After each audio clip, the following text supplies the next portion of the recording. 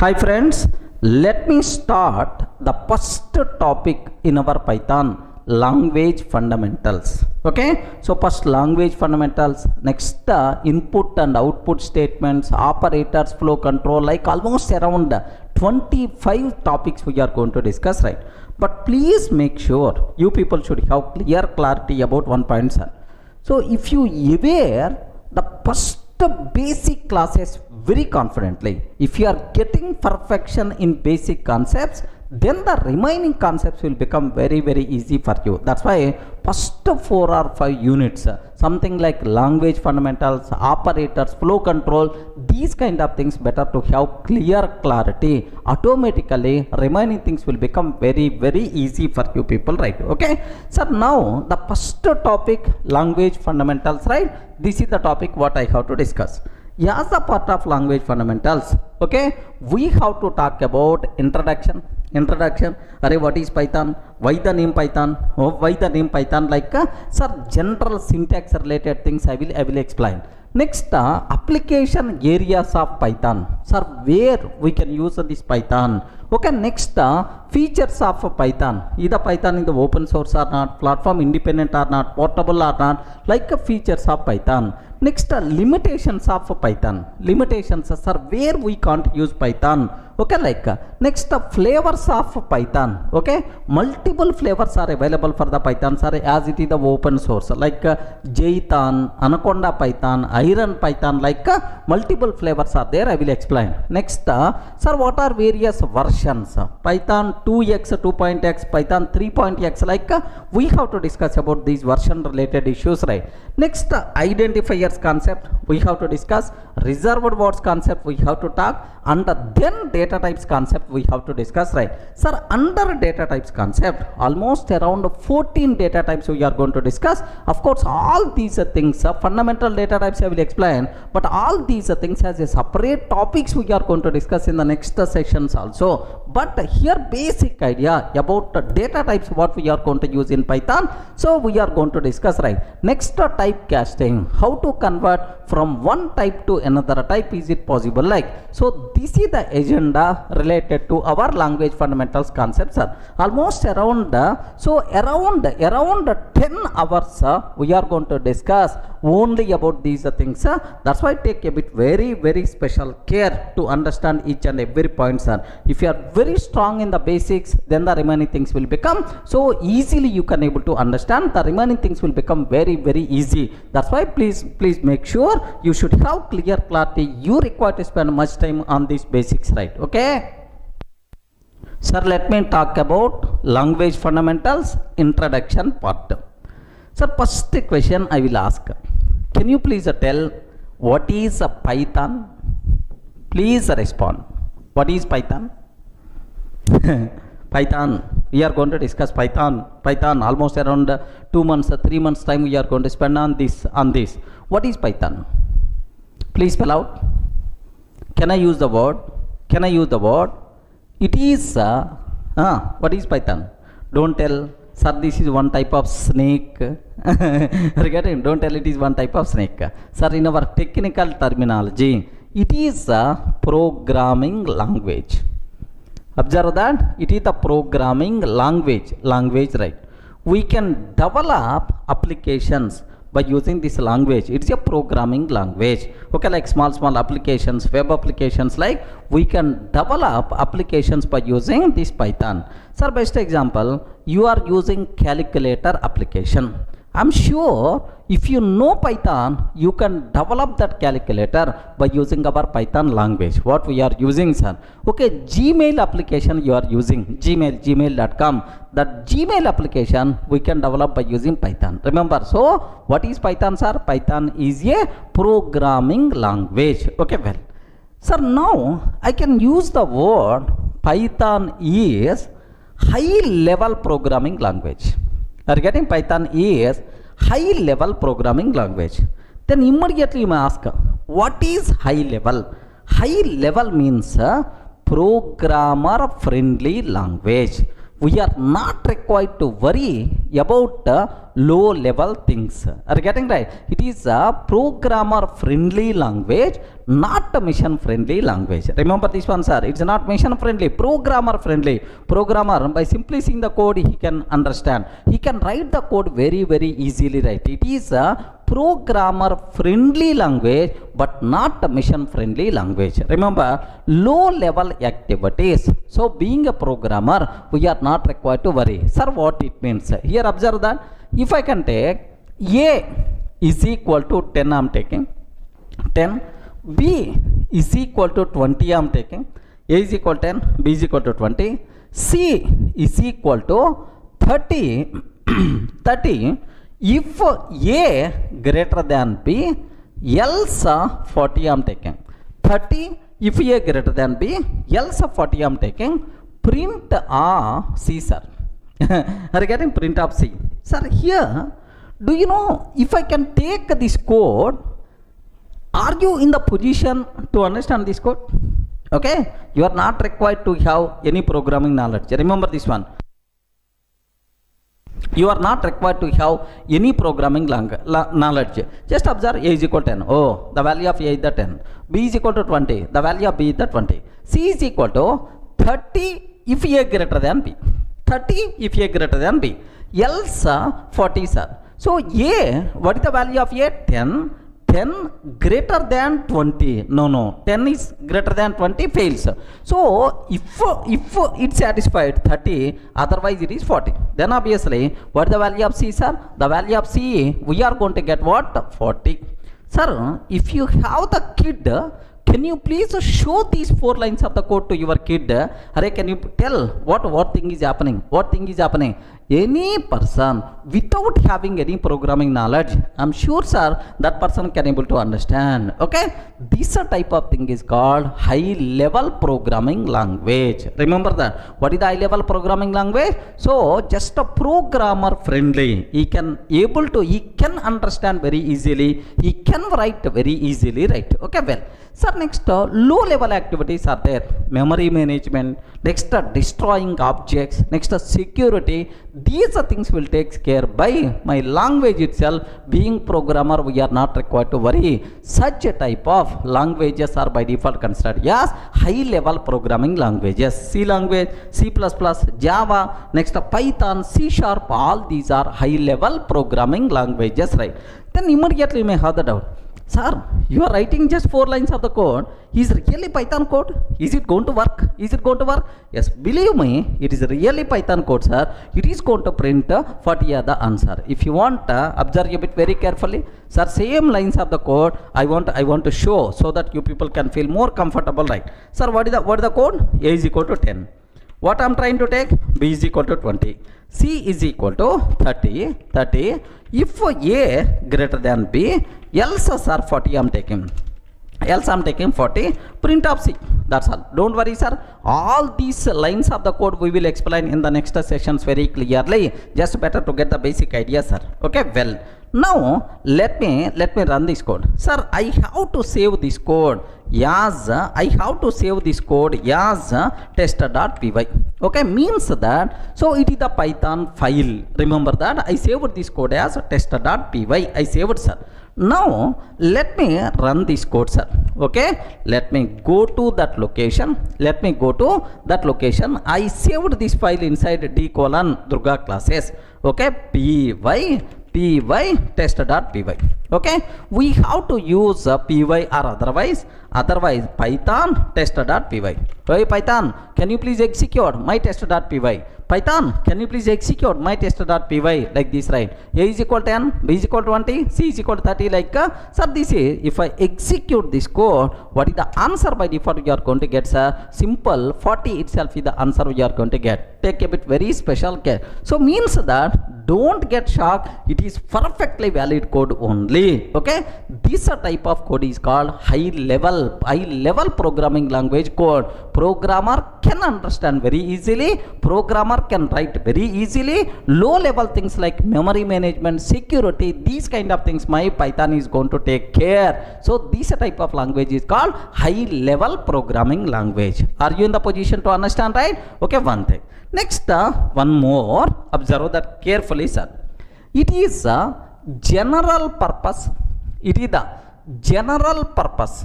It is the general purpose high level programming language. So what is the meaning of programming language? Which can be used to develop programs. Next, high level means programmer friendly. General purpose means, do you know, Python is not specific to particular area. Happily you can use for any type of applications, right? Desktop applications, web applications, next data science applications, machine learning applications, like everywhere happily you can use. It is a general purpose high level programming language. Itself is nothing but Python. Everyone can aware? Yes, friends. So only 3 words I covered. What is the first one? What is the first one? General purpose. For any type of application, happily we can use Python. High level means programmer friendly. Low level activities, we are not required to worry, like memory management, security, like. Next, programming language which can be used to develop programs. This is nothing but Python, sir. Okay, well. Sir, now who developed Python? Who developed Python, sir? Very simple.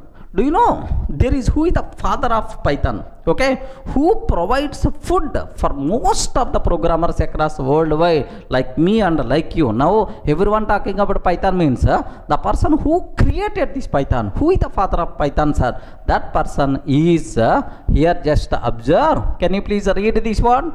Can you please read? Guido van Rossum. Are you getting? Guido van Rossum. This person developed Python. So in which year? First, I want to show his face once, because our career, our life is going to be settled with this Python language. Compulsory we have to see and we have to get the salute, man, because that person provided food for us. Okay, have a look once. I saved one image. This person image. Have a look once, man. Okay, the person who introduced Python, who is the creator of the Python? Yes, sir, this person, sir, Guido van Rossum. Observe that a bit carefully, sir. Great person who developed world the topmost easy simplified programming language. This person only. He is called Guido van Rossum. Okay, well, sir, when this person developed a Python programming language, sir, here there is one small point is there, sir. Until last year, okay, I learned only Java, C++, Java. We never heard about Python, especially in India. We never heard about Python. Okay, like, but suddenly Python, okay, now the people are start learning. Obviously, Python is the new programming language. Java is the old programming language. Some people are going to feel like this. Remember this one, sir. So, Java came in 1995. Remember this one. Sir, Java came in which year? 1995, sir. 1995, and officially released in 1996, sir. Remember. Next, Python, when this Python came, sir, 1989 only. Remember this one, 1989 only. So here means that it is the old language even than Java also. Remember, Java came in 1995 or 1996, sir, but Python came in 1989. It is the old language, right? Then immediately you may have the doubt, sir, why suddenly it became popular? Yes, I will explain the reason also. Just observe. So who developed Python language? Guido van Rossum developed Python language. In which year, sir? 1989. Clear, right? Okay. Sir, while working in National Research Institute in Netherlands. in Netherlands. So this person Guido van Rossum worked in Netherlands National Research Institute. While working there, he developed a Python programming language. Sir, in which year this was happened, sir? 1989. Remember that. So even it is developed in 1989, but it's not released to the public immediately. In 1991. In 1991, Sir, Python made available to the public. Happily, you can use this programming language. You can develop the programs, right? So, officially, Python released into the market in 1991. The official date of birth for Python is February. Okay? February 20th, 1991, the great day when the Python was introduced to the public, introduced to the market. February 20th, 1991, official date of birth for the Python. Friends, is it clear for all of you, right? Who introduced the Python? In which year this Python got developed? Next, officially when it released to the market. So it is developed by Guido van Rossum in 1989 while working in National Research Institute, Netherlands. But officially this Python made available to the public in 1991. February 20th, 1991 is the official date of birth for the Python. Up to this, any doubt? Clear, right? Now, immediately you may have the doubt. Sir, Python came in 1989, but suddenly why in the 2019 very popular, sir? Why it became popular? Everyone talk about this. Why it became trending language, right? Sir, very simple example. I will discuss. The market requirements keep on changing time to time. Market trends keep on changing time to time. Sir, now current market situation is everyone talks about simple language, easy to understand, sir. Simple. I want a simple language which is easy to understand. Regarding easy to understand, I want this type of language. Next, second one, I have to write very less code. Regarding I have to write which codes are very less code to fulfill my requirement. This very less code is also known as concise code. Very less code is also known as concise code. I want concise code. Okay, like next third one, sir. Very important. Next third, I want these days everyone talks about, sir, here artificial intelligence, next and after that machine learning, next deep learning, neural networks, okay, neural networks, that is the data science, data analysis, like everyone talks about this. So for current trending market requirements, even, sir, do you know IoT also, these days the most commonly used IoT also, right? So for these trending requirements, best suitable programming language is the Python, sir. So now for these requirement, current market requirement, so what the best suitable programming language is the Python. That's why these days Python became popular and more popular. Everyone can aware. So you have some diamond is there, but when there is a value for that diamond is, if a market requirement is good for that, then automatically this diamond value is growing. Sir, Bitcoin was there earlier. Bitcoin, no one bought Bitcoin, but these days Bitcoin cryptocurrency, like everyone talks about that. Automatically Bitcoin price got raised like anything. Of course, now government's banned, slowly its value is rising down. Okay, so means that current market trending requirements, which language is going to be best suitable? Python itself is the best suitable. That's why Python language became more popular. Everyone can able to understand, right? So 2 points I covered. What is Python? General purpose. high level programming language. Next, who introduced Python? Guido van Rossum introduced Python in 1989 while working National Research Institute in Netherlands. But officially, Sir Python made it available to the public in 1991. Official date of birth for Python, February 20th, 1991. Sir, why suddenly Python became popular? Even it is the old programming language, but current market trending requirements, best suitable compatible language is the Python. That's why it became more popular when compared with other languages. Up to this, any doubt about this?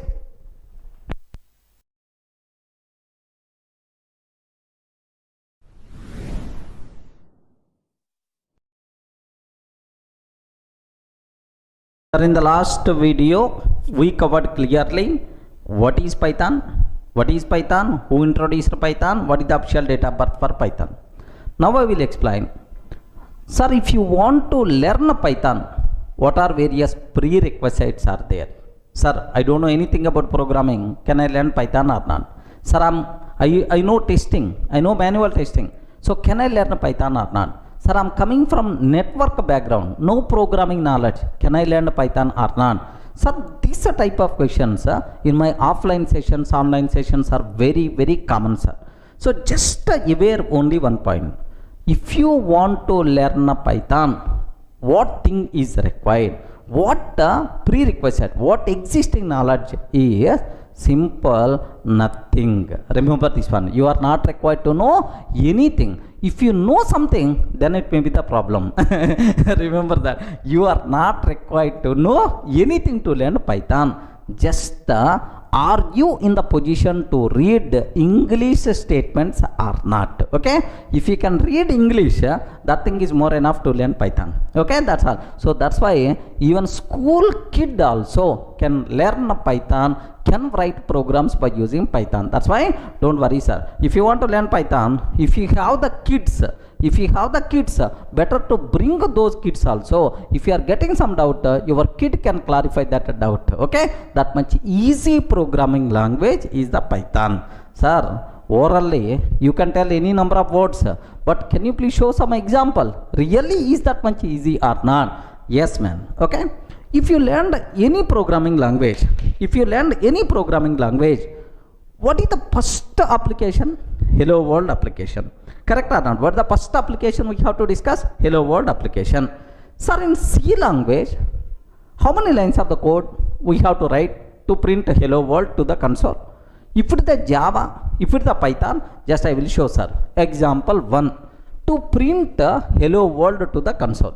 Sir, if you go for C language code, okay, here do you know main, of course, C language code if you want, here hash include stdio.h.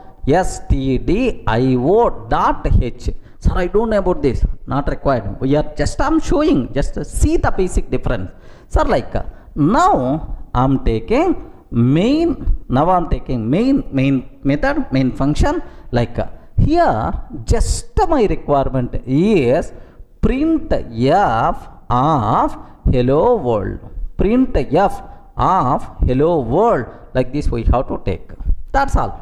This is the code related to C programming language, and we have to compile this code and we have to run this code, then hello world will be printed to the console.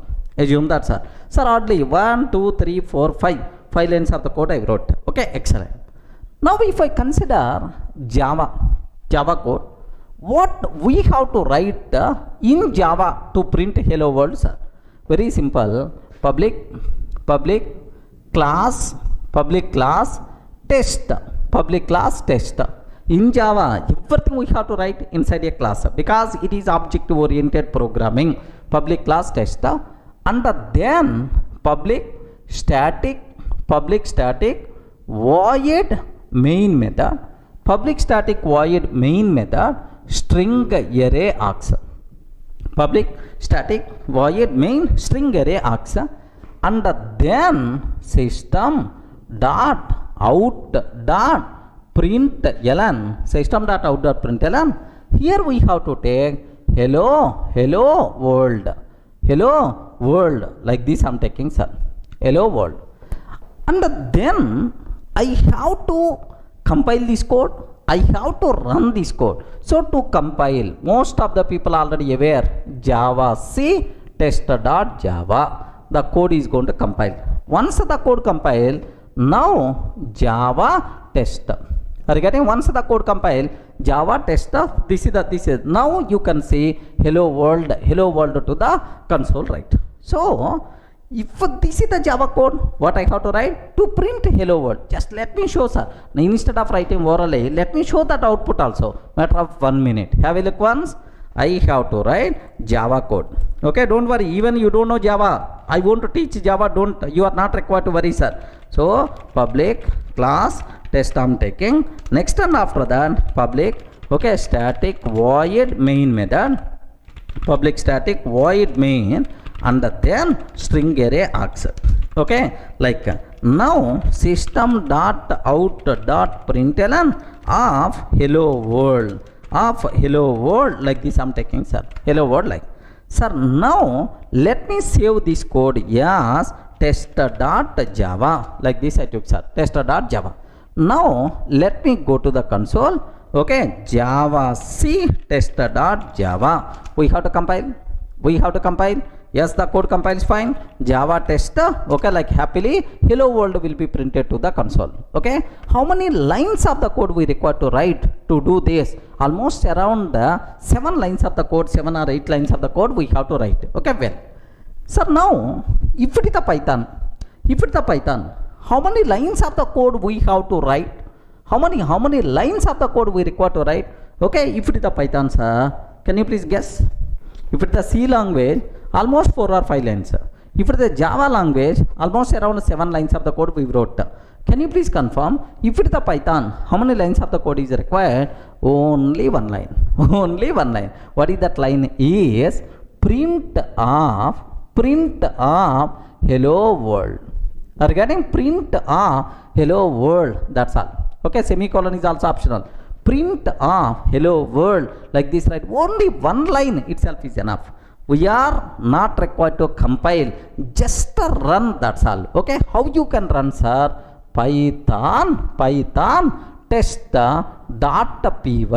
Assume that I saved this line inside test.py, Python test.py, or shortly in some systems we can take py test.py also will work, sir. Okay, either this command or this command. Instead of Python, you can take just a py.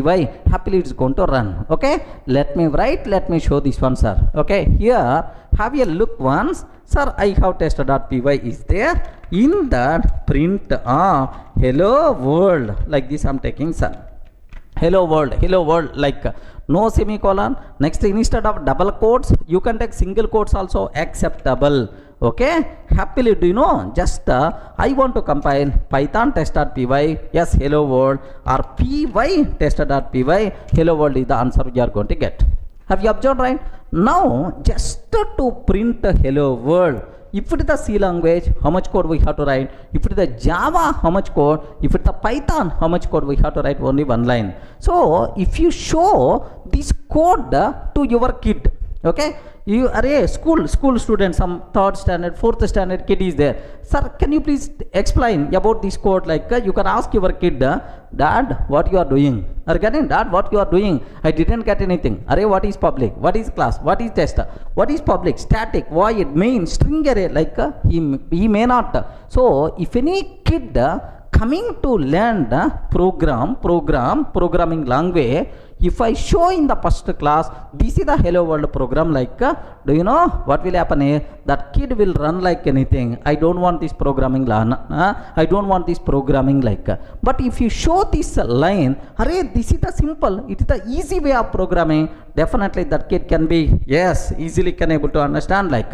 So when compared with any other language, either C language or Java language, C++ or your C#.NET, okay, the easiest programming language is the Python language, man. Okay, how many lines of the code we have to write? Please confirm how many lines of the code I wrote? Only one line. That is what the concise code. Are you getting? That's what concise code. Not only hello world program. In every area, Python is always showing yes some kind of mechanism, some benefit when compared with other languages, right? Easiness, concise code, library support makes Python as more popular these days. Remember, are you in the position to understand, right? Simple hello world program. Let me go for one more example. What I want to take is array to print sum of two numbers. That's about my requirement. Are you getting? I have two numbers are there. To print sum of two numbers I require to print. Okay, have a look once, sir. I will go for that. Sir, I want to print the sum of two numbers. This is my next program. If it is the C, how we can write the code? Java, what is the code? Python, what is the code? So that is really Python is the beautiful programming language or not, you can able to observe, sir. Observe carefully. In C language, what's my requirement, sir? The sum of two int values I want to print. Okay, well, sir, here I'm taking hash include, okay, stdio.h. Next, main method like some people may have the doubt, sir, you didn't keep return type. Default return type is int. Sir, if you are not writing return 0, automatically is going to take care. We are not required to worry. Main, sir, in that I'm declaring int a comma b. How many variables I declare? Two variable. Both variables are what type? Int type, int values, right? Now a is equal to 10, b is equal to 20. What is that, sir? Can you please tell? A is equal to 10, b is equal to 20, like. Now print f,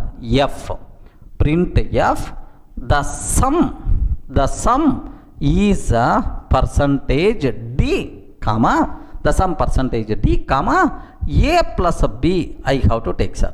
A plus b, like I have to take, end of the main method. Getting right? This is the code we have to write. If you want to print the sum of two numbers a and b, first we have to declare variables and then assign some values and then try to print, sir. Simple program only. If it is the Java, for the same requirement, how we can write the code? Requirement is the same. How you can write the code, sir? Very simple. If it is the Java based, have a look once, sir. Class test, of course, public class test, public static void main method, public static void main, string array args. I have to declare two variables a and b, int a comma b. I have to declare two variables a and b, int a comma b. Next, a is equal to 10, b is equal to 20. Okay, just I declare a is equal to 10, b is equal to 20.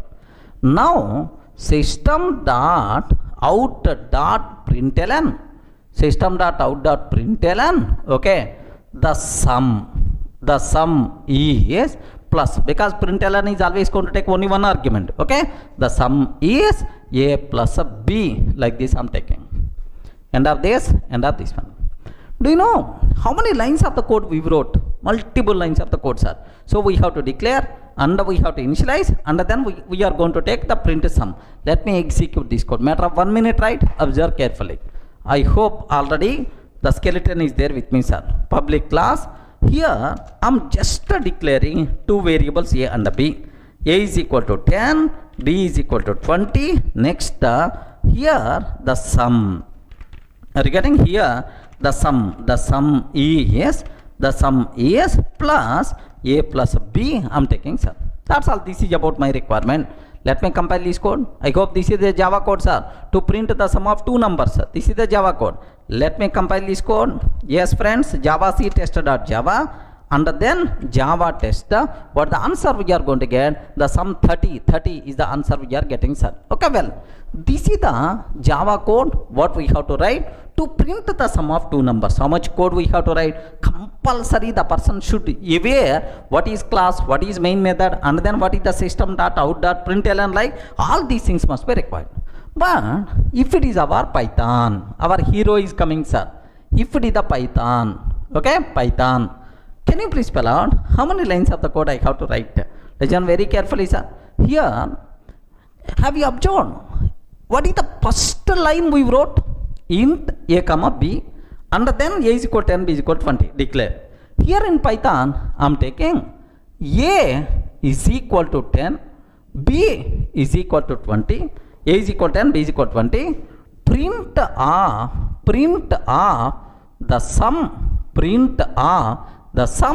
a plus b, I am taking that, sir.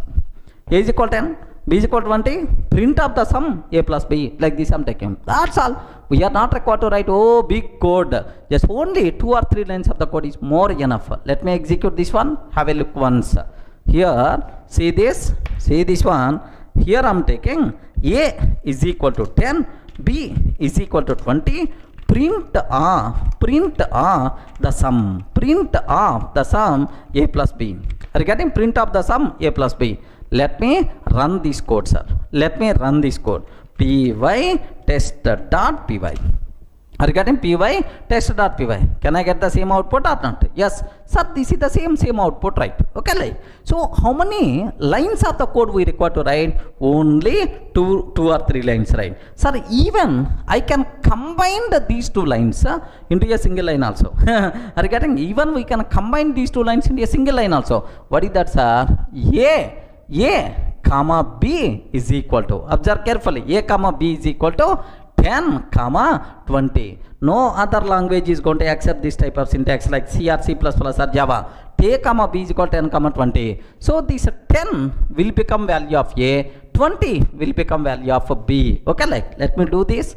Here, observe carefully. Instead of a comma b is equal to 10 comma 20. 10 comma 20, that's all. The sum a plus b. Have a look once. The sum 30. You people may feel sorry showing old output only again. Let me change something. 100 comma 200. A value 100, b value 200. The sum a plus b means 300 is the answer we are going to get, sir. Are you seeing, right? So this is the biggest advantage of Python programming, sir. How beautiful it is. With very less code, we can do n number of activities. That's what you people should aware. What is the Python? So to learn Python, what prerequisite is there is nothing, sir. You should be in the position to read English statements. That's all. It's not like a program. It is something like reading English statements. Okay, like English statements, but not programming code. Okay, well, sir, by seeing this code, immediately some people may have the bigger doubt. Observe carefully, sir. In C language, do you know, you declare 2 variables a and b of what type? Respond, man. What type? Integer type. We declare 2 variables of what type? Integer type. Here also, we declare 2 variables of what type? Integer type. Integer type. In Java also we declare. But here, I didn't declare a and b. A and b are what type? We didn't declare. So, sir, in Python, is it not required to declare the type? Type concept is not applicable? Like you may ask. Very, very simple. Type concept applicable in Python. Sir, int, float, these types are there in Python. But we are not required to declare type explicitly. Such a type of headache is not there. So means whenever we are assigning some value, based on your provided value, automatically type will be considered. Remember this one, sir. Automatically type will be considered based on your runtime provided value. Such a type of programming language is called dynamically typed programming language. Remember that, sir. So in Python, we are not required to declare the type explicitly. Based on your provided value, automatically type by default will be considered. this type of programming language is called what? Dynamically typed programming language. Dynamically typed programming language. Can you please give an example? Which are dynamically typed programming languages? Best examples are Python, JavaScript, etc. Multiple languages, right? So type declaration, headache, such type of things are not there, okay, in Python. But in Java, compulsory each and every variable should be declared with a type. Without a type, you can't use any single variable also. Such type of programming languages are statically typed programming languages. Are you getting right? What is this one? Statically typed programming languages. Best examples are C language, C++, Java. These are things are statically typed programming languages. So one more important points are, okay, type headaches also not there in Python. Any doubt? So are you going to learn easy programming language or difficult programming language? Sir, any prerequisite is required to learn Python? Nothing, sir. If you don't know anything, well and good. If you know something, then it may be the problem. Are you getting? Sir, I'm not having any programming knowledge. Can I learn Python? Yes, you are the best person to learn Python, man. Sir, I know Java. Can I learn Python? Yes, you can learn. But every time you are going to compare Python with Java, then obviously you may get confusion. That's why. So don't worry at all. So to learn Python, nothing, no prerequisite is required. Easily you can learn. That's why. So do you know? So for the beginner, yeah, the first programming language, if you want to learn, better to go for what? Yes, friends. Yeah, the first programming language for the beginner, if you want to learn, better to go for Python. That's why in our colleges, first C language, next C++, Java like, but that style got changed. Now first Python, after that any other language. Okay, so easy programming language is the Python. In schools in India, there are some schools are there, CBSE central syllabus, 8th standard or 9th standard Python programming language is there in schools. Remember, not in at least intermediate +2 also. In the school itself, the subject is there. That much easy programming language you people are going to learn. So be ready to give left and right to the Python. Clear? Sir, just now I told dynamically typed. Based on runtime value, automatically type will be considered. Correct, right? Sir, can you please show some idea? We didn't get much clarity about this one. Can you please show some idea? Like you may ask. Very, very simple, sir. Do you know in Java, if you consider int, just I'm taking a is equal to 10. Observe very carefully, sir. In Java, if I can take a is equal to 10, immediately error. Hey, what is the type of a? Where you declare the type? Okay, like immediately error we are going to get. Type compulsory we have to declare. Regarding otherwise errors are. But in Python, a is equal to 10. So Python virtual machine never going to object what is the type of a, because so which value you provided? 10. So based on 10, automatically type will be considered. Sir, where is the proof? How you can tell that it is 10? It is the int type. How you can tell it is the int type? Very simple, sir. Print type of a. Can you please print a type of a? Now it is going to tell that int type, sir. Remember this one. It is going to tell int type. Let me show this one. Have a look once, sir. Very, very carefully observe that. Here let me take a is equal to 10. Print of type of a. Print of type of a. Now observe carefully, sir. What is the answer? Class int type. It is what type? Int type, sir. Suppose instead of 10, if I can take 10.5, if I can take 10.5, 10.5 means float type. It is called float type. Next, sir, instead of 10.5, I am taking true like this, right? What is the type, sir? Bool type, boolean, true, false means bool type, like type will be considered automatically based on our provided value. Clear for all of you, right? Next, one more advantage I will tell, sir. What is that advantage? Is in Java, if I can take int a is equal 10, observe carefully, int a is equal 10. Now a is what type? Respond. A is what type? Int type. What is the value? 10.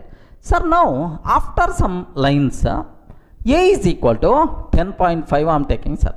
In Java, A is equal to 10.5 I am taking. Java compiler will give left and right. Hey, it is int type. How you can assign double value? It is the int type. How you can assign double value? Like a compile time error. So throughout its lifetime, this A is always what types are? Int type only. Okay. But in Python, do you know what is the type of A? Int, sir. In the next line, A is equal to 10.5 I can take. Next line only, A is equal to 10.5. Now onwards, A is float type variable. If you want, you can print type of A. Type of A. Now you are going to get float type, sir.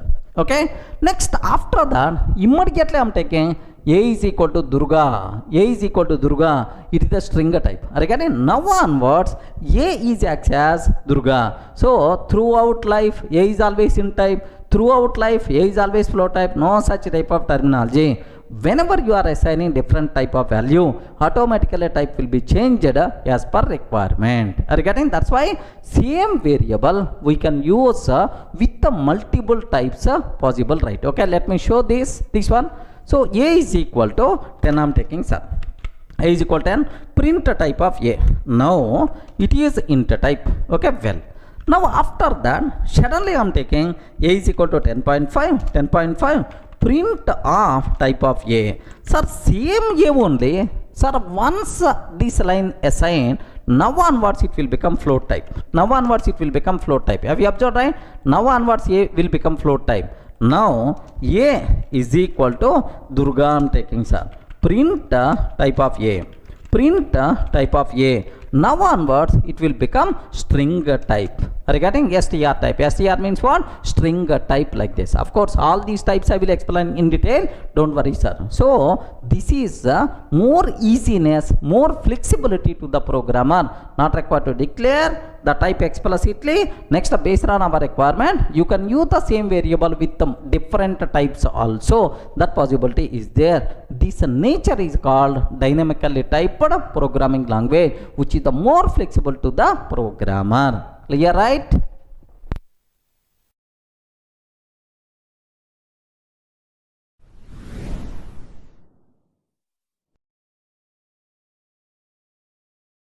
Now I will explain, sir, why Guido van Rossum selected the word Python. Okay, can you please guess why he selected the name Python for his programming language? Okay, you may select Guido language, Van language, or Rossum language, like why he selected Python? Can you please spell out? Sir, very simple. Very simple, sir. If you are fan of Sunny Leone, then automatically for your bike you will keep the name as Sunny. Are you getting? Something like if you are the fan of okay, just if you are very much impressed, you got impressed like anything, so maybe you are fan of some heroine or hero, so you are trying to use same names in your passwords, in your user IDs. It's a very common, right? The same way, this Guido also very much impressed with one fun show, comedy show. Okay, in Telugu we have Jabardasti, Extra Jabardasti, like full comedy shows are there. In India, Coffee with Karan, like there are some programs are there, sir. Comedy shows, fun shows in the TV like. So there was one fun show is there. Okay, sir, the name is the complete Monty Python's circus. The complete Monty Python's circus. Okay, like, sir, do you know this is the comedy show which was broadcasted in BBC. Okay, 1969 to 1974. Okay, Guido very much impressed. Our Rossum very much impressed with this show. So it's a fun. Okay, like a fun show. From this, he selected the word Python to our programming language. Remember this one, sir. So, sir, why the word Python? Sir, because of snake or because of anaconda, like no such a type of reasons, right? Why the word Python got selected? Okay, our who developer, our father of Python, this person very much impressed with this show, fun show, the complete Monty Python's circus. Okay, which was broadcasted in the BBC in 1969 to 1974. From this, the name Python came in the picture. Sir, not only this one, sir, for any name there is some story is there, sir. If you consider Java, sir, just only 2 minutes, I won't take much time. Java, why the name Java came in the picture? Do you know James Gosling, who is the father of Java, sir? Why the name Java came in the picture? He is very simple, sir. Do you know? They used the word, they developed some language, programming language. They required some name. So what, in the building, just beside their window, there are oak trees are there, sir.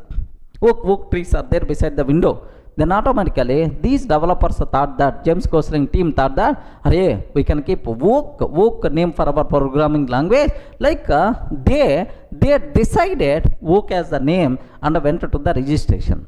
But whenever they approach a registration, oak, this word already registered with some electronics company. Sorry, we can't give this name. Then automatically they have to choose other name. Then usually, so they will very much fancy. The James Gosling, who is the father of Java, they are very much fancy about one coffee flavor, coffee flavor. That coffee flavor name is Java. Are you getting that? Coffee flavor name is Java. That's why they choose the Java name for that programming language.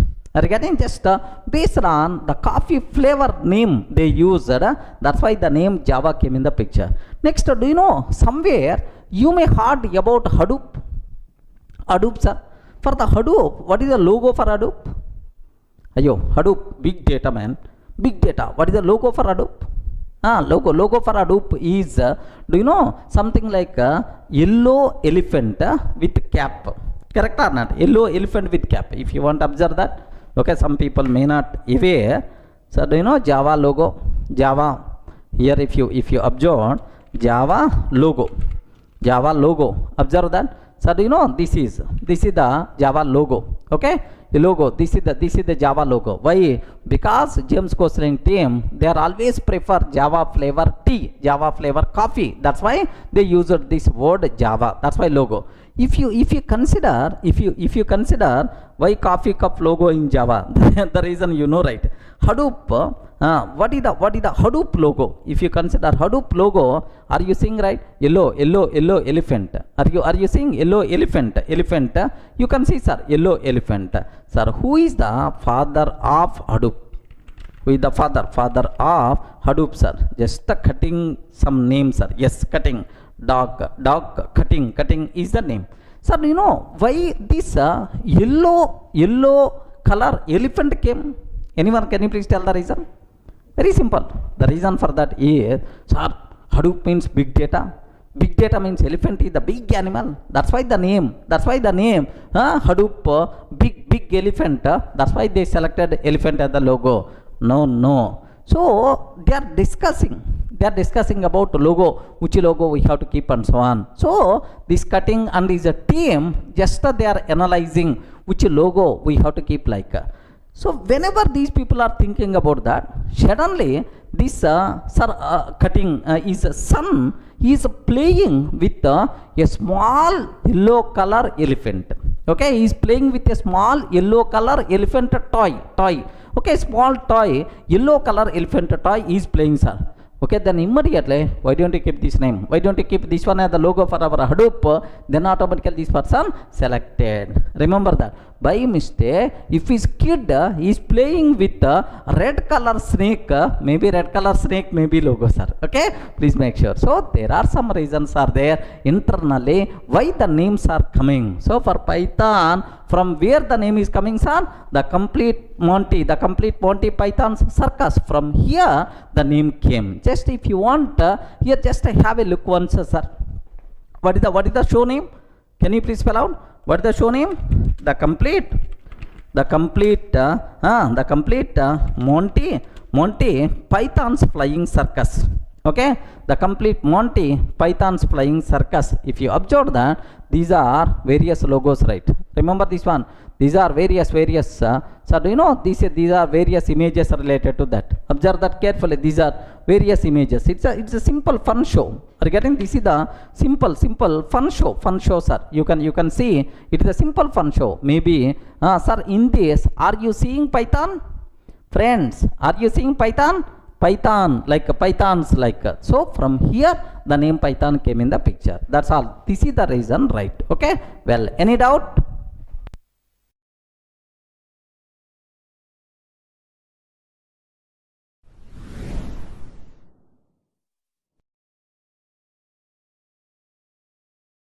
Now I will explain very important special feature of the Python. What is that is? Observe carefully.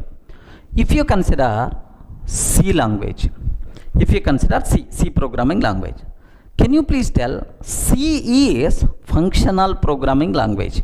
What is this one, sir? Can you please spell out? C is functional programming language. Functional programming language is the C, sir. If you consider C++ and Java, Java, these are object-oriented programming languages, C++ and Java. If you go for Perl, okay, Perl and shell script. If you go for Perl and shell script, these languages are scripting languages. Are you getting scripting languages, right? These are scripting languages. If you go for modular, okay, like these are scripting languages, right? C missing the benefits of object oriented because it is the functional programming language. Next, so if I can ask C, can you please provide support for inheritance, polymorphism, encapsulation, like C person is going to tell what all these things. I don't know, nonsense. I don't know, like. So because this person is not object oriented, it is missing the benefits of object oriented programming. If I can ask a C++ and Java, C++ person, okay, Java person, immediately, yes, I'm object oriented programming language, so I can provide benefits of reusability, inheritance, code inheritance, next polymorphism, encapsulation, like all the things I can talk, like. Array, can you please talk about functional programming, like? If I can ask these people, sorry man, I can't. But slowly, Java, Lambda expressions, these functional, now these days these people talk, but actually they are not object functional programming languages. Next, scripting languages. These people, just a group of lines, one by one, we have to execute. That's all, like this, right? So every language having its own specific behavior. So that specific paradigm benefits only they are going to get. Sir, what about Python? Is it functional programming, or is it object oriented programming, or is it a scripting language, like you may have the doubt? Okay, sir, very simple. While developing Python, okay, how the Python language, while developing Python, Guido borrowed functional programming features. Okay, functional programming features from C language. He borrowed functional programming features from C language. That's why. So Python is a functional programming language. Okay, well. Sir, next, he borrowed object-oriented programming language features. Object-oriented programming language features from, can you please tell? While developing Python, whoops features, object-oriented features are borrowed from which programming language? Respond, man. Object-oriented programming features are borrowed from which language? Okay, don't tell Java, because at the time of developing Python, Java was not there. Remember, so borrowed from C++. Okay, that's why Python is object-oriented programming language. Next, he borrowed scripting language features. Scripting language features from Perl and shell script. That's why Python is a scripting language. Remember, Sir, next he borrowed modular programming features. Sir, you are not required to worry about this one. It's almost we are not using anywhere, sir. Modular programming features from okay, Modula 3. Okay, these days almost outdated, no one is using, don't worry, sir. So he borrowed modular programming features, right?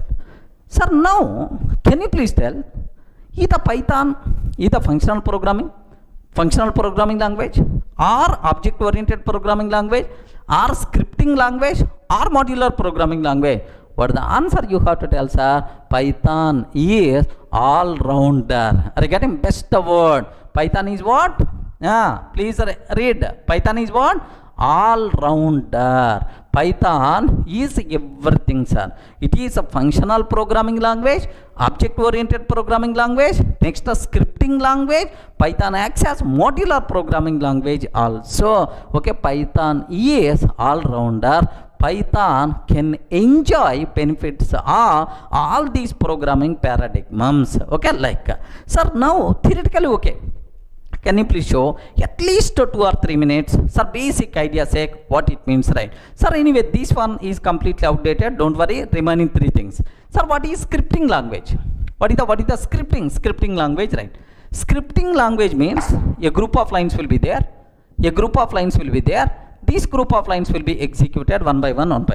No functions concept, no classes concept, just a group of lines one by one is going to execute. Is nothing but scripting language, right? Now have a look once, sir. I'm taking here just a print Python as a scripting language. Python as a scripting language, like this, right? I took this one. So do you know, just a group of statements I'm taking, sir, almost 6 statements I'm taking. Like if I execute this first statement, second statement, third statement, like all these statements will execute one by one. No functions concept, no class concept, no object concept. Happily it is going to run, sir. Have you observed, right? Now this is, have a look once, sir.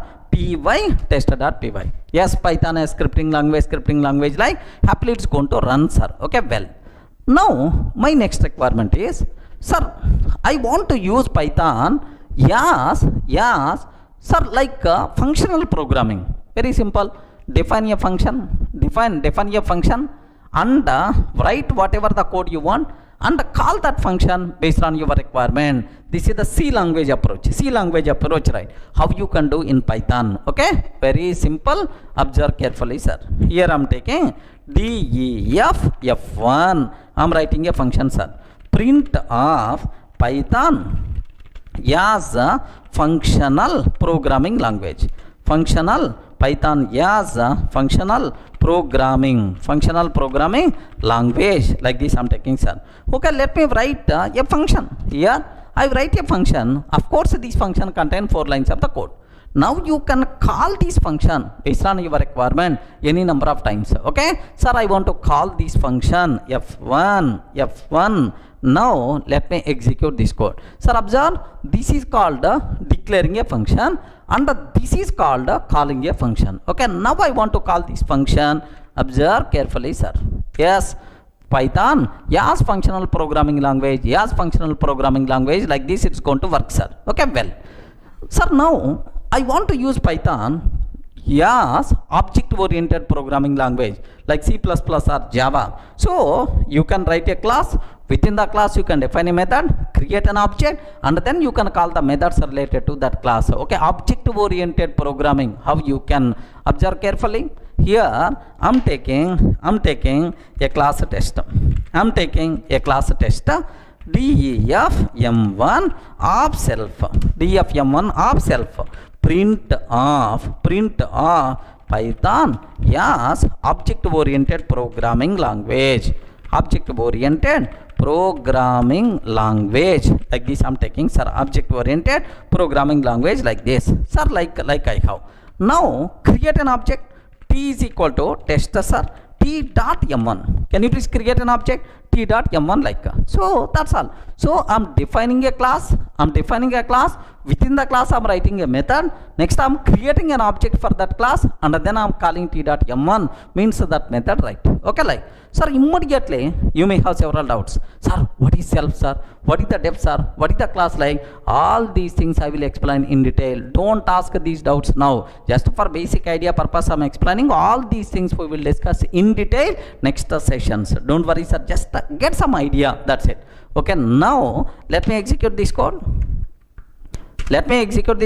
Python, yes, object oriented. Python is object oriented programming language, like so. Now in the interview room, maybe a chance to ask the question, Arey, what is Python? Is it functional programming language, or object oriented programming, or modular, or scripting language? Like simple answer you have to tell. Python is, respond man, Python is all-rounder. Regarding Python is all-rounder. Python acts as so every programming language paradigm. Python is a functional programming language. Python is object-oriented programming language. Python is scripting language. Python is modular programming language. Remember this one, sir. Next, most of the syntax used in Python are borrowed from, most of the syntax used in Python borrowed from C language and ABC language.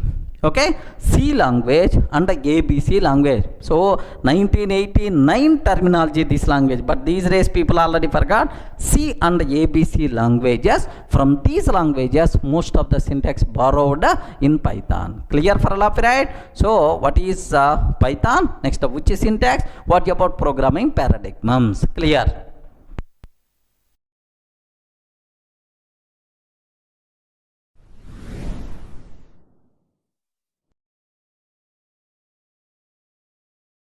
Sir, where we can use Python? Okay, I told already Python is the general purpose programming language. In every application area happily you can use Python, sir. Sir, now we can use Python to develop desktop applications. Are you getting? To develop desktop applications, right? Then immediately you must ask, sir, what is the desktop application? The applications which are running in a single system, standalone application which are running in a single system are called what? Desktop applications, right? Best example, calculator is there. If you observe that calculator is there, sir. So this calculator, sir, to work this calculator program can run on a single system or not? Yes, 10 plus 20 itself is 30. We are getting. So here to execute, to run calculator, how many systems are required? Only one. Such type of applications happily we can develop by using Python, sir. Do you know? Develop calculator by using Python is a small mini project, a small application, right? Okay, well, sir, next we can develop web applications, right? Okay, we can develop web applications. Best examples are, we can develop web applications like Gmail application, blog application, online e-commerce applications like like Amazon, Flipkart. Next and after that, like blog applications, we can Gmail application, Facebook, like so we can happily develop web applications by using Python. There are multiple specially designed frameworks are there to develop web applications like Django, Flask, Pyramid.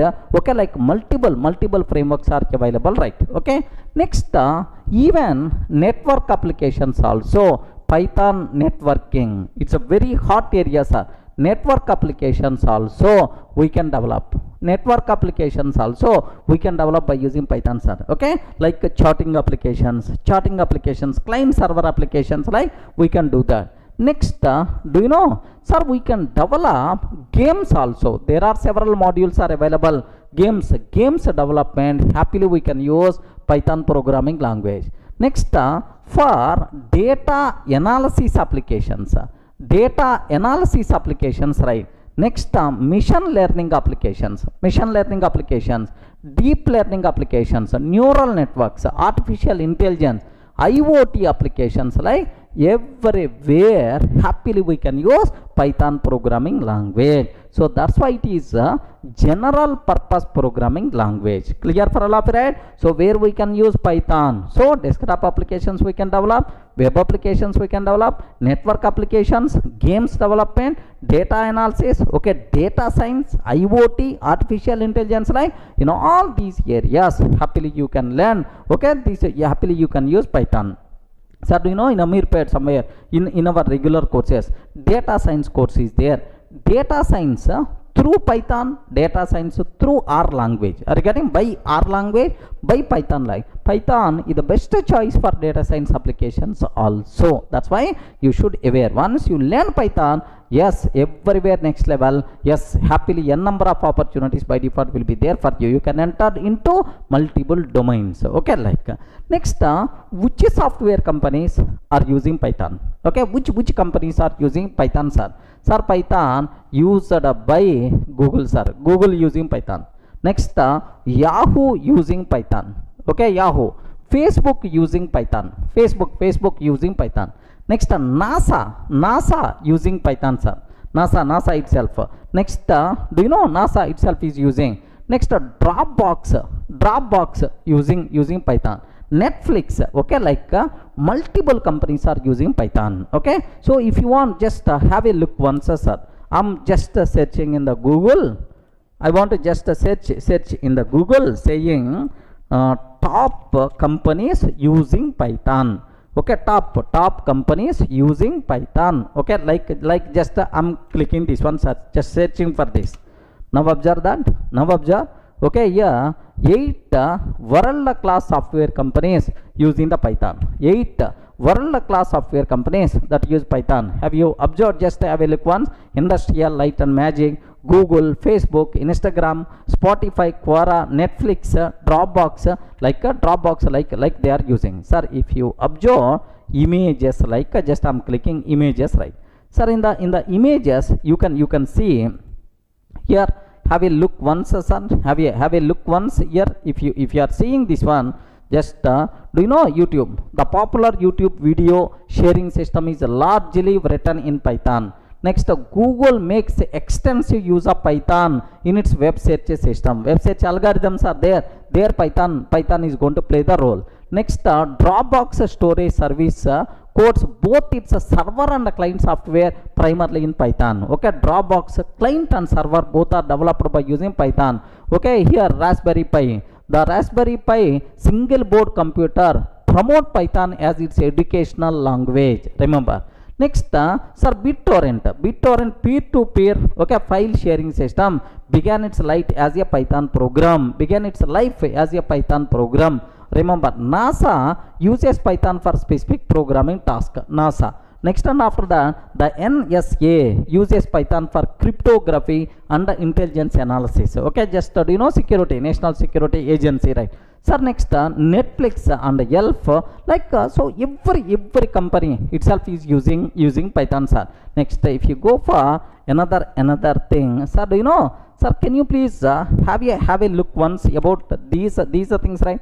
Almost, do you know, almost around 20 to 30 companies are covered in this slide. Top companies using Python. Okay, Amazon, Uber, IBM, like so almost all the companies, Red Hat, Yahoo, Mozilla, okay, SendGrid, like Udemy, like there are multiple companies are using Python, sir.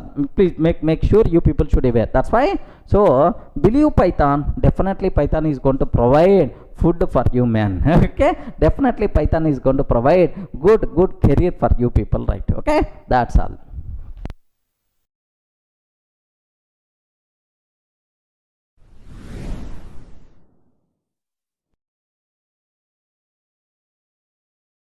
Hi friends, in the last videos we covered very clearly the basic introduction to Python. What are various application areas when compared with other languages? What is the advantage of Python, like we covered, right?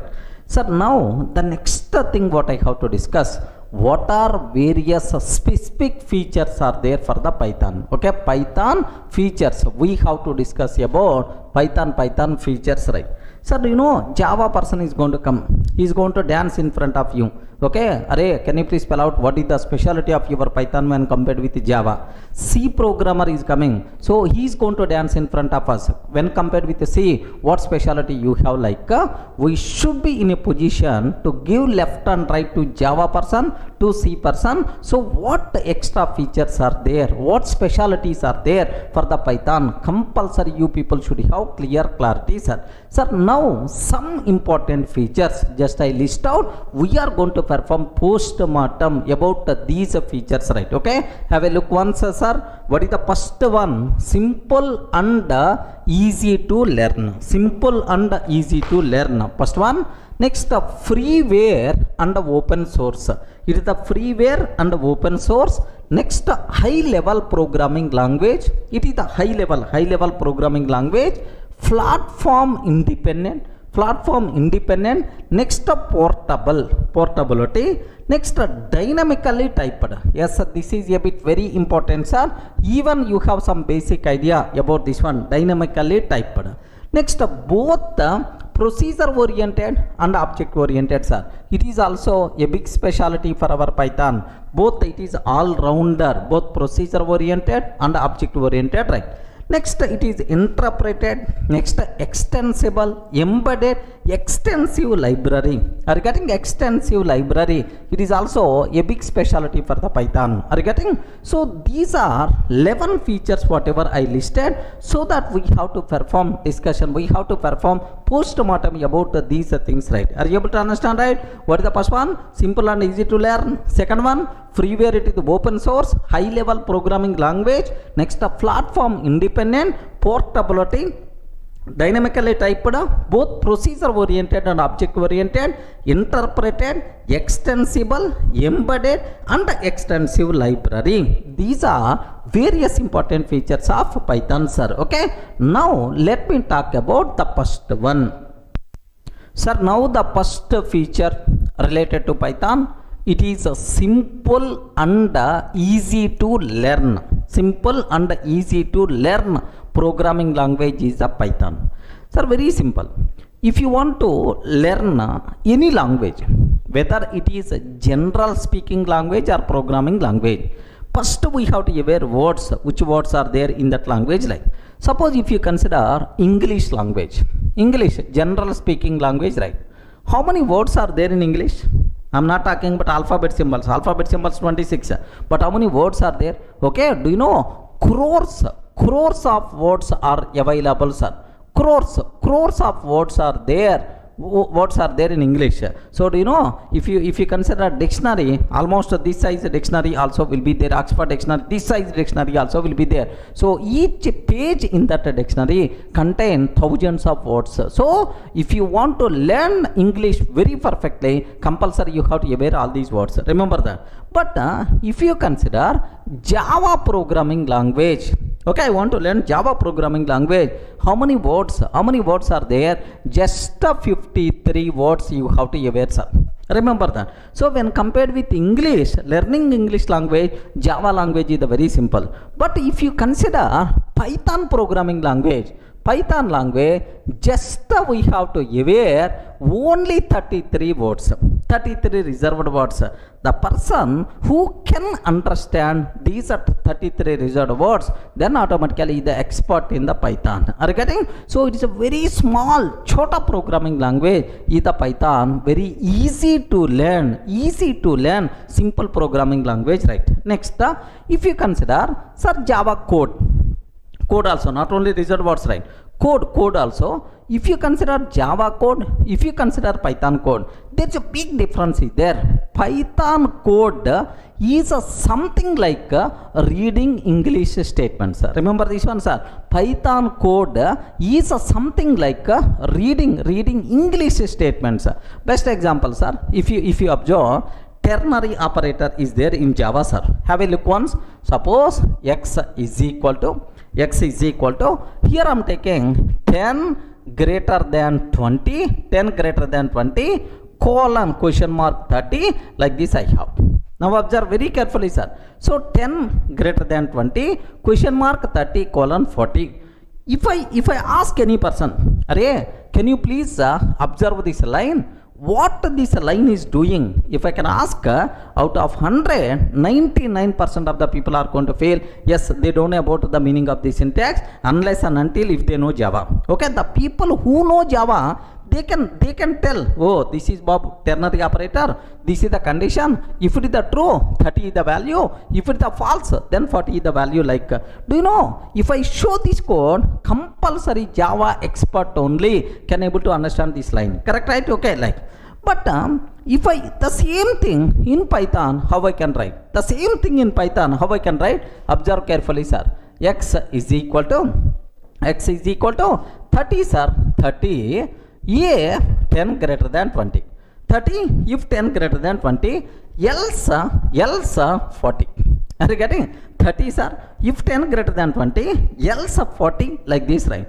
Now, if I can ask this one, 200 non-programmers, array, what it is doing? Everyone can tell, even school kid also can tell, array, if 10 greater than 20, then 30, sir. Otherwise, 40 is the answer. So, you never going to feel that it is you are reading. So, programming instruction, it is something like a English language. Remember that, sir. Not only conditional operator, almost every syntax in Python itself is very simple, resembles English language, right? Suppose I'm taking, sir, I have A is equal to 10 is there, B is equal to 10 is there.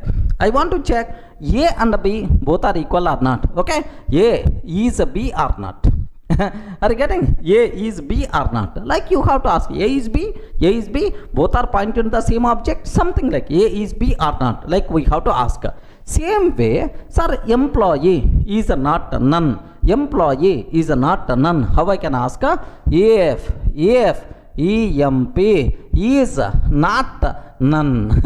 If EMP is not none, sir, don't fail. Sir, this is the English statement. No, man, it is perfectly Python code. So, seems to be reading Python code means you are going to feel that reading English statements. That much easiness is there in the Python. Sir, Python contain how many words, right? Only 33 reserved words. If you ever these 33 reserved words, then automatically Python will become, so you will become Python expert, right? Okay, well, next, another biggest specialty for the Python is concise code. Okay, what is that? Can you spell out, sir? What is that code? Concise code.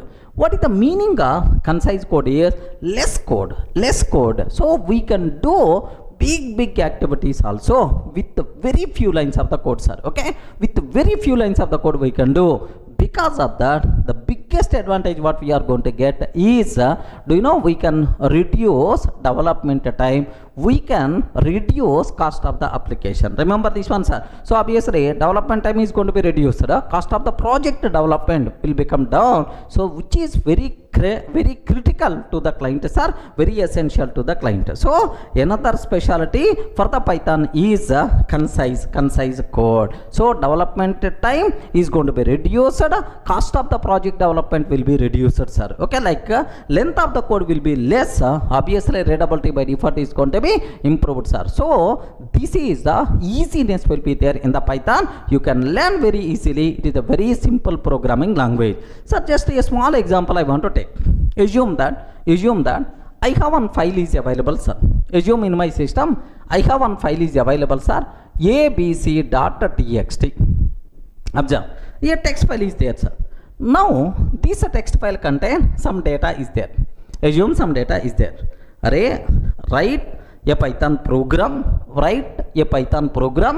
to read the data from this text file and print to console. Are you getting? And print to console. This is my requirement. Are you getting, right?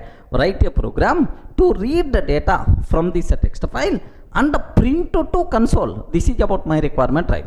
Have you observed how much code we have to write? If you go for C language, oh, big code. If you go for Java language, buffer reader, file reader, line by line reading and then printing to the console, a big activity we have to do. But in Python, how many lines of the code is required, sir? How many lines of the code is required? One line. One line is more enough. Remember this one. How many lines of the code is required? One line is more enough. That one line I'm ready to write. Sir, which file data you have to read?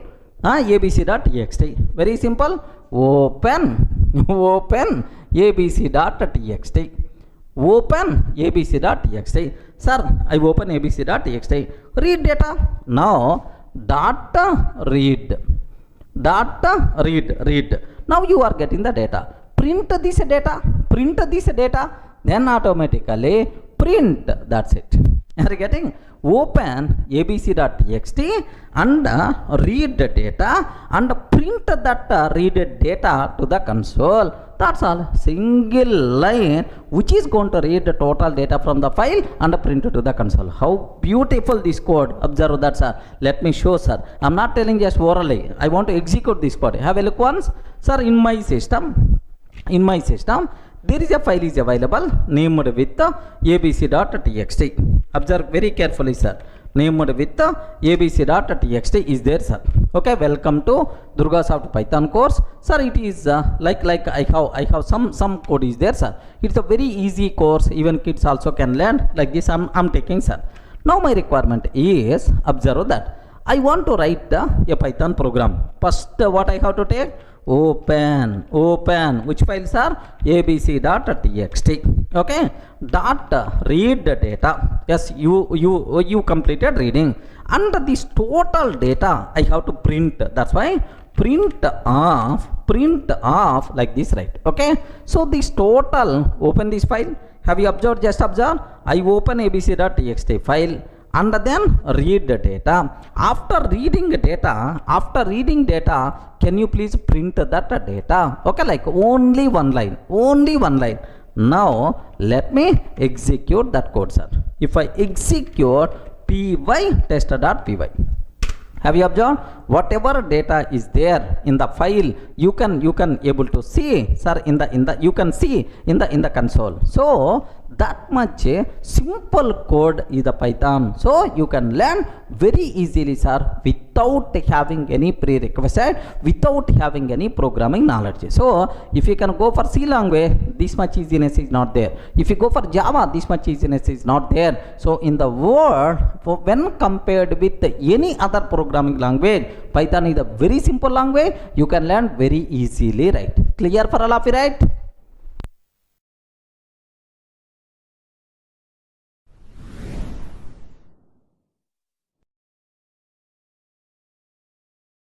Sir, the second important feature of the Python is it is freeware and open source.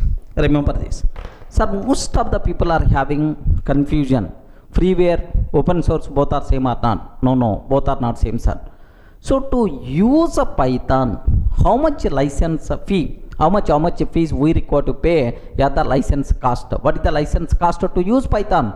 Sir, very simple. We are not required to provide. We are not required to pay single paisa also to use Python. Remember that it is a freeware. Any person can use even for business sake also. Do you know if you go for Java? Okay, Java is who is the vendor for Java? Currently, Oracle, sir. Oracle, it is the commercial business organization, right? Sir, if you go for C#.net, C#.net, sir. So who is the vendor for this? Microsoft. Okay, it is the business organization, right?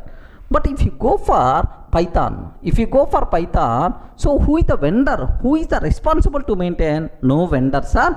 There is one charitable trust. Foundation is there. That foundation is the responsible for the PSF. Okay, Python Software Foundation is the responsible for this to maintain this Python, sir. That's why it is not sir, business organization. It is a non-profit organization, right? So to use a Python, we are not required to pay single paisa also. Okay, remember that. Of course, if you want to voluntarily, if you want to donate, happily you can donate for this foundation. What is that, sir? Python Software Foundation. what is the corresponding website? python.org,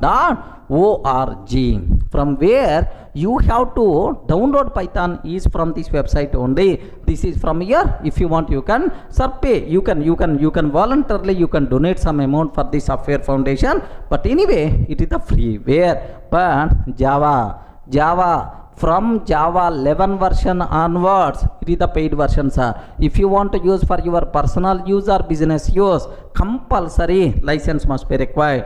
.NET licensed version, okay? But Python, it is the freeware. Happily, do you know, it is the biggest asset for small scale organizations, medium scale organization. They are not in a position to pay, okay, license cost. Clear, right? So this is, so one another reason, sir, definitely you should believe Python. This is also one reason, sir, because the scope of using Python is very huge. So because of it's a free cost, okay? Well, next, sir, what is open source? Very important, sir. What is the open source? The source code of the Python is open to everyone, okay? The source code of Python is open to everyone. Assume that this is the Python source code, sir.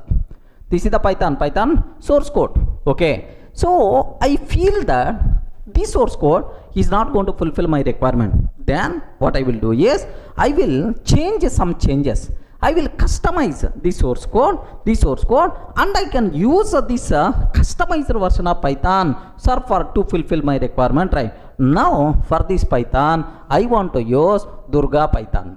Are you getting? I want to use Durga Python. So customization for the Python is possible because of this open source. Clear, right? Sir, do you know, because of their multiple flavors of Python is possible. One is Durga Python, another is Nagur Babu Python, something like next, if you want to work with Java applications, which Python? We require to go for Jython. Are you getting? Python, which is customized to work with Java applications, right? Okay, like same way, if you want to work with the C#.NET applications, then automatically we require to go for Iron Python. Are you getting? Don't feel Iron Python means the Python which is developed by using iron. No. The Python which can be used to work with the C#.NET applications, that is called Iron Python. Okay, like, sir, do you know, I want to work with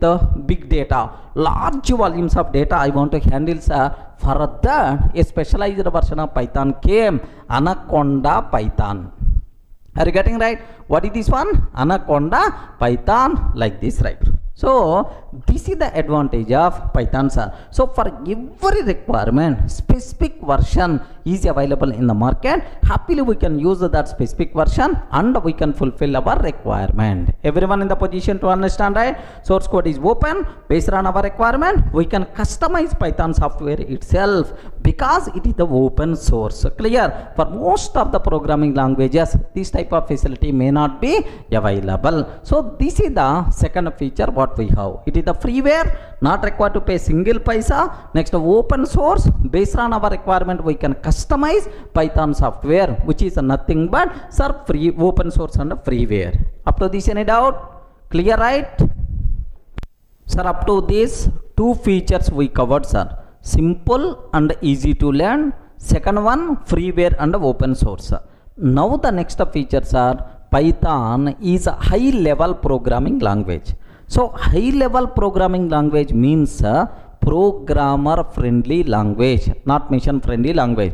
Any programmer can easily read, can easily understand, can easily write the code, sir, Python. Are you getting? Suppose if I consider A is equal to 10, B is equal to 20, print A plus B is there. Are you getting? Print of A plus B. Anyone can understand this code. Are you getting? Anyone can understand this code. It is a programmer friendly high level programming language. Okay, programmer friendly language, right? Next, do you know, sir, being high level programming language, we are not required to worry about low level activities. Okay, low level activities means how the memory allocated, so next how the objects will be destroyed, how the security will be there. So such a type of low level activities, being a programmer, we are not required to, we are not responsible for these activities, right? So memory management, I'm not required to worry, man. Memory objects destruction, provide free space, I'm not responsible. Internally my Python virtual machine is going to take care everything, sir. If you want to destroy some useless object, garbage collector is there. Are you getting? Next, memory allocation, internally Python is going to take care. Security, Python is going to, Python virtual machine is going to take care. We are not required to worry about low level activities. Clear for all of you, right? Sir, what is that? High level programming language, programmer friendly language. We are not required to worry about low level activities like memory management, security, these kind of things we are not required to worry. Clear? The next very important feature of the Python is it is a platform independent programming language. Then immediately you ask, sir, can you please explain how Python is platform independent? What is the meaning of platform independent nature? Just observe. I want to go for a C program. Assume that I have one C application is there, sir. C program is there. I have 3 platforms are there, means 3 machines are available, sir. One is Windows platform. I mean Windows machine is available with me. Next, one is okay, Linux machine is available. Linux platform is available for me. Next, another is Mac platform is available, sir. Can you please observe how many machines are there? How many platforms are there? 3 platforms are available. Now I want to write a C program which should run on all these platforms. Regarding on all these platforms, because I want to distribute one C application for the clients who are using different platforms, right? Then what will happen is, then what I have to do is, for Windows, okay, a separate C program must be required. C application for Windows, C application for Windows. The C program which is developed for Windows operating system, Windows platform, it can't run on Linux, it can't run on Mac. That's why compulsory for every platform you have to provide that platform specific application, right? So C application for Windows I have to provide. Next, C application, okay, C application for Linux platform I have to provide. Happily it can run. Okay. Next, C application for Mac we have to provide like this, right? Sir, now can you please tell how many applications are there? So 3 applications. How many platforms are available, sir? 3 platforms are available. So now, sir, C programming language is the platform dependent programming language. Remember this one, sir. So for every platform, we require to maintain separate application, separate C application. That's why this behavior is called platform dependent. Platform dependent, right? Okay, well. Sir, when compared with this approach, what is the specialty for the Python? Sir, same terminology, same cinema, we have to discuss a bit different style. Observe that, sir. I have how many platforms are there, sir?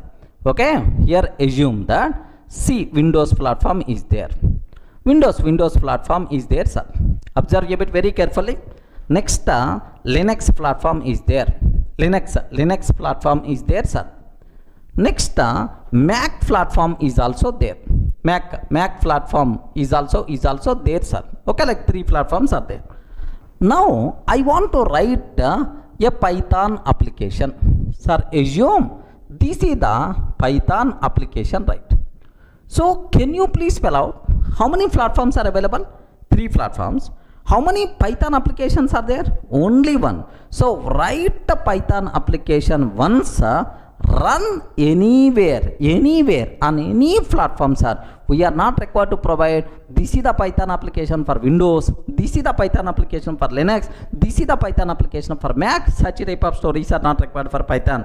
Write a Python program once and run anywhere. This concept is nothing but what, sir? Platform independent nature. Sir, how platform independent nature is coming? Very simple, sir. Do you know, if you want to run this Python application, sir, on the Windows platform, what must be required is Python virtual machine, PVM. Remember, PVM, Python virtual machine for Windows is required. For Windows is required. If I provide my Python program to this PVM is the responsible to convert this program into Windows specific and to execute, sir. Convert, interpret into Windows specific form and execute. Who is the responsible, sir? This PVM is the responsible. Compulsory PVM for Windows must be required. Okay. Same way, Python application, if I want to provide for Linux platform, so compulsory we require to install PVM for Linux. Compulsory we require to install PVM for Linux. This Python virtual machine for Linux is the responsible to convert this Python application into Linux specific form and execute, right? Okay. Same way, if you want to run on Mac, sir, okay, PVM for Mac must be required. PVM for Mac must be required. Observe carefully, sir. PVM for Mac must be required. That PVM is the responsible to convert Python application into the Mac style. Sir, now my question is, here, how many Python programs are available? Only one. But how many platforms are available? 3 platforms are available, sir. Write once, run anywhere. Write once, run anywhere is the concept of platform independent nature. Who is going to take care? Platform specific conversions, Python virtual machine is going to take care. If the PVM is not there, then Python also should be platform specific. But anyway, because of this PVM, Python program is not platform dependent, it is the platform independent, right? Are you in the position to understand? Now, sir, what is platform independent nature?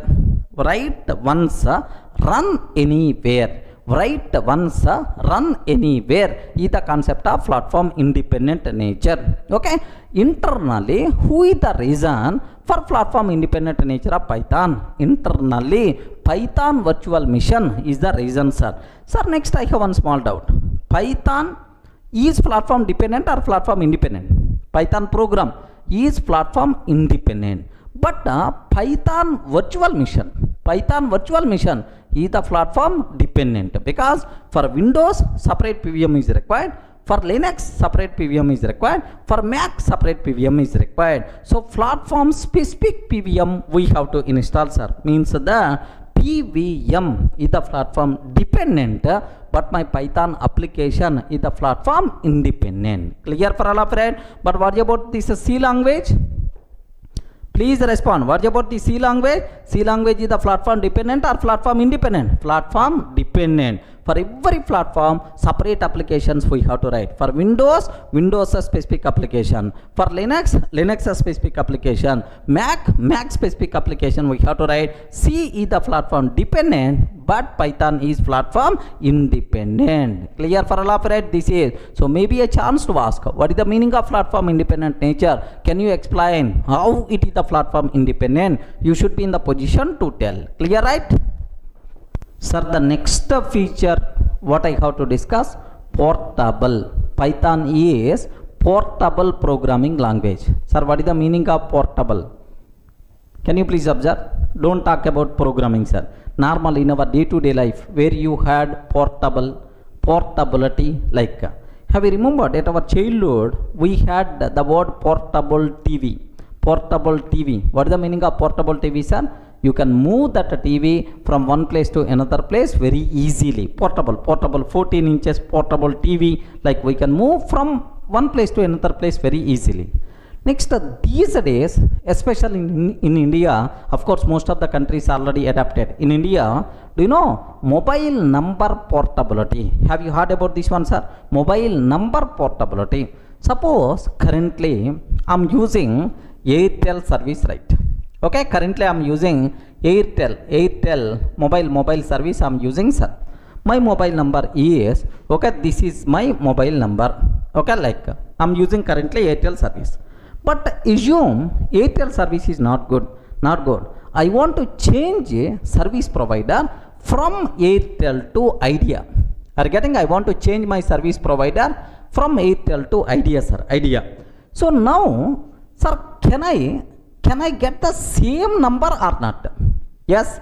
Can I get the same number or not? Without affecting your number. Okay. Without changing your number, you can migrate from Airtel to Idea or Idea to Airtel, no problem at all. This type of thing is called mobile number portability. Are you getting that? What is this word? Mobile number portability. Mobile number portability, right? Earlier, do you know, we have, by seeing the number, is it BSNL number or is it Airtel number, we can decide, sir. 9440 BSNL number, 98494, okay, it is Airtel number, 98480, it is the Idea number. But now these days we are not having any such type of options. Are you getting? Because number will be the same, you can change your service provider. So the process of migrating mobile number from one service provider to another service provider without changing your number is called what? Mobile number portability. Clear for all of it? What is the meaning of mobile number portability? Now, what is the meaning of Python application portability? I will explain. Have a look once, sir. Sir, I have one Windows machine is there. Assume that I have Windows machine is there, sir. Windows machine is there. In this Windows machine, happily, my Python application is running, sir. Python app is running. But anyway, because of license issues, because of security issues, I want to move to Linux platform. Are you getting? Linux more secure. Next up for Linux, no license cost and so on. That's why I decided I want to migrate this Python application to the Linux platform, sir. Now my question is, if you are migrating to Linux machine, I want to migrate this Python application from Windows to Linux machine. Is it possible to migrate or not? Yes, because Python application never talks about underlying platform. On any platform it can run. So without performing any changes in our application or with minimum changes, you can migrate our Python programs from one platform to another platform. This is called portability. Are you getting? The process of migrating application from one platform to another platform very easily. This is called what? Portability. So Python applications are portable or not? Yes, obviously this is what, right? Of course, internally platform independent nature is also one reason, right? But migrating from one platform to another platform very easy, sir. You are not required to perform any changes in your application, which is nothing but portability concept. Any doubt? Clear?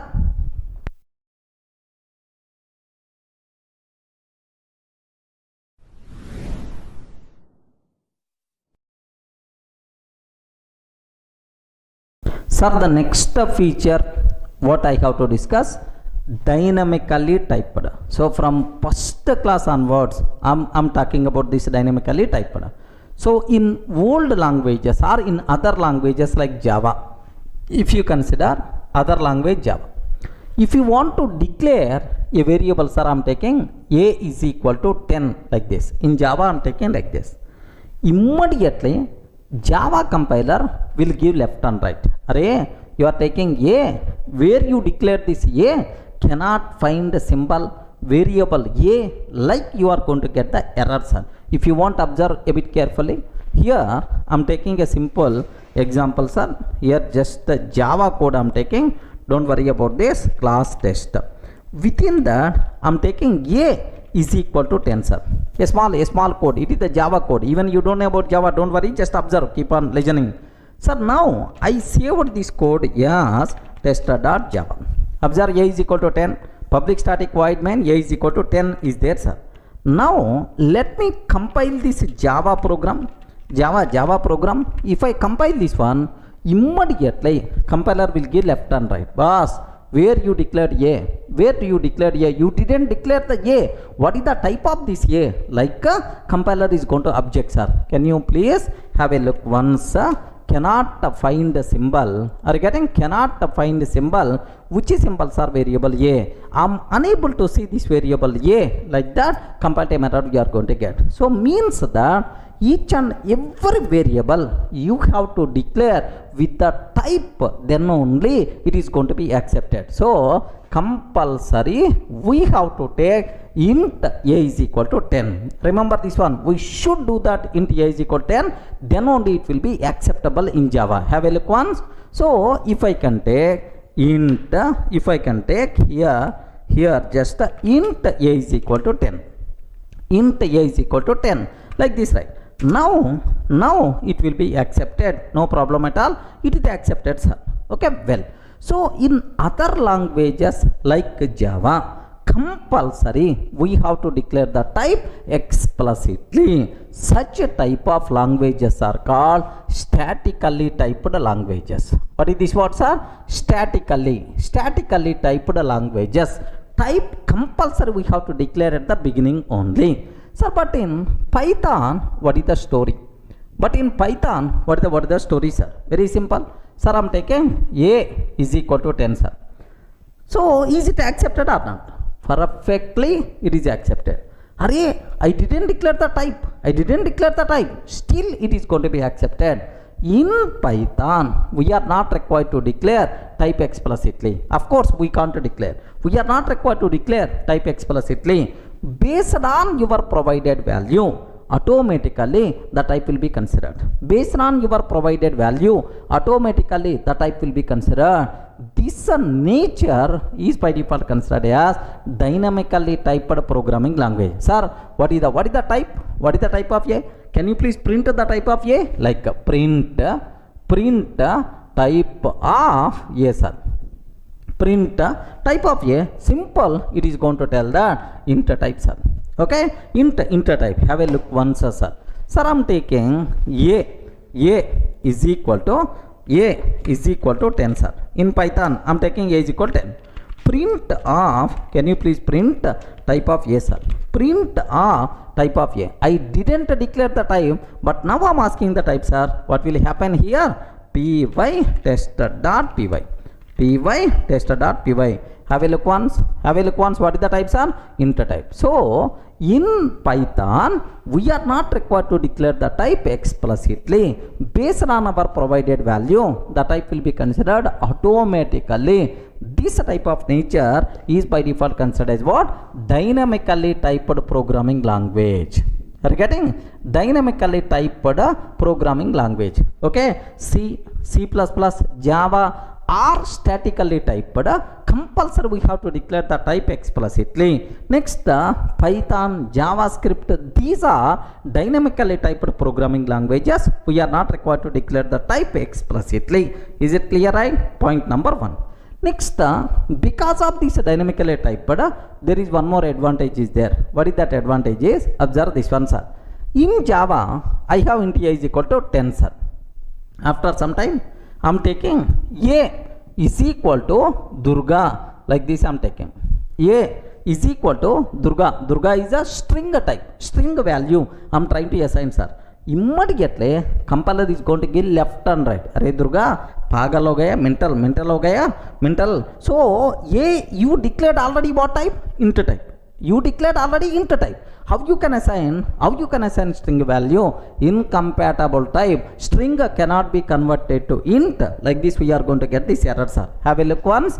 In Java, if you consider int a, after some code a is equal to Durga, like this I'm taking, sir.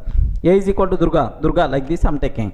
Sir, now what compile time method you are going to get? Have a look once. Incompatible types string cannot be converted to int. Incompatible type string cannot be converted to int, like this compile time method, right? But the same thing I want to do in Python. No problem at all. We didn't specify the type explicitly. Sir, a is equal to an int type.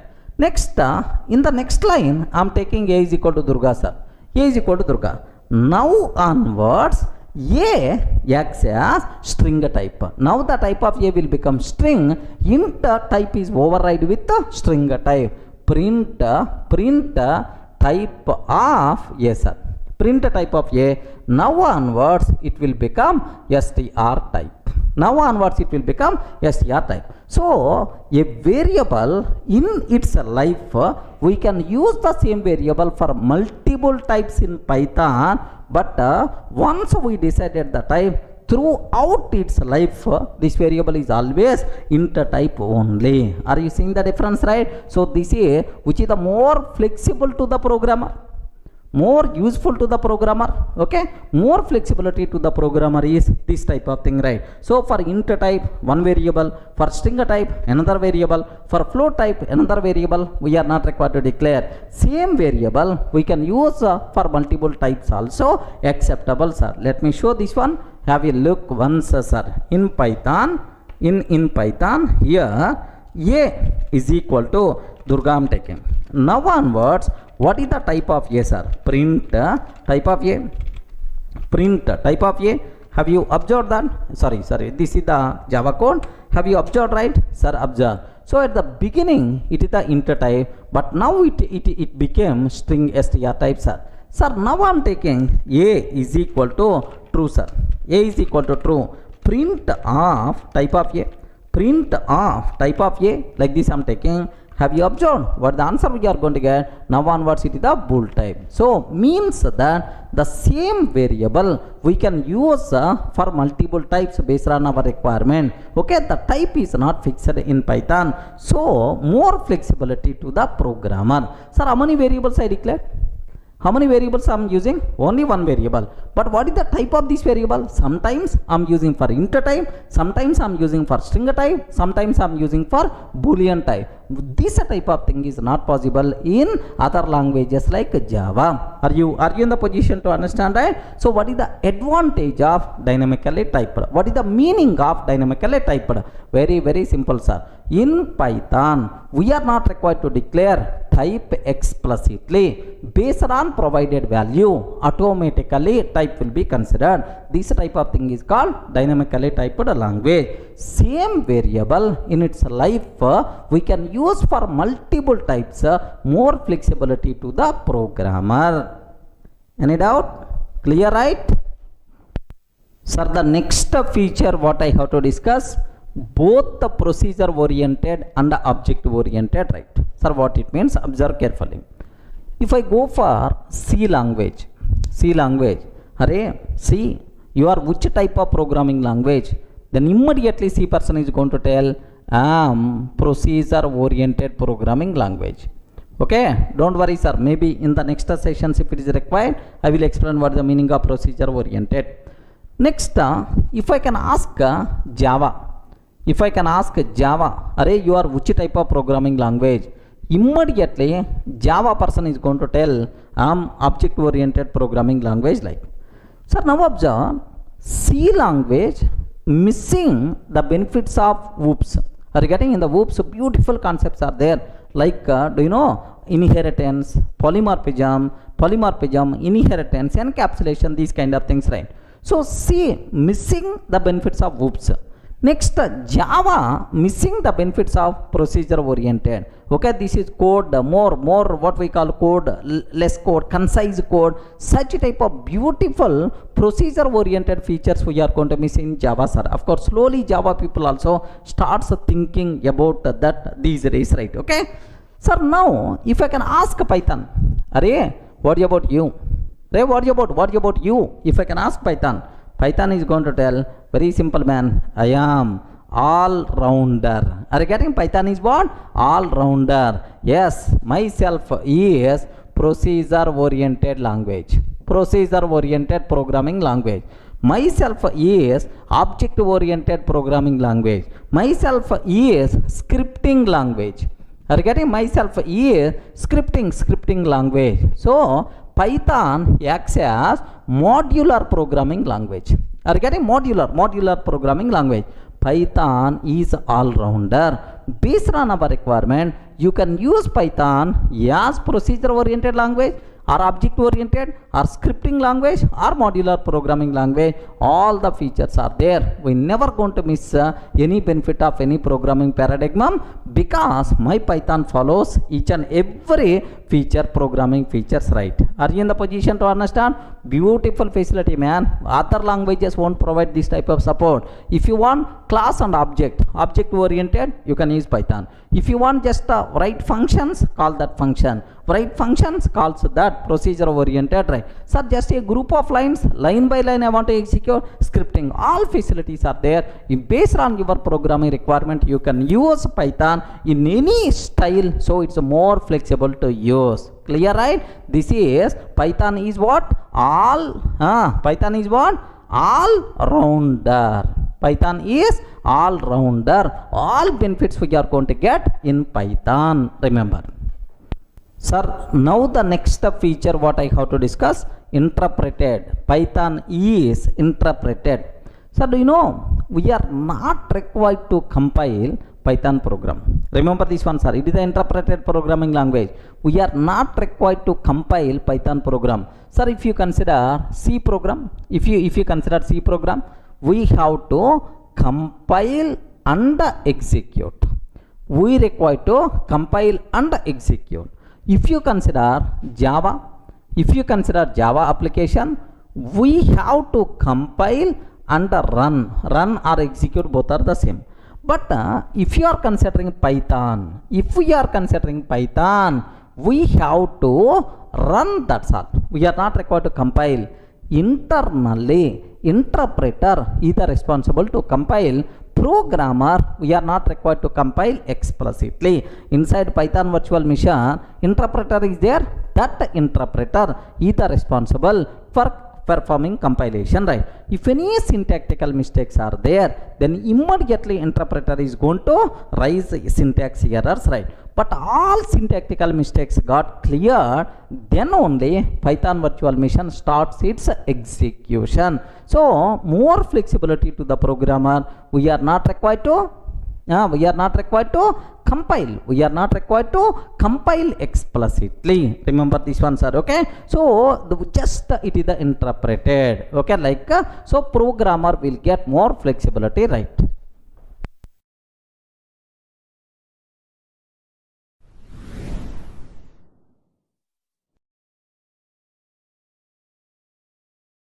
The next feature what I have to discuss, extensible. Remember, what is the meaning of extensible? You can extend functionality of Python application with some other language applications. What it means is, sir, some C program is there, some Java program is there. Can I use that in my Python application or not? Yes, no problem at all. We can use other language programs in our Python. Sir, what is the need? Very, very simple, sir. I want to develop a Python application. Assume that this is the Python application I want to develop, sir. This is my requirement. In that, some XYZ functionality required, sir. Some functionality is required. But anyway, there is some Java code is there for this functionality. Java code is already there for XYZ functionality. Okay. So it is a non-Python code. Is it possible to use this non-Python code inside our Python? Yes, no problem at all. So this we can use other language code in our Python. Yes, happily it is acceptable. Remember that. So what is the advantage of this one, sir? The biggest advantage here is we can use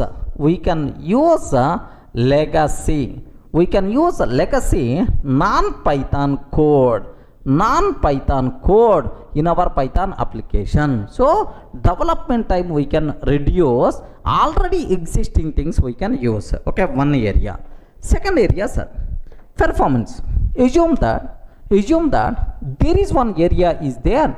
Here performance is the very important, sir. Assume that some x like some area is there where performance is the very critical. Assume that this wherever performance is the critical, sorry, Python is not that much good performance wise.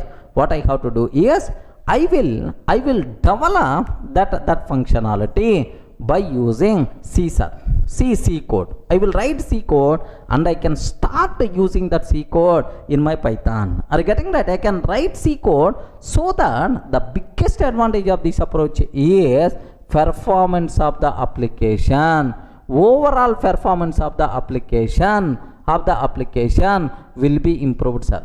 Overall performance of the application will be improved. Remember that. I hope everyone in the position to understand, right? So the main important point, we can use other language applications in our Python code. What advantages are there? Legacy, already existing, non-Python code, happily we can use. Second thing is, so performance gaps are there. Those performance gaps also happily we can able to fill with other language code. Clear for all of it? What is the meaning of extensible? Okay, like next embedded. Next feature I have to discuss, right? Sir, 10th one, embedded, sir. Okay, embedded. What is the meaning of embedded?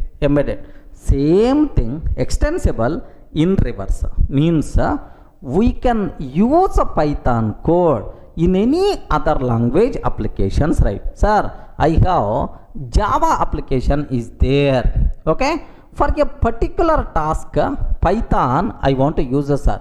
So Python code to can work with the Java application. Jython version of Python we require to use.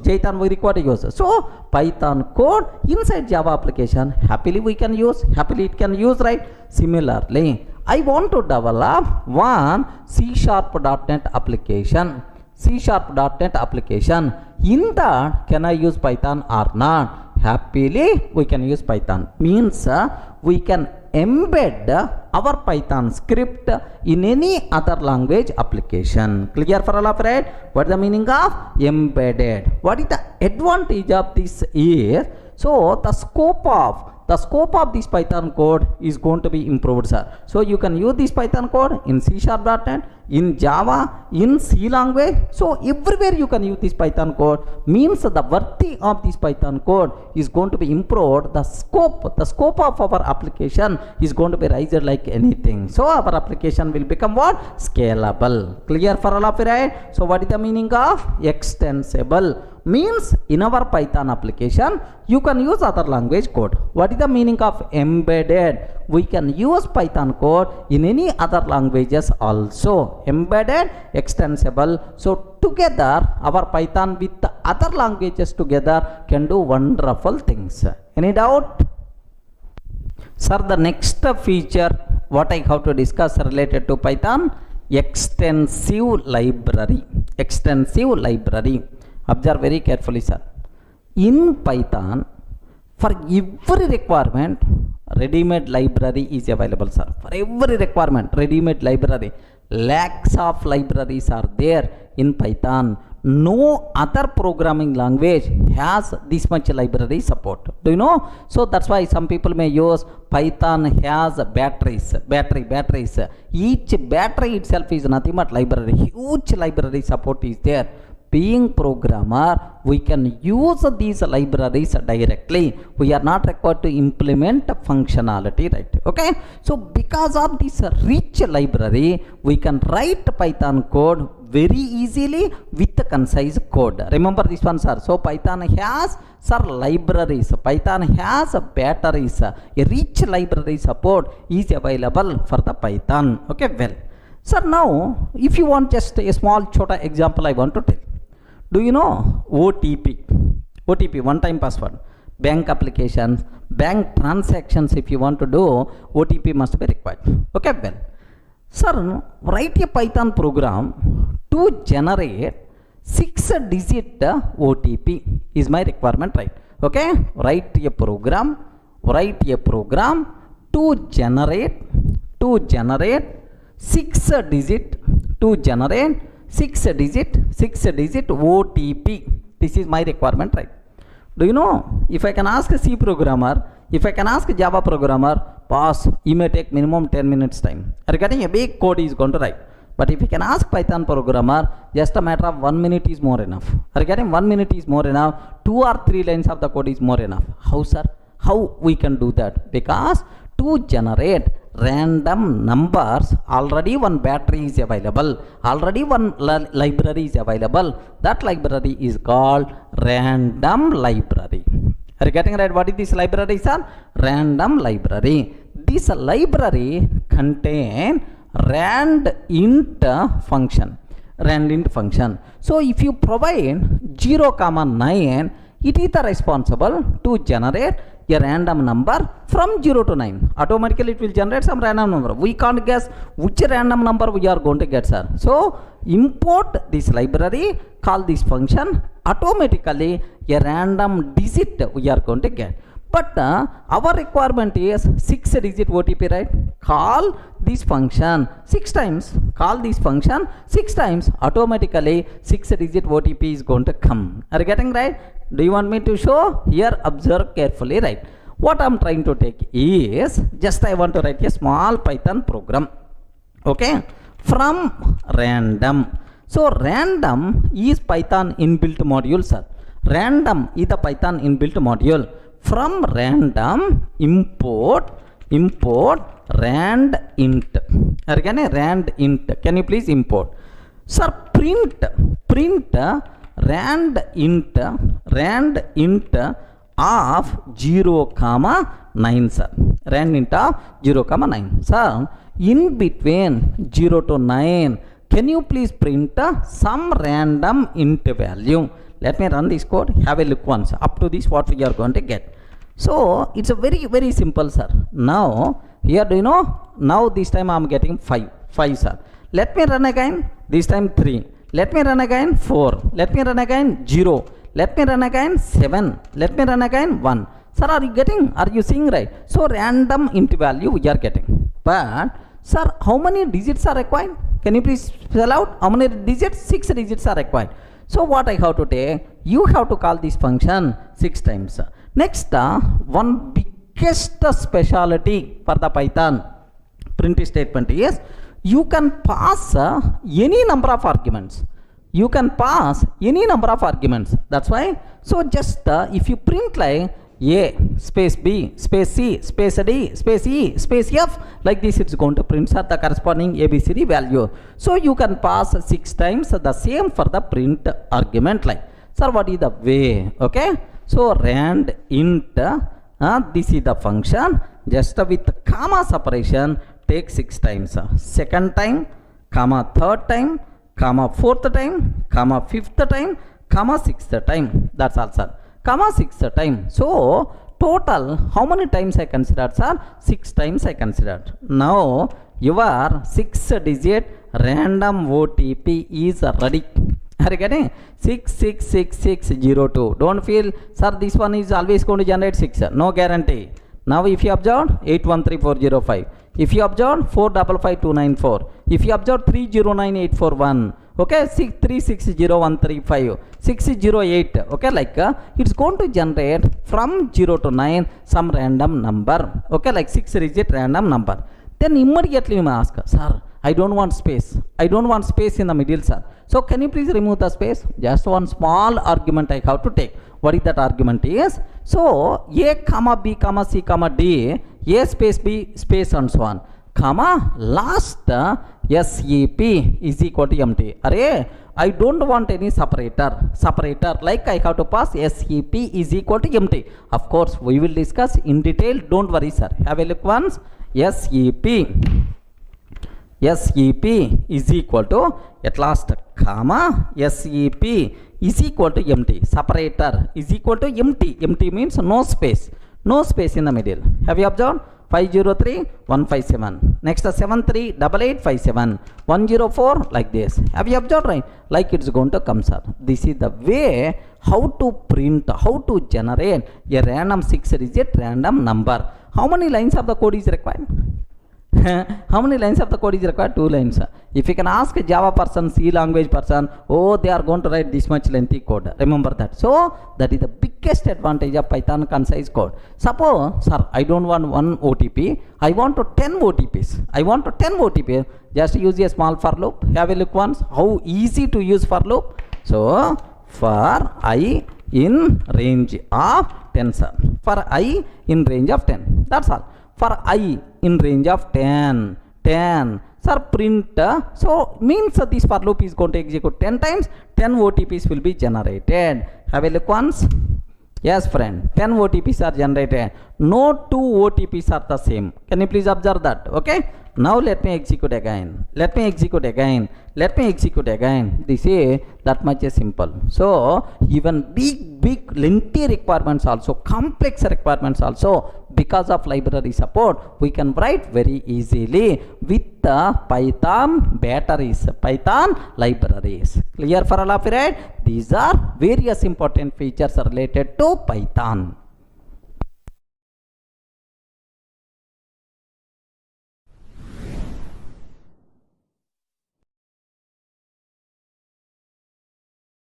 Sir, now let me summarize all the features related to Python, whatever we covered. Observe carefully, sir.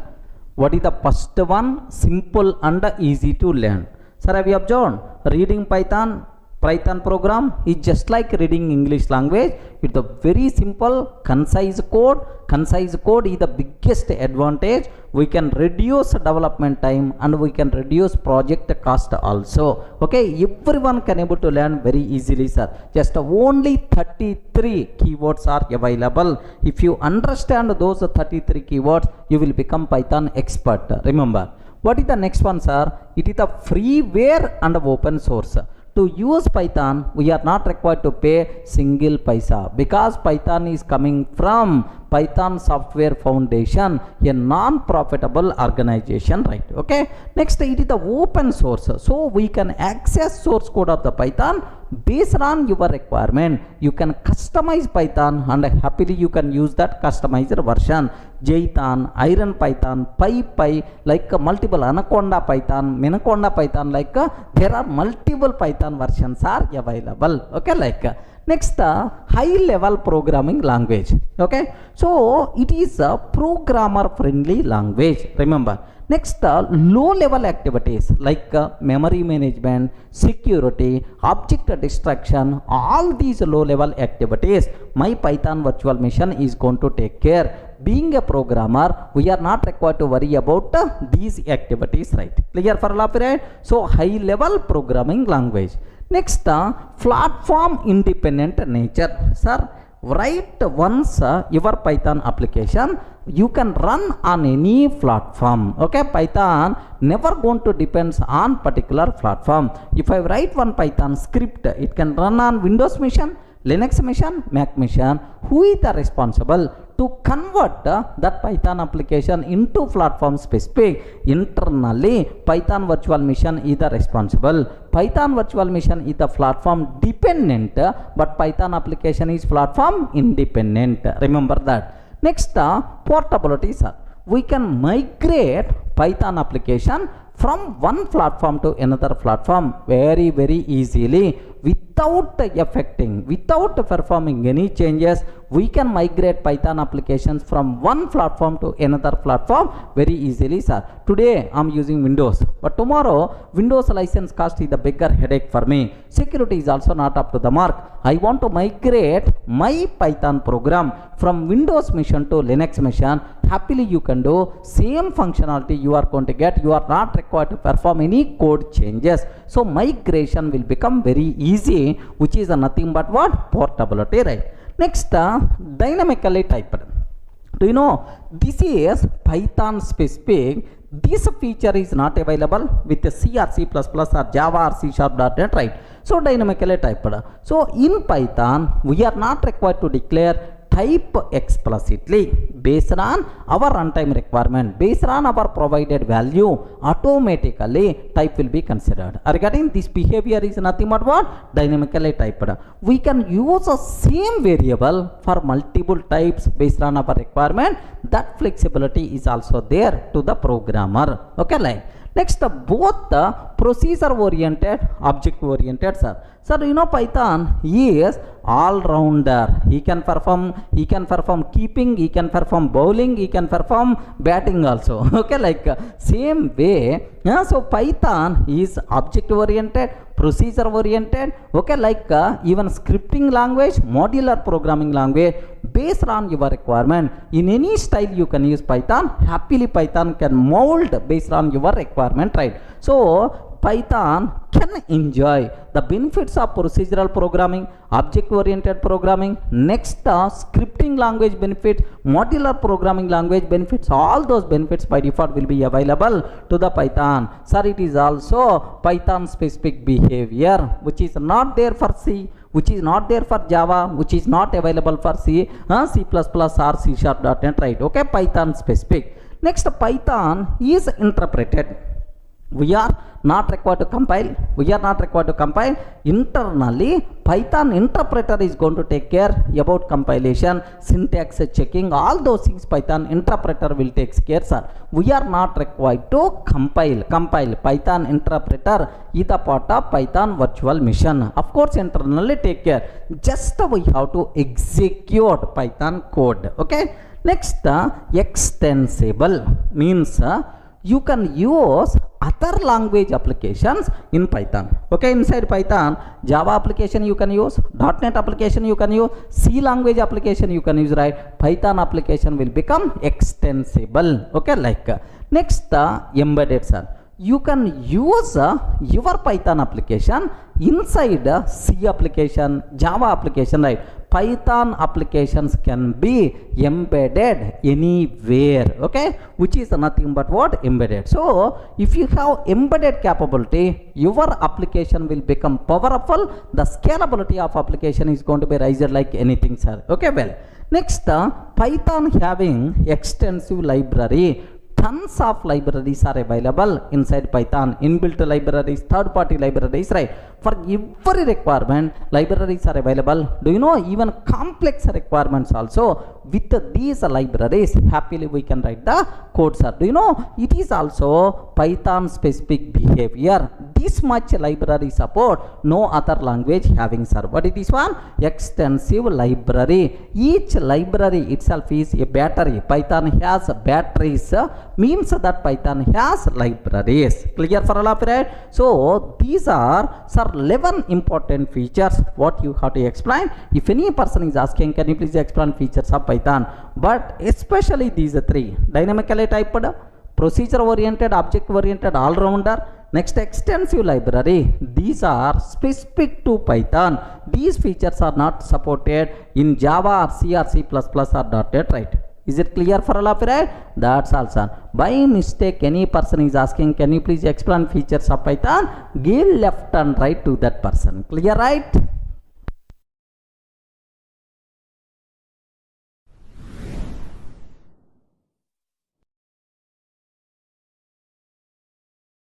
Hi friends, in the last videos we covered very clearly what are various features of Python. Okay, Python is dynamically typed, platform independent, portable, like multiple features we covered, sir. Sir, what is the next topic we have to discuss related to Python fundamentals? Okay, limitations of Python. Sir, what are various major limitations are there for the Python? Sir, I know Python is the king, Python is a hero, but there are some areas Python is not up to the mark. What are various such type of limitations are there? Okay, just observe that, sir. Do you know here we have ML is there. What is that ML? What is the ML, sir? Machine learning. Do you know machine learning? Yes, sir. These days trending word, machine learning, right? To develop machine learning applications, sir, Python is the best choice. You know, right? Python itself is the best choice to develop machine learning applications. Then immediately we may ask, why, sir? Why? The reason is Python contain there are several libraries are available. By using those libraries, we can develop machine learning applications very easily, sir. Have you heard about NumPy? NumPy just for mathematics support. Just for mathematics support. To add mathematics to the Python, NumPy module is there. Next, to import and read data set, we have pandas is there. Okay, pandas module is available. Next, to project this data in the form of graphs, charts like matplotlib. Matplotlib is there, sir. Okay, like sir, Python contain several libraries to build ML applications very easily. That's why Python is the best choice for machine learning applications. Okay, well, sir, you are talking about limitations. Why you are telling about this one? Within a minute you can get. Are you in the position to understand, right? So Python can be used to develop machine learning applications or not? To build machine learning models, Python is the best choice, right? Because Python having sir library support to build up ML applications very easily, right? Okay, NumPy module, pandas module, matplotlib. Next and after that sklearn, scikit-learn, like multiple modules are available, right? Okay, now the point is, sir, I want to develop mobile applications. Regarding I want to develop mobile application, Python is the worst choice. Remember this one, sir. Python is not suitable to develop mobile applications. Then immediately you must ask, why, sir? Why? The reason is Python not having library support to develop mobile applications as of now. Maybe in the future, maybe as of now, library support is not there. That's why if you want to develop mobile application, okay, Python is not at all suitable programming language. Remember this one, sir. Then immediately ask, sir, which programming language is the best choice to develop mobile applications? Android, iOS, Swift. Are you getting Android and iOS, Swift are the kings in mobile application development. Sir, Java, C, C++, Python, these type of languages are not suitable to develop mobile applications. Clear, right? Okay, sir, because library support is not there. Now I hope you can understand, sir, why Python is the best choice for ML? Library support is there. Why Python is not a choice for mobile applications? Library support is not there. Similarly, I want to develop enterprise applications, right? Observe that. Enterprise. I want to develop end-to-end enterprise applications. Like, sir, can you please give an example for enterprise application? Banking application, telecom application, like there multiple services are required. Transaction management, messaging, like multiple services must be required. Such type of applications are called enterprise application. Best example, banking applications, banking applications. Next, telecom applications, banking applications. Next, telecom applications, like so to develop these end-to-end applications, enterprise application, Python is not the best choice. Simple reason, no that much library support, sir. Okay, sufficient library support is not available. Everything we have to do is kilometers code we have to write. That's why not at all suitable for enterprise applications for Python. Remember that. So if any person is asking what are various limitations where Python we can't use, one is mobile application area, second ones are enterprise application area. Can you please give an example for enterprise application, banking application, telecom application? Like it is going to expect huge number of services like transaction management, security, next messaging services, like multiple things are required. Here library support is not there. That's why Python is not the best choice, right? Next, one more important thing. Have you remembered Python is interpreted programming language. Somewhere we covered in the features, right? Python is interpreted programming language. The execution should be happen line by line. Sir, first line, and then second line, and then third line, and then fourth line, like line by line execution is going to be happen. That's why performance wise Python is not good because it is interpreted programming language. Usually interpreted programming languages performance wise not up to the mark. That's why so performance is low when compared with other languages because of it's interpreted in nature. C++ and Python, C and C++ too good performance wise, but Python is not that much good. Remember that. So next to improve performance, now the people added JIT compiler concept to the Python virtual machine. Okay, so JIT compiler concept to the Python virtual machine, instead of interpreting one by one, line by line every time, a group of lines will be interpreted only once, and every time that interpreted code it's going to use directly. Something like JIT compiler concept is there, which is responsible to do that. So JIT compiler added to the Python virtual machine, that flavor is called PyPy. Okay, if you want performance, then obviously better to go for PyPy version, which is also known as Python for speed.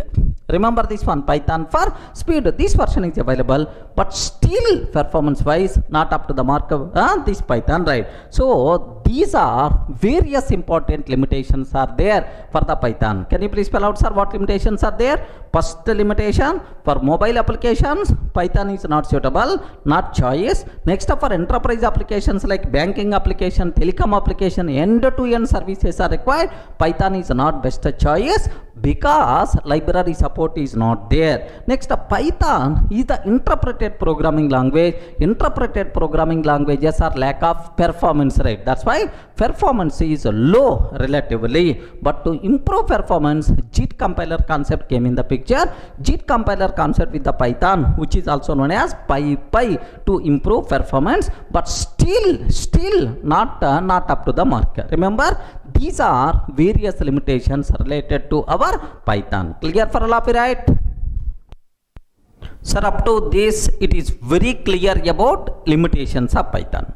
Next, I have to discuss about flavors of Python. Flavors of Python, right? So do you know, in the last videos I covered, Python is freeware and open source. Somewhere we discussed freeware and open source. Freeware means we are not required to pay single paisa. It is provided by non-profitable organization, Python Software Foundation. Okay, something like trust they are providing. That's why we are not required to pay single paisa, right? Sir, what is the meaning of open source? Anyone, can you please tell what it means? Open source. Python is open source. What it means? The source code is open.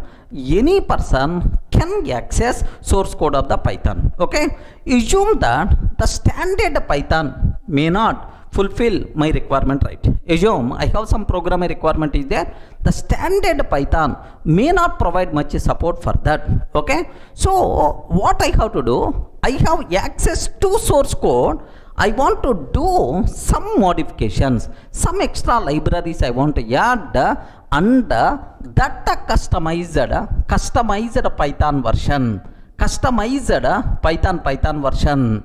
Okay, so can fulfill my requirement, right? So if source code is open means any person can access, any person can allow to access the source code. Based on our requirement we can modify. Are you getting right? So then the customized Python version is possible. Assume that, sir, I customized something. Now I'm going to keep the name for this customized version is dpython or Durga Python. Are you getting? dpython or Durga Python. If you are performing modification, then you can keep your name XYZ Python like this, right? So for Python, multiple flavors are available. Remember that, sir. For Python, how many flavors are? Multiple flavors are available.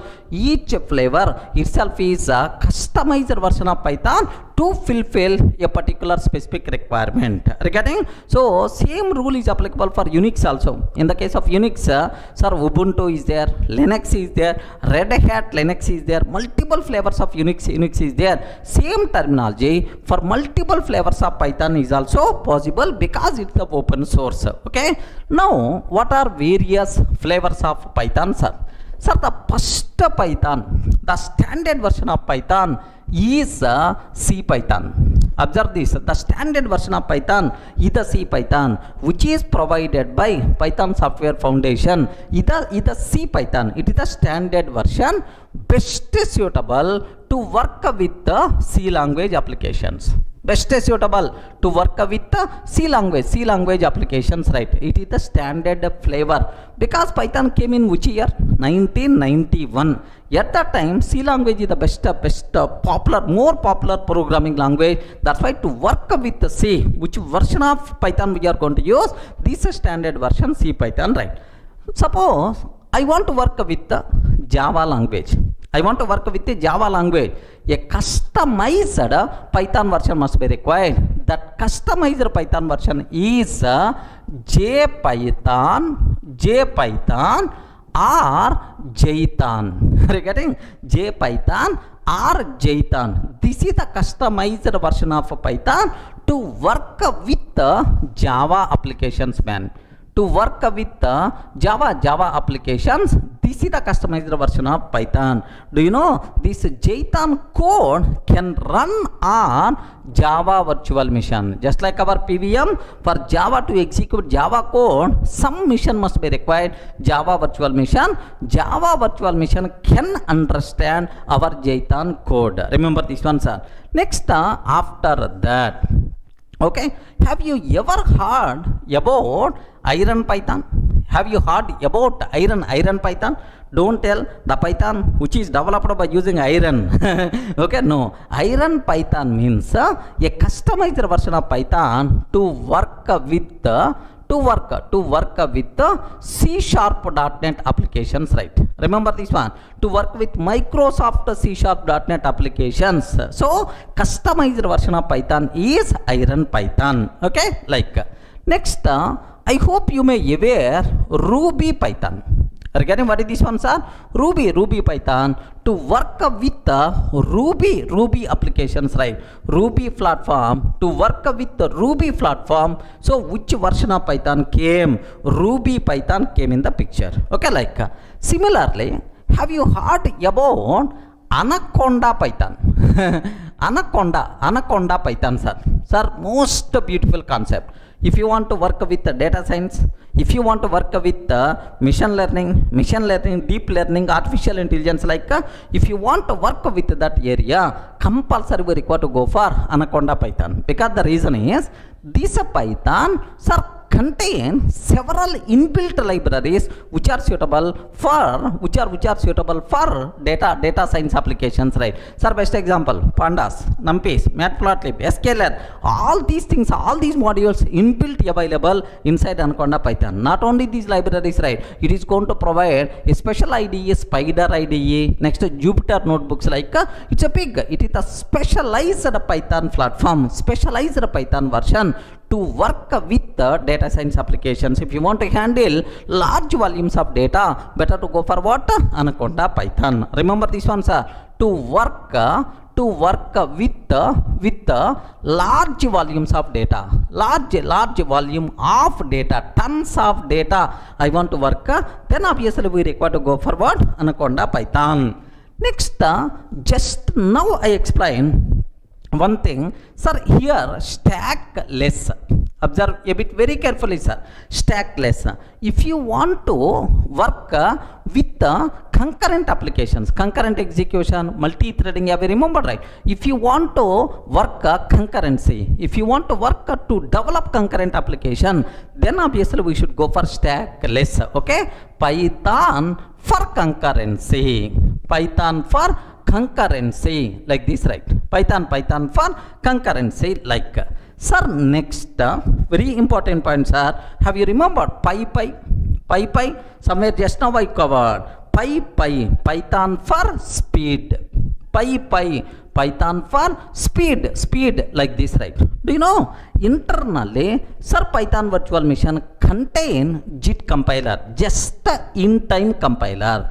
Python virtual machine internally contain what? JIT compiler, just in time compiler. Automatically performance by default is going to be improved, sir. Okay, please make sure these are various flavors of Python. There are multiple, sir. These are some important standard flavors. Okay, so why these many flavors are possible for the Python? Simple reason why these many flavors are possible for the Python, because Python is open source, sir. Because of these many flavors, based on your programming requirement, happily we can go for the corresponding customized version. Sir, I want to develop one Python application which is required to communicate with the Java applications, right? Then better to go for Jython version, or again better to go for Jython version, sir. Sir, I want to develop Python application where performance is the very important, sir. Better to go for PyPy. I want to develop machine learning models, ML. I'm ML engineer. I want to develop machine learning models. Then better to go for what? Anaconda Python. Like based on your programming requirement, you can choose the corresponding flavor. So more easiness to the developers, more flexibility to the developers, right? Next, why these many flavors are possible? Because of only one reason: Python is open source. Based on our requirement, you can customize, you can create your own customized version of Python, which is nothing but flavor. Any doubt? Are you in the position to understand? So how many flavors are there? Multiple flavors are available. Sir, which flavor we are going to use in our training? Sir, usually we will go for C Python. Remember this one. Tomorrow, if I'm going to start machine learning, then obviously which flavor of Python I require to use, sir? Anaconda Python. Clear for all of you, right? But standard version C Python we are going to use in our Python classes, right? Clear?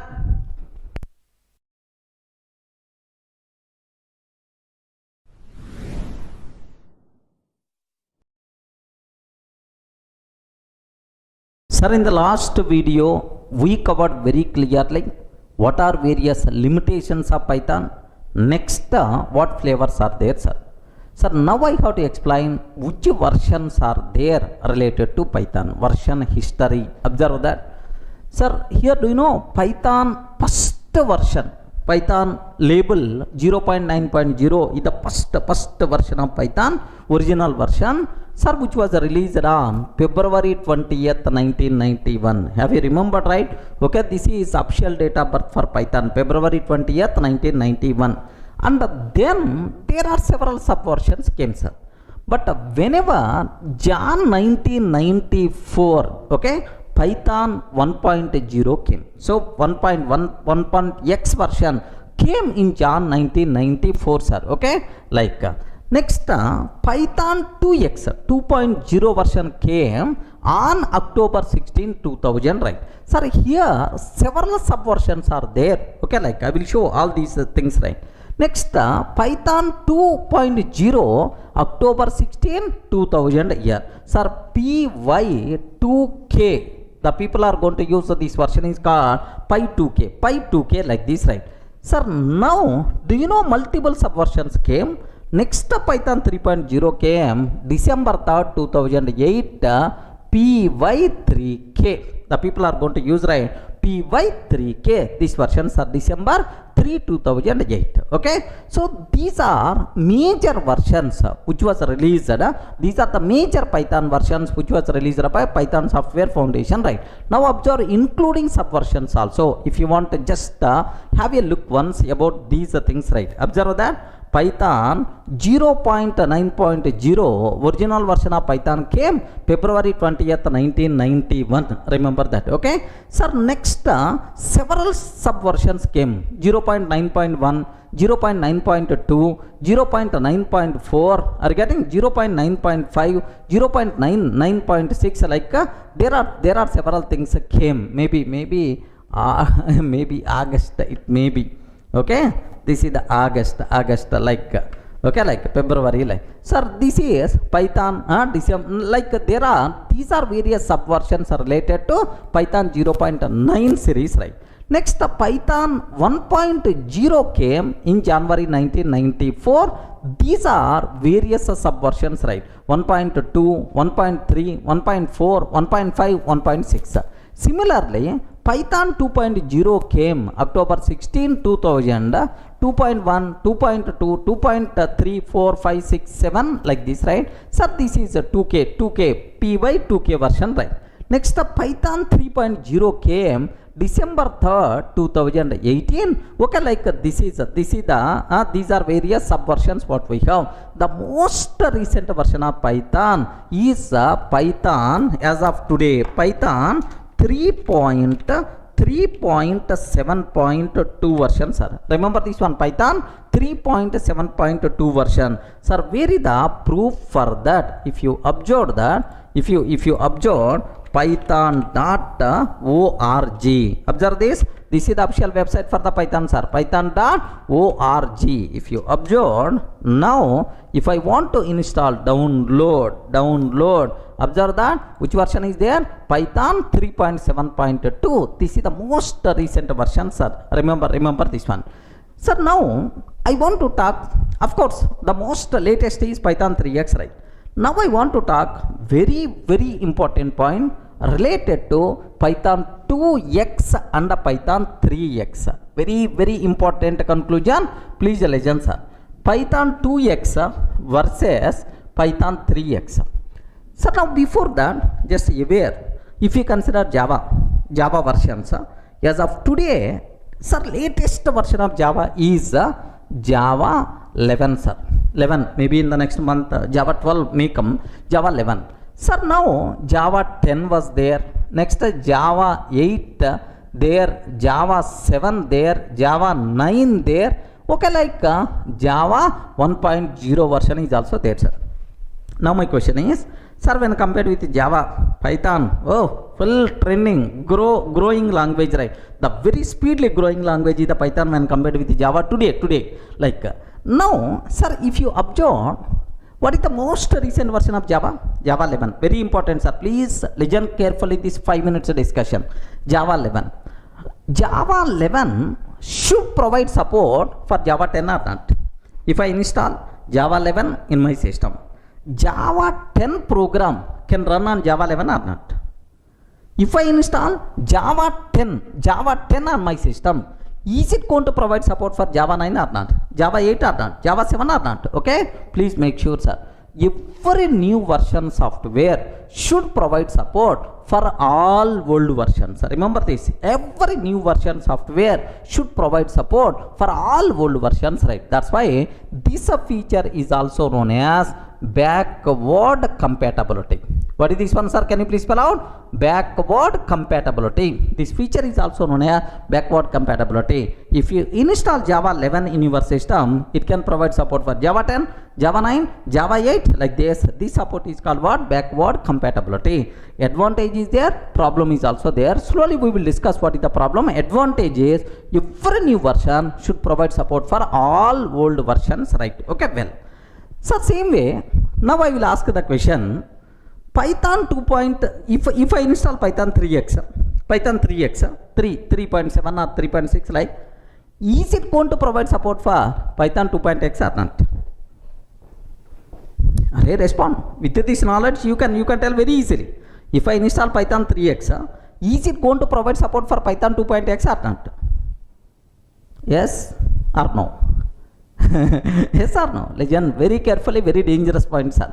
Sir, Python 3x is not advanced version of Python 2x. Remember, Python 2x, it is one language. Assume that. Python 3x is not extension to Python 2x. It is developed as completely independent language.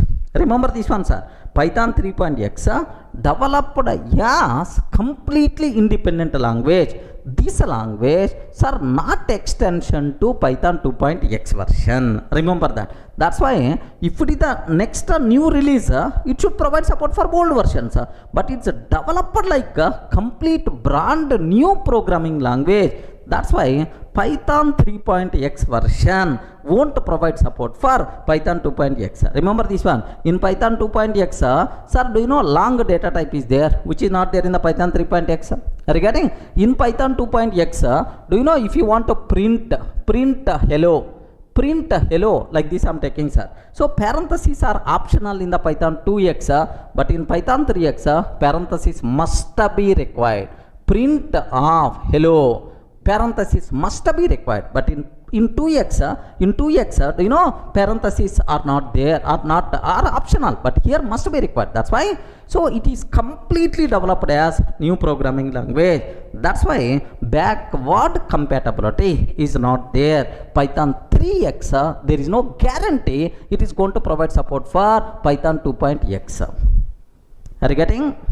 Are you in the position to understand clearly, right? Sir, this is. So, what is it a problem or not? Yes, obviously, backward compatibility is not there. It is the problem. But, what is the advantage? So, if you are missing something, you are going to get something. What the advantage here is, sir, if I want to add any new feature to this one, I never worry about is it going to be provided support in the Python 2x, is it going to be provided support in the Python 1x or not, because we are not required to worry about backward compatibility. Our hands are completely free. You can add any new feature to the Python 3x. Remember this one, because Python 2x, Python 1x are old 1991 time languages. But today 2019, maybe programming requirements rapidly got changed. Then if I want to use old version only, it is a bigger problem. That's why, so it is the brand new. You can add any type of libraries as per current trending requirement. That's why, so advantage here is you can add the new features very freely, very easily, because backward compatibility is not there. That is the biggest advantage, right? So because if it is implemented as the language, separate language, advantage, what is the advantage? So it will become more powerful as per current market requirement, but the problem, backward compatibility is not there. Is it clear for all of you, right? Sir, but in Java 11 or Java 12, if I want to add one small new feature, I have to think about 1.0 supported, 1.1 supported, 1.2 supported. By considering all these things, okay, this feature not recommended to add because Java 7 may not provide support. So it's a bigger problem, sir. That's why, because of this backward compatibility, Java people hands are very tight. They are not in a position to add new features that much freely, right? Okay, but here in Python, we are not having such type of problem. Remember this. If any Java person is going to ask, "Arey, Durga, Java is going down." So to make Java powerful, what we have to do, what we require to do, if any Java person, if Oracle people are going to approach me, my suggestion is always, sir, Java came in 1995, almost around 24-25 years before language. You are keep on adding that feature, this feature, that modification, this modification, and so on. So there the programming requirements are different, current programming requirements are different, current day-to-day programming requirements are different. Better to release a brand new Java, then definitely you are going to succeed. If you are keep on adding that modification, that feature, this feature, definitely it will be graph going down only. Remember that. That's why, so compulsory recommended brand new programming language as per current market trending requirements. That's why, so are you able to understand, right? Python 2x, Python 3x, both are different, both are developed as independent languages, or it is extension to Python 2x. No, independent language. The advantage is you can add new features very easily. The problem is backward compatibility is not there, sir. Clear for all of you, right? Next, sir, do you know a small analogy? Okay, your grandfather, so almost around 30 years before, constructed a small house, sir. Assume that a small house your grandfather constructed. Assume that. Then you have to do modifications for the same house. Okay, do that modification, do this modification, do this modification, and so on. What will happen? What will happen? How many modifications you can do for that for that old house? If you are keep on modifying, adding some new feature, at certain day this one is going to be down, this one is going to be collapsed. Are you getting? That's why what you have to do after 20 years or after 25 years, instead of performing modifications to the old one, better to construct a new house. Regarding better to construct a new house, if I construct a new house today as per market requirement, I can add the required features. Are you getting? So in Python people did constructing the new house, but Java people are doing what is that? For the same old house only, they are doing that modification, this modification. That is the reason why Java is slowly going down. I hope everyone in the position to understand, right? Okay, well, next 2x, 3x. Which one is the recommended? As per current market requirement trends, compulsory we should go for Python 3x. We are not required to learn Python 2x, sir. Sir, next make sure from 2020 onwards, Python people updated no support for Python 2x. Okay, only support is available for Python 3x. That's why if you want to learn Python, our hand should go for what? Python 3x version. Any doubt? Are you in the position to understand, right? What are various Python versions? Which version is the recommended? When compared with Java, what facilities are there in the Python 3x? Backward compatibility, what is the story? Like this, right? Clear for all of you?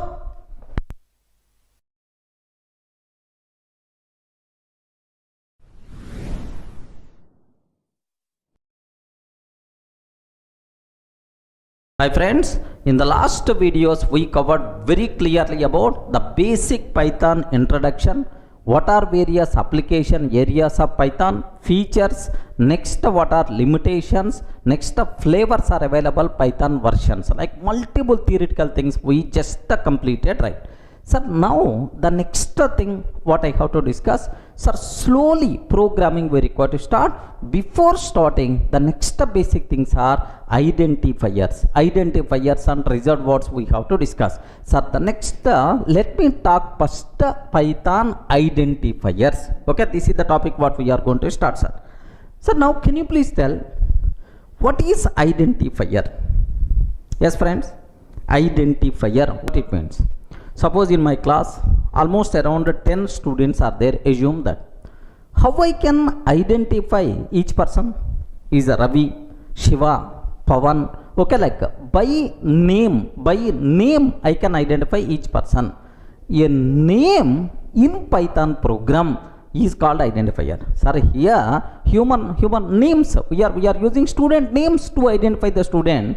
Same way, we have to use a name to identify variable, to identify class, to identify method. That a name itself is considered as identifier. So a name in Python program, are you getting? Name in Python program is called identifier. Okay, like, sir, it can be a variable name, it can be a variable name, or it can be class name, or it can be method name, like any name. A name in Python program is called identifier, which can be used for identification purpose. Okay, like, sir, I'm taking A is equal to 10, sir.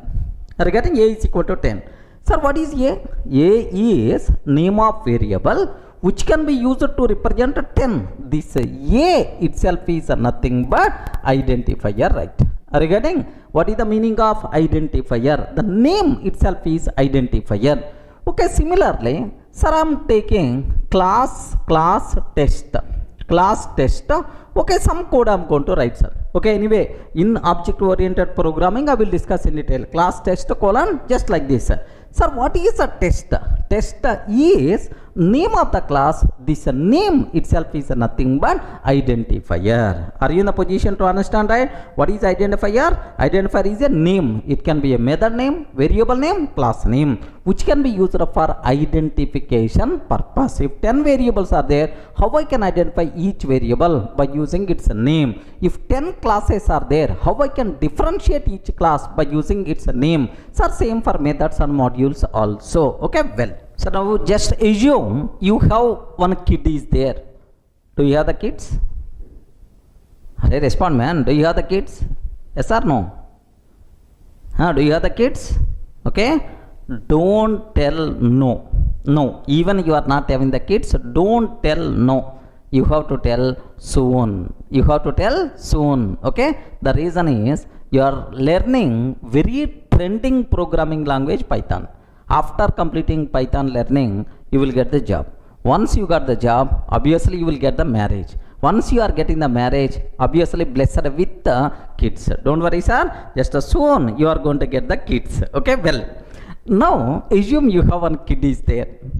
You have to name your kid. You have to create name for your kid. Okay, like, so you compulsory, you have to choose, do you know, something like a naming ceremony in our families. It's a big festival. Okay, it's going to celebrate like anything, man. Naming ceremony for the kid. It's a great ceremony in the houses. Okay, like, assume you have to create name for your kid. Okay, compulsory the name is going to reflect either God name or goddess name, or otherwise your ancestor name, like your grandfather name or grandmother name, something like it's going to reflect. Or if you are very modern person, open the Google, the most stylish name, Hindu name or Muslim name starts with K, like you are going to search, and then you will keep the name. So you are doing the great research to name your kids. Correct, right? It's a very common, sir, in our houses. The same way, if you want to create Python name, compulsory, we have to follow certain rules and regulations. Okay, what rules are there for Python identifiers? Almost around 4 to 5 rules are there. These things I have to discuss, right? Okay, just observe a bit very carefully about these terminologies. Rules to define identifiers, like rules to define or create Python identifiers.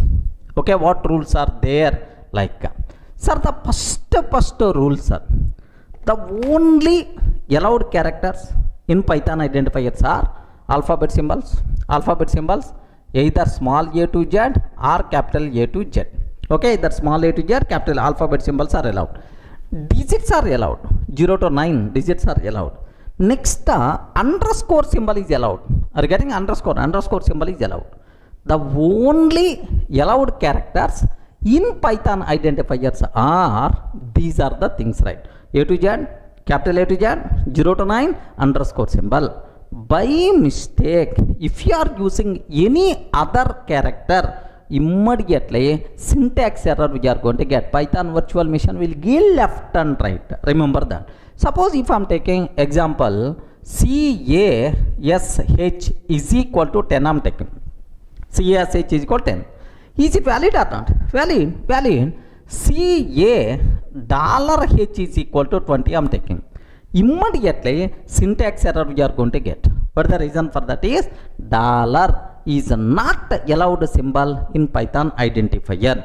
Are you getting right? So only alphabet symbols, digits and underscore symbol only. No other symbols are allowed. Dollar not allowed. Okay, like, sir, similarly, sir, all at the rate hands.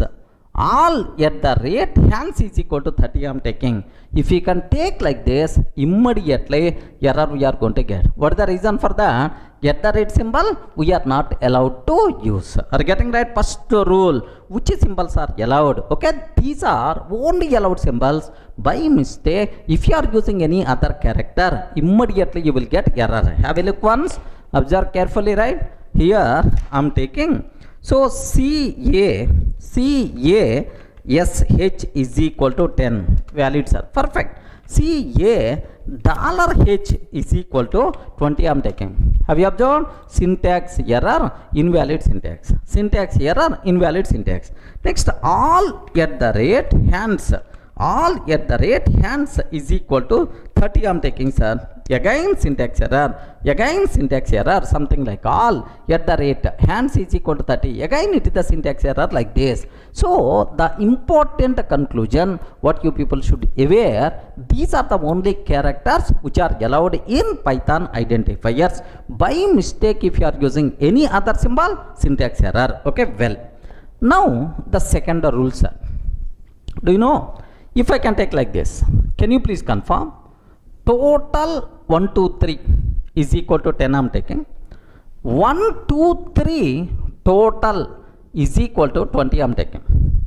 Can you please confirm among these two which is valid, which is invalid? Or both are valid or both are invalid? Do you know this rule is applicable in almost every programming language? Don't feel it is Python specific, sir. Do you know? Perfectly this one is valid, second one is invalid. Perfectly first one is valid, second one is invalid. Why? What is the reason for that? What is the reason for that? Very simple. The reason is identifier should not start with the digit. Observe that. Identifier should not start with the digit. By mistake, identifier starts with the digit. Immediately, syntax error again. Remember, what is the second rule, sir? Identifiers cannot start with the digit. Observe carefully. Here, I am taking total 1 2 3 is equal to total 1 2 3 is equal to 10. I am taking. If I can take total 1 2 3 is equal to 10, perfectly valid, sir. Perfectly valid, no problem at all. 1 2 3 total is equal to 10. I am taking. Immediately syntax error we are going to get invalid syntax. Identifiers should not start with the digit. Are you getting right? So second rule is the very clear for you people, right? Identifier can't start with the digit. Next, the third one, sir. Here observe carefully. Here I am taking third rule. If I can take total is equal to 10, total is equal to 20. Sir, total is equal to 30. How many variables I am taking? 3 variables. But what is the difference? Difference in the values. Difference here with the case also. Here all are lowercase. But next one, only first letter is uppercase. But the next one, all are uppercase. So, can you please tell, case is important in Python or not? What answer you have to tell? Python is case sensitive programming language where case is important, sir. Of course, Python identifiers also case sensitive. Are you getting? So lowercase and uppercase, there is a difference there in the Python identifiers, right? So Python identifiers are case sensitive or not? Yes, of course, Python itself is a case sensitive programming language. Sir, have a look once. Is it real or not? Okay, I am taking total is equal to 10. Total is equal to 10. Sir, total is equal to 20. Sir, now total is equal to 30 I am taking. Sir, how many variables I declared? 3 variables I declared, sir. So, with respect to case you can differentiate. Suppose I am asking total. What is the value I have to get, sir? 10 is the answer. If I can take total, what is the answer? 20 is the answer. If I can take total, what is the answer we have to get, sir? 30 is the answer we are going to get. So, terminology is the very clear for you people, right? So, Python identifiers are case sensitive. Okay, well. Sir, now, fourth rule, very important rule, sir. Of course, this rule is applicable everywhere. Do you know, is there any length limit for Python identifier?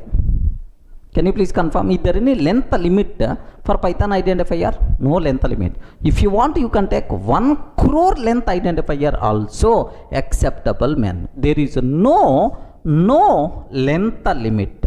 Are you getting? No length limit for Python identifiers. Remember that. Have a look once, sir. Here I am taking, sir, x and so on is equal to 10 I am taking. Yes. Perfectly itself is valid, sir. If I am trying to print what is the value? If I am trying to print what is the value of this one? Yes, 10 we are going to get. It is the acceptable, sir. Now here assume that I am taking one variable, sir. What's my variable? Is x and so on. Don't get shocked. Okay. Now I am taking y like this. I am taking, and then I'm taking z like this. I'm taking z like I'm taking, sir. Its value I'm trying to take just a 10. Its value I'm trying to take just a 10, sir. Okay, observe a bit dangerous line what I'm trying to take. Was its value is the 10. Wow, this is the variable, sir. Now I want to print the value of this variable. Sir. Now I have to use print off. Okay, like this I'm taking. Print off like, sir, anyway, instead of 10, let me take 7777 like this I'm taking. I'm trying to print, sir. Can you please confirm, is it going to work or not? Is it going to work or not? Okay, let me go for D colon Durga classes py test.py. Py test.py. I wrote a beautiful application, sir. Now I'm trying to execute. Yes, perfectly, it's going to work. It's working. It's going to print 7777, sir. Now I called one expert programmer. Observe, one expert person I called. Array, I wrote beautiful Python program. Have a look once. I showed this code, sir, to the Python expert. Then he asked. He saw first. What is the feeling he saw from top to bottom? Durga, what you did? Sir, I declared one variable. I'm trying to print the value of this variable. To declare a variable and trying to print the value of variable, this much code is required. This much code is required. What it means? Is it a designer? Is it a Python program? He's going to get left and right, I'm sure. So means that, sir, even there is no length limit for the identifier, but not recommended to take too lengthy identifiers. Unnecessary readability by default is going to be down. Everyone in the position to understand, right? Readability by default itself is going to be down, sir. Not recommended to take too lengthy identifiers. Length of the identifier should be okay, medium. Next, the name itself is going to reflect the purpose of that identifier. Okay, don't take 100 length, 200 length, 300 length identifiers. Not good programming practice. Okay, well, sir, the next point, sir. Very important point, like no length limit. Sir, now if I can take x is equal to 10, valid or not? X is equal to 10, perfectly valid, no problem, right? If I can take if is equal to 20, if I can take if is equal to 20, immediately error we are going to get. The reason for that is, in Python, if is a keyword. Regarding if is a keyword, reserved word. Okay, so in Python, keywords are there, reserved words are there. These keywords are reserved words having some special meaning or functionality. We can't use these keywords or reserved words as identifiers. By mistake, if you are trying to use, immediately error we are going to get. Any doubt about this terminology, sir? Okay, this is another important point. Have a look once, sir. I'm trying to take, sir. I'm trying to take if x is equal to 10, valid, no issue at all. If is equal to 10, I'm taking, sir.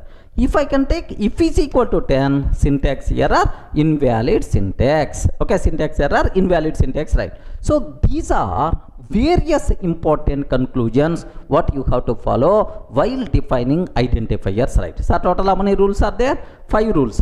What is the rule number 1? The only allowed characters in Python identifiers are alphabet symbols, digits, underscore symbol.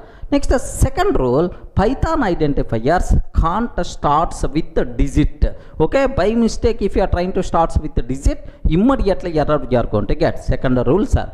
Third rule, sir, Python identifiers are case sensitive. Lowercase and uppercase, there is a difference there. Of course, Python language itself is case sensitive programming language. Okay, well, next, there is no length limit for Python identifiers. No length limit for Python identifiers, but not recommended to take too lengthy identifiers, right? Next, reserved words or keywords are there. We can't use keywords or reserved words as identifiers because these are associated with some meaning or functionality. So while defining Python identifier, these are rules better to keep in your mind. Clear for all of you right up to this? So just observe which of the following are valid Python identifiers. So with our previous knowledge, can you please answer? Which are valid Python identifiers, right? Sir, what is the first one? Cache. Is it valid or not? Yes. It contains only our allowed alphabet symbols only. No problem at all, acceptable. Can you please see a $H? Immediately error we are going to get, syntax error. What the reason? Dollar symbol is not allowed in identifier, right? So total 1, 2, 3 valid. But 1, 2, 3 total, it is invalid. What the reason?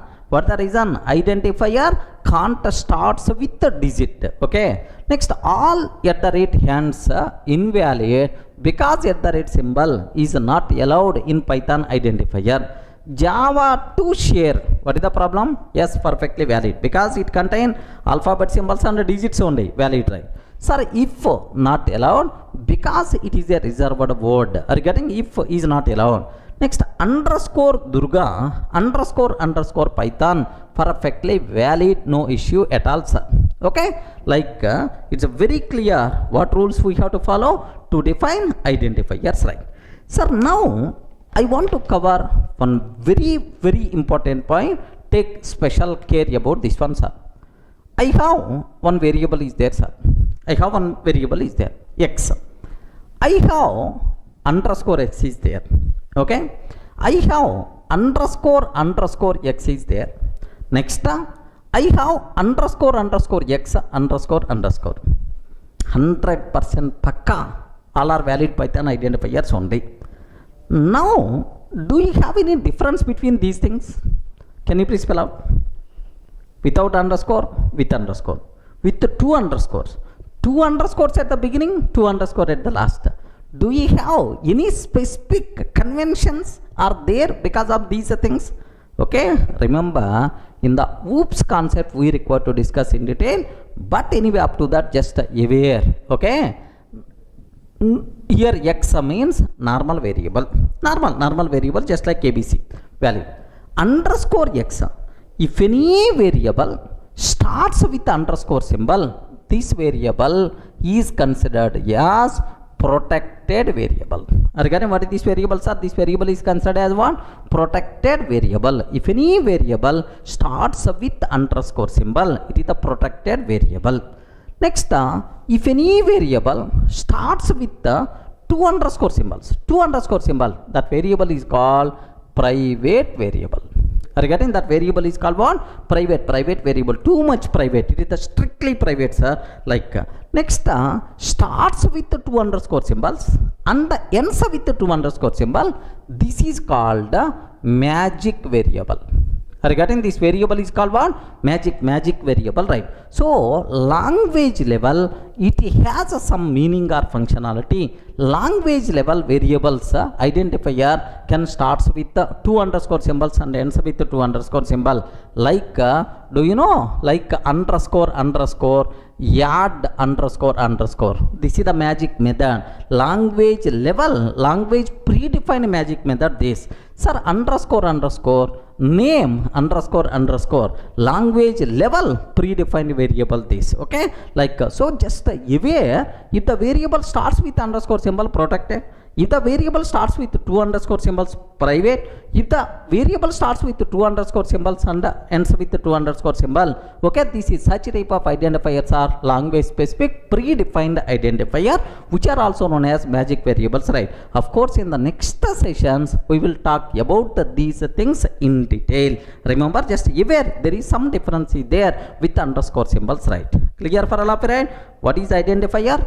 A name in Python program is called identifier. What rules are there to define Python identifiers? Next, sir, if a variable starts with underscore, starts with two underscore, ends with two underscore, what will happen? Is there any specialty? Is there? Like these are the various things you should aware about identifiers concept. Clear?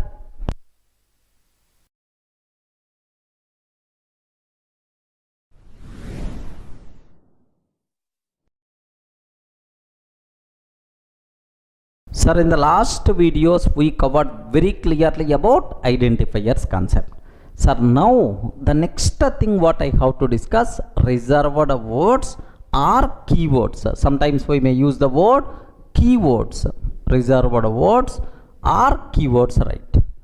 Now, do you know, if you observe your school days, golden days in our life, we never having any worries in our life. Those days are school days, right? Do you know, no one is going to ask when you will get the job. No one will ask when you will get marriage. Okay, no such type of commitments, right? Okay, but these days everywhere everyone is going to question when you will get the job, when you will get the marriage, and so on, right? Okay, well, if you remember the school days, first in the school, what things you learned? Have you remembered, right? Alphabet symbols, A, B, C, D, like alphabet symbols we learn.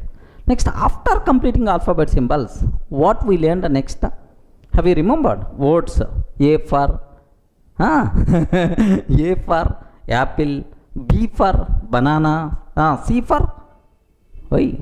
C for cat. Like some words we covered, right? We learned in the school. Do you know? Like so these words what we learn in English, these words are called reserved words related to English. Remember this one, sir. In any language, it may be general speaking language like English or programming language like Python or Java. In any language, there are some words are reserved to represent some meaning or functionality. Such type of words are called reserved words. Sir, if you consider English language, okay, English. In the English language, apple, okay, apple, this word is reserved to represent one type of fruit. Are you getting? Next, banana, this word is also reserved to represent one type of fruit only, right? Sir, cat, this word is reserved to represent one type of animal, cat like. Sir, do you know, like there are multiple number of reserved words are there, sir. In English, how many reserved words are there? How many are there? Crores. Do you know, if you observe Oxford dictionary, this much size dictionary you can see. So there are crores of reserved words are there in English. That's why learning English is a too much dangerous language, right? Okay, like. But if you consider programming languages like Python, do you know Python? Next, Java. Java, if you want Java also. Sir, here also there are some words are reserved to represent some meaning or functionality. Reserved words are there. In Java, how many reserved words are there, sir? 53 reserved words are there. Oh, when compared with the English language, learning Java is the very easy. Just how many reserved words are there? 53 reserved words are there. Small chota programming language, right?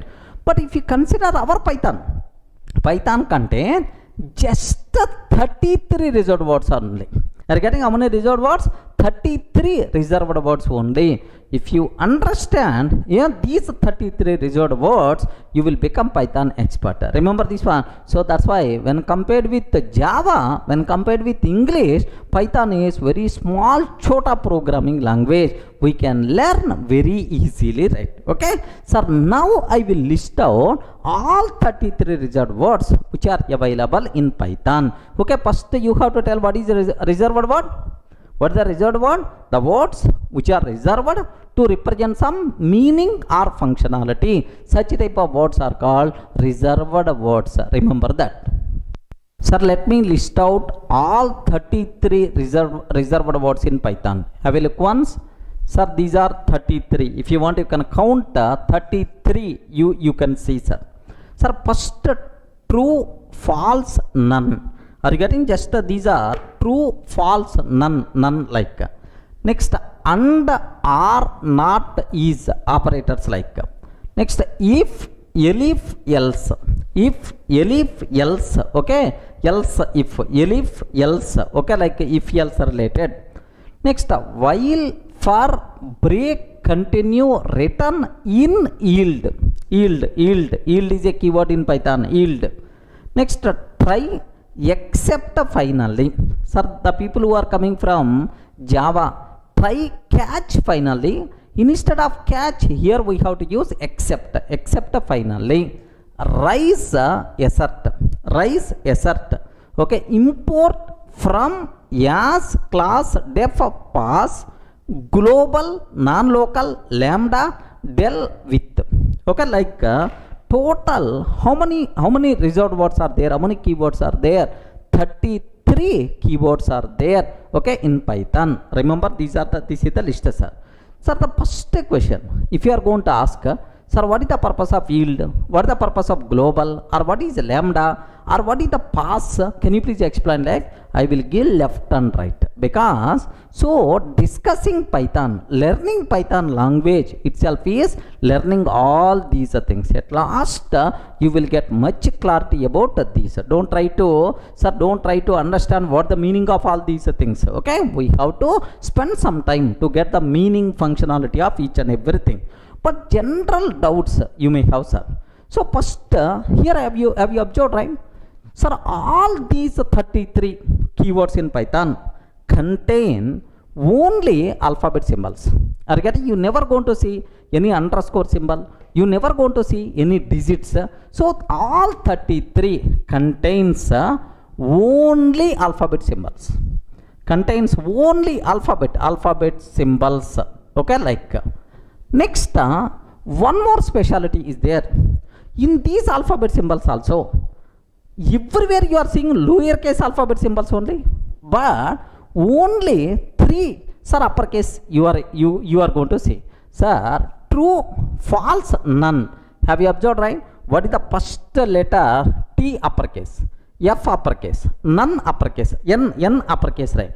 The only except these 3, all the remaining contain only lowercase alphabet symbols only. Remember that, sir. True, false, none. Compulsory T should be uppercase, F should be uppercase. By mistake small t, small f you are using, Python will give left and right. Observe, I will show, sir. So second point, except the following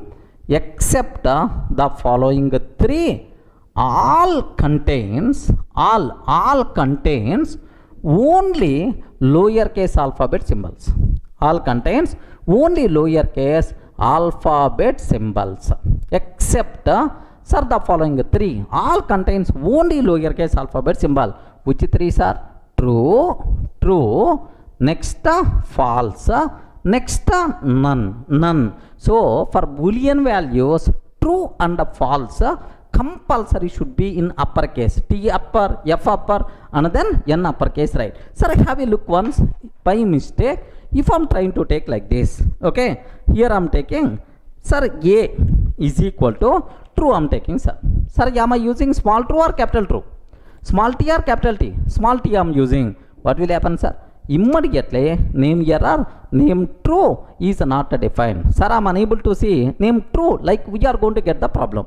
A is equal to capital true, I'm taking, sir. Capital T the capital. Perfect, it is going to be accepted. What is the values on? True itself is the answer we are going to get. Okay, please make sure if you are using small a, immediately error, small t, immediately you are going to get error. So for Boolean values, compulsory you require to take care capital T in the true, capital F in the false, and none means N should be capital. What the meaning we will discuss in detail, right?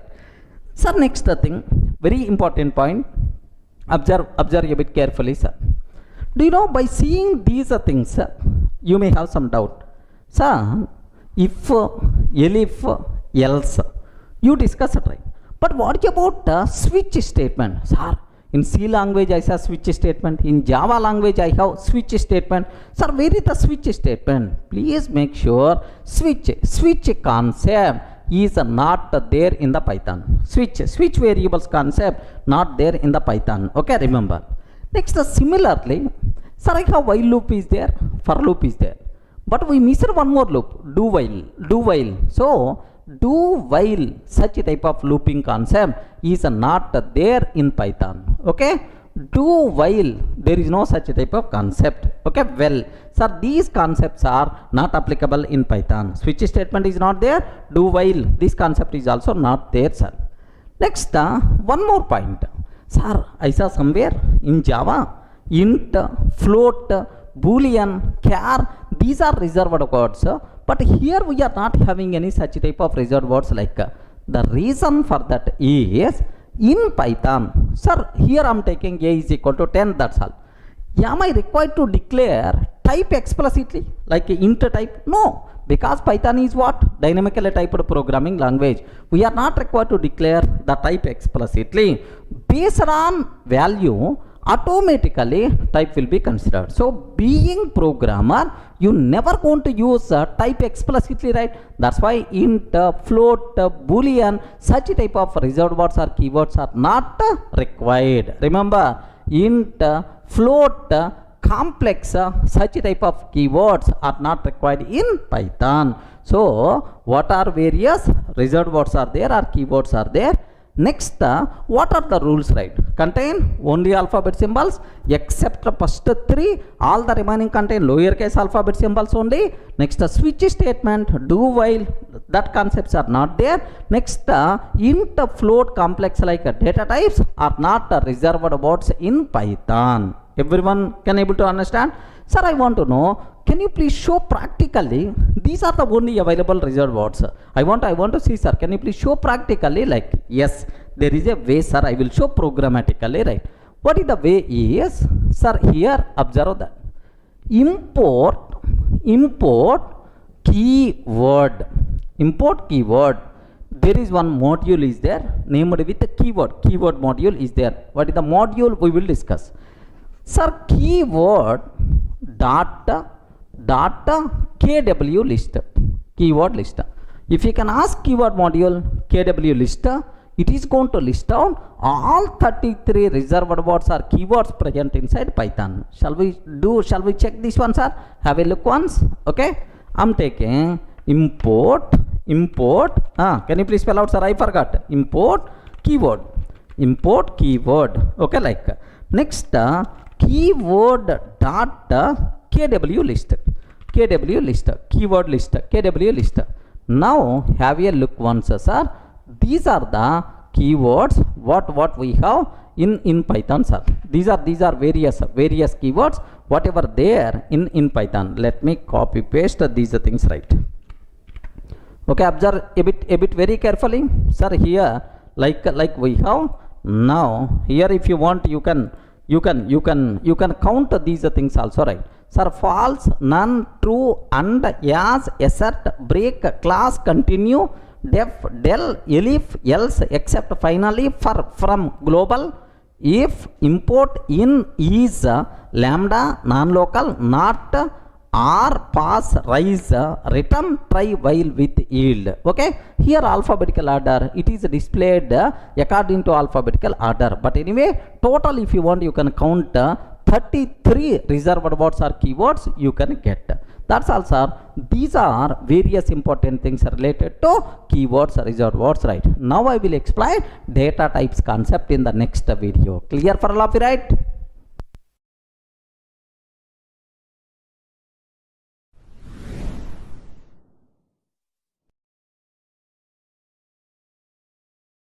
Sir, now the next topic what I have to explain, Python data types concept. Sir, can you spell out what is data type?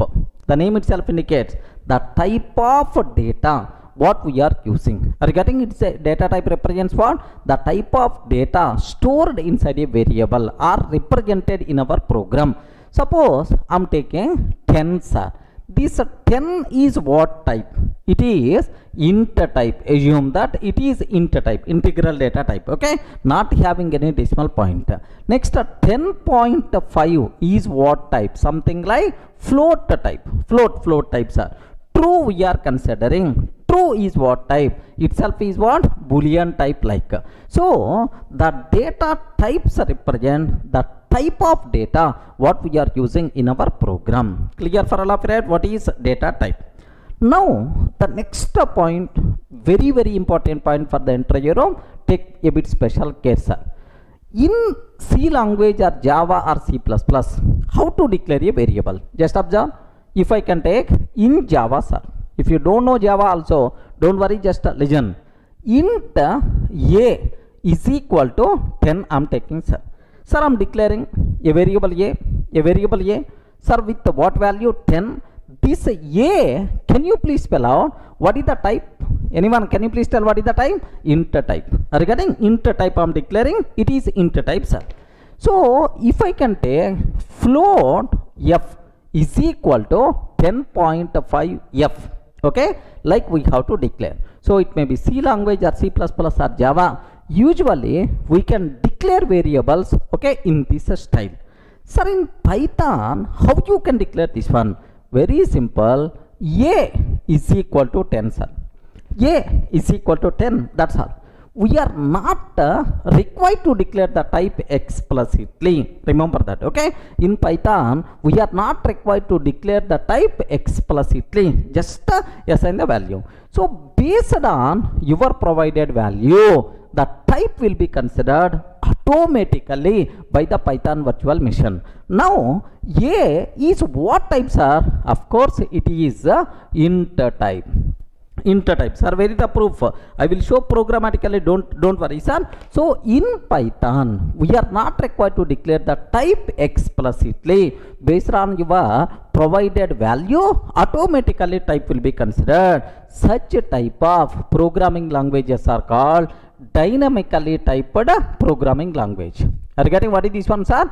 Dynamically typed programming language. But in C language or Java or C++, compulsory we have to declare the type explicitly. That's why these languages are called statically typed languages, right? Are you getting? These languages are called what? Statically typed languages. But Python itself is a dynamically typed programming language. Is it clear for all of it? So A is equal to 10. Now I am taking type of A. Sir, I want to know this A is what type? I want to know this A is what type, sir? This A is what type? If you want to know, type function is there which is provided by Python. By using that, automatically we can get what is the type of this variable, right? Of course it is the int type. Okay, well, sir, I am taking B is equal to true, sir. B is equal to true. Can you please tell B is what type? Respond. B is what type? Bool type, Boolean type. Are you getting? We are not required to specify type explicitly. The type will be considered automatically by the Python virtual machine. Now if you can ask type of B, now it is what type, sir? Bool type. Remember this one, sir. So the most valuable important question for the interview room, what is the meaning of dynamically typed programming language? So in Python, while declaring variables, we are not required to specify type explicitly. Based on your provided value, type will be considered automatically. Such type of languages are called dynamically typed programming languages, right? Best example, Python. Even JavaScript also. Do you know JavaScript also? We are not required to specify the type explicitly. Automatically, based on the value, the type will be considered, sir. Sir, where is the proof for that? Okay, just observe a bit very carefully, sir. I'm taking here, let me open my Python editor, sir. Okay, Python console, Python console. Now A is equal to 10. I'm taking A is equal to 10. Sir, can you please observe type of A? A is equal to 10. What is the type of A? Sir, can you please observe that? What is the type of A, sir? Int type. Are you getting? Type of A is int type. B is equal to 10.5. 10.5. Can you please spell out what is the type of B? Yes, what is the type of B, sir? Float type. Remember that. Next, sir, C is equal to true. I am taking, sir. What is the type of C? If you consider bool type, right? Okay, that's all. So is it clear for all of you, right? What is the meaning of dynamically typed programming language? We are not required to declare the type explicitly. Based on our provided value, type will be considered automatically. This type of nature is called dynamically typed programming language. What is about C language? C++, Java. These languages are statically typed. Compulsory, we have to specify type explicitly. But in Python, we are not required to specify type explicitly, dynamically typed. So best example, sir, Python, JavaScript, these are best examples for dynamically typed programming language. Clear, right? Now I have one small doubt, sir. I have two statements are there. Can you please spell out among these two, which statement is correct? In Python, type concept is not applicable. Okay, in Python, type concept is not applicable. Just I am taking, this is the first statement, right? Second statement I am taking, in Python, type concept is available. Type concept is available, but we are not required to declare. We are not required to declare explicitly. We are not required to declare explicitly. Are you getting? Explicitly. Okay. Can you please confirm among these two which statement is the correct? Is the type concept not available in Python? In Python, type concept is available, but we are not required to declare type explicitly. The type will be considered automatically based on provided value, which is nothing but what? Dynamically typed programming language nature. Clear for all of you, right? Most valuable important point, what is dynamically typed? Can you please give an example? Which languages are dynamically typed? You should be in a position to answer. Okay, well, now I will explain what are various available data types in Python, inbuilt data types present inside Python. So do you know, can you spell out some data types, whatever you know? Yes friends, whatever you know in other languages like C language or C++, Java, can you spell out some data types? Int, float, boolean, double, long, char, string type. Are you getting? String type like? So in Python, some data types may not available. Okay, some data types may not available, some extra data types may be present. Okay, like, sir, what are various inbuilt data types present inside Python? Observe very carefully, sir. So int is available. Okay, the first type itself is what? Int is available. Next, float is available. Int float. Next, do you know, complex numbers? To represent complex number, complex data type is available. Python's special. In C language, C++, Java, there is no such type of data types, or complex data type. Next, bool data type. Bool means what? Boolean. Next, str is available. Str means what? String type. Okay, like. So next, and after that, do you know list data type? List data type. Tuple, some people may pronounce as a tuple data type, list and tuple. The most valuable, very important question for the interview room. What is the difference between list and tuple? Without this question, there is no Python interview, man. So take a bit very special care. Next, and after that, set is available. Next, frozen set. Okay, set, frozen set. Next, dict concept. Dict means what? Dictionary like. Sir, next, sir, do you know bytes type? Bytes type. Next, byte array type. Next, range and then none. Sir, these are various Python inbuilt data types. What important data types? What we have, sir? So total have you observed? 5 plus 5 plus 4. Okay, almost around 14 data types. We have to discuss a bit in detail. Okay, almost around a few hours I will spend, sir, on these data types. First basic idea, so that you people can get much clarity, sir. Sir, can you please spell out what are various data types present inside Python? Okay, int, float, complex, bool and a string, boolean, string type. Next, list, tuple, set, frozen set, dictionary. Dict means what? Dictionary. Next, bytes, byte array, range, none. These are the things.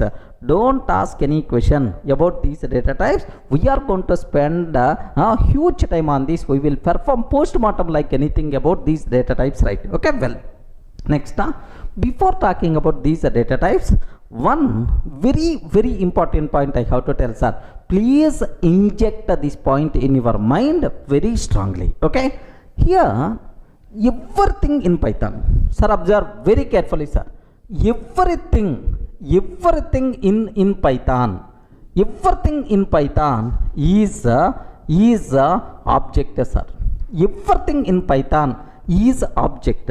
Do you know the people who are coming from other languages like Java, we have primitive types, object types, like there is some difference there. But in Python, everything is considered as objective only. Okay, so if I can take A is equal to 10, sir. A is equal to 10. Do you know this 10 is an object? This 10 itself is an object. Do you know here you have to keep in your mind A is the reference variable pointing to this int object. Sir, what is the value represented by this int object is 10, sir. What the value represented by this int object itself is 10. Remember this one. So a is equal to 10 means, sir, a is internally itself is an object. Sir, not only this one, boolean value, string value, everything in Python itself is an object only. Remember, please inject this point in your mind very strongly. Okay, well. Next, sir, a is 10. What is the type of a? How you can find the type of a? We covered already. Can you please spell out which inbuilt function we have to use? Type itself is inbuilt function, Python's inbuilt function to know the type of a. Okay, well. Next, once it is an object in the memory, in the Python virtual machine memory, where this object will be stored? What is the address? What is the address of this object? If you want to know address of object, then we have to use id function. What is the function we have to use? Can you spell out, sir? id function, id of a. What is the address of this object, right? Next, I want to print the value of a. Can you please spell out what is the value of a? 10. Can you please print the value of a? Then we require to go for print of a. So the most commonly used Python inbuilt functions are type function, id function, and then what? Print function. To know the type of a variable, type functions are. To know address of the object represented by a variable, sir, id is the function. To print the value of a variable, then we require to go for what? Print function. These are the three inbuilt functions most commonly we are going to use in Python. Just have a look once, sir. Sir, I am taking here a is equal to 10. I am taking, sir. Have a look once. Can you please observe? A is equal to 10. 10 I am taking. Can you please tell what is the type of a, sir? What is the type of a? Sir, it is int type. It is class int type, sir. Okay, well, int type. Sir, what is the address of this? id of a. What is the function? Please spell out id of a. Here are you seeing, right? Yes, sir, this is the address. id of a means this is the address, right? Similarly, okay, what is the print of a, sir? What is the value of a? What is the value of a, sir? 10. So these three are Python's inbuilt functions most commonly used. So before starting our data types concept, if you have clarity about this, I can use repeatedly this in our next discussions, right? Clear up to this?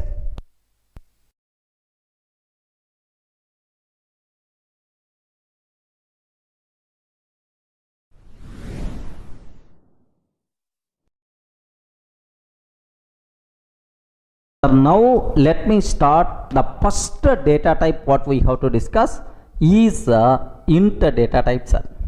Sir, integral values. I want to represent a number without a decimal point. Do you know? Just a 10 I want to represent, or 120 I want to represent. Sir, these number never talks about any decimal point. Regarding the numbers without a decimal point, these numbers are called integral numbers. Remember this one. Sometimes I can use the word integral numbers, or sometimes we can use the word whole numbers. Regarding we can use the word whole numbers without any decimal point. These numbers are called integral numbers. If you want to represent integral values, then we require to go for which data types are? Int data types are. Okay. Best example, a is equal to 10.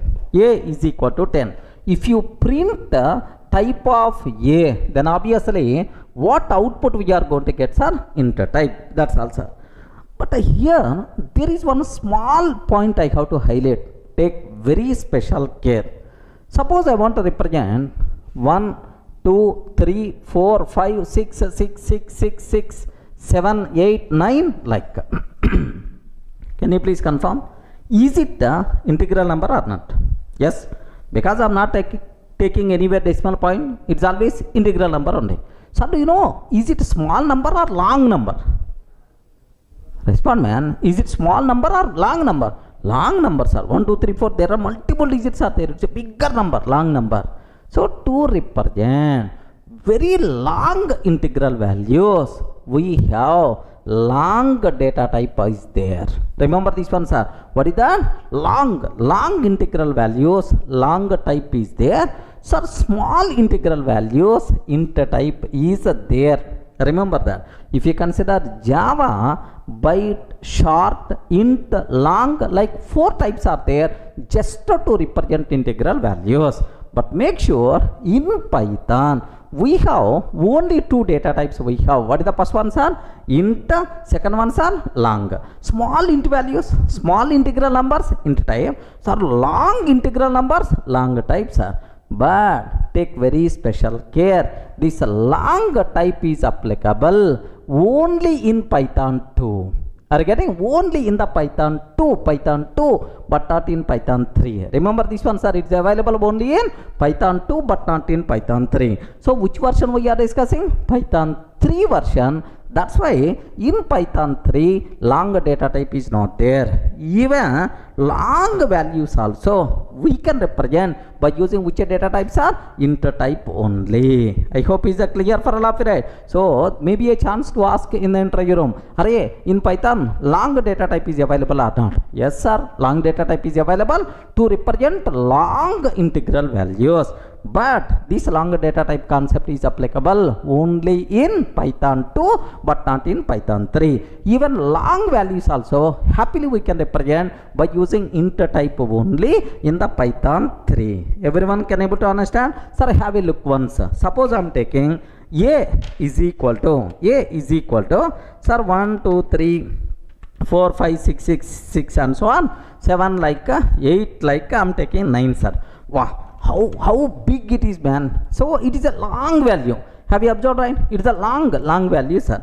Now I'm taking what is the type of a? What is the type of a? Because I'm using Python 3x. That's why, sir, type of a itself is what? Int type. There is no long data type in Python 3. It is applicable only in Python 2. Everyone can able to understand, right? So maybe a chance to ask long versus int like this, right? Next, sir, to represent int value, what are various possible ways are there in Python, sir? So we can represent integral values by using 4 ways. Remember that. So we can represent, sir, this a is equal to 10, this integral value. In how many ways, right? 4 ways are available. First one, decimal form. Are you getting? What is the first one, sir? Decimal form. This decimal form is also known as base 10. Decimal form is also known as based on our common normal approach, right? Second one, sir, octal form, or let me go for binary form. Okay, binary form. Binary form is nothing but base 2, sir. We can represent by using binary form, which is nothing but base 2. Next, third one, sir, octal form. Okay, octal form itself is base 8. Octal number system itself is base 8. Next, hexadecimal. Hexadecimal means base 16. Remember that. So integral values, so int type values in Python, in how many ways we can represent, sir? 4 ways are available. What is the first way, sir? Decimal form. Second way, binary form. Third one, octal form, and then hexadecimal form. Sir, let me talk about these types in detail, sir, these forms in detail. Sir, first one, decimal form. Okay, assume decimal form means base 10, sir. In base 10, do you know this is the default number system what we are using? We are always going to talk about numbers with respect to base 10 only. Okay, base 10 is the default number system, right? Sir, which digits are allowed? Allowed digits are 0 to 9. Allowed digits are what? 0 to 9. Suppose I am taking a is equal to 123. Acceptable. A is equal to 986. Acceptable. Like this, right? Okay. 0 to 9. Any digit is allowed. This is the default number system. Not required to discuss much more about this one, sir. Sir, now the same integral value you can represent by using binary form also. Are you getting? By using binary form also we can represent, sir. Binary means what? Base 2. base 2. Sir, in base 2, what are the allowed values? Can you please spell out in base 2 what are the allowed values? Zeros and ones. Regarding what are the allowed values, right? Zeros and ones. That's why, do you know? So, allowed digits are 0 and 1.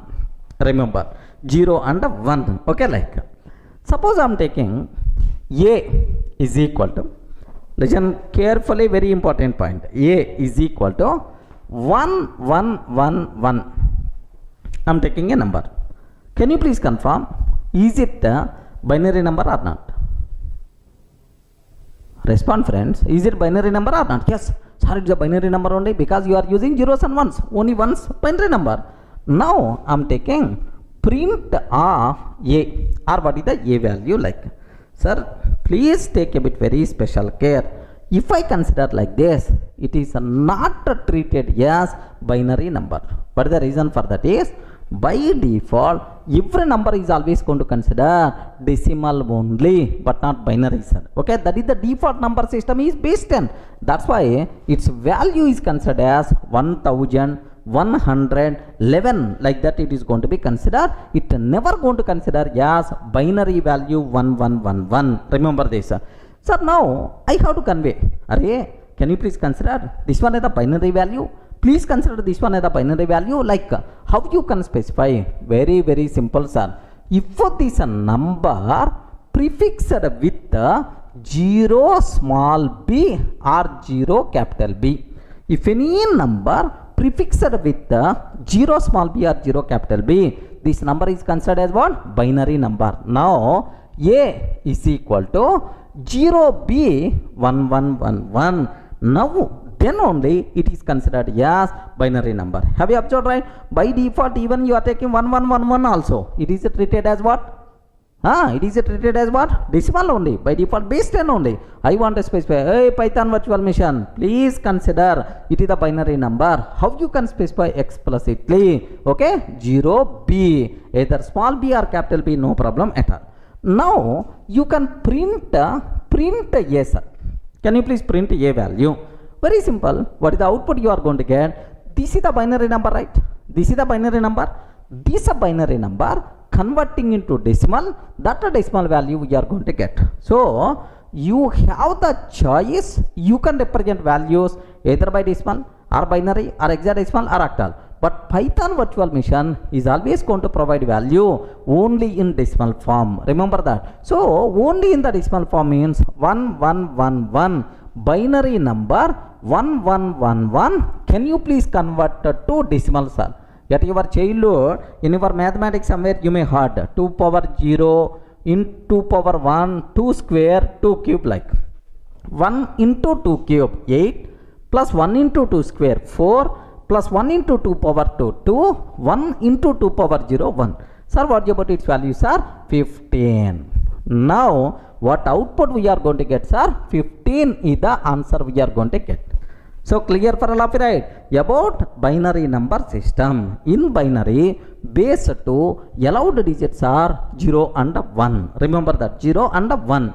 Next, literal value compulsory should be prefixed with either 0 small b or 0 capital B. Clear, right? That's all. This is what you should aware. Now, let me go for that. Have a look once, sir. Sir, I am taking A is equal to 1111. Like this I am taking, sir. A is equal to 1111. Print of A, sir. Can you please confirm? Is it treated as the decimal or is it treated as the binary? Sir, it is the decimal. Means that it is the base 10 only. The value 1111. If you want, have a look once. What answer we are getting, sir? 1111. Direct decimal value only, right? So, I am taking A is equal to, can you please confirm how I can consider this number is the binary number? Compulsory should be prefixed with what? 0 small b or 0 capital B. Okay, like now I am taking 0, sir, capital B. Anyway, small b or capital B, 1111. Like this I am taking, sir. Can you please print of A? Now, equivalent decimal value 15 we are going to get. I hope the terminology is very clear for you people, right? So in how many ways we can represent integral value? 4 ways, right? What the first one? Decimal, binary. Decimal, default number system, allowed digits are 0 to 9, we are not required to do anything. Next binary base 2 sir, 0 and 1 only allowed digit, but compulsory literal value should be prefixed with 0 small b or 0 capital B. Any doubt? Everything is clear for all of you, right? Sir, now the next form, third one, octal form. Okay, remember octal form, sir. Sir, what is the octal form? Base 8. Observe carefully, base 8. Sir, allowed digits are 0 to 7. So which digits are allowed in the octal base 8 number system is 0 to 7, sir. Compulsory literal value should starts with the 0 small o or 0 capital O. Remember this one, sir, not 0 0. 0 small o or 0 capital O. If the number starts with 0 small o or 0 capital O, this number is always treated as octal number. Remember, suppose a is equal to 0 small o, 0 small o or capital O, anything you can take. Sir, now 1 2 3 I'm taking. Yes, perfectly it is octal number. If I print the value of a, what is the answer we are going to get? I told already, Python virtual machine always provide in which formats are decimal only. Convert this octal number into decimal, sir. How to convert octal to decimal? At our childhood we covered already, we discussed already, right, in our school days. Okay, now 3 8 power 0, 8 power 1, 8 square. So 1 into 8 square means 64. 2 into 8 means sir 16. 3 into 8 power 0 means 8 power 0 is 1. 3 into 1 means 3. Okay, 64 plus 16, 80. 80 plus 3, its value will become 83. That's all. Perfectly, sir, it is treated as octal number. If I print the value we are going to get is 83. Have a look once. Can you please consider? A is equal to 0 0 O. It may be small o or capital O. 1 2 3 I'm taking, sir. Perfect. Now can you please print off A?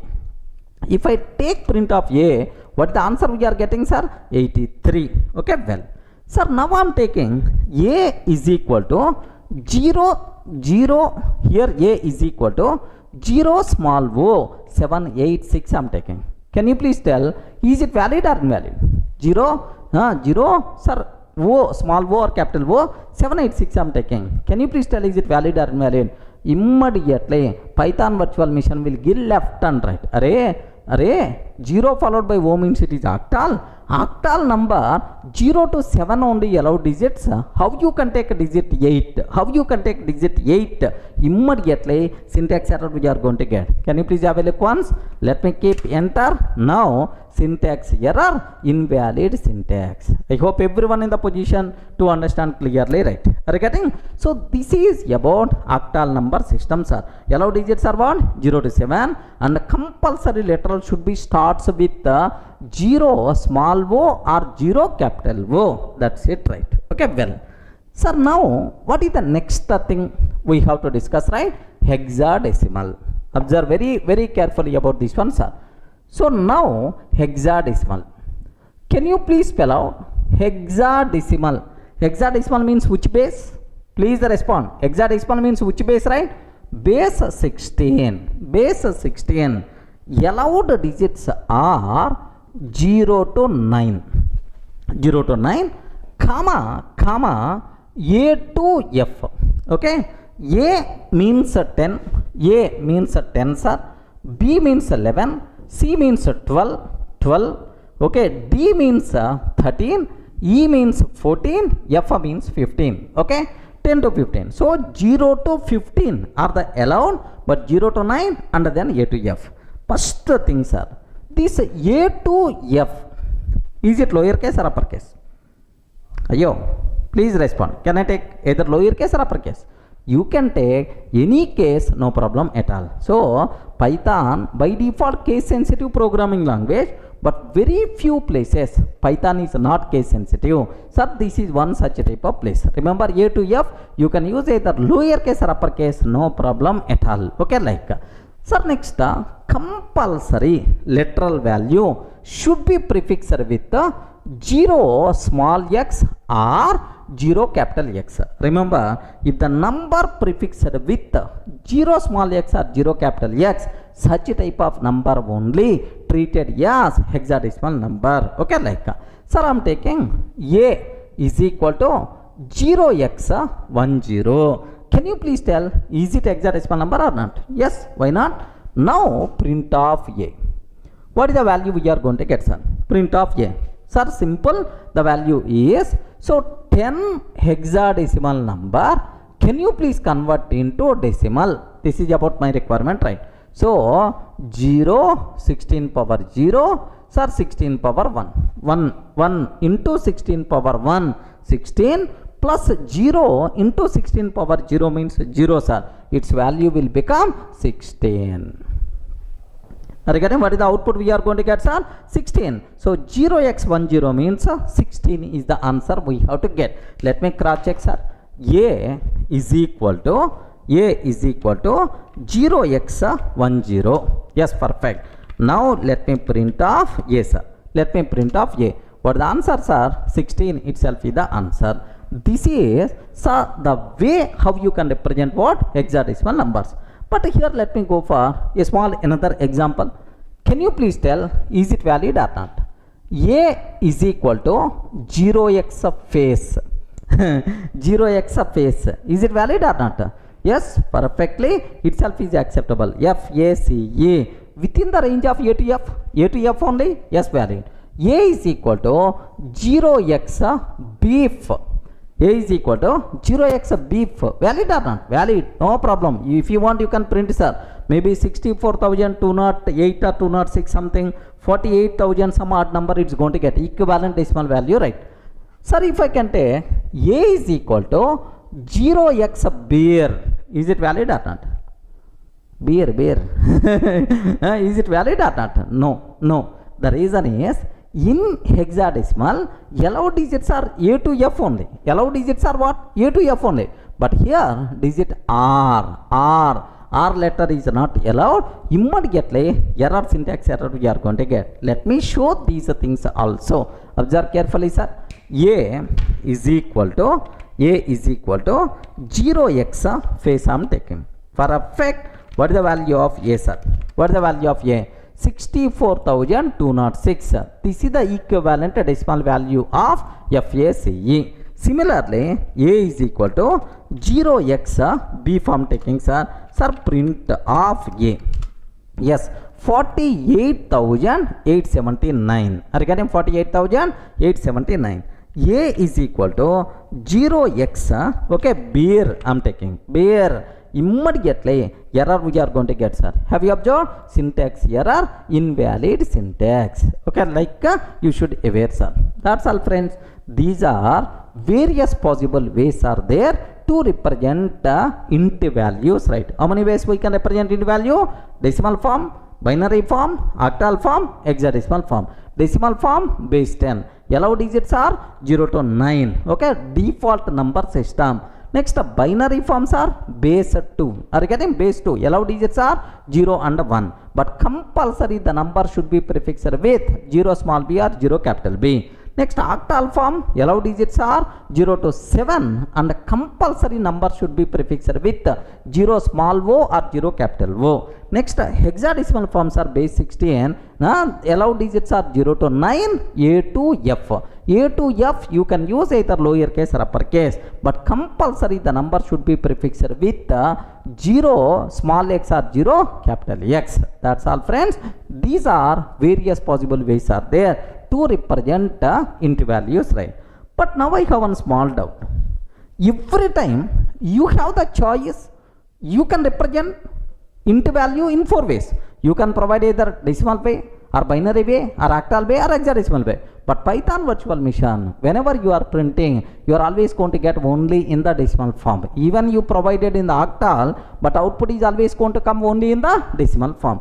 Some people may ask, sir, I want output in the binary form. I want output in the octal form. Is it possible or not? Yes, base conversion functions are there. By using those base conversion functions, we can convert binary value to octal, octal to hexadecimal. Dancing, we can do that. We will discuss that part. Up to this is the clear?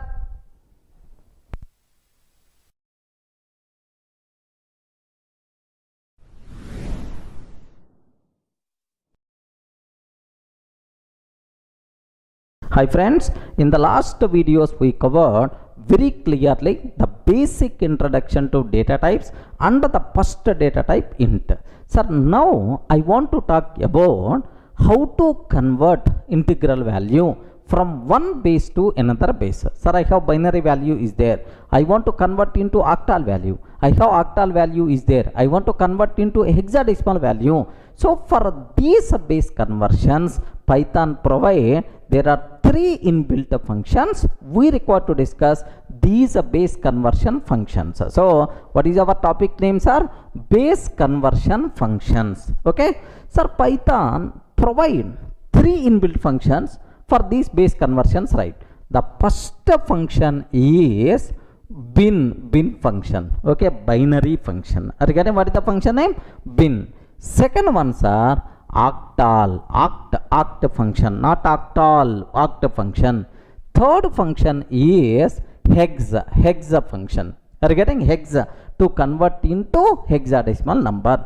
So bin function can be used to convert from any other base to binary. Boss, I want to get binary representation for the given number. Then we require to go for bin. I want the octal representation for the given number. Then we require to go for octal. I want hexadecimal representation for the given number. Then I require to go for hexadecimal, right? So to convert from one base to another base, these are the three functions what we have. Now observe this one, sir. Sir, first let me go for bin function. Bin of, suppose I am providing, sir, just the 15. It is the decimal value. It is the decimal value. Now the corresponding binary representation we will get. Sir, what is the binary string for this? 0b. Of course, it's the binary. 0b 1111. Okay, like, sir, how to convert 15 to binary? You know at your childhood, I hope we discussed it, right? 15. Can you please convert into binary means 2 7 jar 1. Okay, 2 sir 2 3 jar 1. 1 is the remainder. 2 sir 1 1. So what is the value, sir? 1 1 1 1. This is the equivalent binary representation, sir. Similarly, I have 0 O 1 2 3 is there. Can you please spell out 0 O 1 2 3? What is this one? I respond. What is this one? 0 O 1 2 3 itself is what? Octal number. I want to convert this octal number to binary. Similarly, I have bin of 0x face. 0x face. Sir, what is this number? Hexadecimal number. Hexadecimal number to binary if you want to convert, then this is the way, sir. Are you getting? Bin function can be used to convert the number from other bases to binary or to binary number system, right? Let me go for this small example, sir. Here I am taking here just a bin of okay, just I am taking 15, sir. What is the answer? 0b1111. Bin of 15. Boss, can you please convert decimal number 15 to binary? Okay, what the values are? 0b1111, like bin of 0o123, like this I am taking, sir. Equivalent binary value 0b1010011, something like we are going to get. Sir, here bin of 0x face I am taking. 0x face I am taking, sir. Now this is the equivalent binary number for this 0x face. Okay, like clear for all of it, right? So how to use bin function? What is the purpose of bin function, right? The same way Next one, sir, let me consider octal, oct function, octal. Sir, I have 100 decimal value is there, 100 decimal value. I want to know what is the equivalent octal value, then OCT is the function. Sir, similarly, OCT of 0B 111101 something like. I don't know. Sir, this is the binary number. Can you please provide equivalent octal value like this, right? Sir, octal of here 0x phase, 0x phase. Hexadecimal number, can you please convert into octal? Binary number, can you please convert into octal? Decimal number, can you please convert into octal? So from the given, from any other base to octal, if you want to convert, then we require to go for what? Octal. OCT, oct itself is the method, sir. Clear for all of you, right? Okay. Have a look once, sir. Here I am taking OCT of 100 I am taking, sir. If I can take OCT of 100, 00144, this is about the equivalent octal value, sir. OCT of 0B 111101. I don't know what about its value. I want to get equivalent octal value 075. Sir, OCT of 0x phase I am taking. Have you observed? This is the equivalent octal value for the given hexadecimal number. So, for the given hexadecimal number, if you want to convert into octal, then these are the ways, right? Okay, well. Sir, what is the next cinema? Okay, sir, hexa function, sir. So, for the given hexadecimal number, for the given any other base, if you want to get hexadecimal number, then we require to go for hexa. Sir, I have 1000 is there, sir.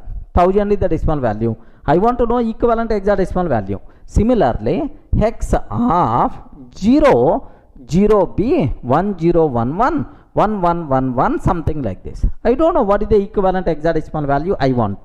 Sir, hex of 0O123456 like this. If you want to know corresponding hexadecimal number, then we require to use a hexa function, right? Okay, well, have a look once here. Hex of 1000 decimal value. Can you please convert into hexadecimal number? Can you please convert into hexadecimal number? 0x3e8 like this, right? Okay. Similarly, hex of 0B 11111111 like this I am taking, sir. What is the answer? 0xbf. Okay, 0xbf, it is the equivalent hexadecimal number. Hex of 0O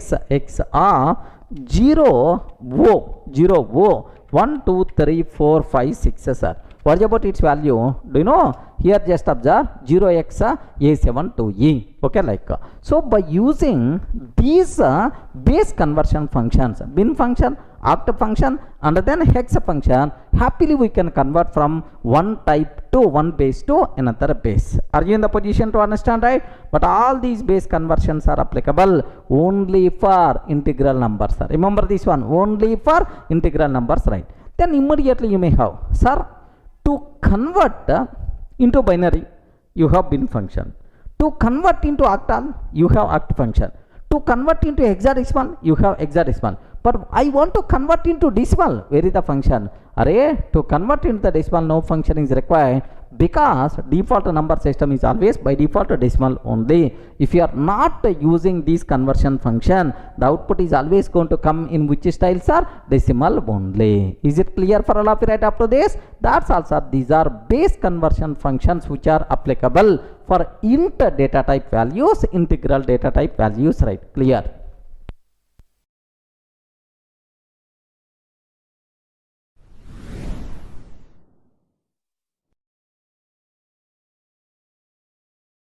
Hi friends, in the last videos we covered very clearly what is int data type, how you can represent integral values, what are various possible representations are there, next how to convert from one base to another base. Up to that it's very clear. Sir, now the next data type what we have to discuss is float data type, sir. Sir, now I have a number is there 123. it is the whole number, sir. Okay, 123 whole number without decimal point. Happily you can represent this by using int data type. Okay, well, suppose I want diesel price. Regarding I want a diesel price. Assume that 78.43, 78 rupees 43 paisa. Assume that, sir. Sir, next dollar value in rupees. Assume 70.12. Assume that 70 rupees 12 paisa, 12 paisa like. Sir, how you can represent these values, the numbers with the decimal point? These numbers are by default considered as floating point values. Regarding, don't feel in our program you are always going to represent only whole numbers, integral numbers. No, sometimes we may require to do this type of values also. How you can do that? Okay, to represent these floating point values, we have which data types are float data type we have to use. Remember this one, sir. Okay, sir, now I am taking f is equal to sir 112.456 like this I am taking, sir. Can you please spell out what is the type of f? If I print the type of f, now I will get what? Float.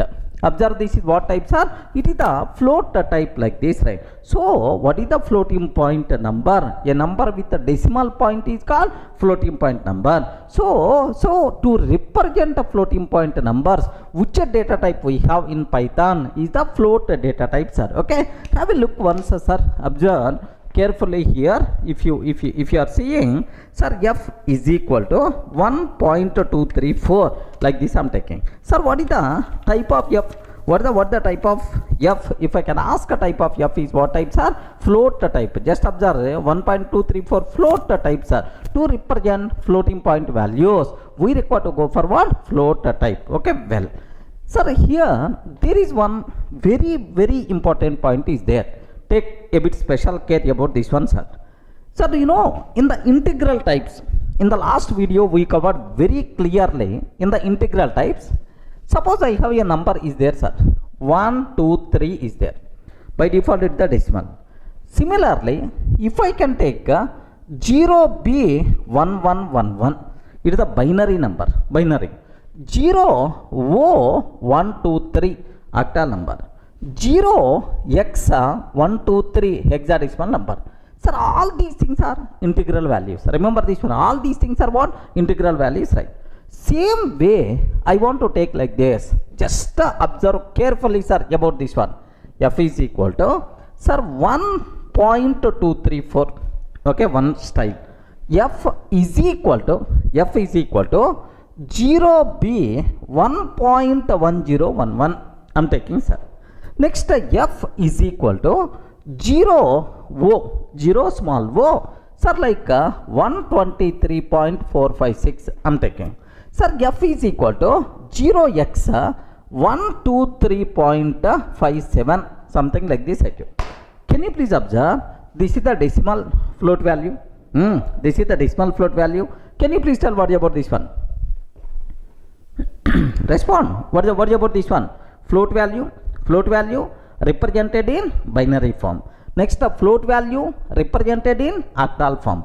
Float value represented in hexadecimal form. I hope everyone can able to understand, right? So, respond.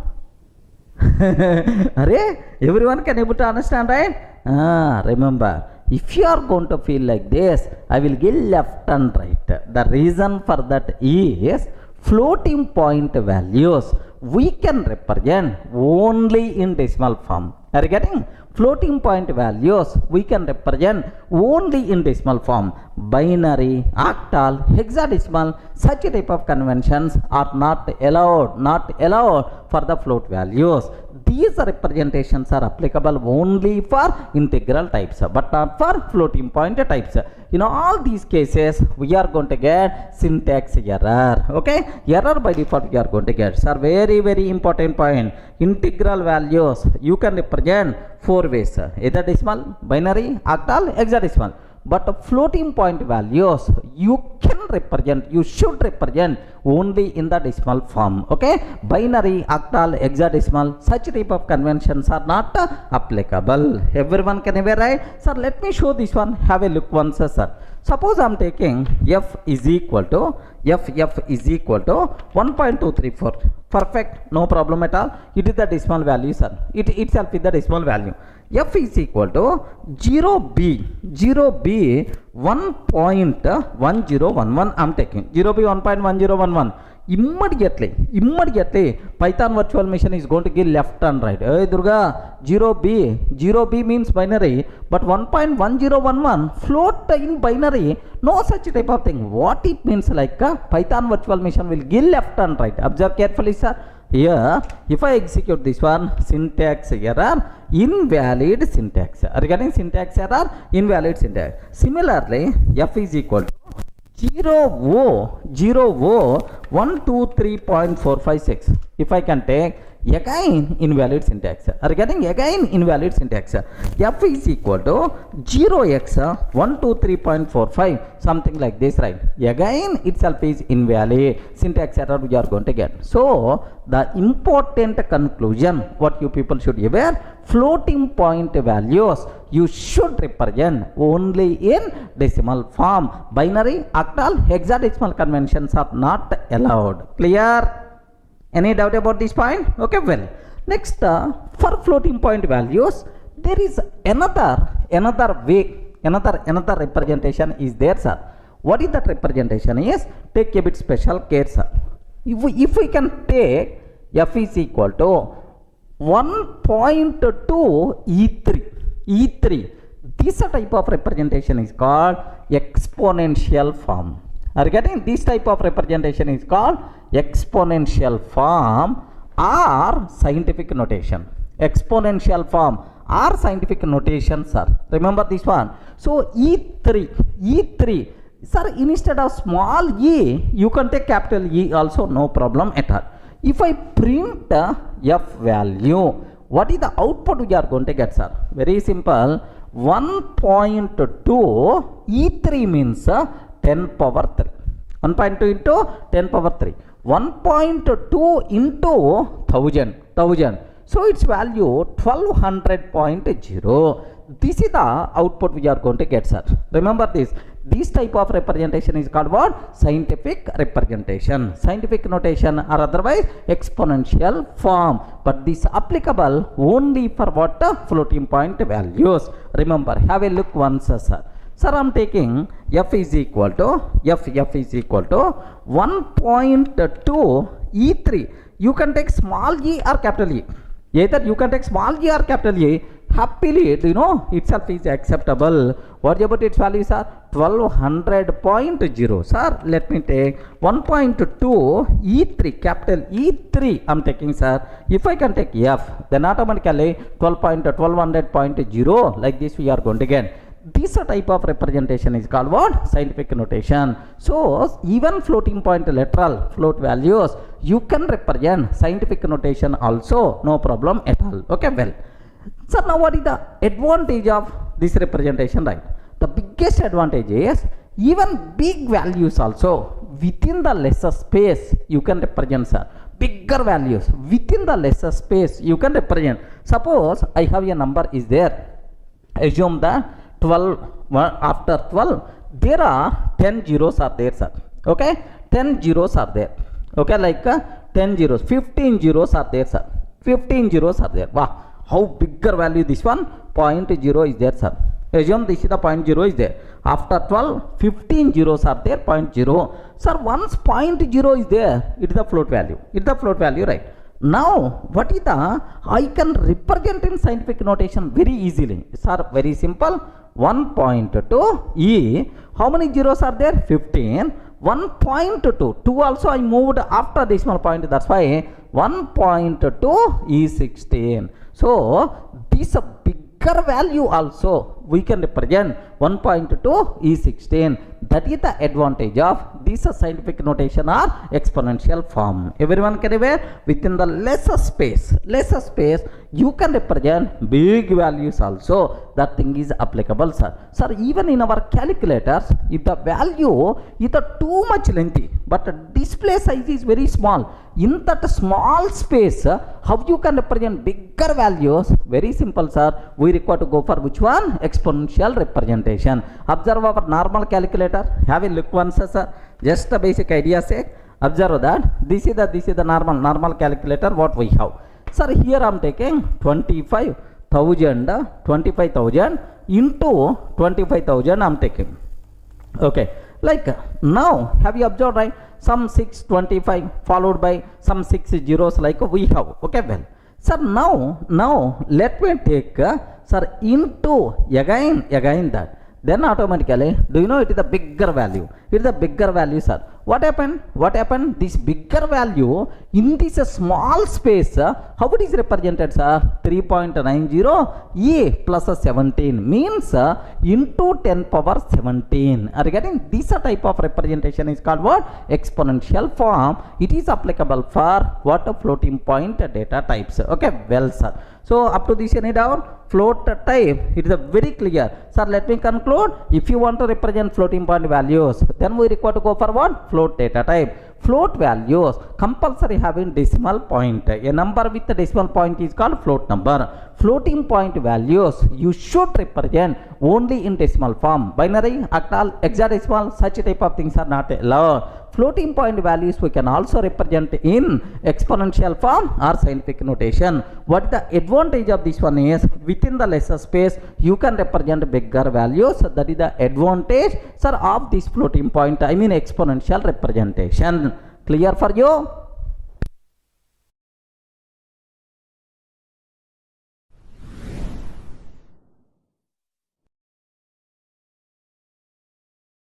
Sir, in the last videos we covered int and float data type, right?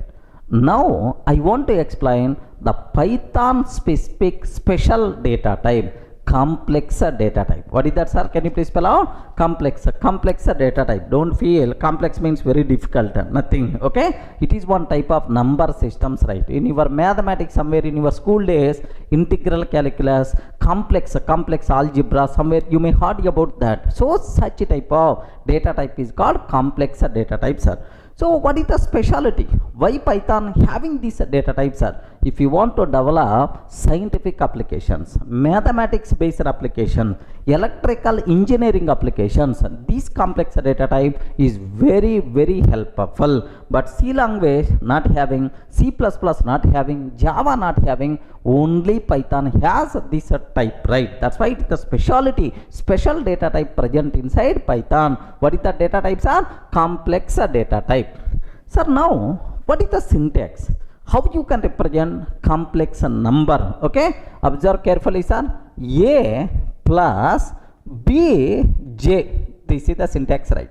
A plus bj, a complex number is of what form? How you can represent, sir? A plus bj. Sir, this A is called real part. This A is called real part.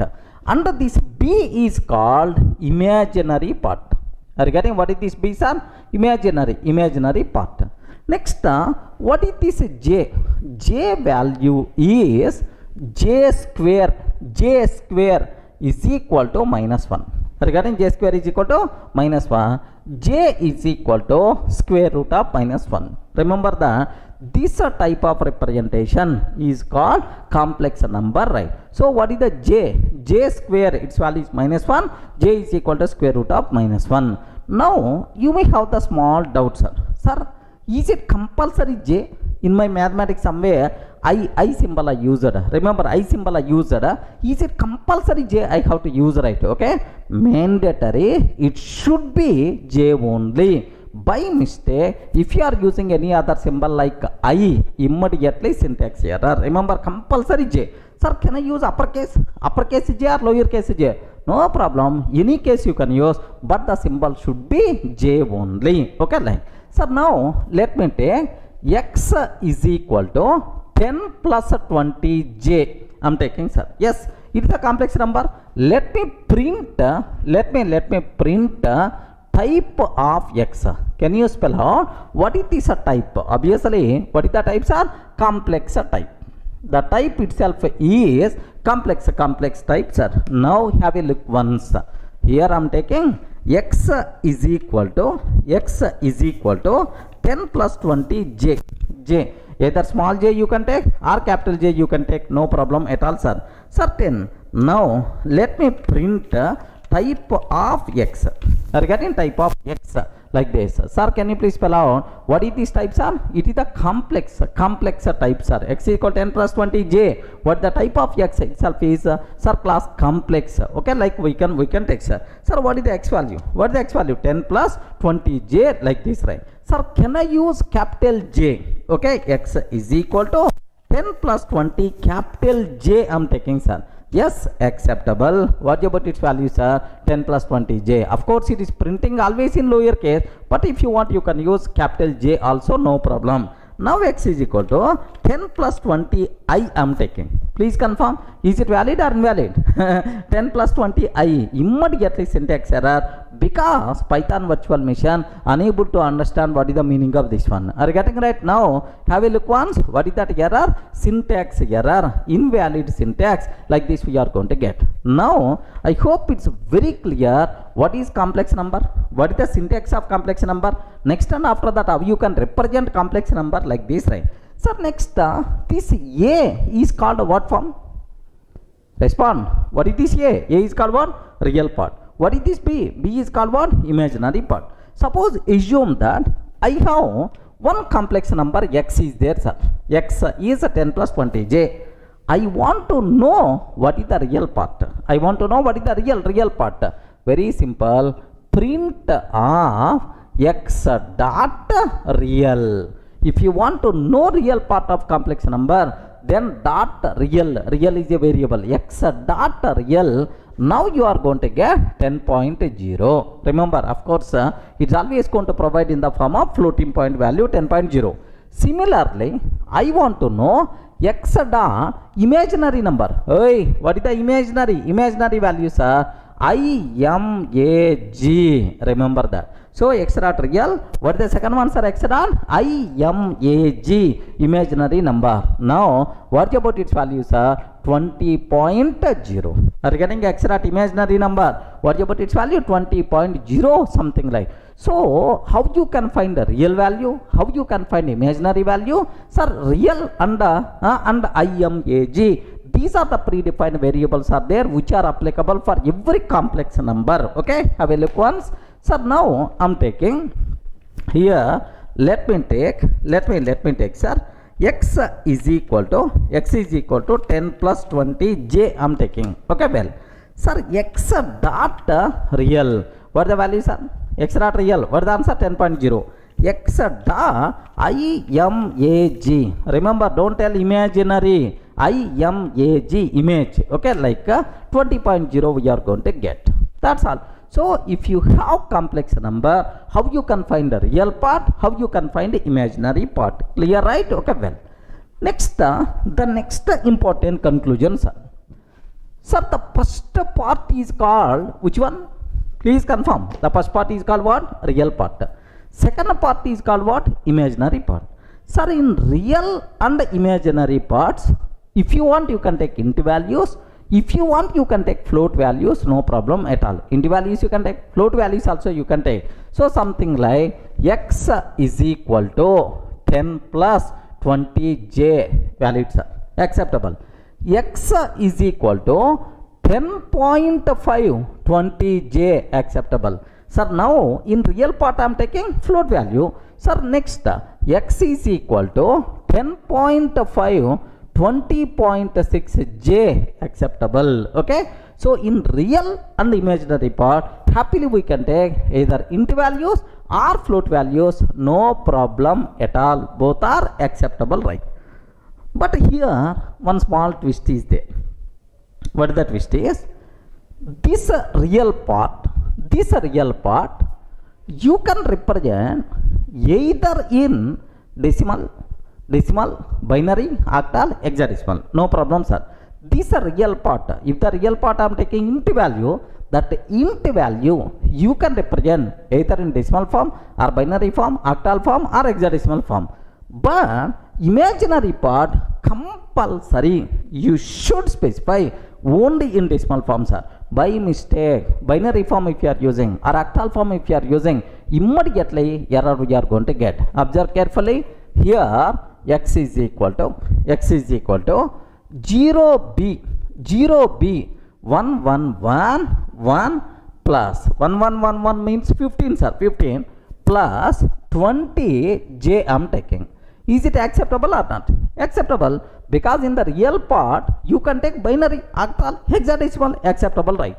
But if I can take x is equal to 15 plus 0b 1111 j I am taking, immediately error we are going to get, sir, because imaginary part compulsory the value we have to specify only in decimal form, but the real part you can specify either in decimal or octal or hexadecimal, acceptable. Observe this important conclusion. Have a look once, sir. Have a look. My requirement is, now observe this, x is equal to here I am taking, here just observe 10.5 plus 20.6 j. So real values, I mean both real and imaginary part can be either float values or can be either int values, no problem at all, acceptable, sir. Now if I print 10.5 plus 20.6 j, acceptable. X is equal to 0b 1111 plus 20j I am taking. X is equal to 0b 1111 plus 20j I am taking, sir. Sir, now real part, if you want, you can represent either binary, octal, hexadecimal, but imaginary part should be only in the decimal form. Correct, right? Have a look once, sir. Here, observe, it is acceptable. What is the x value, sir? 0b1111 means 15 plus 20j, acceptable. Now I am taking x is equal to 15 plus 0b1111 j I am taking. Immediately error we are going to get, because imaginary part we should not use sir any other form except decimal. Remember that compulsory we have to use only decimal form. So immediately we are getting what? Syntax error, invalid syntax. Any doubt about this one? I hope everyone in the position to understand clearly, right? What is the meaning of, sir, like how you can represent? Okay, like, sir, next one more point, sir. Assume that I have two imaginary numbers are there, something like x is equal to 10 plus 20j, y is equal to, sir, 20 plus 30j is there, sir. Two imaginary numbers are there. No, I mean two complex numbers are there. Now my requirement is, can I perform arithmetic operations between these complex numbers or not? Yes, we can perform, no problem at all. So if you want, you can ask x plus y. If you want, you can ask x into y. If you want, you can ask x by y. No problem, x minus y. All those things are perfectly acceptable. Even we can perform arithmetic operations between two complex numbers also. Okay, have a look once, sir. Suppose I am taking x is equal to 10 plus 20j. Next, y is equal to 20 plus 30j is there, sir. 30j is there. Now x plus y. What is the value of x plus y? 30 plus 50j. Okay, like this we are getting x into y. X into y minus 400 plus 700j. X by y. Okay, x by y. Some value we are going to get 0.6 and plus 0.07, something like we are going to get. So what about internal values? How these operations are going to work? We are not required to worry, sir. Just we can perform mathematical operations, sir, for complex numbers also. Just aware this one. Okay, this is about basic introduction about complex data type. But anyway, it is not that much frequently used data type in our Python. Okay, very specific scientific applications, mathematics applications, next electrical engineering applications, there this complex data type is going to play the role. That's why it is highly recommended to discuss as less as possible about this complex number systems, right? Any doubt? Are you in the position to understand what is complex number, where you can use complex number, what is the syntax, next which is called real part, which is called imaginary part? In real and imaginary, can I take int values or not, float values or not? Next, can I perform arithmetic operations or not? Next, can I use any base or only decimal? For real part, you can use any base, but imaginary part, only decimal form. Binary, octal, hexadecimal, not allowed. That's all, friends. Clear, right?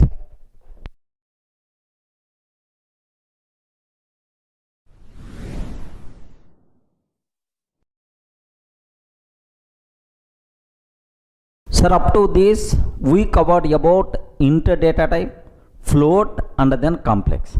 The next easy data type what we have to discuss is bool data types are bool means what? Boolean data type. Okay, I want to represent logical values, true, false, yes, no. Is this list is empty or not? So is employee salary is 0 or not, or is it 10,000 or not, something like. I want to check yes or no, true or false, to represent logical values. Then we require to go for what? Bool data type. Remember this.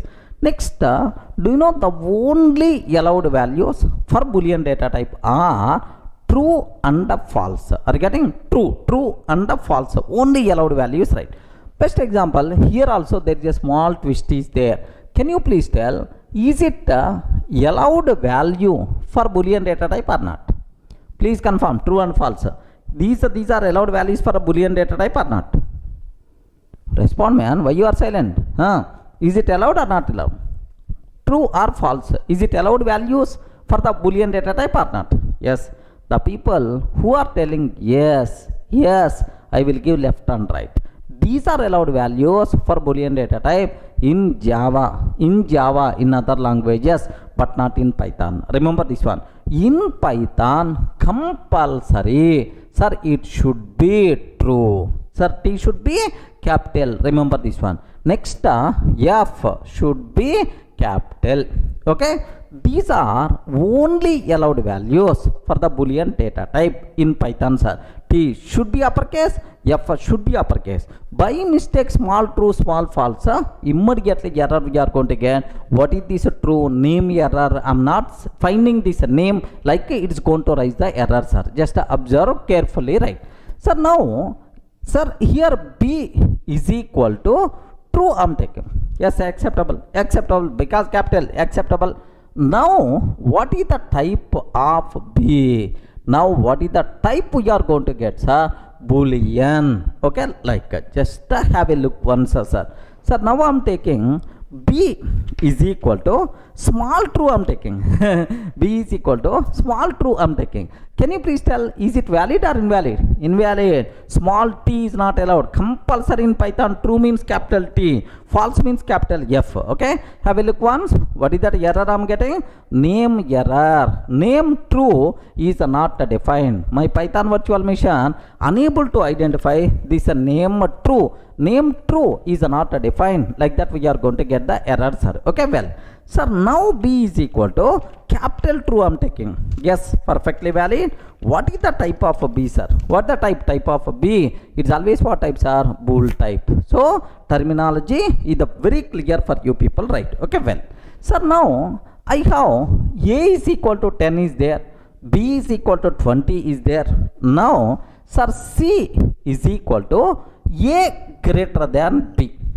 So, can you please check, is A greater than B or not? Is A greater than B or not? 10 greater than 20 or not? No. That's why, what is the output we are going to get? What is the value stored inside C? False. Let me print C value. Let me print a C value. Okay. What is the answer we are going to get, sir? False. Let me print type of C. Type of C. It is the Boolean type. So, the value is the false. It is what types are? Boolean type. Any doubt? Are you in the position to understand, right? So, just observe carefully, right? Now, A is equal to 10 I am taking. B is equal to 20 I am taking. C is equal to A greater than B. A greater than B. Now, sir, let me print the value of C, sir. What is the value of C? False. F should be capital, of course. Now, what is the type of C, sir? What the type of C? If I can take a class bool, the type itself is nothing but what types are? Bool type. Now, it's a very clear for you people, right? Okay. Now I have one small doubt, sir, about this Boolean data type. One small doubt is there. Listen carefully, right? If I can ask, can you please print, okay, true plus a true.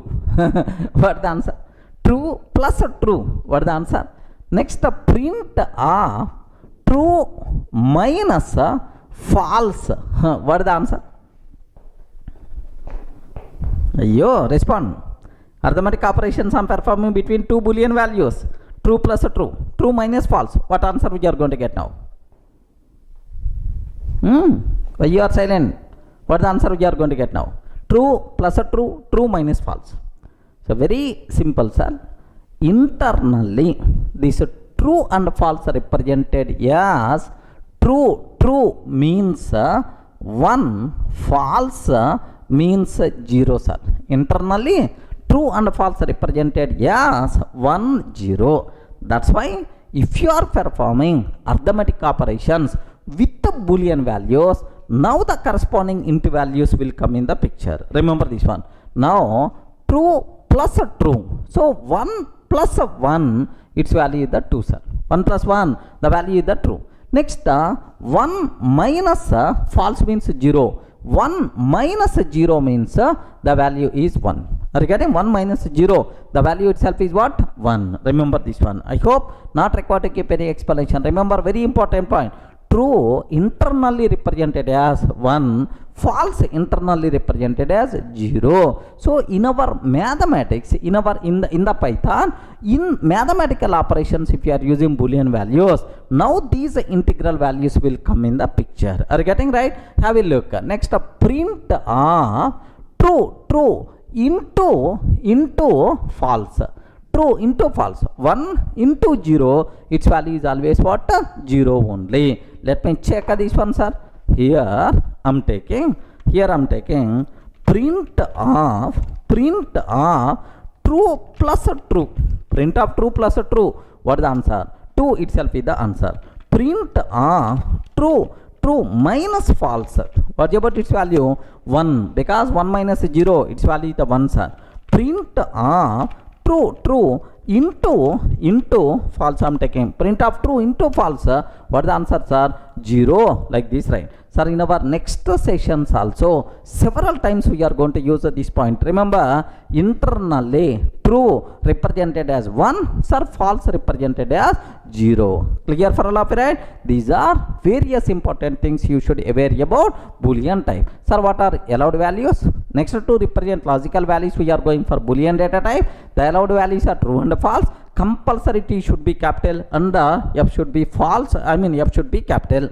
Next, internally, true and false represented as 1 and 0 in the mathematical operations. So, their integral values 1 and 0 will come in the picture. Beyond that, nothing, sir. Slowly, while discussing operators, I will add extra masala about these things.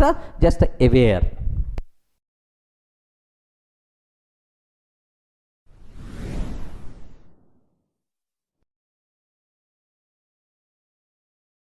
Sir, up to this, we covered 4 data types.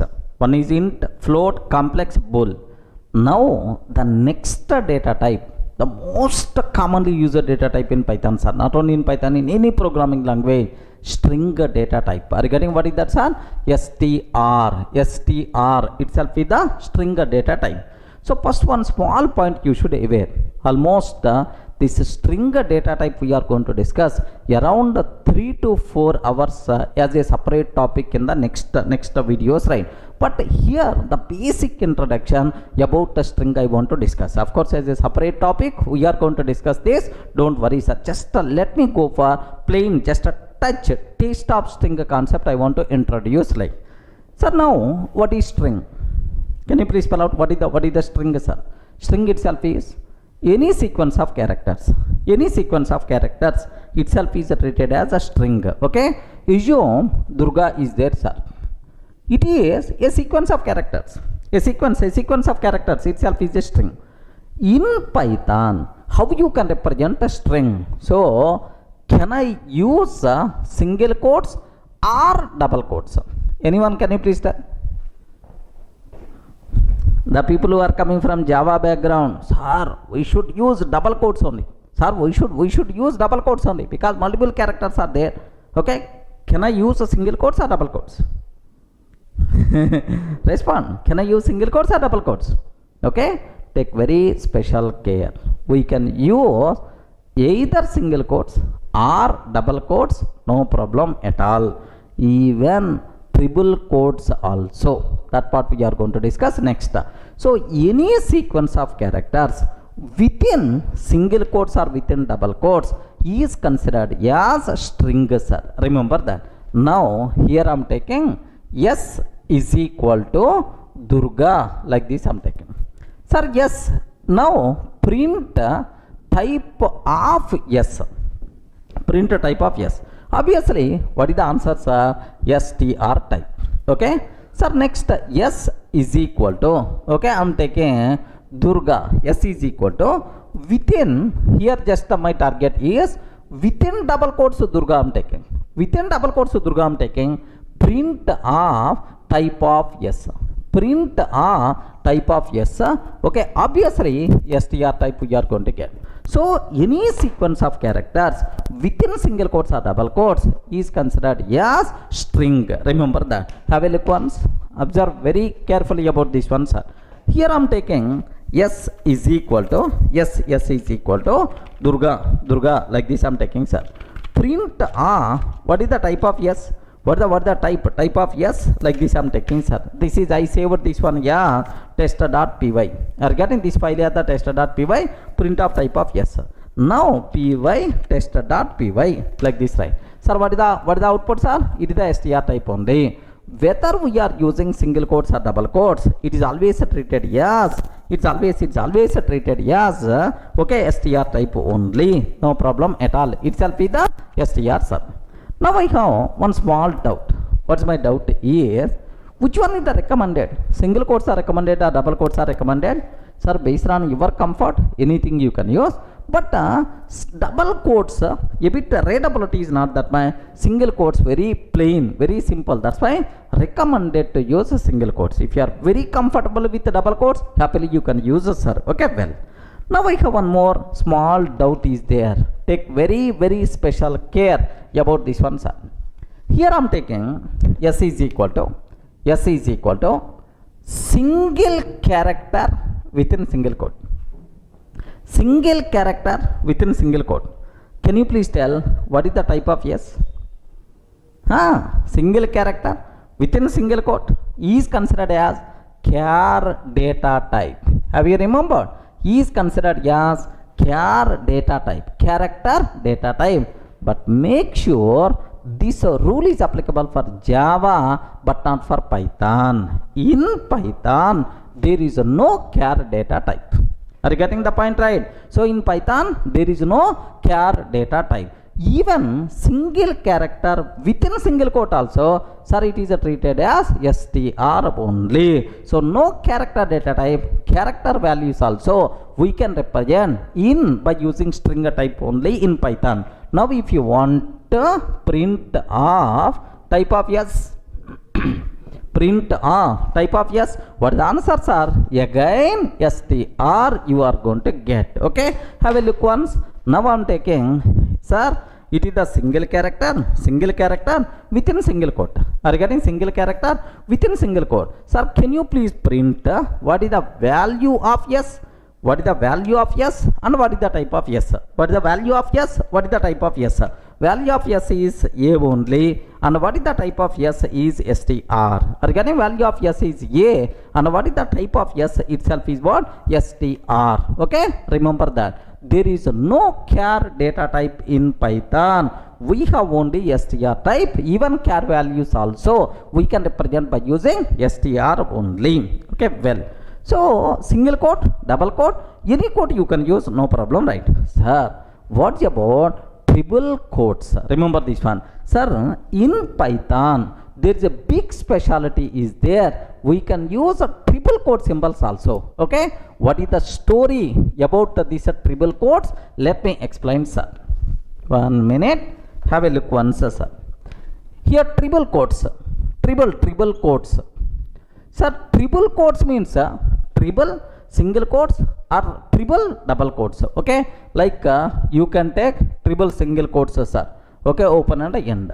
Or we can take triple double quotes. Triple double quotes, like sir, you can consider like this. Okay, it is also valid in Python. Triple quotes also acceptable, sir. Single quote, double quote, triple quote. Sir, I want to take 4 quote symbol, 5 quote symbol. PVM is going to give left and right. Remember that. So up to triple quotes are allowed. But where we can use triple quotes, what are various advantages are there because of these triple quotes? There are 3 application areas are there for the triple quote symbols, right? Sir, what is the first one? Legend, sir. Do you ever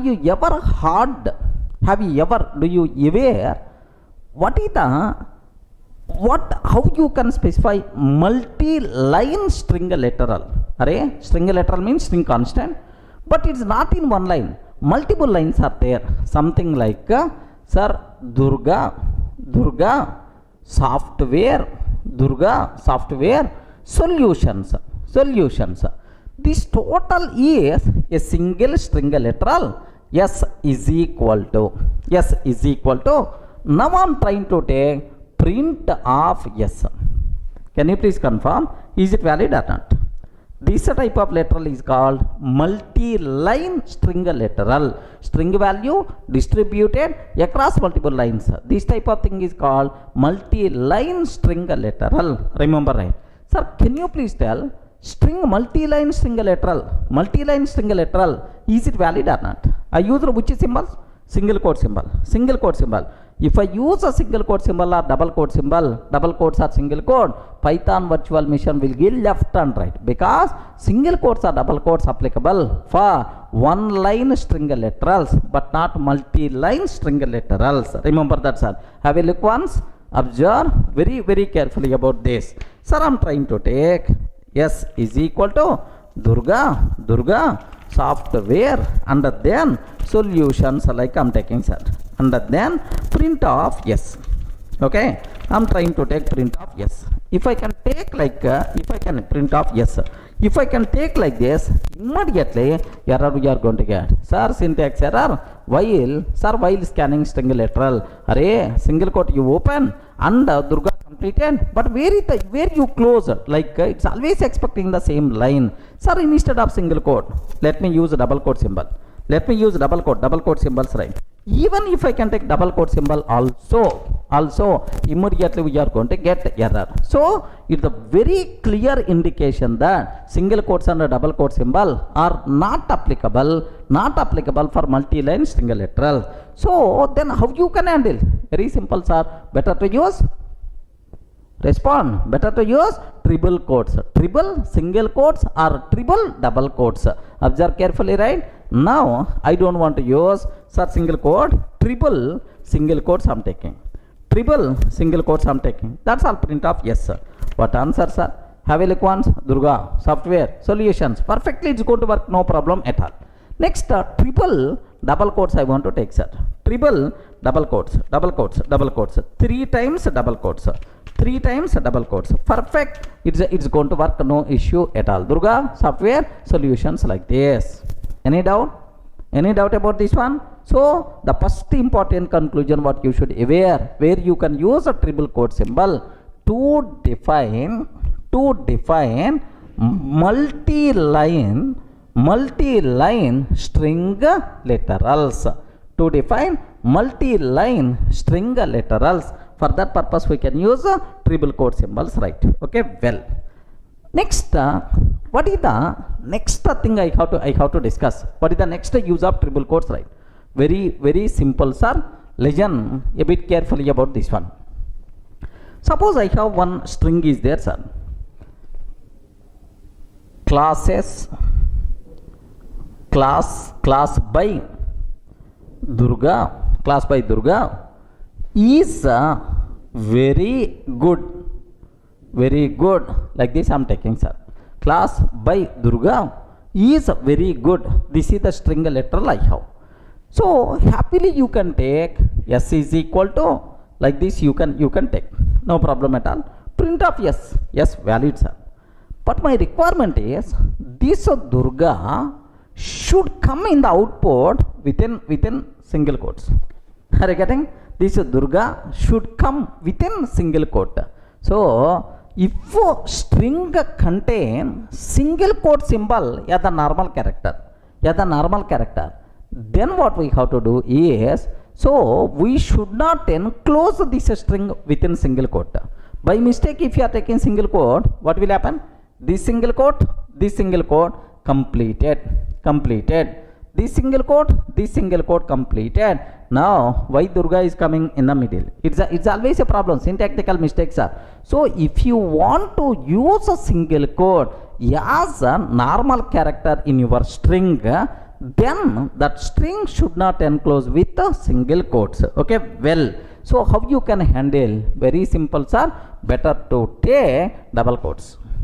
Are you getting? Better to take double quotes. Acceptable. Perfect, man. Don't worry. Acceptable. So means that if you want to use a single quote, the symbol in your string, then we have to enclose that string with the double quotes. Observe carefully. Have a look once. Now my requirement is, observe carefully, sir. Here py s is equal to single quote I'm taking. So class by Durga is very good. Something like I'm taking, sir. Have you observed? Here this total thing I'm enclosing within single quotes only. Right? Now observe. Syntax error, invalid syntax. Syntax error, invalid syntax, like this we are getting, sir. Now instead of single quote, if I use double quotes, instead of single quote, if I use double quotes, what will happen? Perfect. Let me print the value of yes. Yes, it is going to tell that, okay, Durga. It's going to tell that it is the Durga. No problem. Durga is coming within single quotes, right? Even here also, just let me take double quotes. Okay, class by Durga is very good. Something like I'm taking, sir, double quote. Now Durga I'm taking within single quotes. Acceptable. Now let me execute this code. Py test.py. Are you getting what is the output you are getting, sir? Durga is coming within single quotes. Acceptable. Same way, I want to use double quote symbol as a normal character in the string. Something like s is equal to class by Durga is very good. Class by Durga is very good. Now this Durga I want to take within double quotes. So if you want to use a double quote as a symbol, as a normal character in your string, you have to enclose that string with a single quote. Now it is acceptable, right? Okay. If you want to use a double quote, so enclose by using single quote. If you want to use single quote, enclose by using double quotes. Are you getting? Now we have a look. Sir, I want to take here this Durga. I want to take double quotes. Okay. Durga should be within double quotes.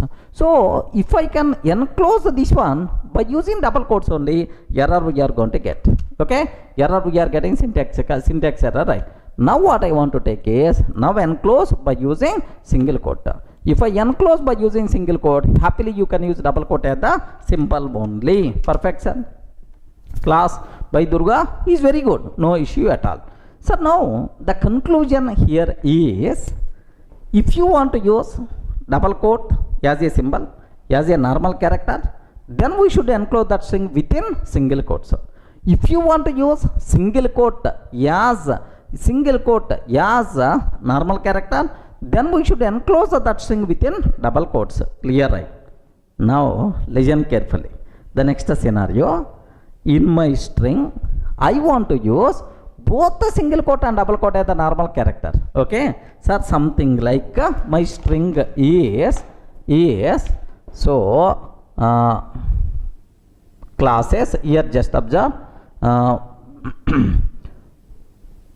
classes by Durga, classes by Durga for Python are very good. Assume that, sir. This is my string. But Durga should come within single quote. Python should come within double quotes. Array, you are using single quote symbol, double quote symbol, both as a normal character in your. Then how you can handle this type of requirement? For that, triple quote symbols came in the picture. Are you getting right? Now, this total string you have to enclose in triple quotes. Either triple single quotes you can use, triple double quotes we can use. No problem at all. Now, have a look once, sir. Sir, I am taking classes by here, classes by Durga for Python are very good. Like this I am taking, sir. Okay, well, sir, now in this Durga should be within single quote, Python should be within double quotes, like next here single quote, by mistake if you are using single quote, if you enclose this total by using single quote, immediately error we are going to get. Have you observed, right? Syntax. Hurry, enclose this total by using double quotes. Yes, now you are going to get again error. Okay, but enclose this one by using triple quote symbol. Either triple single quotes or triple double quotes, 100% pakka. This one is valid, sir. Have you observed? Classes by Durga is coming within single quote, Python is coming within double quotes, like so. The important conclusion what you people should aware, where you can use this triple quote symbols is in your string. If you want to use single quotes and double quotes as normal characters, then we should enclose that string within triple quotes. Okay, so what is the first use of triple quote? To define multi-line string literals. What is the second use, sir? To use single quote and double quote as normal characters in our string. Any doubt about this one? Okay, that's all. This is the second use of triple quote symbols, right? Next, one more use is also there, but as of now, so just aware the word. There is one concept is there named with documentation string. Okay, documentation doc string we can use to define doc string. What is that, sir? Can you spell out? To define doc string we can use a triple quotes, but as of now just aware the word. Somewhere in the next classes we are going to discuss in detail, sir. So triple quotes speciality in Python, sir, which is not allowed in C, C++, Java, but in Python triple quote symbols are allowed, where you can use a triple quote symbols, right, to define multi-line string literals. Next, to use a single quote and double quote as normal characters in our string. Next, to define doc string. For that purpose, we can use these triple quote symbols. Is the story is very clear, right? Except a doc string we are going to discuss in the next sessions in detail. You are not required to worry. Friends, are you getting the basic idea? Clear for all of you, right? Okay, that's all.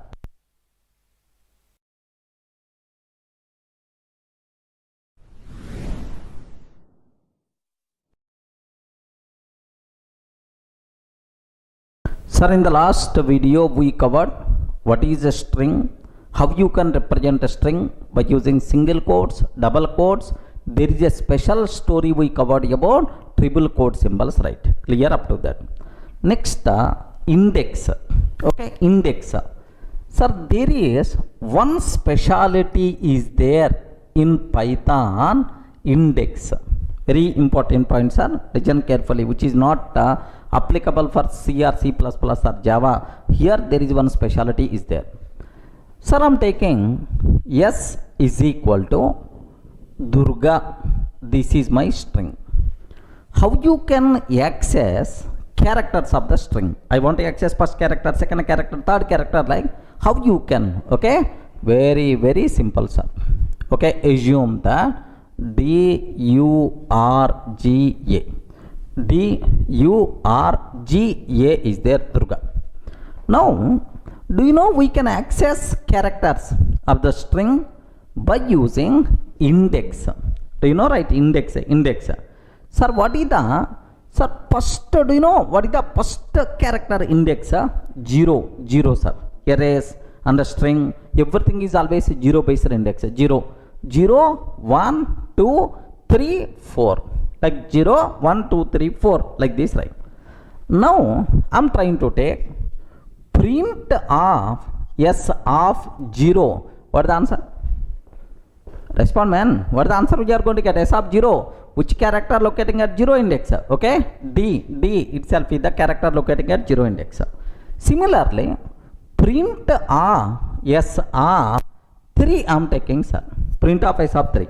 Can you spell out which character is locating, sir? G itself is locating. Regarding G itself, at the third index, which character is there? G is there, sir.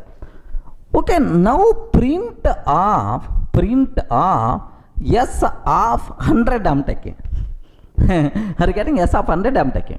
For this s, what is the valid index? 0 to 4. 0 to 4 only. But 100 index is not there.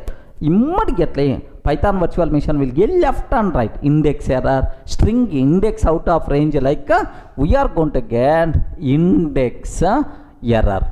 Regarding what is the error we are going to get, sir? Index error, like we are going to get. Okay, let me cross check, sir. Have a look once. Sir, I'm taking very simple terminology. S is equal to Durga, like this, right? Now print s of 0. Next print s of 3 I'm taking, sir. S of 3, like this I'm taking. Now let me execute this code. Are you in the position? S of 0 means D, S of 3 means G, sir. Okay, let me cross check. D followed by G we are getting. Sir, now I want to ask S of 100. S of 100. Sir, 100 index is not available. Immediately we are going to get error. What is that error, sir? Have a look once. Sir, index error, string index out of range. Index error, string index out of range we are going to get. Okay, perfect, sir. Now, take very special care now. Observe carefully. Up to this we know the people who are coming from Java, C++, like everyone can aware up to this. Now the next discussion is the most valuable, sir. Have a look once. Sir, print of s of -1 I'm taking. S of -1 I'm taking. Please confirm. What answer we are going to get? S of -1 I'm taking. What is the answer? Respond. Sir, where is the question of -1 index? Immediately we are going to get what? Index error, string index out of range, like we are going to get index error, right? No. That is the specialty of Python. Python provide support for both the positive index and negative index. Remember this one, sir. Positive index and negative index both are supported by Python, sir. Positive index means, okay, forward direction 0, starts with 0.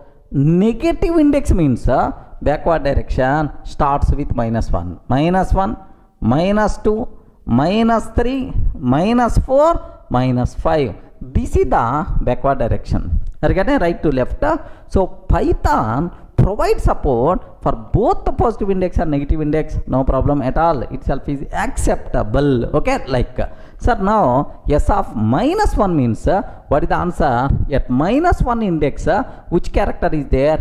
A character is there. That's why you are going to get simply A, sir. Is it clear for all of you, right? Now I have one important question. Python provide support for both positive index and negative index? Yes or no? Yes. Okay, but other languages can provide support only for positive index. Sir, next positive index starts with 0, from left to right go on. Negative index starts with -1, -2, -3, -4, -5, from right to left. Clear for all of you, right? Let me cross check, sir. Now s of, here let me go for s of minus 1 I'm taking.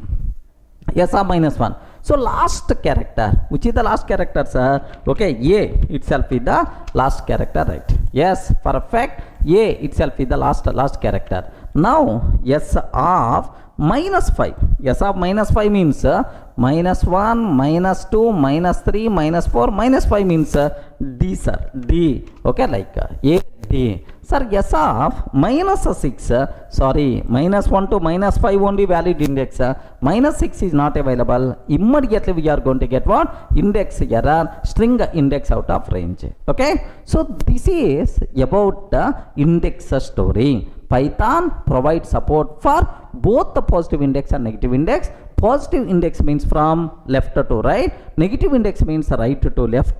Positive index starts from 0. Negative index starts from what? Minus 1. Okay. If you are trying to access string character of the string by using out of range index, then immediately we are going to get index error. Any doubt about this index? Clear for all of you, right?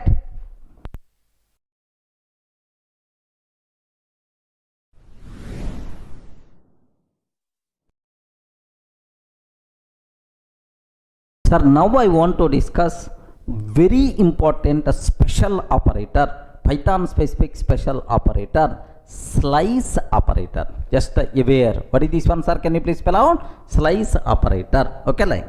Sir, while discussing string concept next, so I told already string we are going to discuss as a separate topic, separate unit.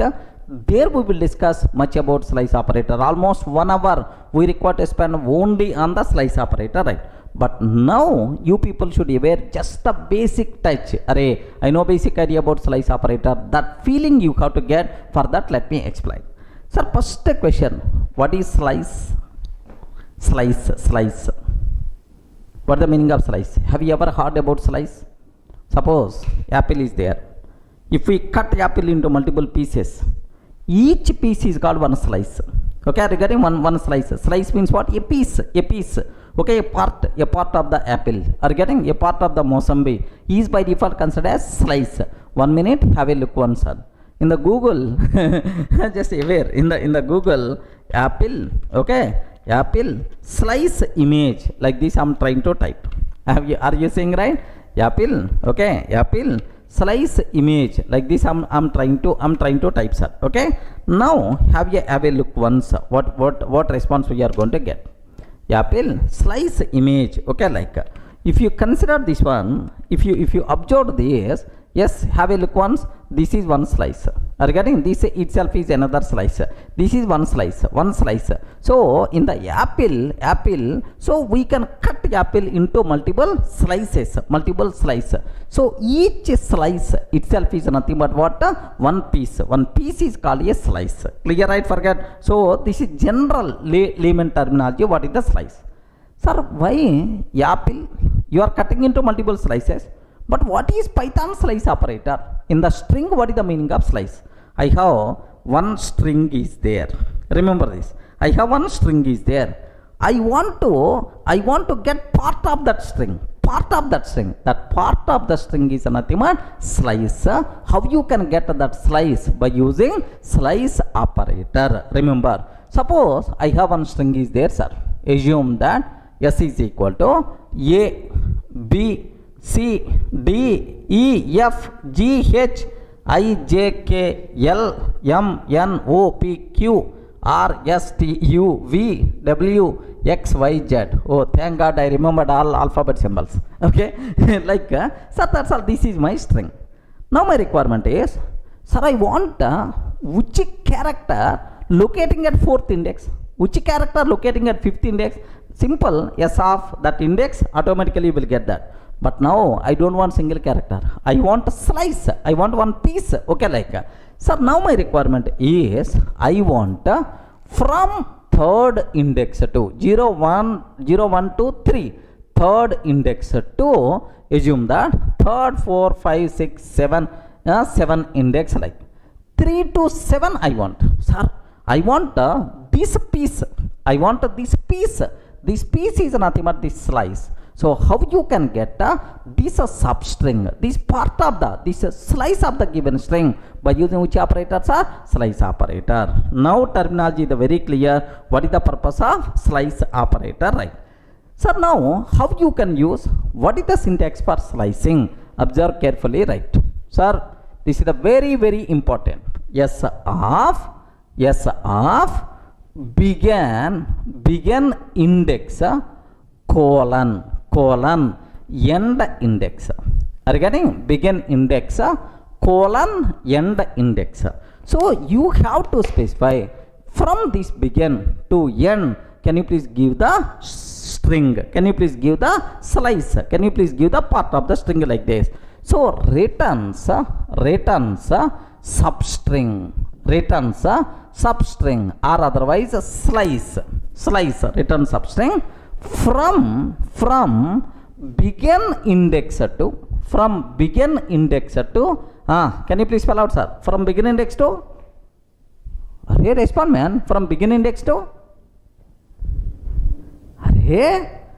begin colon end, colon is there, begin colon end, from begin index to begin index to, remember, end minus 1 index. Are you getting? Begin index to end minus 1 index. Okay, not end index. Even you specified end here, but it's always going to return begin index to end minus 1. Okay, like suppose I'm asking yes 3 to 9. I'm asking yes 3 to 9. So it returns the string from third index to n minus 1. n minus 1 means 9 minus 1. 9 minus 1 means 8. 3 to 8. Okay, all characters locating from third index to 8 index. That slice we are going to get, that part we are going to get. Are you getting? Third 3, 4, 5, 6, 7. Okay, 3, 4, 5, 6, 7, and then 8 means up to I you are going to get, sir. Let me cross check. Third index to 8th index. Observe carefully. Here I'm taking, sir. Have a look once. Let me close. Let me open. Let me consider A, B, C, D, E, F, G, H, I, J, K, L, M, N, O, P, Q, R, S, T, U, V, W, X, Y, Z.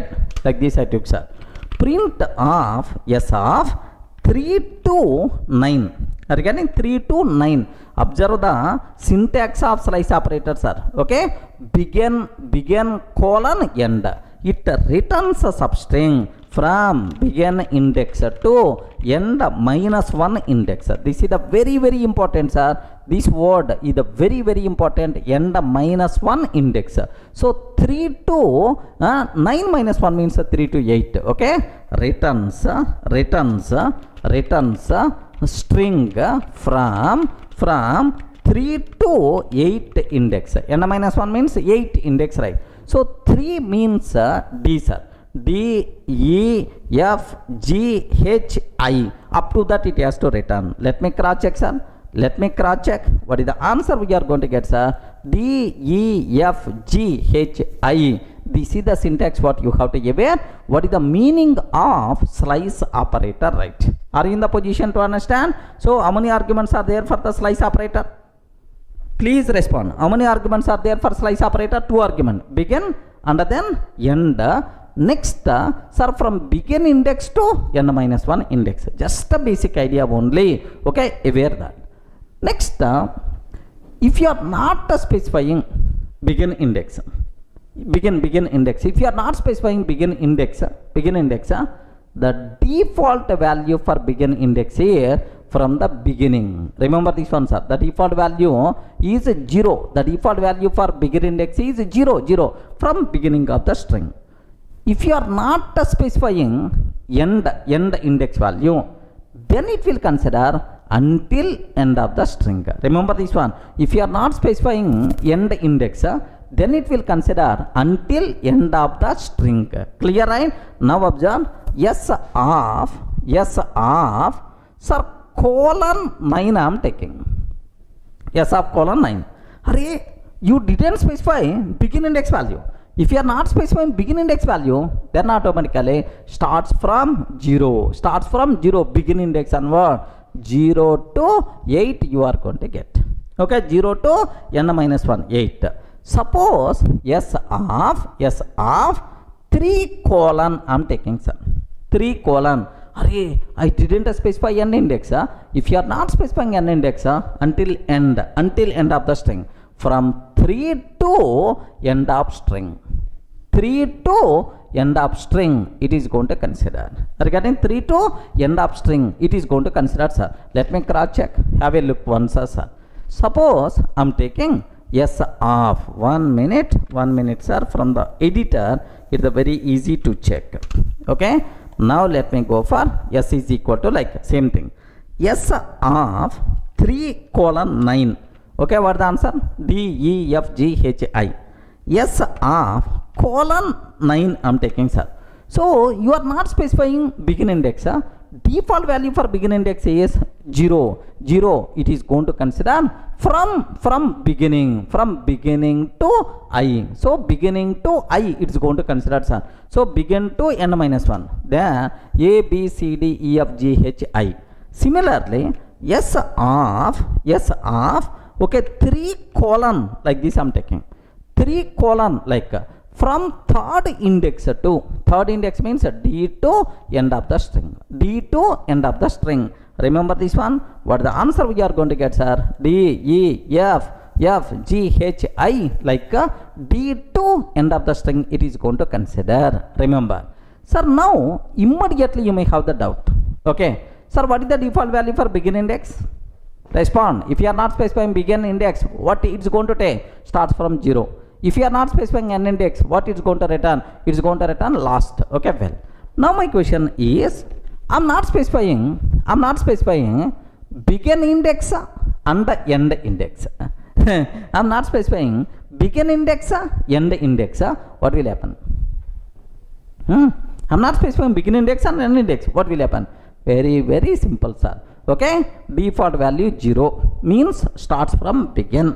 Default value is the end of the string. From begin to end, total characters is going to consider means original string. Total string is going to be considered, sir. Let me cross check. Have a look once about this terminology, sir. I'm taking S of colon. That's all. So I didn't specify begin index and n index also. I didn't specify anything, sir. Then total string by default is going to consider. Let me cross check, friends. Here have a look once. A B C D up to Z, total thing by default got considered. This thing itself is nothing but slice operator behavior. Any doubt? How many arguments are there? 2 arguments, begin and end. Begin index to n minus 1 index. Just this is only taste, that's all. There are n number of doubts are there in your mind. Sir, there is a third argument is also there named with a step. These are things in detail we will discuss where, sir, in the string concept. Just a basic idea. Oh, there is a something is there named with the slice operator. Try to get idea right. Okay, well. Here, just one more small finishing touch I want to give for this slice operator. Just a basic introduction. This is not complete discussion of slice operator, right? In string concept, I will explain in detail. Don't worry. Suppose here I'm taking S of, listen very carefully. 3 colon 1000 I'm taking, sir. Can you please tell what the answer we are going to get? 3 colon 1000. Sir, actually third index to 25 index only valid index. And alphabet symbols total 26 are there. 25th is the last index. Sir, now I'm talking about 3 to 1000. What will happen? Please respond. What will happen? Obviously 1000 index is not there. Immediately you are going to get index error, string index out of range. Array, index error, string index out of range. Remember that. So slice operator never going to raise index error. Okay, slice operator never going to raise index error. Okay, within that range whatever characters are there it is going to consider. Okay, so from 3 to up to 25 only characters are there, that's why 3 to 25 up to that whatever characters are there it is going to consider, sir. So D to Z we are going to get everything, we never going to get index error, remember that. Have a look once. If I can take S of 3 to 1000 like this, I'm taking, sir, 3 to 1000 like, what the answer? D to Z we are going to get, even 1000 we are considering, but we never going to get any index error, even 1000 index is not there. Slice operator never going to raise the index error, clear, right? Okay, well, next suppose if I can consider S of 5:3, sir, 5:1, assume that 5:1. What will happen now? 5:1. Make sure, sir, here we are always going to move forward direction. We are always going to move forward direction. In forward direction, after 5 index, after 5, 3, 4, 5, after 5 index, if you move to the forward, you never going to get 1. You never going to get 1. That's why from 5, if you move forward, you never going to get 1. Means that nothing, there is no slice. Okay, empty string by default you are going to get. What the results are? Empty, nothing is there. So this slice is not possible. Empty only we are going to get. So now have a look once, sir. S of 5:1 I'm taking. 5:1. What the answers are? Empty. Again, what the answer we are going to get? Just empty string we are going to get.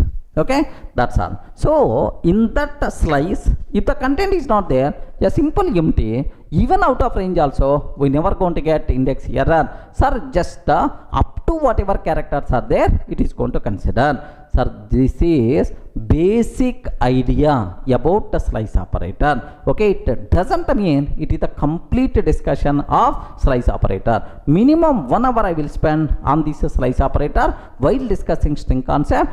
There your doubts by default will be clarified. After completing that slice operator, you never going to ask any doubt at all, I'm sure. But here you may have some doubts. Please keep these doubts with you until covering this string concept. Clear? Any doubt about this terminology?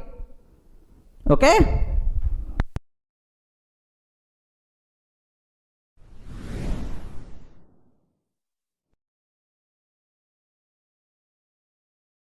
Now I hope by this time what is the meaning of slice operator, basic idea everyone got. Now let me go for a small application area where we can use slice operator, right? Just observe. I'm taking S is equal to Durga. This is my string, sir. My requirement is I want output as, I want to convert this string as DURGA. Like this I want to take. Are you getting? I want to consider this one as DURGA. Like what it means is, can you please convert first letter into uppercase and then remaining as it is you can take. Are you getting? Remaining as it is you can take, like this, right? How you can do that? Very simple, sir. Output is equal to, sir, I want to get the first character. How you can access first character of the string? Respond. How you can access first character of the string? S of 0 is the first character. I want to convert this first character to uppercase. I want to convert this first character to uppercase. Oh, small d will become capital D. And then what is the remaining I have to take? So the remaining from one index until end, you have to take as it is. You require to take as it is. So plus, okay, plus operator we can use between two strings. So this is the first string D, capital D, plus remaining. How to represent remaining part? How you can represent remaining part? So it is the piece, it is the slice. So S of starts from 1th index to end. That's why S of 1 colon end like this, right? Okay. Now print of output, sir. Print output I'm taking. So what is the output we are going to get, sir? Do you know? Our expected D capital and then Durga. So if you are perfect with the slice operator, you can play the games like anything with the string, sir. Pass. I want from one index to end of the thing I want to consider as it is first character converting into uppercase. Let me execute this code. Have a look once, sir. My requirement is, sir, observe carefully. Here S is equal to Durga like this I have. Sir, output is equal to first character S of 0 convert into upper. Sir, we require to use upper method. Some people may ask, sir, what this method is doing? In the string concept I will discuss in detail. Yes, we are converting this string into uppercase. That's all.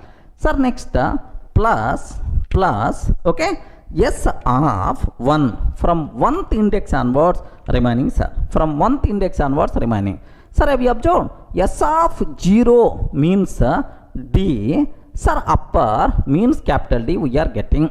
Okay, plus S of 1 to end of the string. 1th index means U onwards until end. U R G A you are going to get. That's all. So if I print output, what is the answer we are going to get, sir? Print output. What answer we are going to get is, have a look once, sir. Py test.py. Have you observed? Durga. Is the first letter is the uppercase or not? Yes, first letter is the uppercase. Okay, now need not be Durga, sir. I'm taking Durga soft. Yes, anything, sir, anything. The output is always first letter will be uppercase, remaining are as it is going to consider. Okay, like. Sir, same way, sometimes my requirement is, observe very carefully, sometimes my requirement is, I want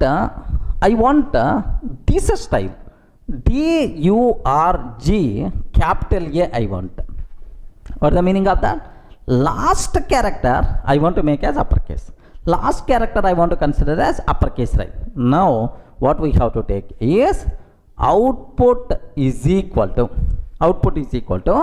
so from beginning to last but one character.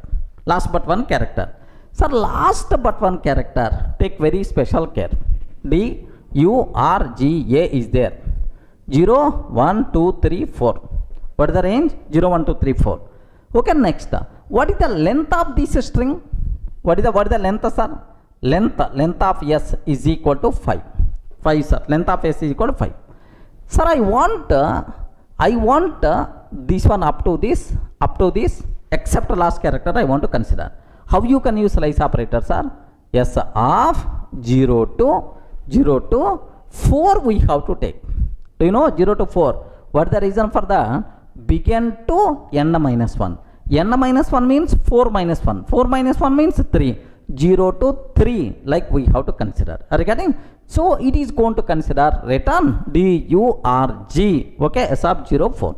But I don't want to hard code this 3 or 4. Okay, this 4 how you are getting is 0 to length of S minus 1. Length of S is what? 5.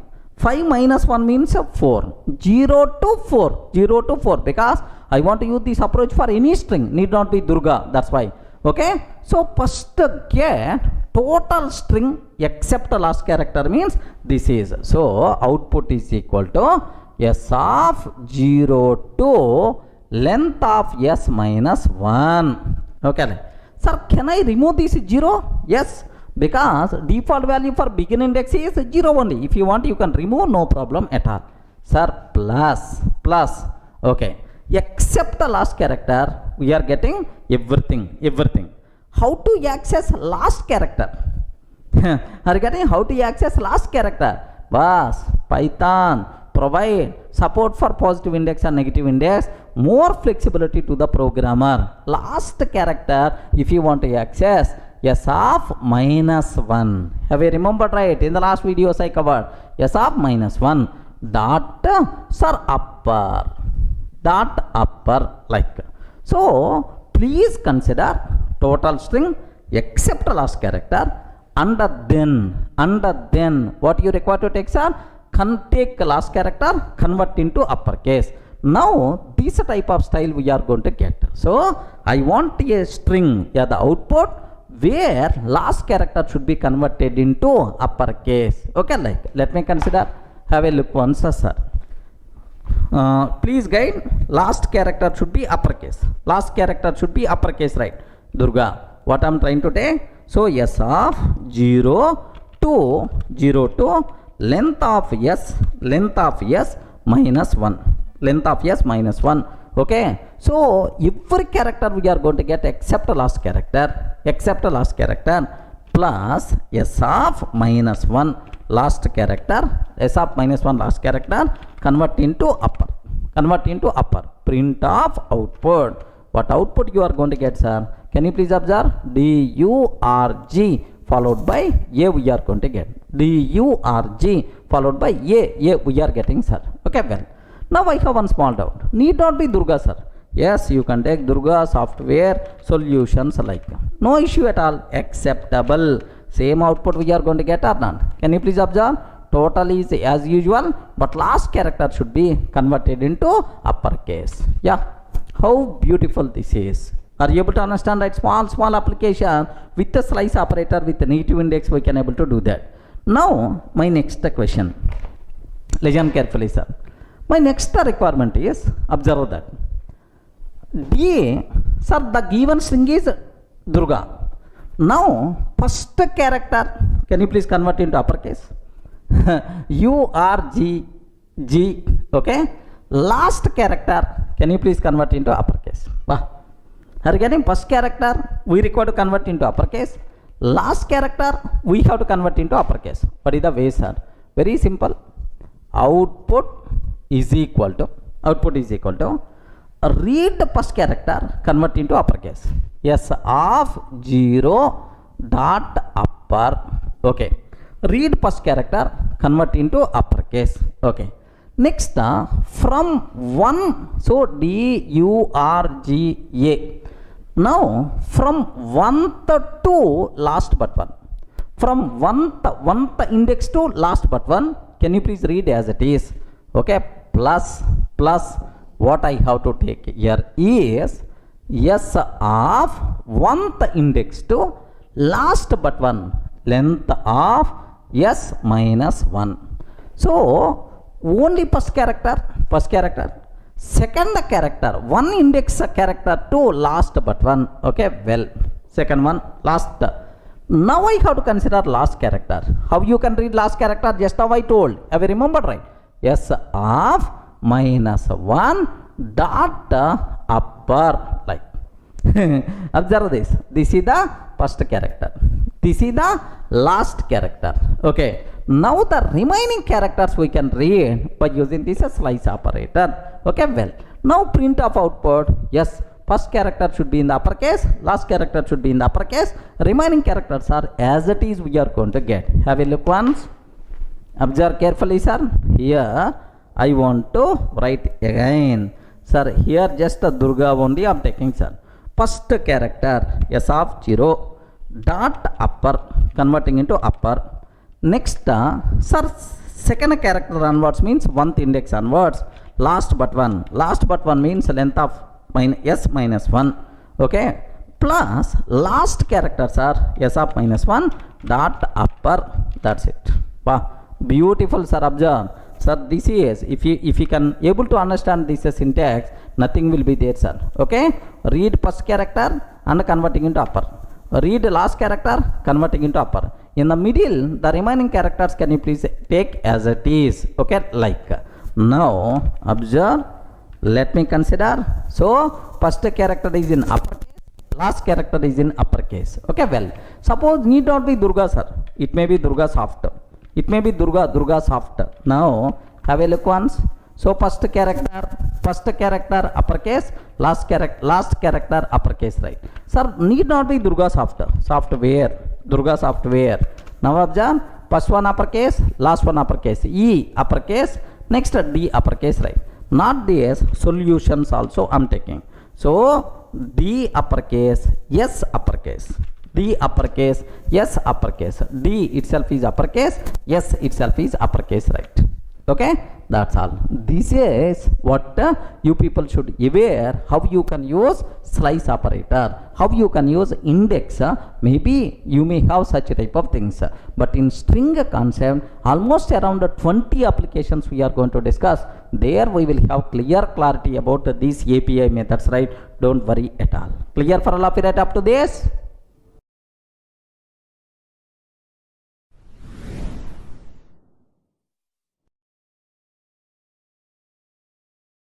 Sir, up to this it's very clear how you can use slice operator. Small applications of you can develop by using slice operator, negative index, positive index, right?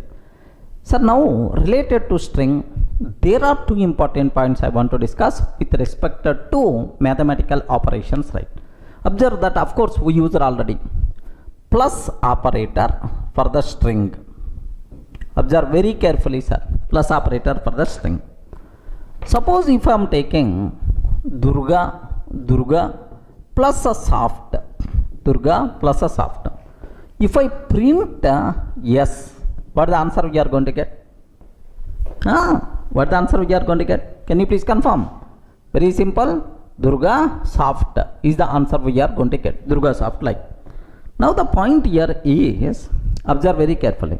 Plus operator applicable, sir, for the strings.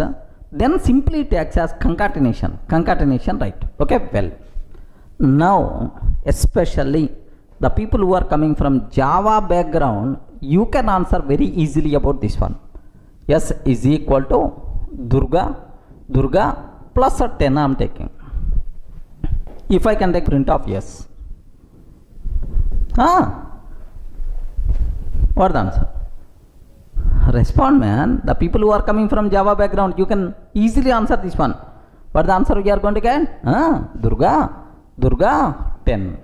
Are you getting what the answer we are going to get? Durga 10. Because, sir, if you want to apply plus operator for the string, at least one argument is the string type. The other can be anything. It simply acts as concatenation, right? But this rule is applicable only for Java but not for Python. Remember that. In Python, if you want to apply plus operator for the string, compulsory both the arguments should be string type, sir. Regarding compulsory, both arguments should be string type. Remember this. That's why, do you know? So here one is string but the other one is not string.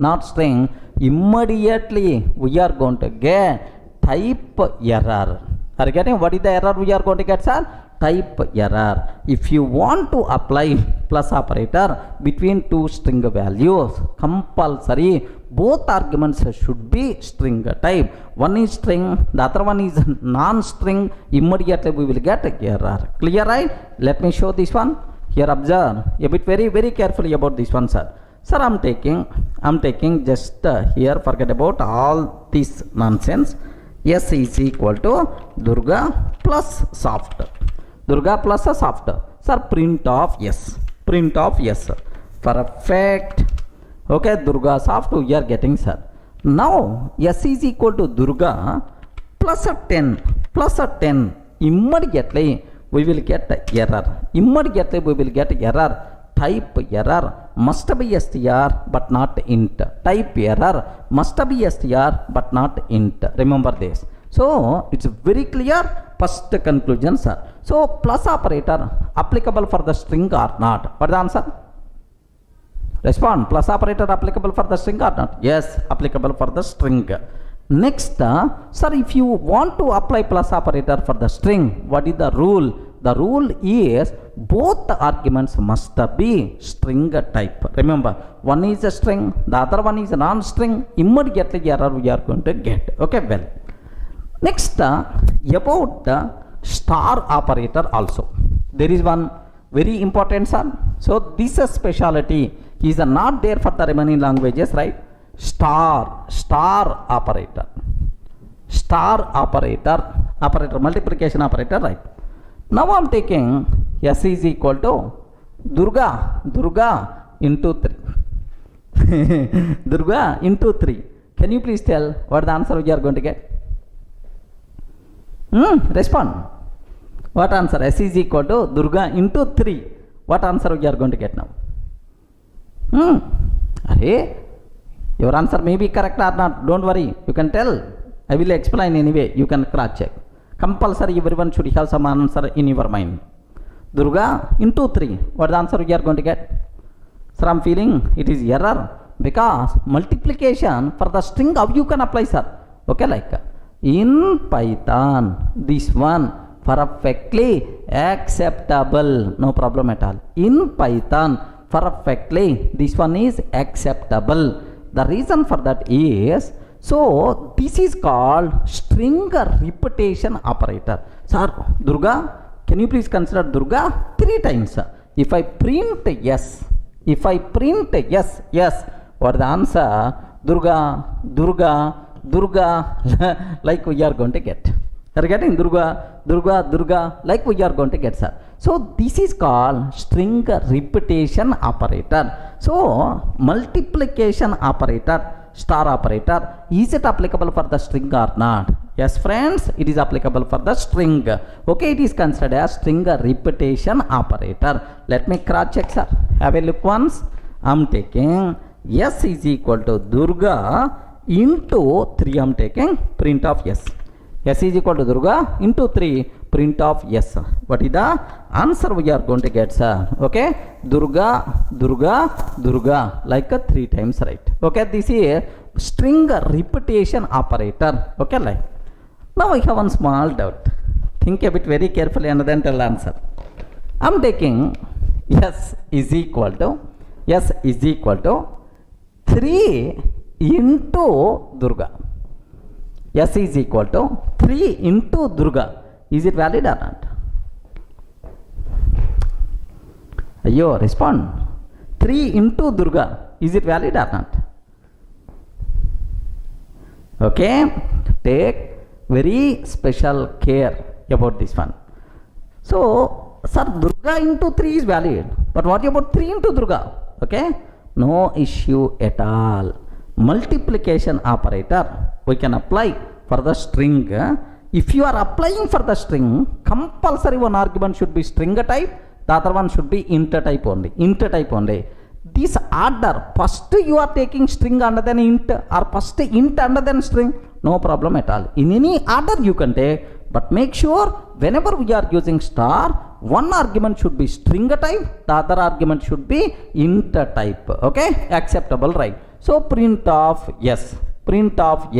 Now same Durga, like 3 times you are going to get, no problem, right? Okay, let me cross check, sir.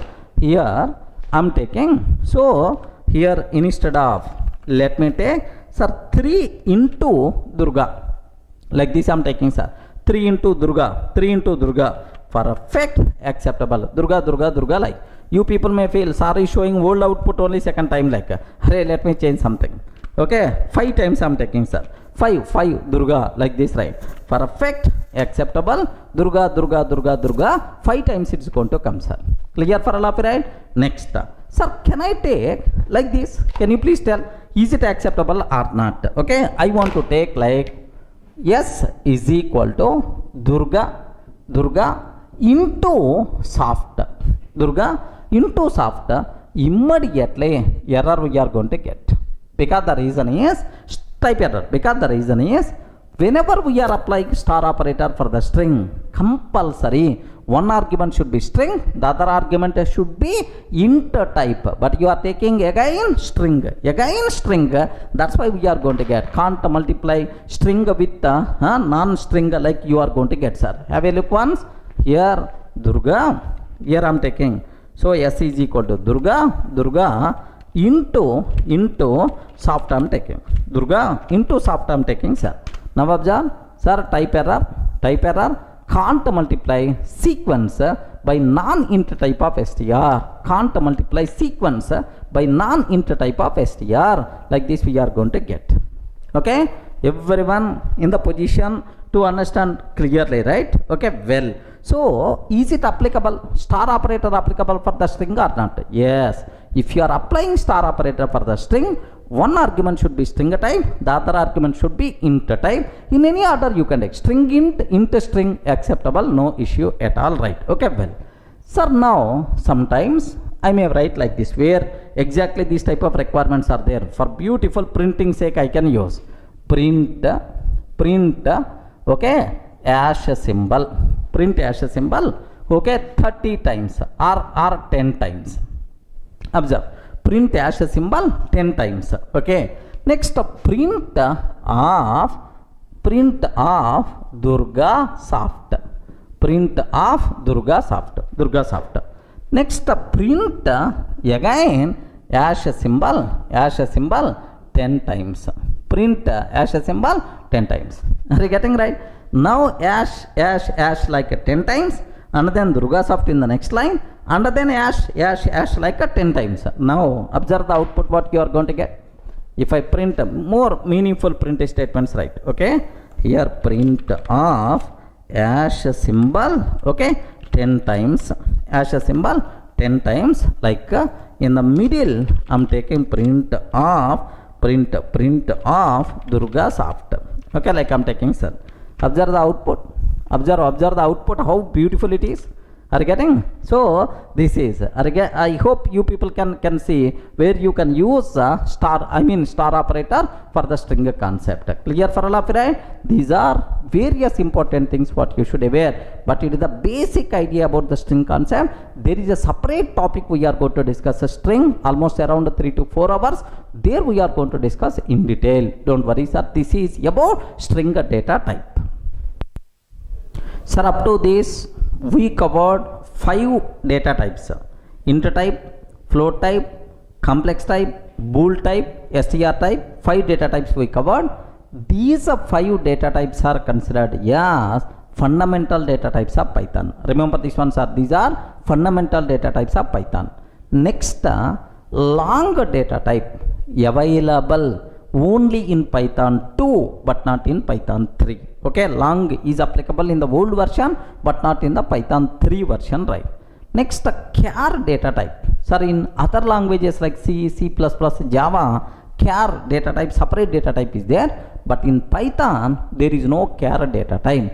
Even char values also we can represent by using string type only. Remember these important conclusions, right? Have a look once, just I documented these conclusions also. Observe that. So important conclusions. The following data types are considered as fundamental data types of Python: int, float, complex, bool, str.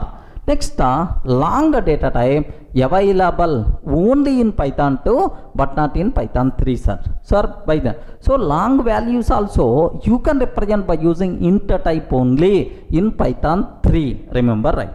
Next, there is no char data type in Python. Char data type is not available in Python. Char values also we can represent by using what? str type only. That's all. This is the discussion about fundamental data types present inside Python. Clear for all of you, right?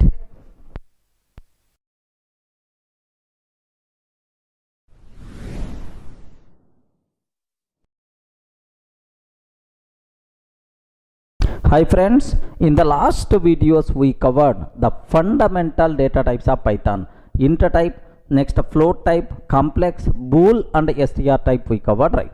So now I will explain how to convert one type value to another type. Regarding, suppose I have int value is there, I want to convert it to float type, or float value is there, I want to convert to complex type. So the process of converting one type to another type we have to discuss. This process is nothing but what? Typecasting. Are you getting? Just observe that. What is our next topic name? Typecasting. Sir, casting means conversion. converting the typecasting. Okay, the process of converting one type of value to another type is called typecasting or type coercion. Observe very carefully, sir. What is the other word, sir? Type coercion, like this, right? So how you can perform typecasting? What functions are there? Okay, Python provide 5 inbuilt functions are there, sir. By using these 5 inbuilt functions, happily we can convert from one type to another type. Sir, which those? What are those inbuilt functions, right? Sir, first one, int function. Are you getting what is the first one? Int function. Second one, sir, float function. Third one, complex function. Third, complex function. Next, bool function. Are you getting bool function? Next, sir, str function. Are you getting?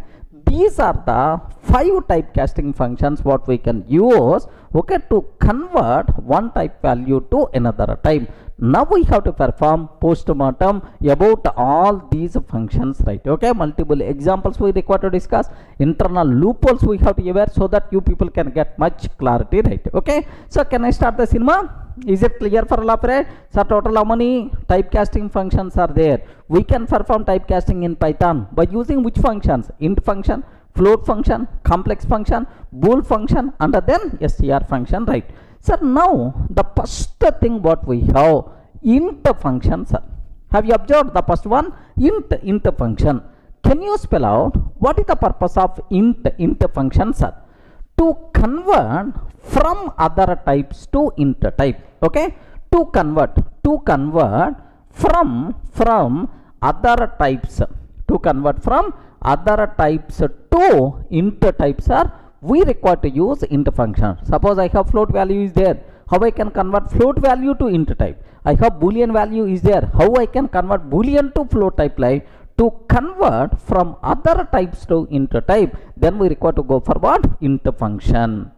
Clear, right? So now how you can use this one? Okay, the first thing what I have to discuss, right? Float to int conversion. I have float value is there, I want to convert float value to int. What is the option? Sir, very simple, sir. Int of, you can pass any float value, no problem, sir. Sir, now I have 10.989 is there. This is the float value, sir. I want to convert this float value to int type. What will happen is, so how this int function is going to be here? Yes, what is the output we are going to get, sir? Very simple, 10 we are going to get. Whenever we are trying to convert float value to int type by using int typecasting function, the digits after the decimal point will be gone. Are you getting? The digits after the decimal point will be gone. Then obviously, what is the output we are going to get? Just simply 10. Now, can you please tell float to int conversion? Is it possible or not? Yes, possible. How you can convert, sir? Whenever we are trying to convert float to int, the digits after the decimal point by default will be gone. Remember that, sir. So it may be positive or negative. The rule is always the same. Have a look once. What I want to take here is, observe carefully, sir. Int of 10.990 or 9908, something like I'm taking, sir. Just I'm passing float value. Have you observed that this is the float value to the int function? Now what is the equivalent int value? We are going to get just only 10, sir. 10, that's all. So float to int type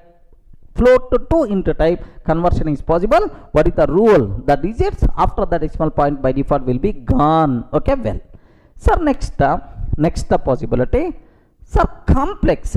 I have complex is there, sir. Complex value is there. Is it possible to convert complex to int type? Sir, I want to convert complex number to int type. So please make sure what we are going to get. Int of 10 plus 20j. Okay, well, sir, can you please tell what I am passing? Respond. What I am passing? 10 plus 20j. Int of 10 plus 20j I am passing. Can you please tell what we are going to get? You respond. What the result we are going to get? What the output we are going to get in this case? Okay, very simple. The output is Can I get 10 or can I get 20 or can I get 10 and 20? Okay, very simple. You are always expecting what? Int value, right? What the output we are going to get, sir? A big type error we are going to get. Remember this one, a big type error we are going to get. So complex number cannot be converted to int type. Remember this one, sir, complex number cannot be converted to int type. By mistake, if you are trying to convert complex number to int type, immediately error we are going to get. Okay, have a look once. Sir, I'm taking int of 10 plus 20j. We are getting int of 10 plus 20j. What the answer we are getting, sir? Type error. Sir, this one is a very important. Type error, can't convert complex to int. Type error, can't convert complex to int. Like this, sir, type error we are going to get, sir. Okay, well, this is what you people should aware. Okay, well, sir, now, okay, float to int, how to convert we are saying. Complex to int, sorry, sir, not possible. Next, bool to, yes, observe that. Boolean value, bool to Boolean value to int type, sir. Yes, happily you can do that. Have you remembered somewhere we cover true? True means internally treated as 1. False means internally treated as 0, sir. Now have you observed? Bool of true, sir. So here just take a bit very special care. I don't want to convert to bool. So int of true, sir. Int of true I'm taking. What is the answer? Can you please convert Boolean value true to int type? Very simple, sir. 1 we are going to get. Convert, sir, Boolean value false to int type, sir. 0 we are going to get. So bool to int type conversion is possible or not? Yes, perfectly itself is acceptable. No problem at all. Okay, let me show this approach, right? Have a look once. Int of true I'm taking, sir. Int of true I'm taking. Then its value is treated as 1. Similarly, int of false I'm taking, sir. Its value is internally treated as 0, sir. I hope everyone can able to understand, right? So how to convert Boolean value to int type? Is that clear? So now the last conversion, sir. Okay, I have string value is there. I want to convert string to int type. Regarding I want to convert string value to int type. What is the option, sir? Yes, is it possible to convert? Yes, friend, happily we can do that. But there is a rule is there. Let me talk about that rule clearly, right?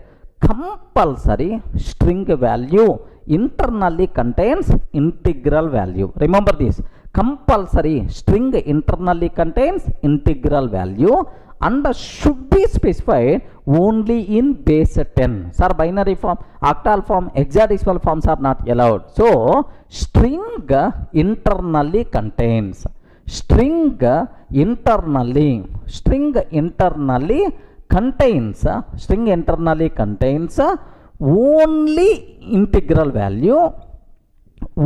integral value that should be specified in base 10 only, decimal form only, like this, right? Okay, well, sir, int of sir, 15 I am taking. 100% pakka valid. Even it is a string, internally it contain what? Sir, integral value, sir, which is in base 10 only. Now what is the value, sir? 15 is the answer. Suppose if I can take int of 0b 1111, like this I am taking. Immediately we are going to get error, sir, value error. Like we are going to get some error. Hey, if you are trying to convert string to int type, compulsory string should contain integral value and should be specified only in the base 10. But you are not specifying in base 10. You are using binary form. That's why immediately error we are going to get, sir. Value error like. Sir, now int of 10.5 I'm taking in string form. Regarding int 10.5 I'm taking in string form. Can you please tell 10.5, it is not integral value, it is a float value, sir. Sorry, this conversion fails, sir. It is also, we are going to get error, sir. Okay, so is it possible to convert string to int type or not? Yes, possible, but string should contain only integral value and it should be in the base 10. Okay, let me show this conversion also. Have a look once. If I am taking, sir, int of, okay, within here 15 I am taking, sir. Yes, valid, no problem at all. Now 15 is the answer. Int of 0b1111, like this I am taking, sir. So you can pass a string, should be integral value, and you have to specify in base 10, but here it is the integral value, but you are specifying in the binary form. That's why immediately error, value error, invalid literal for int with the base 10, invalid literal for int with the base 10. Like this we are going to get the error, sir. I hope everyone in the position to understand clearly, right? Okay, well, sir, now I am taking int of, sir, just a 10.5, int of 10.5. So you are trying to convert string to int, but the string is not containing integral value, it contains floating point value. Now observe that, what will happen? Value error, invalid literal for int with the base 10.5. That's all. This is what you people should aware about int functions, right? Clear for all of you, right? So how to convert other types to int type? What are various possibilities are there, sir? Int is the typecasting function we have to use. Float to int, possible conversion is possible or not? Yes. But whenever we are trying to convert float to int, the digits after the decimal point will be gone. Next, complex number to int type conversion is not possible. Next, whenever you are trying to convert boolean to int type, if the boolean value is the true, now int value is 1. If it is a false, now int value is the 0. Next, string to int type, is it possible to convert or not? Yes, possible, but compulsory string should contain only integral value and we should use base 10 only. That's all, sir. These are various important rules related to int function to convert other types to int type. Any doubt about this? Clear, right?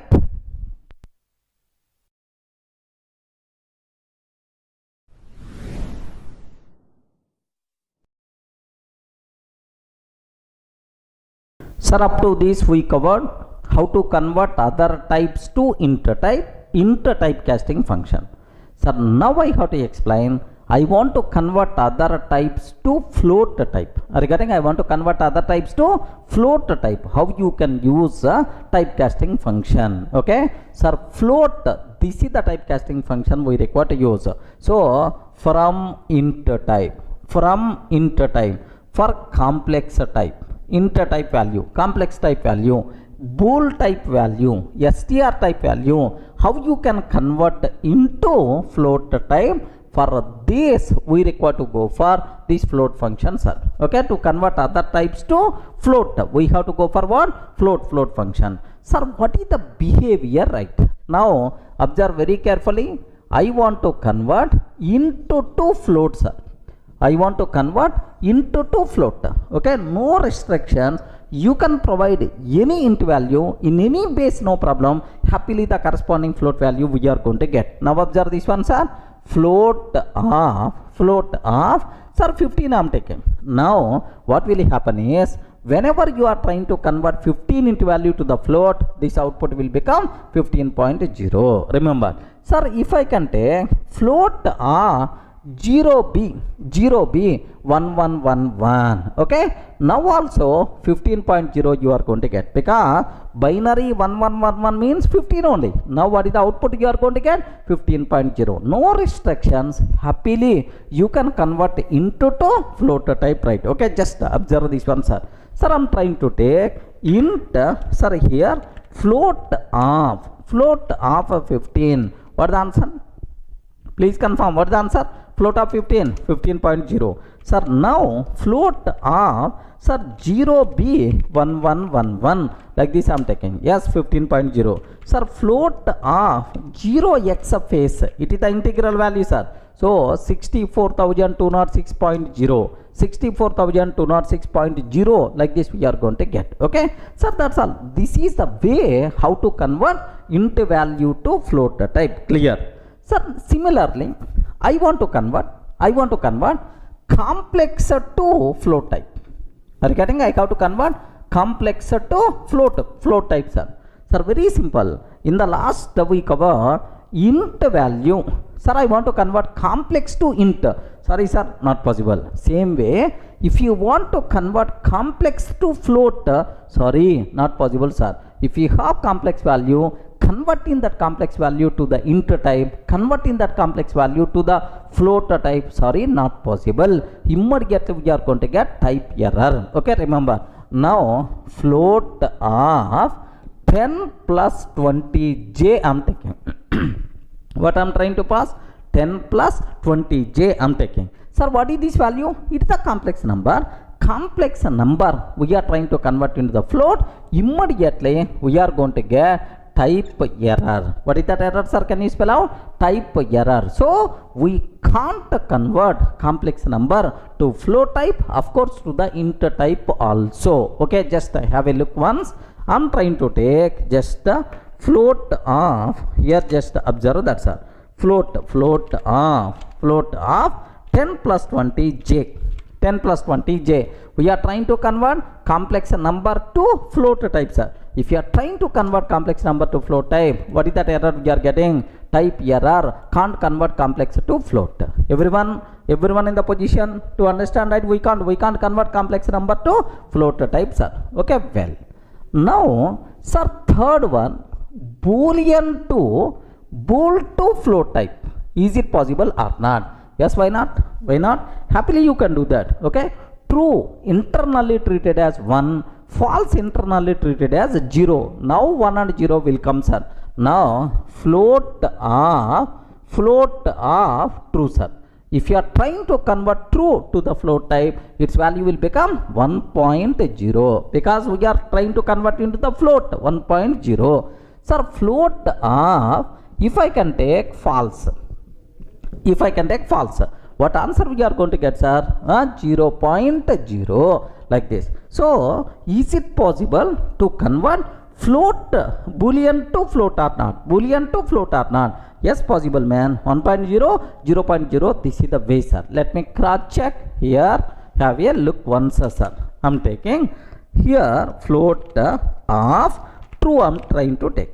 What the answer, sir? Float of true I am trying to take. What answer? 1.0. Sir, similarly, float of false I am trying to take, sir. What output you are going to get? 0.0. So float of true, float of false, not required to give any explanation this.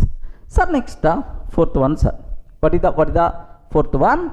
So str type to float type, string to float type, sir. Very simple. Possible, sir. String to float, possible. But only one rule is there. What is that rule? Is internally string should contain either integral value or float value, but should be specified only in base 10. Okay, remember this. So internally string should contain either int value or float value, either int value or float value, but should be specified only in base 10. That's what you should aware, sir. Okay, well, very simple. Now let me cross check. Float of 10 I am taking. Float of 10 I am taking. So it is a string, but internally contains what? String only. Internally contains int value only. Now what is the output we are going to get? 10.0. Perfect, sir. Acceptable. Float of here 20.6, like this I am taking. Yes, internally it contains float value. No problem. This conversion is possible, sir. 20.6. Okay, now float of 0x face I am taking, immediately value error you are going to get. 0x face, internally it should be int value and we should specify only in base 10. Sir, it is int value only, but you use an hexadecimal, that's why sorry, it is not possible. Next, float of Durga I am taking.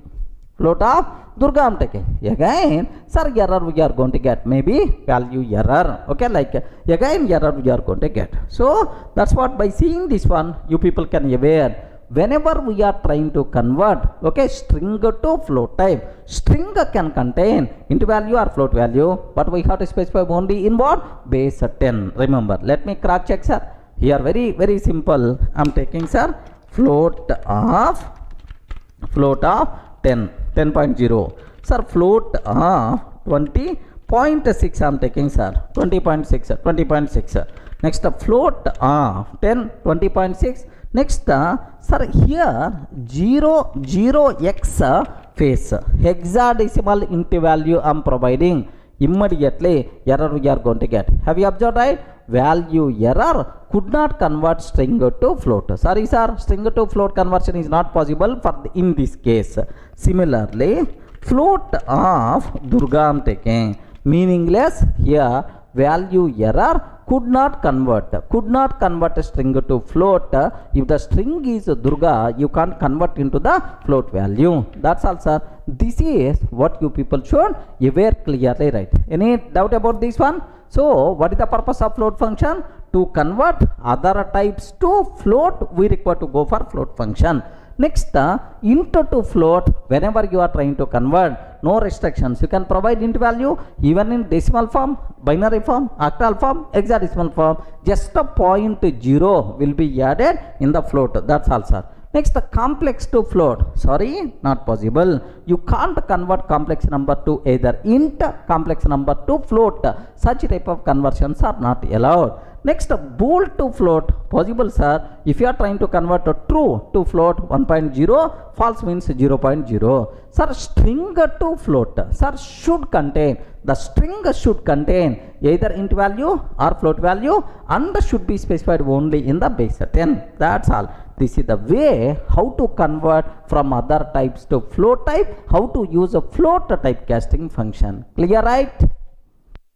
Sir, up to this, it is very clear how to convert from other types to int type, how to convert from other types to float type. Now my requirement is, I want to convert from other types to complex type. Are you getting? Suppose I have int value is there, okay? I have float value is there, or bool value is there, str value is there. Sir, all these values, how to convert into complex type? Regarding this typecasting function, we have to discuss. For that, we require to go for what? Complex. So, what is the purpose of complex typecasting function? To convert from other types to complex type. For that purpose, we can use complex, right? But anyway, complex number. What is the syntax for complex number? Can you please spell out, sir? A plus bj. A plus bj. This A is called what? Real part, and this B is called what? Imaginary part. Regarding this, A is called real part, B is called imaginary part. Okay, well, sir, now how you can convert from other types to complex? There are two forms of complex function is there. Sometimes you may pass only real value, and sometimes you may pass real value and sir, imaginary value also. What it means? Now observe that first form 1, sir. First form, complex of x. Only one argument I am passing. Complex of x. Only one argument I am passing. If you pass only one argument, this argument will become real value. Sir, which is the real value? Yes, this one is the real value, right?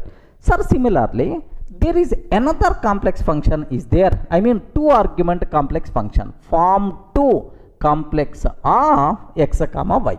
So, if you are passing, sir, complex of x comma y, two arguments, right? Now the first argument will become real value and the second argument will become imaginary value. Remember this one, sir. So how to convert from other types to complex type? Sir, first argument, one argument function, let me explain. Here see this one, complex of 10 I am taking. Complex of 10 int value I am passing, sir. Now do you know what will happen? 10 plus 0j. Okay, whatever argument you are passing, this argument will become, okay, this is called real part and the imaginary part is always 0. Similarly, complex of, okay, 0b1111, it is the int value, sir. What about this int value? Can you please spell out? 0b1111, 15 plus 0j. Okay, like so int value to complex number conversion is always possible. This int value will become real part. Okay, let me execute this code, sir. Have a look once. Here I am taking complex complex of 10, sir. What is the answer? 10 plus 0j. Remember, sir. Similarly, complex of okay, 0b1111, like this I am taking, sir. What about its value? 15 plus 0j, 15 plus 0j, like this we are going to get. Any doubt about this one, sir? So clear. So int to complex number, one argument, how you are going to convert. Similarly, sir, let me go for complex of, okay, 10.5 I am taking. Sir, which value I am passing? Float value, float to complex. Yes, no problem. 10.5 plus 0j, 10.5 plus 0j. Similarly, complex of true I am passing, sir. Complex of true.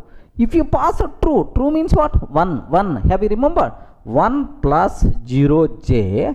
Sir, complex of false if I can take. Complex of false if I can take. What about its value, sir? Do you know? 0 plus 0j, it is always going to print 0j, like this, right? Of course, imaginary part is the 0, then it's not required to display, just 0j, that's all. Only second half is going to be printed. Let me show these things, right? Here observe carefully, right? Sir, I want to convert float value to complex. Float value to complex, right? 10.5. Complex of 10.5. Sir, have you observed? 10.5 plus 0j. Next, complex of true I am taking, sir. Complex of true. What about its value, sir? 1 plus 0j, because true means 1. Similarly, complex of false I am taking, sir. 0 plus 0j, its value will be printed as 0, sir. Okay, well. Next, sir, I want to convert string to complex. Okay, I want to convert string to complex, right? Sir, complex of, okay, string. Sir, please make sure this string should contain either int value or float value and should be used only in the base 10. Whatever rule we covered for the float function, same rule, sir. If you are going to pass a string value, compulsory that string value should contain either int value or float value, and we have to use only base 10. Remember, now I am taking, sir, 10 in the form of string. Okay, 10 in the form of string, sir. Now 10 plus 0j. Okay, complex of, okay, 10.5 in the string form. 10.5 plus 0j we are going to get. So just observe, let me cross check these two things also. Have a look once, sir. Sir, I am taking complex of 10 I am taking. What is the answer? 10 plus 0j. Perfect, sir. Complex of 10.5 I am taking, sir. What is the answer? 10.5 plus 0j. Sir, complex here have you observed 0b1111, like this I am taking. Sir, have you remembered, if you are specifying the string, compulsory it should contain either int value or float value, and that value should be specified only in the base 10. But you are using binary, but you are using binary, what will happen, sir? Value error. Complex arg is a malformed string. Malformed means what? So not properly formatted. String is not properly formatted. Malformed string, like this we are going to get. Okay. So this is what you people should be aware. If you pass only one argument, that argument will become only real part and the imaginary part will become 0. So from other types to complex type, how to convert? Only with real value. This is, sir. Now what about sir, form 2? I want to pass real value and imaginary value both. Yes, possible. Yes, first argument, second argument, right? Now complex of 10 comma 20. Are you getting? Complex of 10 comma 20. 10 will become real value, 20 will become imaginary value. Now observe that 10 plus 20j. This is the answer we are going to get. Similarly, complex of 10.5 comma 20.6 I am taking. 10.5 comma 20.6. Now 10.5 plus 20.6 j we are going to get. Everyone can able to understand, right? If you are passing two arguments, means what will happen for complex number? Now have a look once, sir. Here I am trying to take complex of 10 comma 20. Can you please have a look once? What is the answer we are going to get? 10 plus 20j. Okay, like sir. Similarly, complex of 10.5 comma 20.6 I am taking, sir. 10.5 comma 20.6 I am trying to take. What will happen? 10.5 plus 20.6 j. This is the value we are going to get, sir. Perfectly valid. Any doubt, friends? Are you in the position to understand clearly, right? Okay, well, sir, now I have one small doubt. Observe carefully. Of course, complex numbers we are not going to use that much frequently. Even you don't know about these rules, don't worry, sir, optional. But having idea is always good programming practice. Remember, complex of here I'm taking 10, okay, comma 10 comma 20 I'm taking. 10 comma 20 I'm taking. Can you please tell, is it valid or not? Array string, both the strings I am passing, sir. Is it valid or not? Okay, take very special care what that point is. So whenever the first argument is the string, second argument string you are not allowed to pass. Of course, internal restrictions are there, sir. 10, 20, immediately error we are going to get, sir. Okay. Similarly, so what is the rule is, if you want to pass, do you know, string value in the real part string value, then second argument, sir, you can't pass second argument. Okay, you can't pass it. It should not be string like. Let me show what error we are going to get, sir. Sir, what is that error? What error we are going to get is, if I can take a 10 comma, so compulsory. Yes, observe a bit very carefully about this one, sir. Have a look once. Complex of 10 comma 20 I am taking, sir. Complex of 10 comma 20. Observe what it is telling.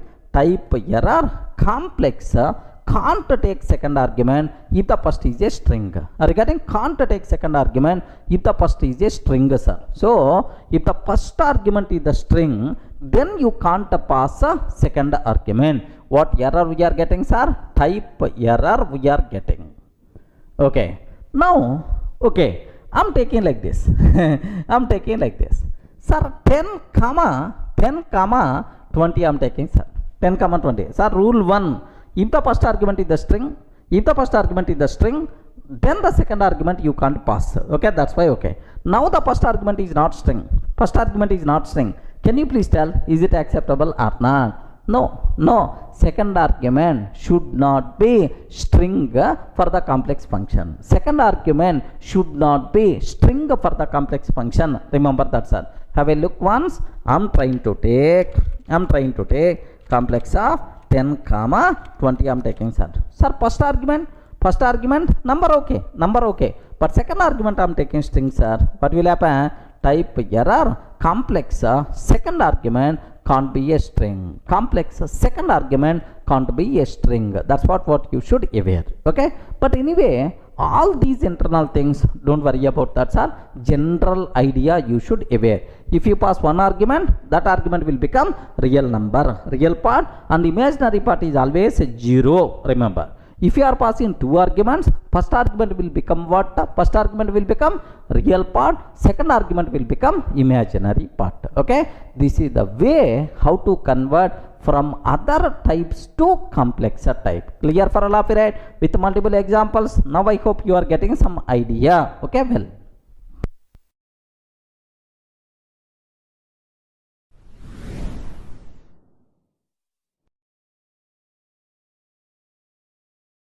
Sir, up to this, it is very clear how to use int function, next a float function and a complex function. Now, how to use bool function, just aware. Sir, I have one int value is there, sir. Or I have float value is there. Or we have, okay, string value is there. Or complex number is there, sir. All these things I want to convert into Boolean type. Are you getting? I want to convert into Boolean type. For that purpose, we have to use bool function. Okay, to convert, sir, the given number to Boolean type. For that, we should go for bool function, right? Sir, now how you can use this bool function? What are the rules are there? If the argument is the int type, float type, complex type, next the string type, what rules are there, sir? Take very special care about this one. Sir, bool int argument, int argument, sir. If I pass int argument, bool of, sir, 10 I am taking. Can you please tell what the answer? Very simple, sir. If the argument is 0, remember, if the argument value is 0, then false. Non-zero means true, sir. Okay, please make sure whether it is the int type, float type, complex type, everywhere this rule is always same. Sir, if the argument is 0, then it's always treated as the false. Otherwise, it is treated as the, sir, true, sir. Now, bool of 10 is not 0. That's why what value we are going to get, sir? True. Next, bool of, sir, here just I am taking 0, sir. Oh, 0, man. 0 argument. 0 argument means what? False we are going to get. Remember this one, false. So, non-zero means true, 0 means false. Let me cross check. Have a look once, sir. Here I am taking bool. Here I am taking bool of 10. The answer is the true, sir. Bool of 0, false, sir. Bool of minus 10. Yes, whether it is a positive number or negative number, man, is it 0 or not? Not 0. That's why true is the answer we are going to get. Clear, right? If you pass int argument, how the bool function is going to behave? Okay, well, sir, same way, if I pass float argument, sir, rule is always the same, not required to keep any explanation. If the float value is 0, treated as the false, non-zero treated as the true, sir. Okay, I'm taking bool of 0.0. Float value 0.0. 0.0 is always what type? Float. 0 only. Its value is the 0. That's why what is the answer? False is the answer. Sir, bool of 0.1, sir.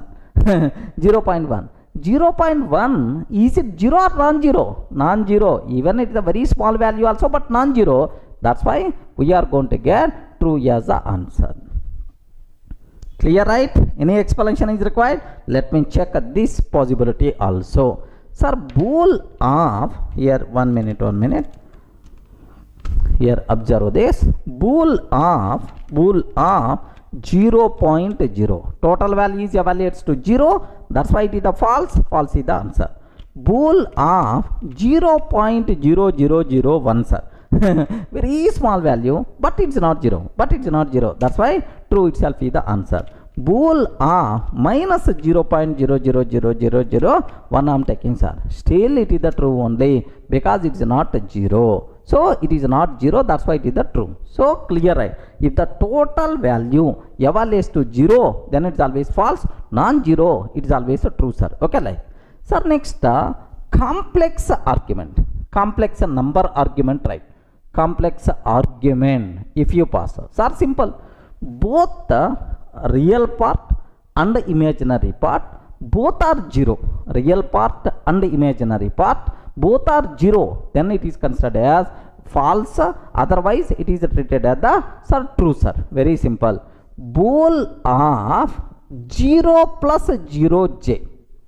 0 plus 0j. 0 plus 0j. What is the answer we are going to get, sir? False. False. Because the real part is the 0, imaginary part is the 0. Sir, except this, if for non-zero, sir, bool of 1 plus 0j, then automatically true is the answer we are going to get. 1 plus 0j, true is the answer, sir. If both the real part and imaginary part, both are 0, then only false, sir. Otherwise it is the true. Let me cross check, sir. Here, have a look once about this one. Bool of 0 plus 0j, false is the answer. False, false itself is the answer, sir. Bool of 1 plus 0j, 1 plus 0j, true itself is the answer. So both real part and the imaginary part, both are 0, then only bool function is going to return false. Otherwise bool function is always going to return so true, sir. Okay, well. Sir, next fourth argument, sir. Very important. Fourth argument, observe carefully. Here, if it is the string argument, sir, a bit dangerous, man, take special care. A bit dangerous, take special care. STR argument, right? What is the STR argument? Sir, very simple, how the bool function is going to be here. If the string, sir, let me check here, right? Can you please tell bool of true I'm taking, sir? Bool of false I'm taking. Bool of yes I'm taking. Bool of no I'm taking. No I'm taking. Bool of empty string I'm taking. Have you observed? In the first case, what is the answer? True, true. Second case, was string internally contain false only. String internally contain false only. What is the answer we are going to get? Okay, most dangerous point. Several times we are going to use in the next classes also. Take a bit very special care. What the point is? What that point is?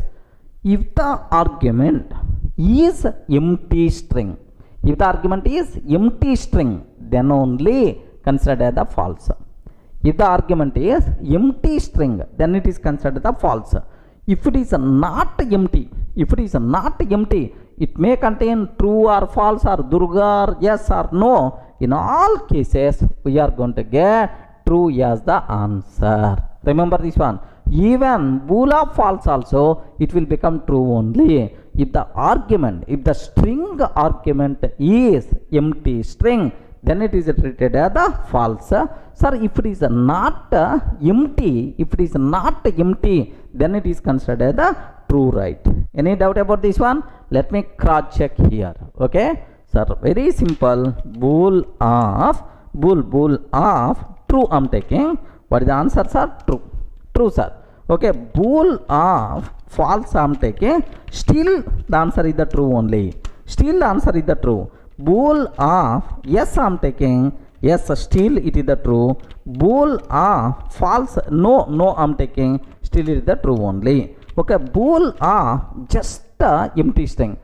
Quotes open, quotes close. Empty strings are empty string. What is the answer? False is the answer. If the string is empty, then it is the false. In all other cases, it is treated as the true only. I hope it is clear for all of you, right? So, how the bool function is going to behave? Very simple, sir. If it is the int argument, float argument, complex number argument. If the total value is 0, treated as the false. If it is not 0, treated as the true, sir. Okay, well. Next, in the case of string argument, if the string argument is empty string, then it is a false. Otherwise, it is treated as a true, sir. Clear, right? How to use bool function? Sir, up to this, we covered very clearly how to use int function, float function, complex function, and a bool function. Now the next ones are str function. What is the purpose of str function? If you have int value, or float value, or complex value, or bool value, if you want to convert this one to string type, then we require to go for str function. So from other types to string type, if you want to convert, then we require to go for str function, right? But take a bit very special care about this str function. Nothing, no big rules are there. Any conversion is always acceptable, man. Okay, no restrictions, no internal loopholes are there.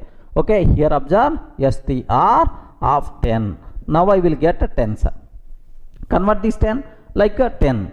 str of 0b1111.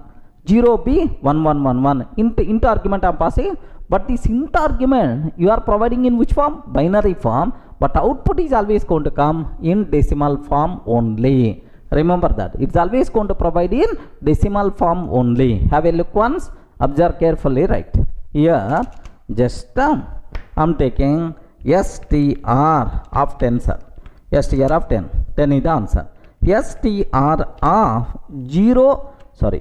0b1111, like this I'm taking. Still it is treated as the 15, right? Okay, same way the remaining cases also. str of 10.5. Now it will become 10.5. str of 10 plus 20j. Now it will become 10 plus 20j in string form. Okay, str of true, sir, it will become true in string style. str of false, now it will become false in string style, like. So no rules, internal loopholes. Any type to string type, happily we can convert, no restrictions, right? Okay, have a look once the remaining also. str of 10, str of 10.5. Yes, converting into string. str of 10 plus 20j. Okay, have you observed, right? 10 plus 20j. str of true I'm taking, sir, true itself. str of false I'm taking, sir, then obviously false we are going to get. Okay, clear, right? So how to convert other types to string type? This is about string. This is the how to use str function, right? That's all. It's very clear how you can perform typecasting by using these Python's inbuilt typecasting functions. Clear, right?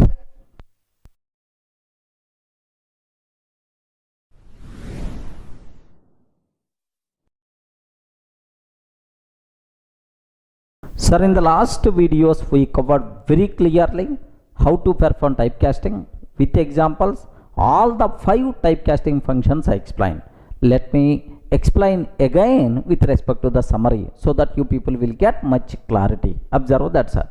The first typecasting function what I explained is int. Okay, total how many functions are available? 5 functions are there. Like the first one I explained, int, sir. So int function for the int argument, no problem, sir. Int to int, really typecasting is not required. Anyway, table sake I took, it is possible. Int to float, sir. If you are passing float argument to the int function, so something like int of 10.5, what will happen? It's very clear. The digits after the decimal point by default will be gone. 10 is the answer we are going to get. Acceptable. Next, for the int function, if you pass complex argument, complex number as the argument, immediately type error we are going to get. The reason for that is, so you can't convert complex number to int type. Remember that. Next, bool argument, if you are passing, so for the int of true means 1 we are going to get. Int of false means 0 we will get. You know that internally true and false are treated as 0 and 1. That's why right. Okay, well. Next, string arguments are very important. If you are passing string argument to the int function, compulsory string argument should contain int value only and should be specified only in the base 10. So internally contains only int value and base 10. This is the very important, sir. By mistake, string argument internally contain binary form, hexadecimal form, octal form, immediately we are going to get value error. Okay, sir, please make sure, sir, if you are passing string argument, if you are trying to convert string to int value, string should compulsory contain internally integral number and should be in base 10. Okay, conversion is possible, but this rule you have to aware. Sir, what is the second one? Float function, sir. So can I convert int to float? Yes, why not? Happily you can do that. Float of 10, if you are taking 10.0 is the answer. Yes, float int argument you can pass to the float. Now the corresponding float value you will get. Next, float argument float, of course possible, not required to use typecasting function, it is already float. Next, complex number I want to convert to the float type by using float function. I want to convert complex number to float type. Sorry man, complex to float conversion not possible. If you are trying to do that, type error we are going to get. Next, bool to float, boolean argument to float. Yes, why not man? Okay, float of true if you are taking 1.0 we are going to get, because true means 1, but I want float value 1.0. Similarly, float false if I can take 0.0 we will get, no problem at all. So boolean to float conversion is always possible. Next, what about str arguments, sir? Sir, str to float conversion is always possible, but internally str should contain either int value or float value, and compulsory we should use base 10. Have you remembered, right? Either int value or float value, compulsory we should use base 10. By mistake, if you are trying to use any other base, immediately error we are going to get, sir, value error we will get. Okay, that's all. This is the behavior of float function, right? Sir, what about complex? I want to convert int argument to complex. Okay, there are two complex functions are available, one argument, two argument. If you are passing one argument, it will become which types are, if you are passing one argument, it will become which one? Real part. If you are passing two arguments, it will become both real and imaginary. Sir, I am taking complex of 10, sir. Then 10 plus 0j will come. 10 plus 0j will come, sir. If I am taking complex of 10 comma 20, I am taking, sir. 10 will become real number, 20 will become imaginary number. 10 plus 20j we are going to get. Okay, remember. So int argument, if you want to convert int value to complex, possible man. Don't get confused. Int number to complex type possible, but complex number to int type not possible. Complex number to float type not possible. Remember, don't get confused clearly, sir. So complex number if you want to convert to int type, float type not possible, but int number if you want to convert to complex possible. Don't get confused. Okay, well, what about float, sir? Same rule. If you are passing one argument, it will become real part. If you are passing two argument, it will become, if you are passing two argument, it will become what? Complex. Are getting both the real part and imaginary part. Same rule. Next, complex to complex. Anyway, always possible. Always right. So, bool argument. If you pass bool argument to true, sir, it will become only one argument. It will become what? Real part. Of course, its internal value 1 will be considered if it is a true. If it is a false, 0 will be considered. Yes, possible. Even I explained with example. String arguments, sir. Yes, please make sure. So if you want to pass a string argument to the complex function, two rules I covered. Okay, two rules I covered. If the first argument is the string, second argument you should not pass. So if you are passing string value, it will become real value. Then imaginary number is always 0. Next, for the second argument, string value, you can't pass. Okay, with those restrictions, you can pass a string value, no problem at all. Next, bool functions. So if you are passing int value, sir, very simple. If the int value is 0, it will considered as false. Non-zero, it is considered as true. Yes, int to bool possible. Next, float is also. If the value is 0.0, it will become false. Non-zero, it will become true, sir. Next, complex number. So real part and imaginary part both are 0. 0 plus 0j, it is the false. In all other cases, it is the true, sir. Next, bool argument. Bool to bool, no problem at all.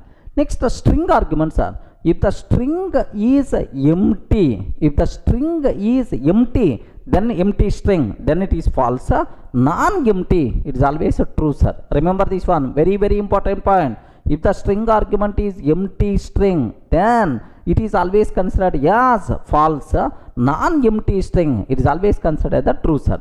Next, str. You can convert any type to str, no problem at all. Are you getting? This is a small summary what you people should be aware about typecasting functions. Maybe so this having idea is always recommended, but complex numbers we are not required to worry that much because we are not going to use that much frequently in our coding. But having awareness is always recommended, right? Sir, clear for all of you, right? If any person is asking about Python typecasting functions, can you please explain with an example? Then you should be in a position to give left and right. Clear, right?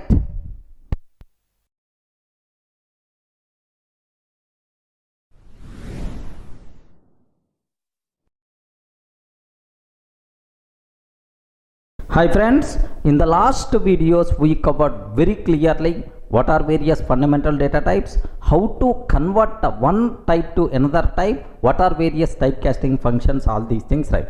Now the next very important concept, subject wise, concept wise, you people should aware very clearly these topics are. What is the topic is fundamental data types versus immutability. Are you getting what is this word? What is this word? Can you please spell out? Immutability. Fundamental data types versus immutability. This topic we have to discuss, right? So first I have one small question. Which are fundamental data types? Can you spell out which are fundamental data types? Fundamental data types are int, float, complex, bool, and then str. These are fundamental data types. We covered in detail in the last videos, right? So next, what is the meaning of immutable? Are you getting what is the meaning of immutability? Sir, anyone can you please tell? Normal dictionary meaning. Forget about Python programming. So what is the meaning of immutable? Mutable, like. Sir, very simple. Mutable means changeable. You can change. Immutable means non-changeable. Are you getting what is the meaning of mutable? Can you please spell out? Very important word. Mutable means changeable. Are you getting? Happily you can change. Changeable is mutable, sir. Immutable means non-changeable. Immutable means non-changeable. You can't perform any changes. Such type of thing is called immutable. Okay, like now I want to conclude the most valuable, very important points are all fundamental data types are immutable, non-changeable. Sir, what it means? What is the meaning of immutability, sir? Once we create an object, once we create an object, we can't perform any changes in that object. Very important, sir. Why I am writing, especially this one is this point should inject in your mind. Once we create an object, we can't perform any changes. We can't perform any changes in that object. If we are trying to perform any changes, with those changes a new object will be created. If we are trying to perform any changes, any changes, with those changes a new object will be created, sir. With those changes a new object will be created.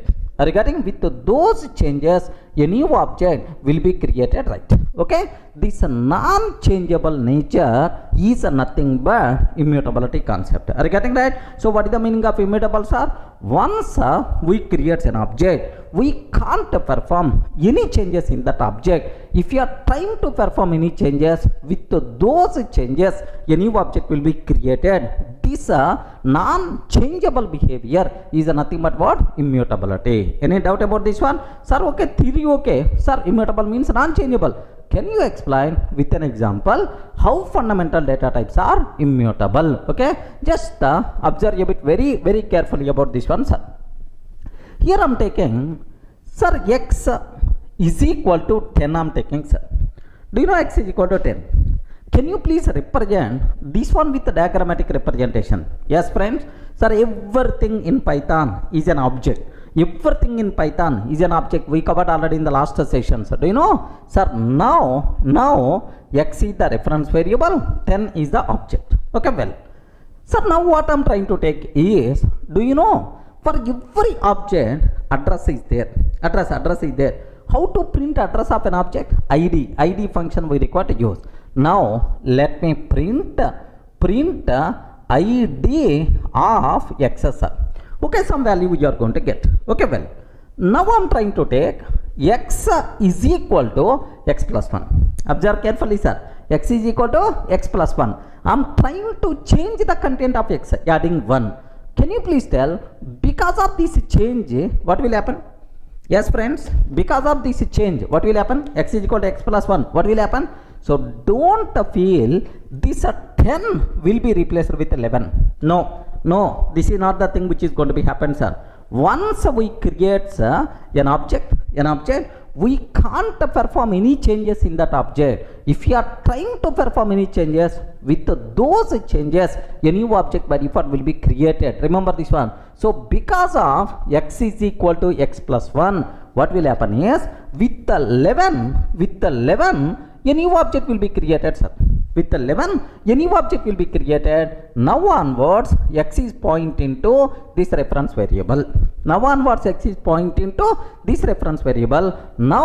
this object not having any reference variable, that's why eligible for garbage collection.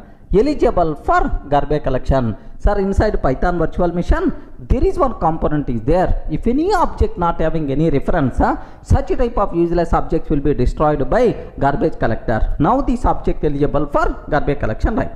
Sir, now earlier x is pointing to this object, but now x is pointing to this object. Where is the proof for that? Are you getting? Print of ID of x. Okay, if really a new object got created, then how many objects will be there? Can you please spell out how many objects will be there, sir? 2 objects will be there. So address of first object, address of second object, both are different. If really 2 objects are going to come, yes, clear, man, you can't perform any changes in this object. With those changes a new object got created, we proved practically, right? Let me execute this code. Have a look once, sir.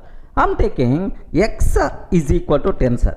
I'm taking x is equal to 10 I'm taking, sir. X is equal to 10. Now print of ID of x, sir. Print of ID of x. Okay, just observe up to this line, sir. Py, okay, py test.py. Have you observed? This is the address, because for every object address will be there, sir. Okay, well, now x is equal to x plus 1 I'm taking, sir. X is equal to x plus 1. Print of ID of x I'm taking, sir. Print of ID of x. Sir, if really new object is going to be created, because of this x is equal to x plus 1, if really a new object is going to be created, compulsory the address of this object, the address of this object, both are different. Have a look once. Now here it's a very clear for you people. Now both addresses are same or different. Can you please observe here 544, but here we have 560. There is a clear difference there between these two things. So two objects got created, right? Yes, practical proof. Okay, so once we create an object, we can't perform any changes in that object. If you are trying to perform any changes, with those changes a new object will be created. This non-changeable behavior is nothing but immutability concept. Have you observed, right? So once we create an object, we can't perform any changes in that object. If you are trying to perform any changes, with those changes a new object will be created. This non-changeable behavior is nothing but immutability object, that immutability concept. So now it's a very clear for you people. Yes, I created an object x is the 10. So whenever I am trying to perform some change in the existing object, changes won't be there. Compulsory a new object got created, practical proof. Clear for all operate? Now int object, is it immutable or mutable? Respond friends. Int object, is it immutable or mutable? Immutable. Correct, right? Sir, let me go for one more small example so that you will get much clarity, right? Have a look once. One more example. So with a bit sir, more explanation will be there. Observe. I'm taking x is equal to 10, sir. X is equal to 10.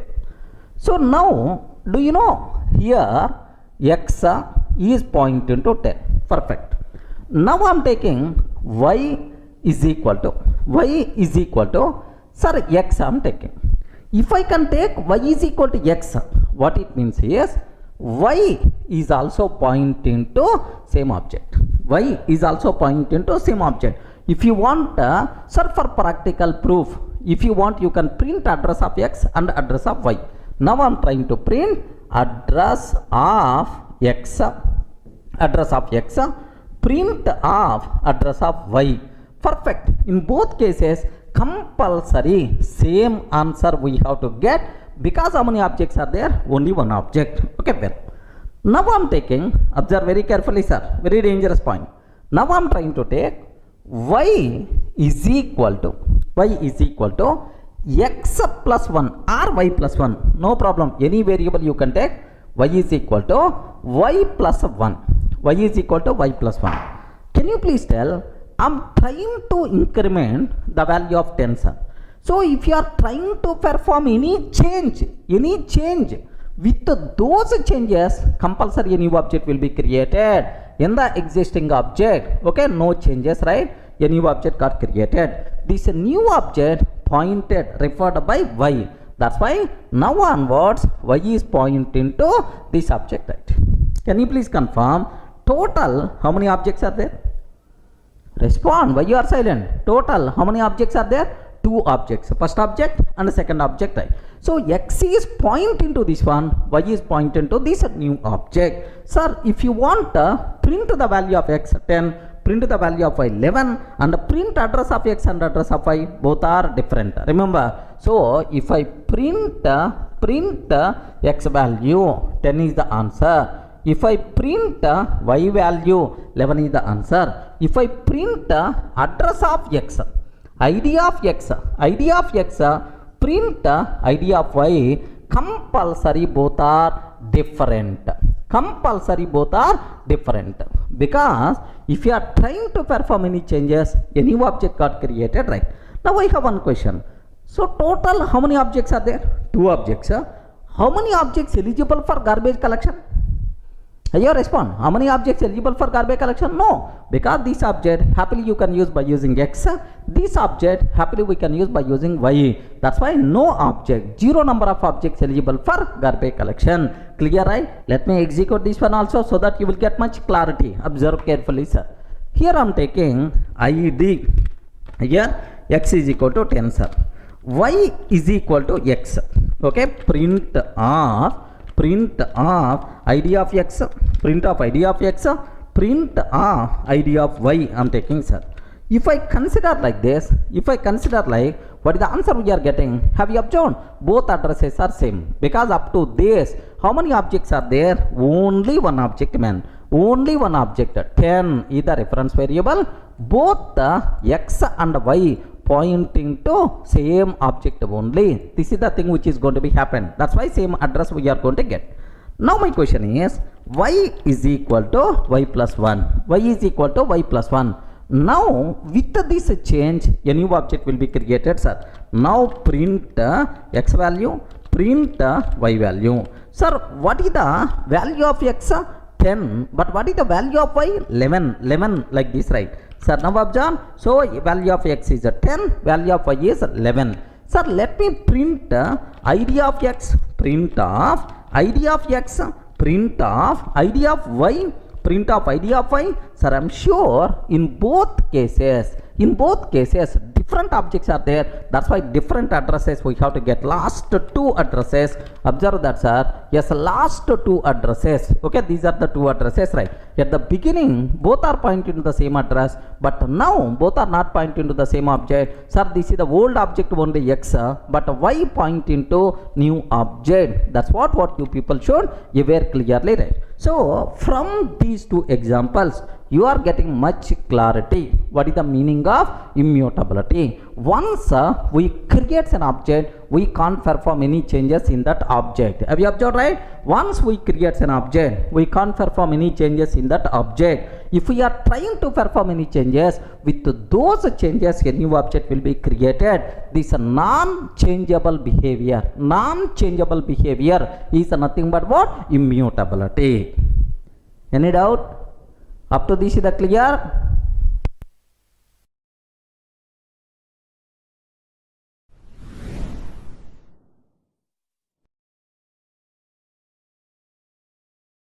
Sir, in the last video we covered very clearly what is the meaning of immutability with examples, right?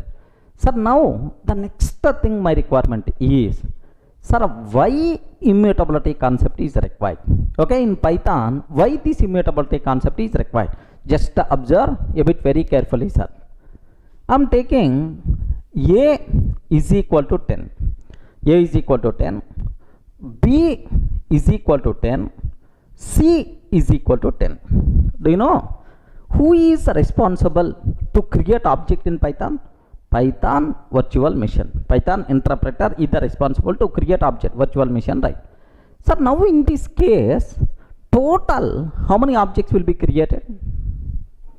Can you please confirm? Total how many objects will be created in this case? Yes? Total how many objects? 3 objects. Are you getting? Because it is a different line, it is a different line, it is a different line. That's why total how many objects got created? 3 objects got created. No. Our Python virtual machine is a bit intelligent person. Are you getting? What it's going to do is, A is equal to 10. Listen very carefully about this one, sir. Sir, A is, yes, refers to this object. A is equal to 10. Okay. Now my point is, sir, B is equal to 10. In Python, if an object is required to create an object, Python virtual machine is required to create an object. Blindly, it won't create an object. First, Python virtual machine, what it will do, PVM, what it will do is, for the required content 10 is an object already available or not. Are you getting? For the object already available or not. So Python virtual machine will check. If an object already available, it is always going to use existing object only. Remember that it's always going to use what? Existing object only instead of creating new object. Sir, object reusability. So, if a Python virtual machine required to create an object, it won't create that object immediately. First, it will check, is any object already there with the required content or not? If an object already there with the required content, then what it will do is, it will reuse existing object only. It is not going to create new object. So B is equal to 10. 10 is already there. Now B is also pointing to that object. Remember that. It's a pointing to that. Similarly, C is equal to 10. Okay. C is also pointing to that object. A, B, C. So total, how many objects are there? Respond. How many objects are there? Only one object. But how many reference variables are there?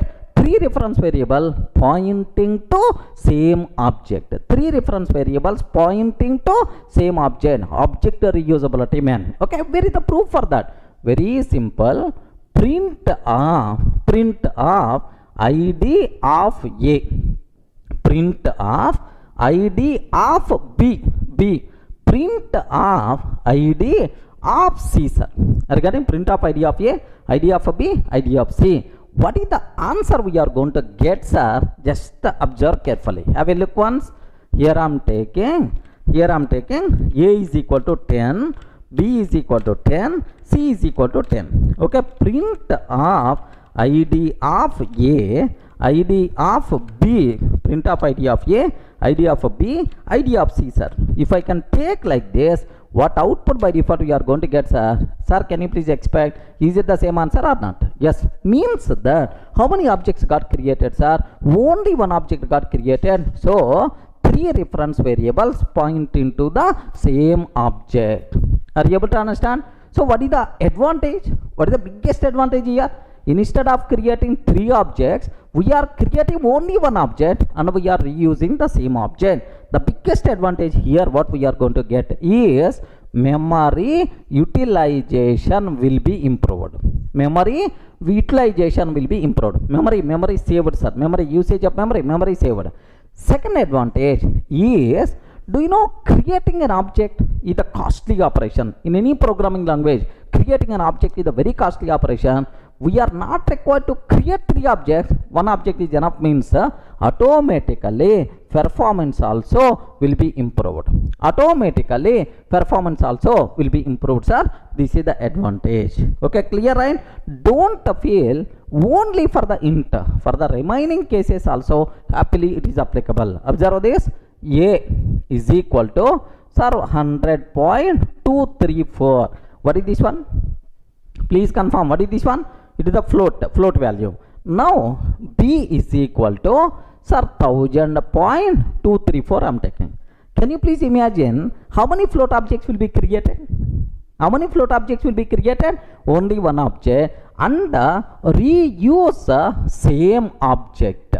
Are getting only one object and reuse same object for both requirements, right? Okay, well, now print of how you proved in the last example? What is the approach we followed? Sir, address of id of A, id of B. If addresses are same, both are pointing to the same. So not required to compare addresses. There is one small shortcut is there.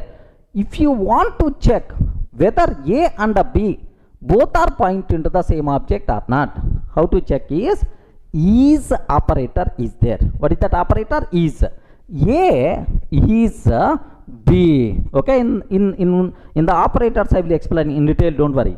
A is B when it returns true if both are pointing to the same object. If both the references point into the same object, then only it returns true. Remember that. Sir, now A is B or not?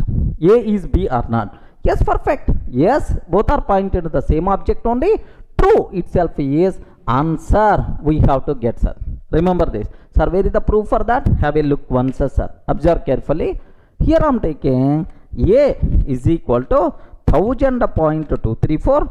B is equal to 1000.234. Like this I am taking. Print of A is B. Like this I am taking. Are you getting? Print of A is B. B. Like this I am taking, sir.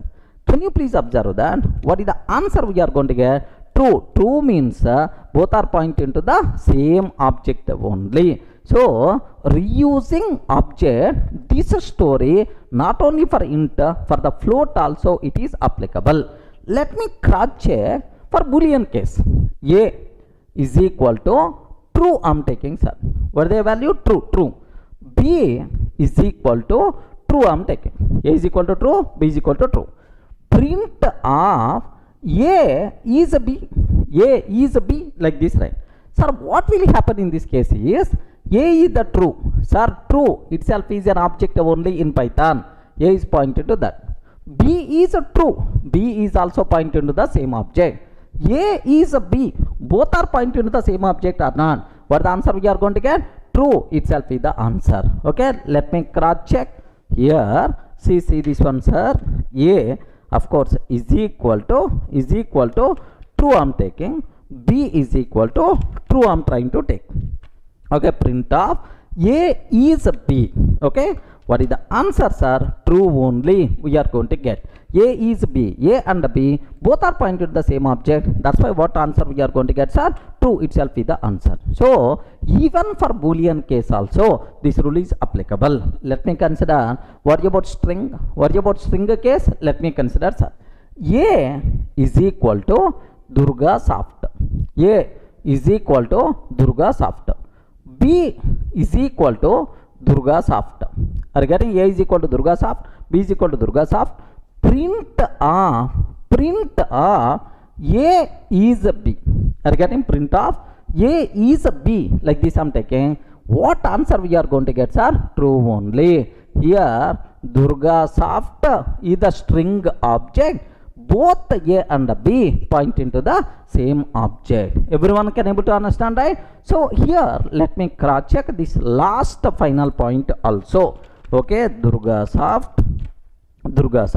Here also Durga soft, like this I'm taking. A is a B or not. What are the answers are? Have you observed? True itself is the answer. Okay, well.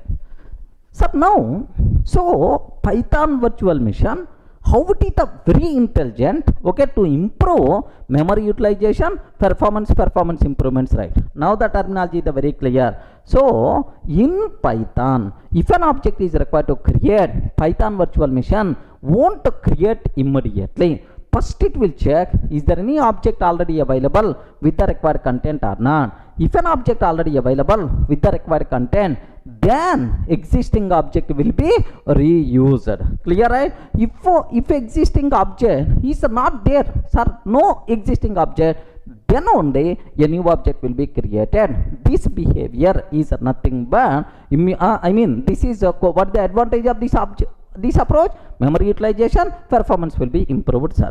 Everyone can able to understand what the advantage like. Sir, here you may ask something. Sir, reusing existing object, performance will be improved, you are telling, sir. But whenever we are creating an object, every time my Python virtual machine will search whether this object is already available or not. So search operation, so performance effect may be there. Search operation it has to do, performance effect may be there. So after searching, if it is identified no object is available, then it has to create what? New object, create operation. Do you know? So search operation, create operation, time complexities. Search operation is a very easy job, but create operation is a very difficult. That's why even it is going to perform search, no performance issues, because create operation is more costly than search operation, right? One student asked the doubt, sir, you are telling, so before creating an object, Python virtual machine is always going to search, is this object is already available or not? Is it performance issue or not? Yes, definitely performance issue. But search operation, so how much time it is going to take? Create operation, how much time it is going to take? Search operation will take very less time when compared with create operation. That's why, so search operation, so if you are going to use instead of create, obviously performance is going to be improved because it's the most costly operation. Clear for all of you, right? Okay, well, next, sir, now that's all. This is what we have, right? Now maybe a chance. So what advantage we are going to get because of this object reusability? Can you please tell? Object reusability, what advantage? Memory utilization, performance, both will be improved because of this approach.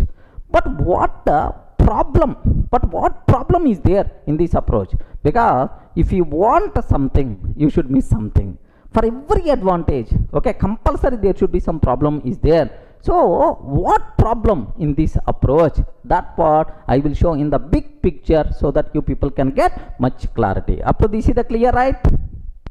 So now I want to show the same concept in the big picture. Observe that.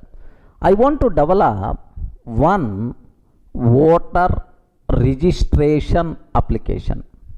What is this one, sir? Can you please spell out? Voter registration application. I want to develop some voter registration application. In the voter registration application, do you know which fields are there? End user voter is required to fill which fields? Observe carefully, sir. Name compulsory required. Father name, okay, required. Next, mother name. These days in India, okay, everywhere mother name also should be specified, compulsory, right? Next, address because voter ID acts as address proof also, okay, like sir, house number. Next, street. Next, city or village. Next, district, and then state, okay, like pin number. At last, submit button, like we are going to take. Of course, multiple fields will be there. Next, here we require to upload our photo also. Assume that, sir. Okay, this is a small voter registration application. I'm trying to do that. Now take a bit very special care. For every user, name must be required, father name must be required, mother name must be required, address, all these things must be required. Sir, now within Hyderabad, assume that, sir, India, Telangana, Hyderabad. Within Hyderabad, assume 1 crore voters are available. How many voters, right? 1 crore. 1 crore voters are available, right? Assume. Now, do you know, for all these 1 crore voters, sir, what is the city name? Hyderabad only. Correct or not? For all 1 crore voters, what is the city name? Hyderabad only, right? Now, first voter came. Now, observe carefully, sir. First voter came. Boss, my city is Hyderabad. Sir, immediately, Hyderabad object got created. So, which is referred by v1.city. Okay, Hyderabad, like. Now, second voter came. Sir, my city is also Hyderabad. If a second voter city is also Hyderabad, can you please tell, is it required to create new object? No. Directly, for second voter also, same object will be reused. Okay, V3 person is coming. For that also, same object will be reused. Now, 1 crore voters who are belongs to Hyderabad, for all these people, sir, what is the city name? Hyderabad only, right? Now the point, observe carefully, sir. Sir, we can create 1 crore Hyderabad objects and we can use, or we can create only one object and we can reuse that object with the 1 crore references. Which approach is always recommended? Obviously this approach. Have you observed, right? 1 crore objects we require to create. How much memory is required? How much performance issue, like array, you are not required to create 1 crore objects. Only one object is enough. Reuse the same object with the 1 crore references. The biggest advantage, okay, is memory utilization, performance improvements, right? How beautiful this concept. How the Python internal memory management model. Yep, beautiful concept, man. But Python virtual machine is a very much intelligent, sir, with respect to the memory utilization, with respect to the performance. Clear for all of you, right? In the big picture, we are not creating 1 crore Hyderabad objects. We are creating only one Hyderabad object and we are reusing 1 crore with 1 crore references. Okay, well. So, memory utilization, performance improvements are there. Okay, well. Just now I told, for every advantage, you are getting some problem also. You are going to, there is some disadvantages also there. There are some limitations are there. What is the problem in this approach is, now take very special care, sir. So now, after some time, V3 person is coming. Boss, my city name got changed. Now I got transferred from Hyderabad to Vijayawada, like someone is telling, sir. Then he is trying to change the content. Assume that. If he is trying to change the content, here instead of Hyderabad, sir, Vijayawada. Assume that, sir. He changed to Vijayawada. Then the problem here is, so is this change will be reflected for all 1 crore people or not? Yes. Sir, after some time, V2 person is coming. My city, not Vijayawada. My city is Mumbai. Like, sir, forget about the memory advantage, performance advantage. Now the program is going to behave abnormally. In the morning time in the system, I checked, my city is Hyderabad only. after half an hour I checked, my city suddenly changed to Vijayawada. I never changed, but evening whenever I checked, my city became Mumbai. So instead of memory advantage, performance advantage, abnormal behavior is there. Program is going to behave abnormally. So because if one person is trying to change the content, all the 1 crore people are going to be affected. Correct or not? So to prevent this problem, immutability is required. So in Python, this is not the thing which is going to be happen. Hyderabad is always fixed, Hyderabad only. Okay, because multiple references using the same. So if any person trying to change the content, observe carefully, sir. Once we create string object, we can't perform any changes in that object. The content is always fixed, the content is always final. If any person trying to change the content, sir, V3 person, I want to change from Hyderabad to Vijayawada. Sir, now a new object will be created, Vijayawada.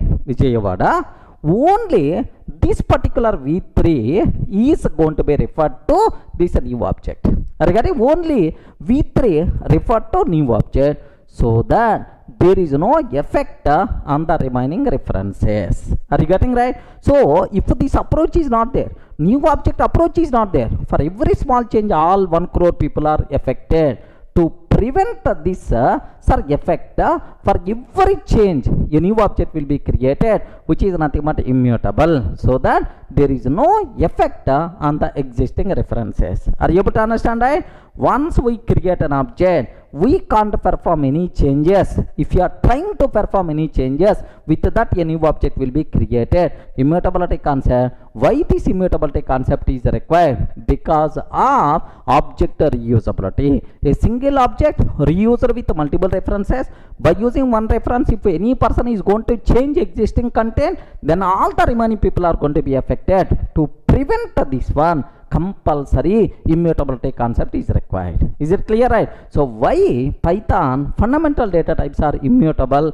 Because of this object reusability. Because to get a memory advantage, performance advantage, we have to compromise, we have to do this type of extra arrangement, which is nothing but what? Immutability. Everyone can able to understand, right? So why immutability concept is required in Python? Yes, happily you can explain with this example. So what advantage of object reusability? What the problem with object reusability? The problem with object reusability is we required immutability concept. Any doubt at all?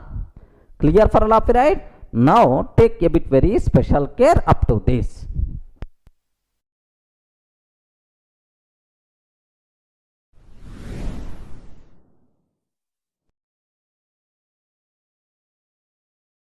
Sir, now take very special care.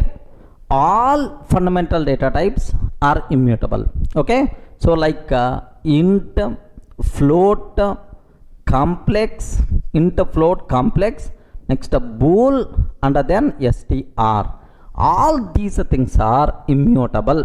Don't worry, sir, everything is immutable. Okay, like, but object reusability concept applicable only for int type, float type, bool type, str type. So for complex type, object reusability concept is not applicable. Maybe internally the way of representation is the different, maybe at memory level. So here object reusability is not there, but it is immutable. Remember that. So now where is the proof for that? Yes, if you consider a is equal to 10, b is equal to 10, print of a is b. True is the answer. True is the answer, because for int always it is going to use existing object only. Next a is equal to 10.5, b is equal to 10.5. okay, print of a is b. Okay, in the case of float also we are always going to get existing object. We are always going to reuse existing object only. True, sir. Sir, now a is equal to true, b is equal to true. Print of a is b. Yes, a is b. What the answer, sir? True. Yes, we covered, we executed already all these things, right? Next, a is equal to Durga. A is equal to Durga, b is equal to Durga. Print of a is b. What answer, sir?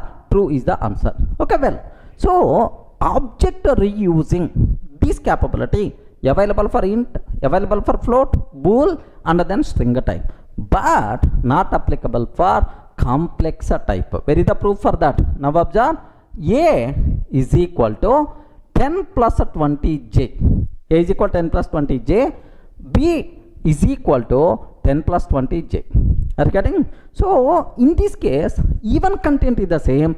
Compulsory a new object will be created in the case of complex numbers. Now observe, print of a is b. In this case, false is the answer we have to get.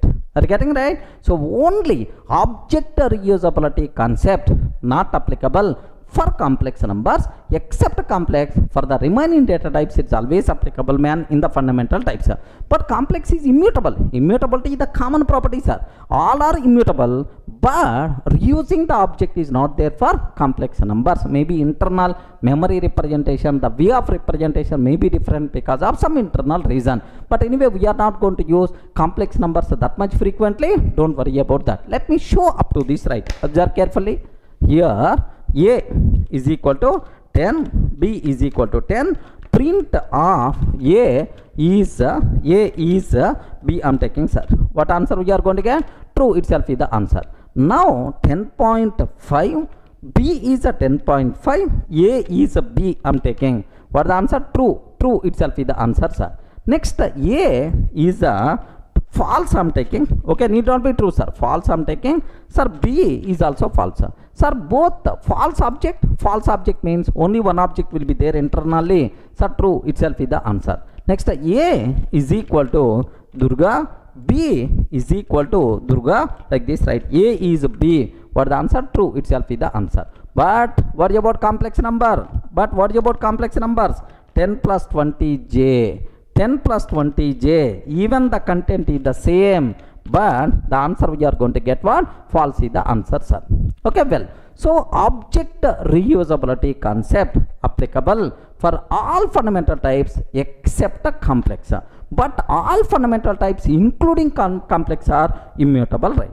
Next, here one small clarity I have to provide. So we can execute Python program, Python script. I wrote some script and I'm trying to execute. It is the standard way, sir. Do you know we can execute from Python IDLE, sir, Python ideal console also you can execute, sir, or simply Python console also you can execute, sir. Remember Python console, okay, Python console, IDLE, these things are REPL tools. Regarding what is this one, sir? REPL tools. REPL means read, evolve, print. Read, evolve, print, and loop. Again repeat the same process. REPL tools. These things are not standard IDEs or not standard editors to develop the programs. So these are just to test the small coding snippets. We are going to use this, but these may show different behavior. Don't worry, sir. If you are going to use your IDEs, Atom IDE, PyCharm IDE, or Spider, or otherwise standard whatever approach I am using, all these cases our discussion is valid. But in the case of IDLE, Python console, these are just a small REPL tools to execute small coding snippets. Here you may get different results. Don't worry about that, sir. Observe that how you can conclude. Have a look once, sir. I'm taking a is equal to 1000. Have you observed very carefully, sir? A is equal to 1000, b is equal to 1000, a is b. So standard approach I'm taking. Can you please tell what the answer we have to get? True itself is the answer, sir. True is the answer we are getting. But the same thing I can ask in the IDLE. Okay, so Python IDLE. Let me launch it, sir. Okay, the same question I'm asking. This is the Python IDLE.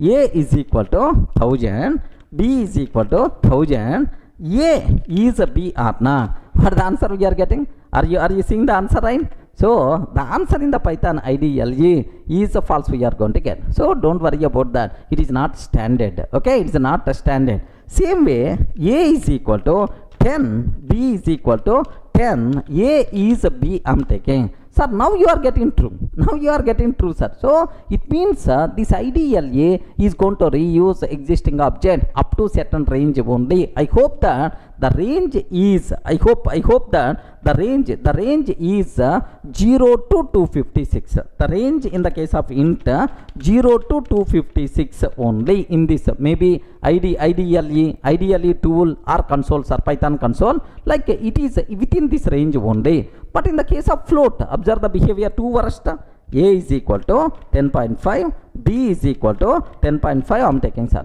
A is the 10.5, B is the 10.5, A is B. We have to get a true, sir, because in the case of float also we will have reusing, but here false we are going to get. Means this is not standard, don't worry about that. Next, similarly Python console also, just now I showed, right? Python console py, I am taking, sir. A is equal to 10.5, B is equal to 10.5, like I am taking. A is B or not, false we are going to get, sir. A is equal to 1000 I am taking, B is equal to 1000 I am taking, A is B, yes, false we are going to get. So don't worry about console, Python console and the Python IDLE. It may show different results, but these are not standard. Sir, whatever approach we are following is the standard. If you want, you can execute in the PyCharm, same results we are going to get. Clear for all of it? Now, up to this, any doubt? What is the meaning of immutability? Okay, like. Sir, by this time, you people got very clearly what is about immutability, why this immutability concept is required, up to that clear. Now, some students may ask, sir, immutability okay? Can you please show at least one example about mutability also, so that we will get complete picture, like you may ask. Sir, very simple example, what I have to discuss, observe carefully, sir. Here, you know, after completing our fundamental data types, the next level advanced data types we have to discuss list concept, tuple concept, like there you will get much clarity, but a bit advanced. Let me show one small example to get basic idea. Do you know A is equal to 10, sir? How many values here represent? Only one value, 10.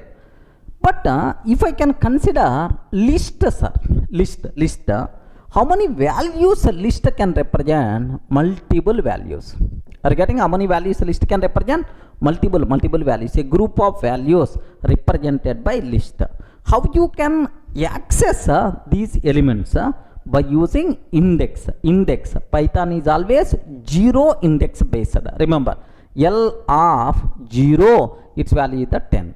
L of 1, its value is the 20. Okay, like this. Basic idea, sir. List means a group of objects. We can access each element by using index. That's all. But anyway, in the next video, we will discuss list data structure in detail. Don't worry, sir. Sir, now my question is, all fundamental data types are immutable. Once we create an object, we can't perform any changes. If you are trying to perform any change, compulsory a new object will be created. You know, right? Okay. Sir, here I am taking x is equal to 10, x is equal to x plus 1. Like, can you please tell what will happen? X is 10. X is equal to x plus 1 means a new object will be created. Now onwards, x is pointing to this one. We discussed already, it is immutable. But list is mutable. List is mutable object. In the existing object only, you can perform any changes, no problem at all. Sir, what it means? Observe carefully, right? Sir, here L is equal to 10, 20, 30 is there, sir. Observe very carefully. L is equal to 10, 20, 30 is there. Okay, 10, 20, 30. This is the list what we have. L is the reference variable for that. Okay, well. Now I'm trying to print L, sir. What is the address of L? Okay, ID of L. Some address you are going to get. Now L of 0 is equal to 7777, like I'm taking. Sir, now I'm trying to change the content of this list. If the list is mutable, obviously in the existing object only we require to perform changes. Correct, right? So L of 0 is equal to 7777 means now this one replaced with 7777. in the existing object only. Remember this one. So once we create list object, you can perform any changes in the existing object. This changeable behavior is nothing but mutability concept. Okay, well, list is mutable. Where is the proof? Now print address. Print address are print of id of L after modification, address before modification, address, both the things are same because modification happened in the same object only. If you want, you can print L value, modified value by default we are going to get, sir. 20, 30 like modified value we are going to get. So means that clear practical proof. So all changes are happened in the existing object only, but not in the new object. Where is the proof? Let me execute this code. Observe carefully, sir. Here I am taking, here 1 minute. Here I am taking L is equal to 10 comma L is equal to 10 comma 20 comma 30, sir. Print of id of L, print of id of L and print L. Sir, I am trying to print content of L and its address also. Okay, let me execute up to this. Yes, content is 10, 20, 30, address is, this is the address, right? Okay, well, now my question is L of 0 is equal to 7777. I am taking L of 0 is equal to 7777. Print of id of L, sir, after modification, what is the result? Next, id of L, okay, like, so before modification, what is the L and the address? After modification, what is the L and what is the list content and address of L? Now observe, sir, am I getting modified content but address is not changed, meaning that so all changes will be performed in existing object only. This behavior, this changeable behavior is nothing but mutability concept. Is it clear for all of you, right? So can you please explain with an example what is the meaning of mutability? Best example. Let me go for one more small chota example, right? Have observed carefully, right? One more example to prove again. Here I am taking L1 is equal to 10, 20, 30, 40, like I am taking, sir. L1 is equal to 10, 20, 30, 40. Now, sir, this is the list we created. 10, 20, 30, 40. L1 is the reference variable. Okay, well, L2 is equal to L1. What is the meaning of this one? L2 is equal to L1 means L2 is also pointing to L1 only. L2 is also pointing to L1. Now what I want to do, how many list objects are there? 1. But how many references are there? 2 reference variable. Both reference variable point into the same object. Sir, if any person trying to change the content, all those changes will be performed in the existing object only. So by using L1, if I perform some change, those changes will be reflected to L2 also, because both are pointed to the same object. In the existing object only modifications are performing. Okay, now sir, print of L1, print of L2, sir. In both cases we are going to get 10, 20, 30, 40 only. Okay, well, now L1 of 0 is equal to 7777. L1 of 0 is equal to 7777 I am taking. Where will be performed, sir? L1 of 0 means 7777, like 10 will be replaced in the same object. Now the change will be reflected to L2 also. Now let me print again, print of L1, print of L2. What is the output we are going to get in both cases, sir? Do you know? First element replaced with 7777, 20, 30, 40.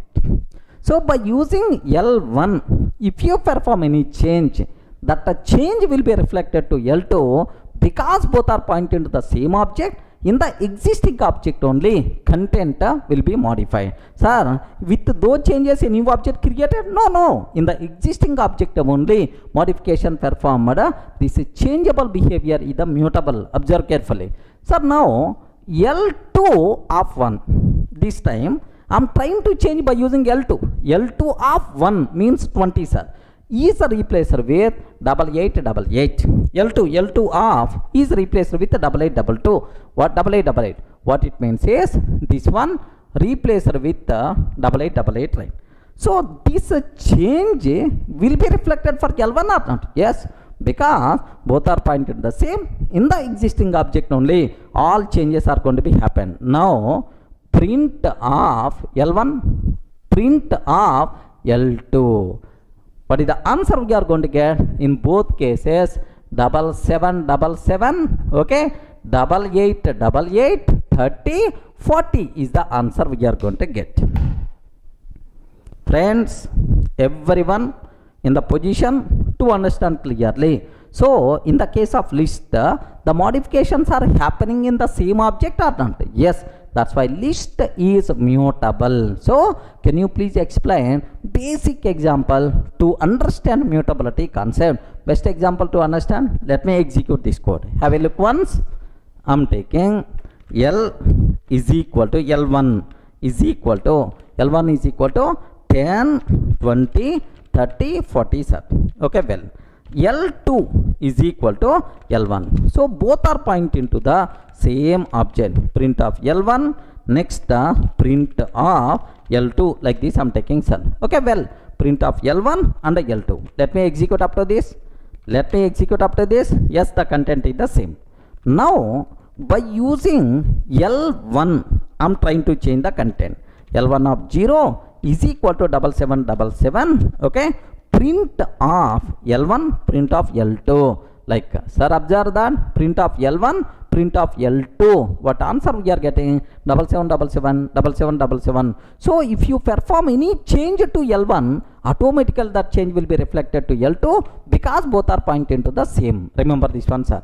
Okay, next by using L2, I want to perform some change. L2 of 1 is equal to 8888. Print of L1 and the print of L2.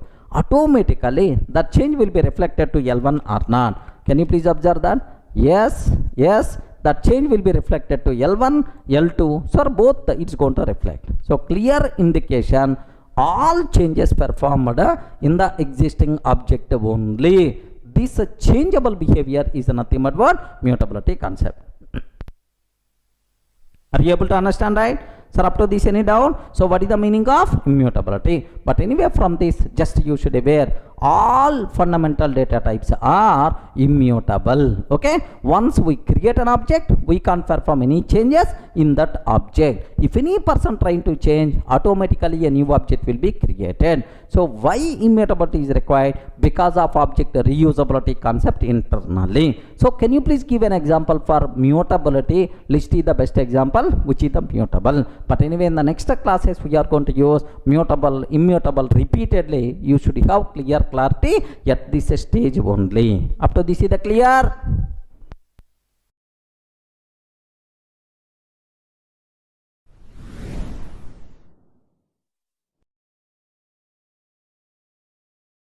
Hi friends, in the last videos we covered very clearly about fundamental data types. Sir, now observe that, sir, if I consider A is equal to 10, can you please tell what is the type of this one? Integer type. B is equal to 10.5, float type, sir. If I can take C is equal to true, like Boolean type. Next, sir, D is equal to 10 plus 20, J is what type, sir? This is what is this one? Complex number. Next, E is equal to Durga. Okay, like I'm taking, it is the stringer type. These are 5 fundamental data types we covered, sir. Here every variable can hold how many values? Only one value. A can be used to represent value 10. B can be used to represent value 10.5. C can be used to represent value true, sir. So in fundamental data types, every variable can hold how many values, right? Only one value. Clear, right? Okay, like, sir, sometimes my programming requirement, I want to hold a group of values together. Are you getting? I want to hold a group of values together. Something like, sir, names of all students, or roll numbers of all students, or all mobile numbers, all mail IDs. I want to represent a group of things. Then we should not go for these fundamental data types. For that, we have to go for collection related data types. Are you getting? If you want to represent a group of values as a single entity, so something like here, this is the first value, second value, third value, fourth value, fifth value, sixth value, seven, like a group of values as a single entity, then we require to go for what? Collection related data types, right? So what are various collection related data types are there in the Python? So best example, list concept is available. Okay, list concept is available. Next, tuple concept is available. List tuple. Next, set. Next, frozen set, frozen set. Next, dict. Next, followed by range. Next, bytes and byte array. Okay, all these data types can be used to represent a group of values. Remember this one, to represent a group of values as a single entity, then we require to go for these data types, right? Sir, anyway, almost, sir, these are things we are going to discuss as a separate topics. List is almost around 3 to 4 sessions. Okay, topic list, tuple, set, dict, like this. But I have to show the basic idea about these things in detail. Take a bit very special care. Sir, can you please tell what is the main difference between fundamental data types, collection related data types? Fundamental data types can hold only one value at a time, but these collection related data types can hold multiple values. But there are some small differences are there, sir. Something like, sir, order is important, duplicates are allowed, then we have to go for list. Sir, duplicates I don't want, then we have to go for set. Key value pair, then we have to go for dict. So based on our requirement, we have to choose the corresponding collection related data types. Okay, anyway, as of now, aware multiple collection related data types are available. These are things we have to discuss one by one. Up to this is the clear, right? Sir, now the first type what I have to discuss, list concepts are.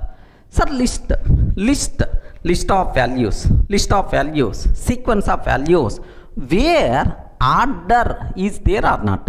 In this list, this is the first element, this is the last element, like order is there.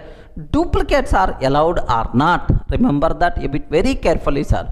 If you want to represent a group of values, a group of objects as a single entity, where duplicates are allowed, order is important. Where order is important and duplicates are allowed, then we have to go for list concept. Remember this one, sir. So whenever I am using the word list, immediately in your mind 2 points should be injected. The first point, sir, okay, order is important. Insertion order preserved. Duplicates are allowed. Yes, duplicate objects no problem. Happily it is allowed. Then we require to go for what? List concept. Very important, sir. Sir, how you can represent a list? Sir, take a bit very special care. Sir, what is this notation? Please respond. What is this notation? Okay, this one square brackets. So list concept can be represented by using square bracket style. Remember that, sir. In the first value, comma second value, comma third value, like this one is list concept. Of course, I will explain related to the properties. Don't worry, sir. If you go for tuple, just evade this basic idea at the beginning only. If you want to go for tuple, then we have to go for parenthesis. Regarding, we require to go for what? Parenthesis. 10, 20, 30. This one is by default considered as tuple, sir. Tuple is 10, 20, 30. Okay, tuple, some people may pronounce as a tuple. Okay, like whatever your pronunciation, no problem, right? 10, 20, 30. Next, if I can take curly brace 10, 20, 30. Okay, just aware, within curly braces I am taking this type of thing is called set concept, sir. Are you getting set concept? Next, if you consider 100 colon Durga, 100 colon Durga, comma 200 colon Ravi, 200 colon Ravi. Okay, this is 100 colon Durga, 200 colon Ravi. This a type of key value. This type of thing is called dictionary concept. Isn't this? Sir, just for basic idea purpose I'm telling at the beginning. Styles. Sir, square bracket representation. What is this concept, sir? List concept. Next, a parenthesis concept. What is this one? Tuple concept, right? Curly braces, first value comma second value comma third value, set concept, right? Again curly braces, key value, first value colon key value comma key value, like then we require to go forward dict concept. Okay, well, sir, now can you please tell how to represent list, sir?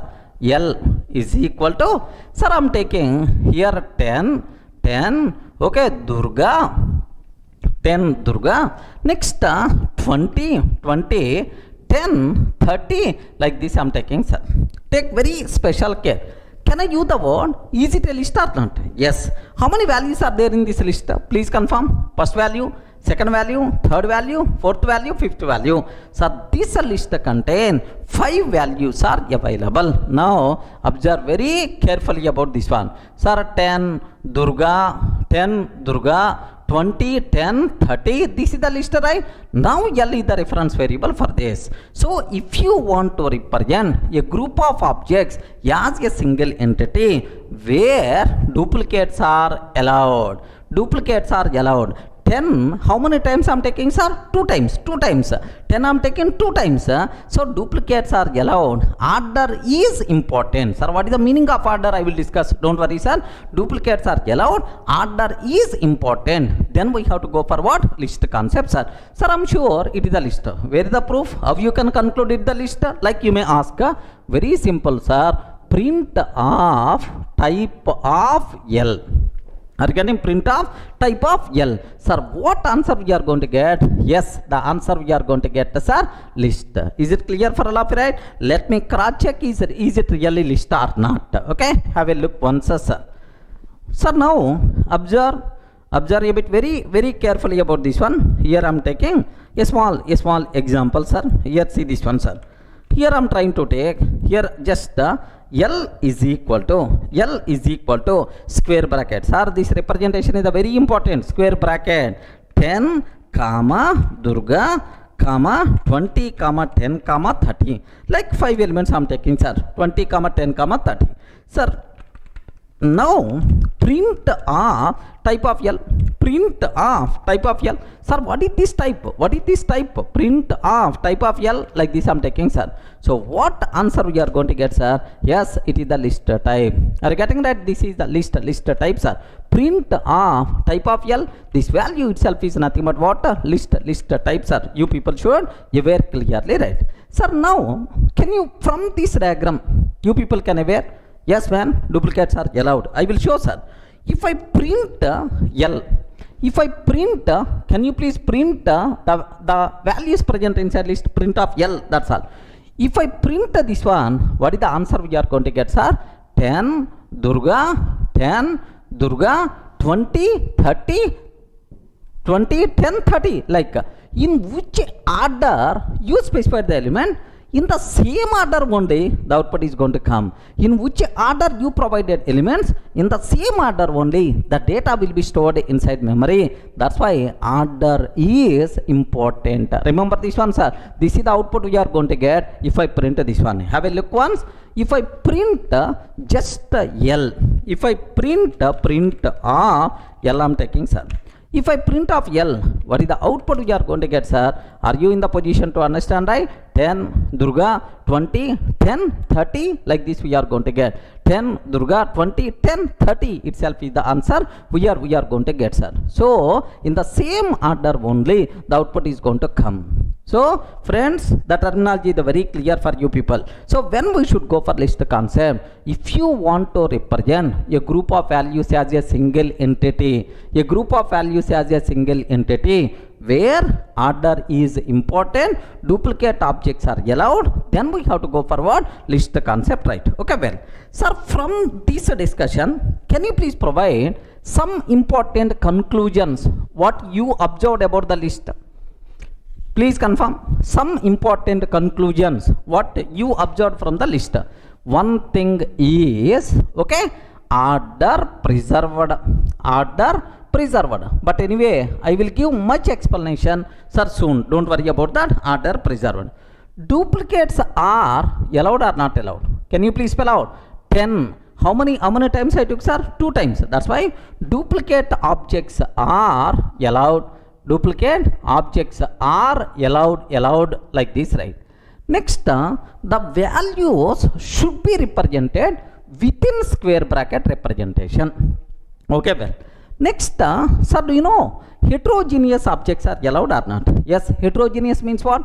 Different type of objects. If you observe, one is integer type, the second one is string type. One is integer type, second one is string type. Heterogeneous objects are allowed. Okay, heterogeneous objects are allowed like this, right?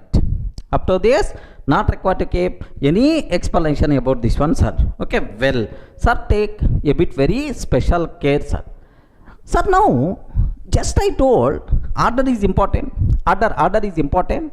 What is the first element present in this one? Can you please spell out? What is the first element present in this one? 10. This 10 is located at 0 index, 1 index, 2 index, 3 and 4. How you can find the element present at 0 index? Here, if you observe, print of L of 0. Are you getting L of 0? What is the answer we are going to get? 10, sir. Print L of 0, 10. Sir, print of L of minus 1 I am taking. Minus 1 means what? Last. What is the last element, sir? 30 itself is the valid. So, indexing concept applicable or not? Yes, applicable, because here order is important. Wherever order is there, wherever order preserved, compulsory indexing concept applicable. Next, slicing also. If you observe, print of L of 1 4 like this I am taking, sir. L of 1 colon 4. Sir, 1 colon 4, what is this concept? What is this operator? Slice operator. So it returns list of elements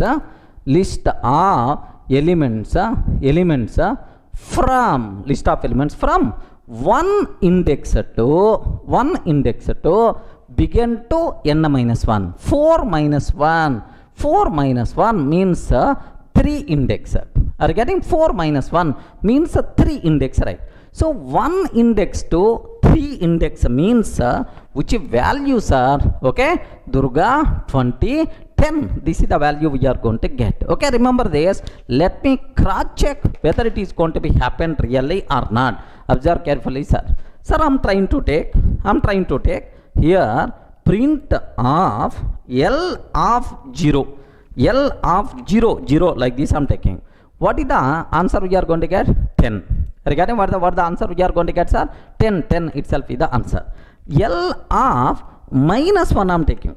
L of minus 1 I am taking. Last element, sir. Yes, perfect. L of minus 1 is the 30. Oh, clear indication. Indexing concept is applicable, sir. Now I want to take slice operator also. L of 1 to 4, sir. L of 1 to 4. So from 1 index to begin index to n minus 1 index means sir 1 2 3. Okay, this part we have to get, sir. Durga 2010. This is the part we are going to get. Observe carefully, sir. What is the answer? Durga 2010 is the answer we are going to get. Perfectly itself is acceptable. So for the list, indexing concept, slicing concept applicable, no problem at all. Are you in the position to understand, right? Sir, next important point, of course, indexing and slicing concept applicable. And slicing concepts are applicable, right? Next, one more point. Listen very carefully, sir. Sir, if I can take L is equal to something like this style. Have a look once. L is equal to just square bracket open and close. what I'm doing? Respond. What I'm doing? L is equal just a square bracket open and close. What I'm doing?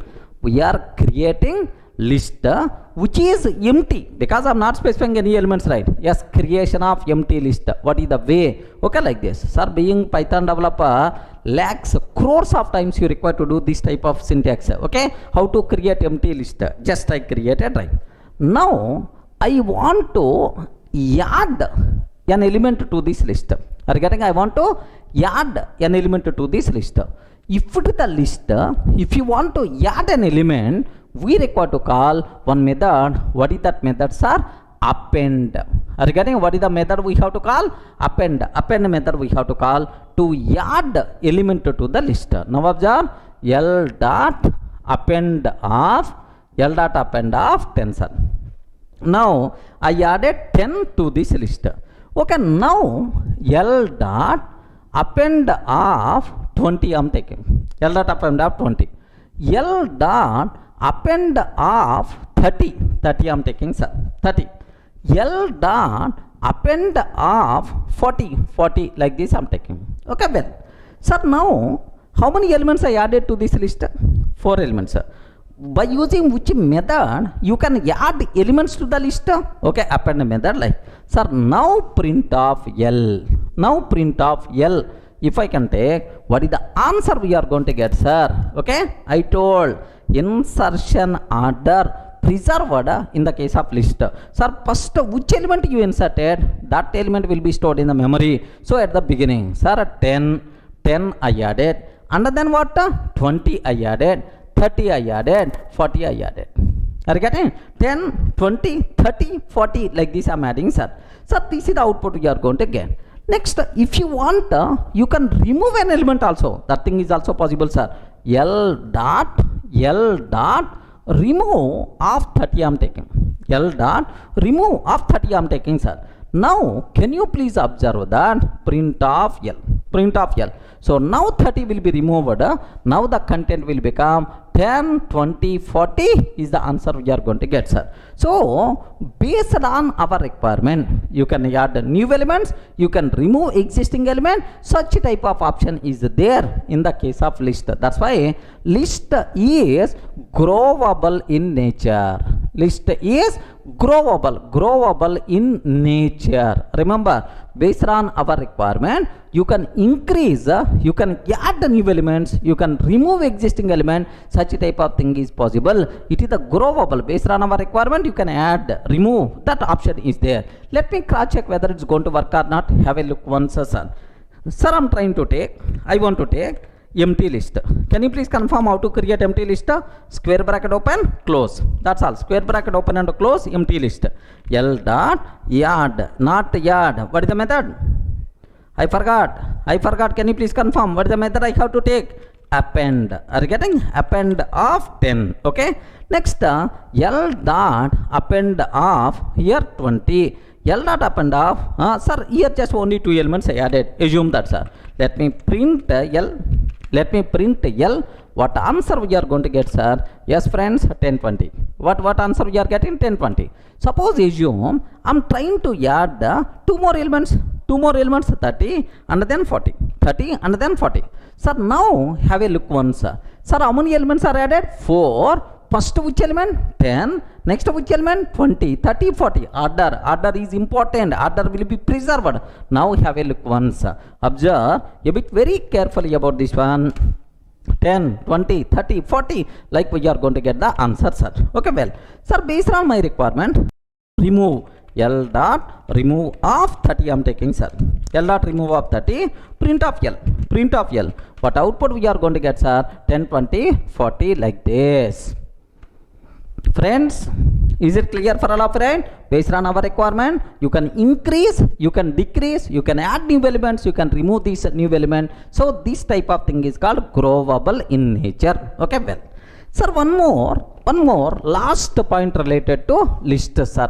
Observe carefully this one. If I consider L is equal to, okay, 10, 20, 30, 40. L is equal to 10, 20, 30, 40. Sir, I know elements already at the beginning only. That's why here 10, 20, 30, 40, like this I am taking. L is the reference variable, right? Now my question is, take very special care about this one. Now my question is, L, here observe a bit carefully, sir. 10, 20, 30, 40. I thought that I want to replace this 0th element. 0th element is nothing but 0 index element is the 10. L of 0 is equal to 7777. L of 0 is equal to 7777. Sir, now in this existing element, this 10 will be replaced with 7777. Okay. Now print of L, sir. Now print of L. What is the answer we are going to get? 7777, 20, 30, 40 is the answer we are going to get. Clear indication. Once we create list object, is it possible to perform some changes in this object or not? Yes, this changeable behavior is nothing but what? Mutability. So can you please tell, list is mutable or immutable? List is mutable. Remember this one, list is mutable. Mutable, we can modify, we can change the content of the list acceptable. That's why it is the mutable. Okay, have a look once here. Observe carefully about this terminology. I am taking 10, 20, 30, 40. I am trying to take, sir. Now print of L. Print of L, sir. Sir, we are going to get simply 10, 20, 30, 40. Okay, print of L. 10, 20, 30, 40 we are getting, sir. Sir, now my requirement is, let me modify. L of 0 is equal to 7777, 7777, print of L. 7777, print of L. Okay. Now 10 is replaced with 7777. Okay. Now the remaining elements are as it is. So based on our requirement, we can perform any type of modifications in the existing list object. That's why list itself is what? Mutable. Everyone can aware, sir? These are basic information you people should aware related to list data structure. Are you in the position to understand? Sir, what is the list? When we should go for list? Next, what are various properties are available? Okay, like you should have clear clarity, sir. Order is important or not? Yes, man. Order is important. That's why indexing, slicing are applicable. Duplicates are allowed. Okay, within square bracket, we have to represent. Heterogeneous objects are allowed. Indexing and slicing are applicable. Growable in nature. Next and after that, mutable.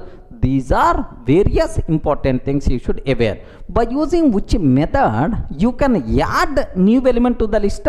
Append. Append is the method. By using which method you can remove element from the list? Remove is the method. But while covering list data structure detail, I will discuss multiple methods, multiple applications we are going to discuss. As of now, just get basic idea about the list concept. Clear, right?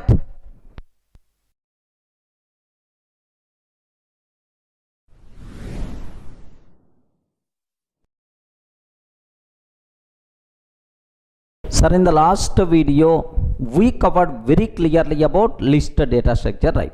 So, in the list, duplicates are allowed or not? Allowed. Insertion order preserved, mutable, right?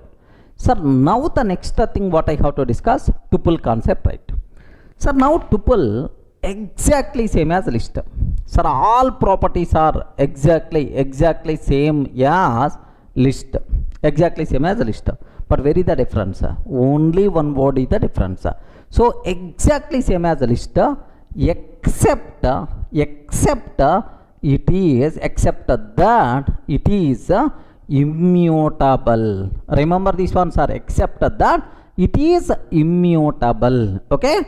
Once we create a tuple object, we can't perform any changes in that object. This nature is nothing but what? Immutable. Regarding by mistake, if you are trying to replace, if you are trying to add something, remove something, sorry man, such type of options are not available in the case of tuple. Sir, except that all the remaining properties are same. Insertion order will be preserved, indexing is applicable, slicing is applicable, duplicates are allowed, all the remaining properties are same. Only difference is list is mutable, but tuple is immutable. Is it clear for all of you, right? Sir, next, that is, can I use the word read-only version?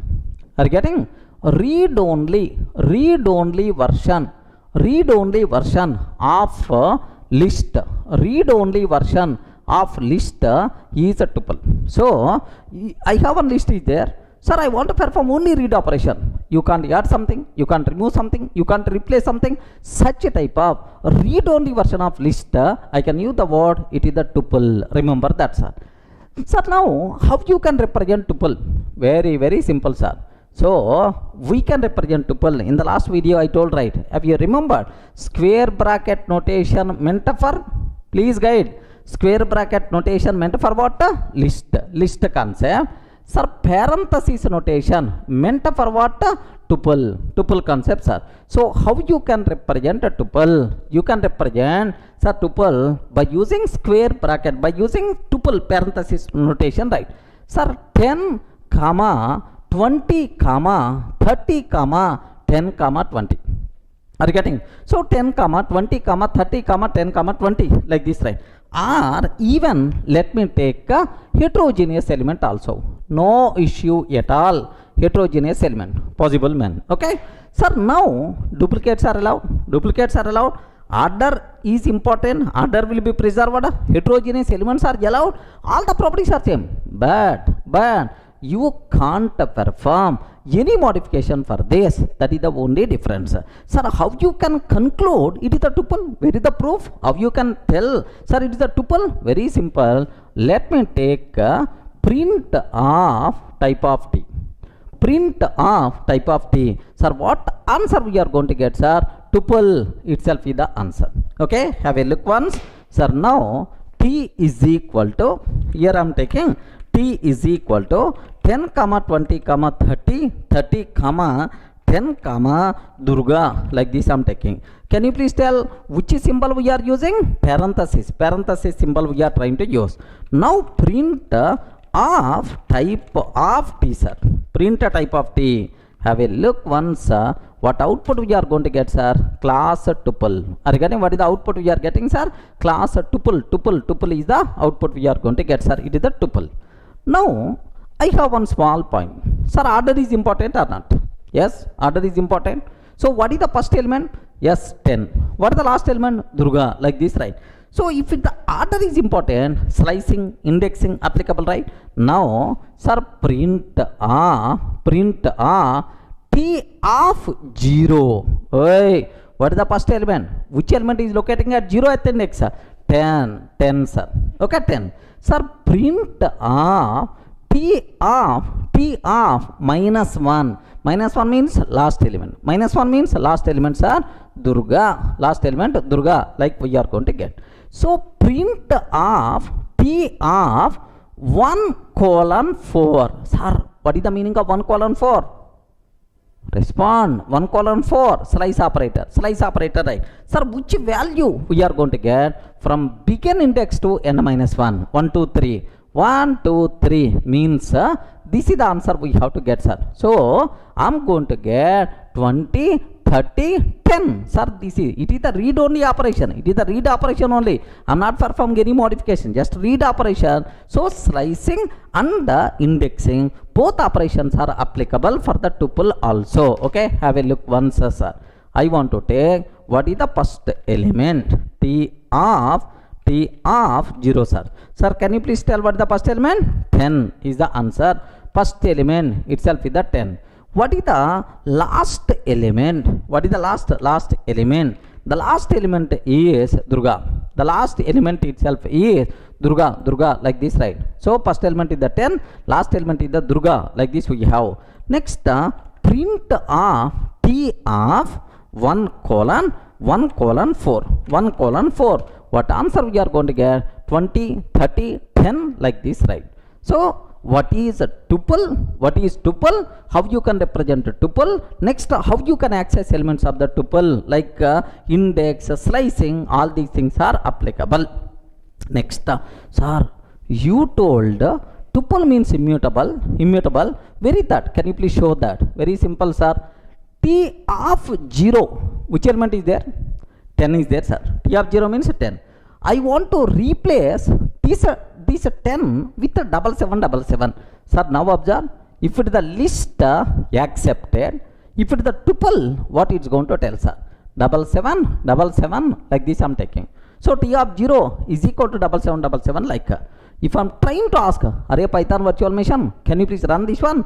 Immediately, Python virtual machine PVM what it said, array Durga, pagal ho gaya, mental. So tuple is already immutable. How you can change the content? How you can change the content like PVM is going to give left and right. Okay, we are going to get type error. Remember, we are going to get type error because we can't perform any changes in that object. Type error we are going to get. Okay, well, observe carefully, sir. Have a look once. I'm trying to replace T of 0 is equal to 7777. What will happen? T of 0 is equal to 7777. What will happen, sir? Sir, type error. Tuple object does not support item assignment. Is it clear for all of you, right? Friends, tuple object does not support item assignment. Okay, so that's all. This is what you people should aware clearly about this immutability, right? Sir, same. If you want to add a new element in the list, I covered which one? Append method. If you want to remove an element from the tuple, I covered which one? Okay, remove with the method append and remove. So can I use the same methods for the tuple or not? T dot append of 50 I'm trying to add. T dot remove of 10 I'm trying to remove. Do you know, sir, both the cases we are going to get error again because the reason is append, remove, such type of capabilities are not available for the tuple. That's why attribute error. What is this error we are going to get? Attribute error we are going to get saying, sir, append attribute, remove attribute, these attributes are not available, these methods are not applicable for the tuple because tuple is always fixed, the content is always fixed. That's why you can't perform any changes, you can't add something, you can't remove something. That's why this thing is not possible. Have a look once. If I'm trying to take here T dot append of 50 I'm trying to take. T dot append of 50. What will happen, sir? Attribute error. Tuple object has no attribute append. Tuple object has no attribute append like this, right? Sir, similarly, sir, remove like this I'm taking, sir. Remove of 10. Now observe attribute error. Tuple object has no attribute remove, like we are going to get the error. Friends, everyone in the position to understand what is the meaning of immutability? You can't add something, you can't remove something, you can't perform replacement. That's why tuple is always immutable. So except this immutability, okay, all the remaining properties are same as the list only. So read only version of list concept is what? Tuple concept. Clear, right? Sir, now I will explain very important dangerous point I'm going to tell. Please take a bit very special care. Even experienced Python developer also will do this mistake, not one time, multiple times. That's why please take a bit special care, sir. Sir, if I can take T is equal to just the parenthesis open and close. What is the type? Respond. What is the type? I told already. Wherever parenthesis is there, it is considered as what? Tuple type only. Sir, it is empty tuple. Are you getting what is this one, sir? It is empty tuple. Correct. Let me show this one, sir. Because here there is a big story is there. Observe that carefully, right? T is equal to parenthesis open and close. Print a type of T, sir. Print of type of T. What is this T type, sir? Here, do you know, sir? Tuple. T is what type, sir? Tuple type. Yeah, empty tuple. No elements are there. Empty tuple, right? Now, the same thing what I want to take is T is equal to, sir, 10 I'm taking. Are you getting? Can you please tell? Now, the tuple contain how many elements? Array, respond, man. Now, the tuple contain how many elements? How many elements? One element, 10. Earlier, 0 number of elements, but now how many elements, right? One element, like. So, if I can take, yes, friends, print type of T. If I can take like this, what the answer we are going to get? Sir, it is a tuple. This tuple contain one element. Obviously, the type is always tuple only. The type is always tuple only, like. If you are going to tell like this, I will give left and right. Remember this. What is the reason for that? Yes, what the reason for that is, it is not tuple, sir, it is int type. What is the reason is, do you know in our normal mathematics, forget about programming and so on, normal, sir, suppose sometimes I can take 10 plus 20, 10 plus 20, valid expression 30. Sometimes I can take 10 plus 20 like this also. Have you remembered, right? A normal number we can take within parenthesis, then there is no change in the value. Operator precedence, parenthesis you can use anywhere. Okay, like, or you can take 10 plus 20, okay, like this. Yes, now also the valid answer is the valid, is nothing but 30 is the answer.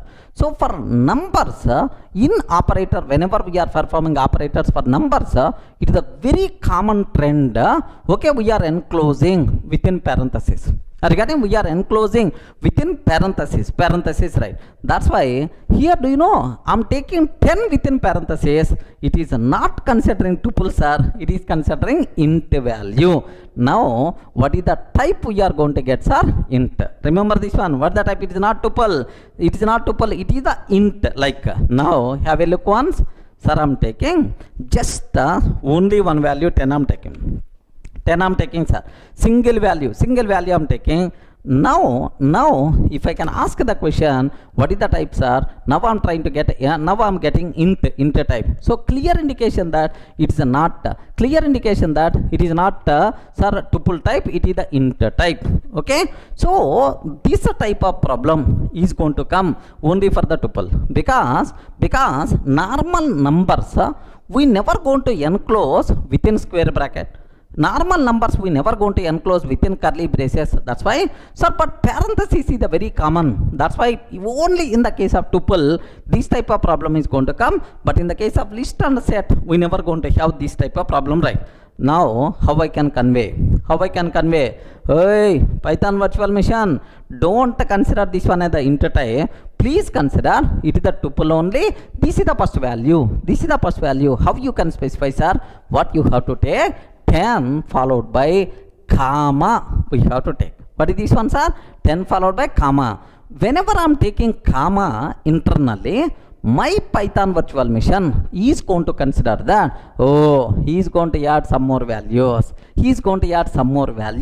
Like it is going to feel that, so it is a group of values. It is not single int value. It is the tuple, like it is going to consider. Are you able to understand, right? Single valued tuple, you require to take a bit special care. Compulsory should ends with the comma. By mistake, comma is not there. It is not treated as the tuple. Single valued tuple should ends with the comma. It is the mandatory, right? Now, have a look once. Sir, I'm not taking comma. Comma is not there, sir. What the type? Int type, sir. Sir, if I can take comma. Now, what is the type? Itself is the tuple type. Everyone in the position to understand, right? What is the type? Itself is a tuple type, sir. So these are various. This is one very important dangerous point. Single valued tuple should compulsory ends with comma. Please make sure inject in your mind this point especially. Okay, well. Sir, next, very important question for the interview room. Crores of times asked question in the interview room, sir. What is the difference between list and tuple? Okay, sir, we are talking very briefly these data structures. Until that brief level only, 2 or 3 differences I will explain. But while covering tuple concept in detail, there a big table I am going to discuss, right? So what are various differences between tuple and list? Can you please spell out? Up to this, whatever knowledge we have up to that, sir. Okay, what is the difference between list and tuple? The main important difference, list is mutable.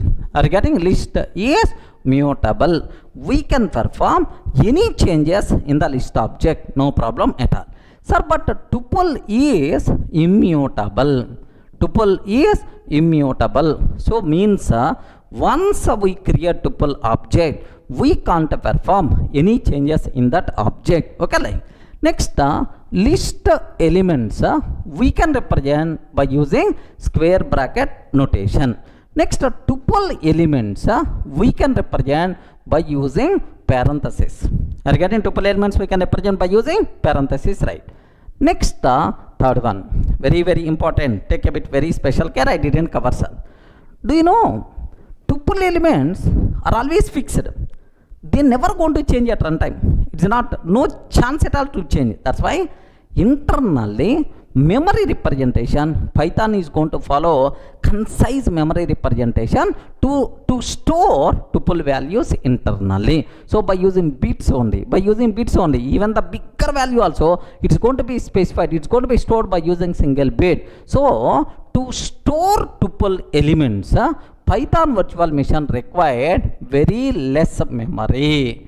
Very less memory. Next, to store list elements, PVM required more memory. Next, to access tuple elements, right? Tuple elements, very easily we can access tuple elements because the content is always fixed, it won't change at runtime. That's why, so it is the faster access.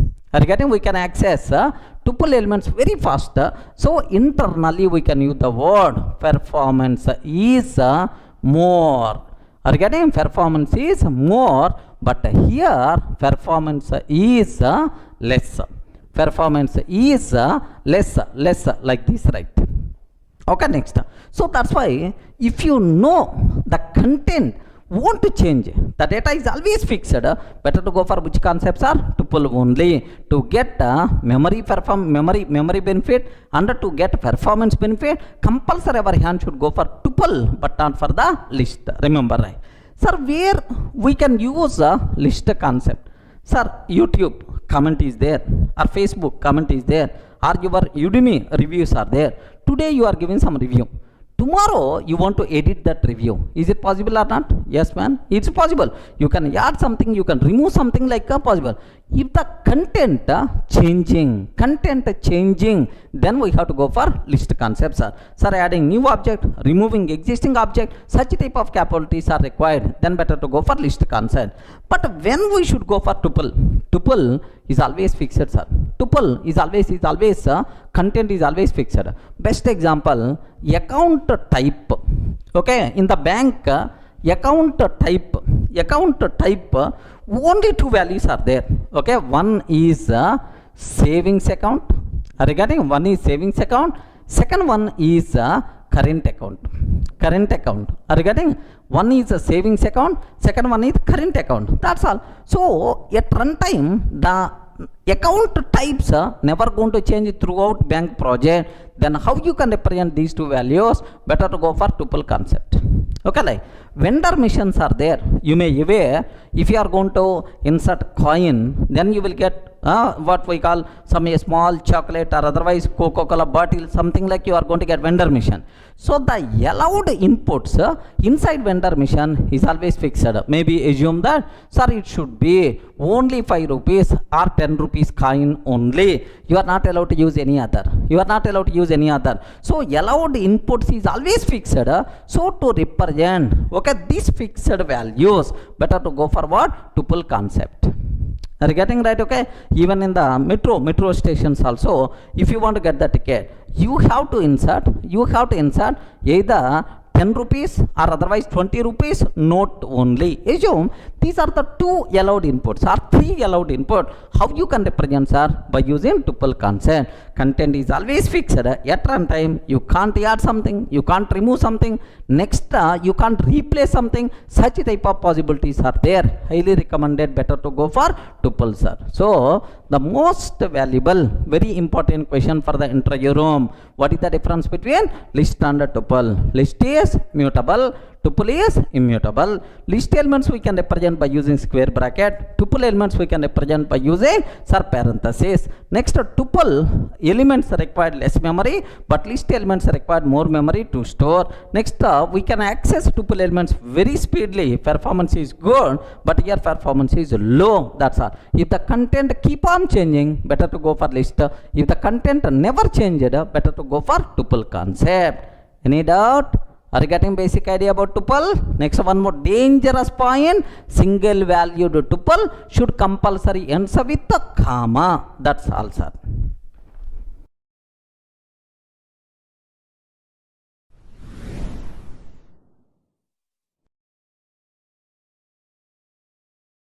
Sir, in the last videos we covered list concept, tuple concept.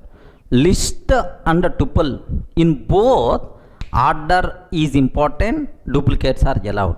But where is the difference? Tuple immutable, list is mutable. Clear, right? But sometimes my requirement is I want to represent a group of values as a single entity where duplicates are not allowed. Observe very carefully about this one, sir. Duplicates are not allowed. I don't want duplicates. Okay, I don't want duplicates. I don't care about order. I don't want to worry, sir. Order, I don't want. Order not required. Order not required. This is my programming requirement, man. Sir, otherwise don't worry. Next, duplicates are not allowed. Suppose, best example, I want to send one SMS message to all my students.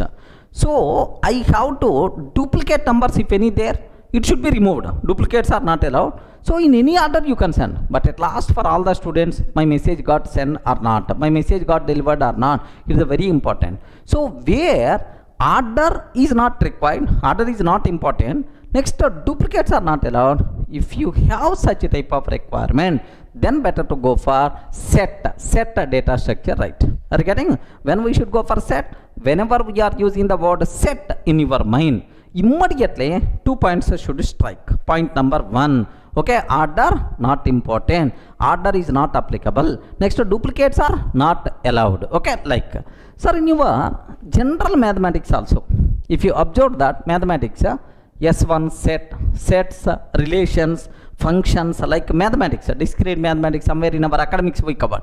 Sir, 1, 2, 3. S2 is equal to 2, 3, 1 I'm taking. S3 is equal to 1, 3, 2. Like this I'm taking, sir. Can you please spell out all these sets are equal or not? Normal mathematics set theory, all these sets are equal or not? Yes, friend. How you can tell two sets are equal? Okay, all elements present inside first set, present in the second set or not, irrespective of their order. Order wise we are not required to worry. Here 1, 2, 3, here also 2, 3, 1, here also 1, 3, 2, the same elements only. That's why all these things are equal. Remember this one. Can you please tell what is the first element? What is the first element? What is the last element? If any person is asking what the first element, what the last element in set, give left and right, because in set order such type of terminology not applicable. Okay, it's a normal mathematics.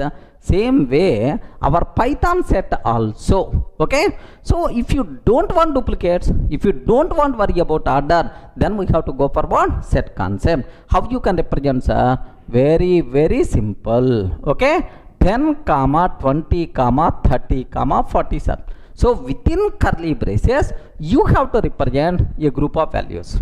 Within curly braces you require to represent a group of values, like, sir, now it is the set. How you can prove it is the set? Very simple, sir. Type of yes. Okay, type of yes. Can you just print type of yes? Now I have to get a set. Remember, print type of yes. Now I have to get what? Set. Okay, have a look once. Here, just take a bit very special care about this one, sir. Yes is equal to 10, 20, 30, 40 I'm taking.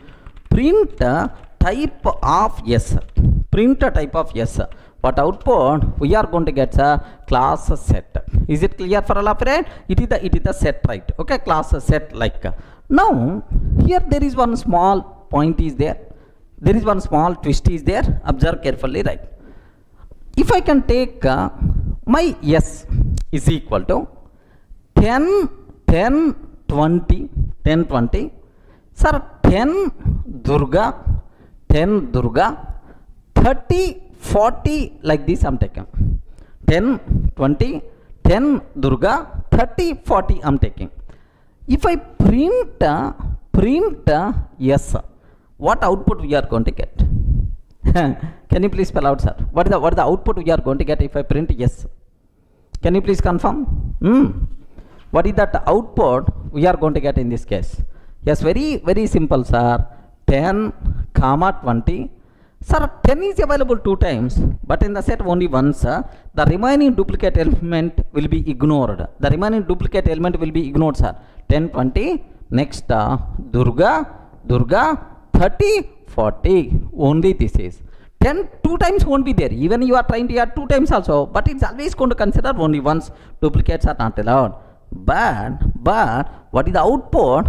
These are the elements, but I can't give the guarantee for the order. Order I don't know, sir. Order I don't know. In the case of set order wise, we can't give the guarantee. That's why. So these elements will come, but in which order I don't know. Okay, this is. Let me cross check, sir. Have a look once. If I can take S is equal to 10, 20, Durga, 10, 20, 10, 10, comma, Durga 30, 40 is there. Print yes, sir. Print yes, sir. Sir, how many times 10 we are taking? 2 times. 2 times, but still, what is the output we are going to get, sir? Okay, 10 we are going to get only once. 10 we are getting only once. But in which order the output is coming? Our order is 10, 20, 10, Durga 30, 40. But your output is 40, 10, Durga 20, 30. We are going to get. So order is preserved or not preserved? Not preserved, man. In the case of set, order, such type of thing is not applicable. Clear for all of you, right? If you don't want to worry about order, if you don't want to duplicate, okay, unique elements only I want, better to go for set concept, right? Next, one more important point, sir. Sir, now I have already set is there. Can you please tell what is the first element? What is the first element? Print of S of 0. Print of S of 0. Python virtual machine will give left and right. Array, there is no order. If there is no order, where is the question of first element? Where is the question of first element, second element line? So immediately we are going to get type error. Index concept not applicable for the set, because order is not there. Indexing is not applicable. Same story applicable for S of 1:4. What is this one, sir? Slice operator. Slice operator. Now also we are going to get, okay, type error saying set is not subscriptable. Like here type error, index is not applicable for set. Next type error, set is not subscriptable. Like we are going to get the error. Observe carefully, right? Sir, what I am trying to take? S of 0. Here, just I am trying to take S of 0. S of 0. Observe that. I have already one set is there, sir. S of 0. Like this I am taking. Okay. Observe carefully. Sir, type error. Set object does not support indexing. Set object does not support indexing. Remember this one, sir. Okay, well, suppose I am taking S of here 1:4 I am taking. Slice operator, sir. If I can take slice operator 1:4, slice operator if I can take, what will happen, sir? Set object is not subscriptable. Set object is not subscriptable, like we are going to get. Sir, all the things are very clear for you people, right? You should have clarity about this terminology. Any doubt? So can you please tell for the set indexing, slicing applicable or not applicable? Not applicable, man. Now here the third point. Duplicates are not allowed. Order is not required. Next, indexing concept, slicing concepts are not applicable. Okay. Next, heterogeneous objects are allowed, no problem at all. Heterogeneous objects are allowed. Heterogeneous objects are allowed everywhere, sir. Don't worry. In the list applicable, tuple applicable, set applicable, frozen set applicable, dict applicable, everywhere heterogeneous objects are allowed. Okay, well. Sir, next, one more important conclusion is there. Take very special care about this one.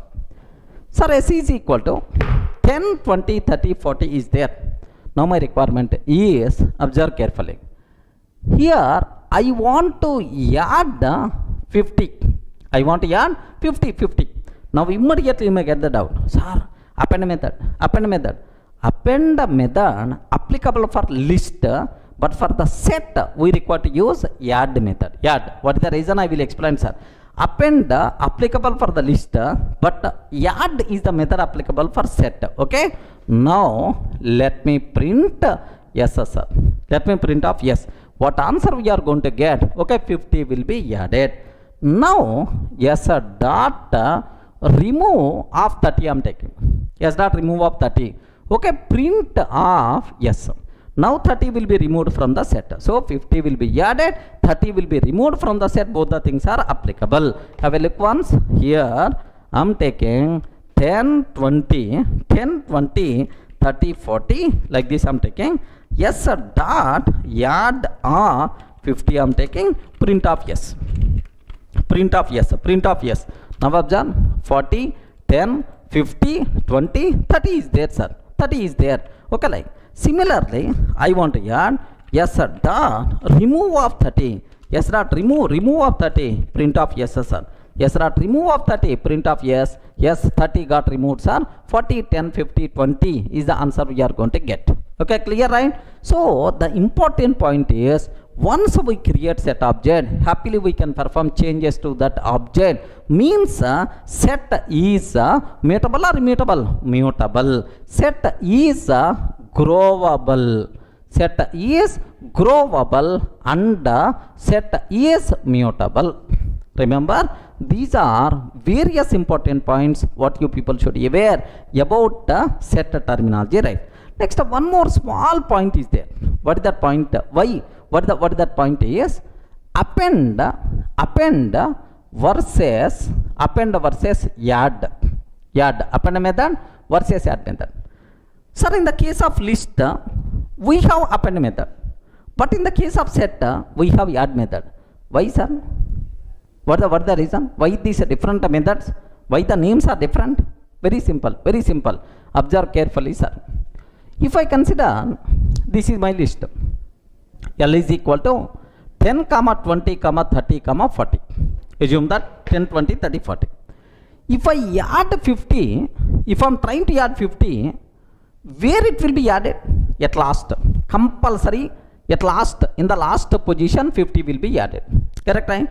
If you are adding something at last, that operation is called append operation. Appending means existing plus new content. This is what appending. So there is a guarantee 50 is always going to add at last. At last. That's why for the list, what method is there? Append method is available and 50 will be added at last. Okay. Print of L. There is a guarantee the output is always 10, 20, 30, 40, 50, sir. Are you getting? 50 is always going to add at last. But what about set? If I can take S is equal to 10, 20, 30, 40. Order is not important. In the memory, how these objects are going to be stored, there is no guarantee at all. Maybe 40 will come first. Maybe 40 will come first. We don't know that. Now, if I add 50, where this 50 will be added? Is there any guarantee? Is it always going to add at last? No guarantee at all. That's why append such type of terminology you can't use for the set. Simply we are using which terminologies are add. Observe the difference, right? Why here we are using append? Because this element is always going to add at last. But here there is no guarantee this element is going to add at last. Maybe somewhere in the middle also. That's why simply the method name is add. You should aware. Some students may ask, sir, for the list append you use, for the set add we use. Why, sir? Why these two different names? Based on internal functionality. Two different method names came in the picture. Clear, right? Sir, now I will explain the most dangerous point. Take very special care, sir. What is that point is? If I can take S is equal to, okay, curly brace open and close I am taking. Can you please tell what is this one? What is this? Set. Curly brace open and close is the set. How many elements are there in this set? How many elements are there in this set? Zero number of elements. Can I use the word it is empty set or not? Are Respond, man. Is it empty set or not? Empty set or not? Remember, if you are going to use the word it is empty set, I will give left and right. The reason for that is it is not a set, it is an empty dictionary. Remember that. Somewhere we covered square bracket, this is for list concept. Parenthesis, this is for tuple concept. Curly brace open and close for the set and dict for both curly brace open and close. By default, curly brace open and close is a dictionary but not a set. Remember, have a look once. Where is the proof for that? Where is the proof for that? Sir, type of yes. Can you please print type of yes? You are going to get dict sir, but not a set. Okay, very dangerous point. Okay, have a look once. I'm trying to take yes only. Okay, yes only. Okay, print of type of yes. Print of type of yes. Okay, C is equal to curly brace open and close. Print the type of yes. Okay, what output we are going to get? Have you observed? This is the dict type but not a set type. By default, it's the dict type but not a set type, sir. Then immediately you may ask, okay, sir, why it is considered the dict type? Why it's not set type? Very, very simple reason for that. Why they gave the priority for dict, sir? Suppose assume that you are going to the bar. Have you ever visited bar? Okay, assume that you are going to the bar. Every day you will visit the bar. You will take at least 1 bottle or 2 bottles and then you are coming, sir. You are everyday regular customer to the bar. By mistake one day you forgot the money. Then automatically what the bar people are going to do? Don't worry, sir. Tomorrow anyway you are coming. Please pay tomorrow. No issue. Special privilege will come for this repeated customer. Correct or not? Because he's the most frequent customer. Suppose I'm going to the bar maybe yearly once. Assume that yearly once. On festival day one day I will go to the bar. That day I forgot the money. If the bar people are going to provide alcohol for me, no chance at all. They won't provide because I'm not regular customer. So if you are regular person, special privileges are available. It's the common. So among set and dict, which is the most frequent user data type? If you go for your Python programming, our hand is always going for a dict only, but not set. Set is very rarely used, but dict is the most commonly used. That's why Python people gave the priority for the dict concept. He is the regular drinker, every day is going to the bar, dict, but set is not that much frequently used. Okay, well, so that's why it is the dict, sir. Okay, well, so sir, just observe carefully. Curly brace open and close. It is not a set. It is a dictionary. Okay, well. Then immediately you ask, sir, if it is the empty dictionary, how I can create empty set? What is the way? If you want to create empty set, the option is S is equal to set function you have to call. Now, what is the types are print of type of S? Regarding what is the types are print of type of yes, now it is treated as empty set, sir. Okay, set how you can create empty set? You require to use a set function. Okay, have a look once. Here s is equal to set I'm taking type of yes. S is equal to set I'm taking type of yes. What answers are? Observe that class set we are going to get. Is it clear for all of you, right? Sir, that's all. Let me print the content. What the content is there? Nothing. Empty, sir. Empty, how it is going to represent? Empty set only. Empty content, empty set only. Remember that. So, how you can create empty set? There is a special arrangement is available. Set function we require to call. You can't use just a curly brace open and close. Is it clear, right? Next, the last very important point about the sets are, what is the difference between list and a set? Most commonly used interview question for the interview rooms are, what is the difference between list and a set? Observe carefully. Sir, list order is important, order will be preserved, sir. Okay, but for the set order is not applicable, order is not applicable. Second one, sir, duplicates are allowed, but in the case of set duplicates are not allowed. Next, list we can represent by using square brackets representation, but we can represent a set by using curly brace representation. That's all. If any person is asking the question, what is the difference between list and set? In the list, duplicates are allowed, but set duplicates are not allowed. In the list, order will be preserved, but in the set, order is not preserved. Here, curly brace open and close is the representation for the set. Square bracket is the representation for the list, right? These are the things what you should aware. Everyone can get basic idea about list, set, tuple, right?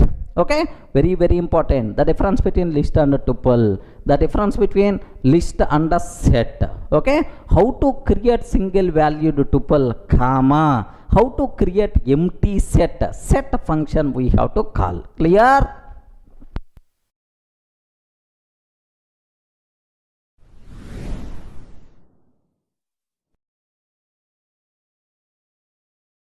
Hi friends, in the last videos we covered already list data type, next tuple data type, next and after that set data type we discussed, sir. I hope you people may remember well.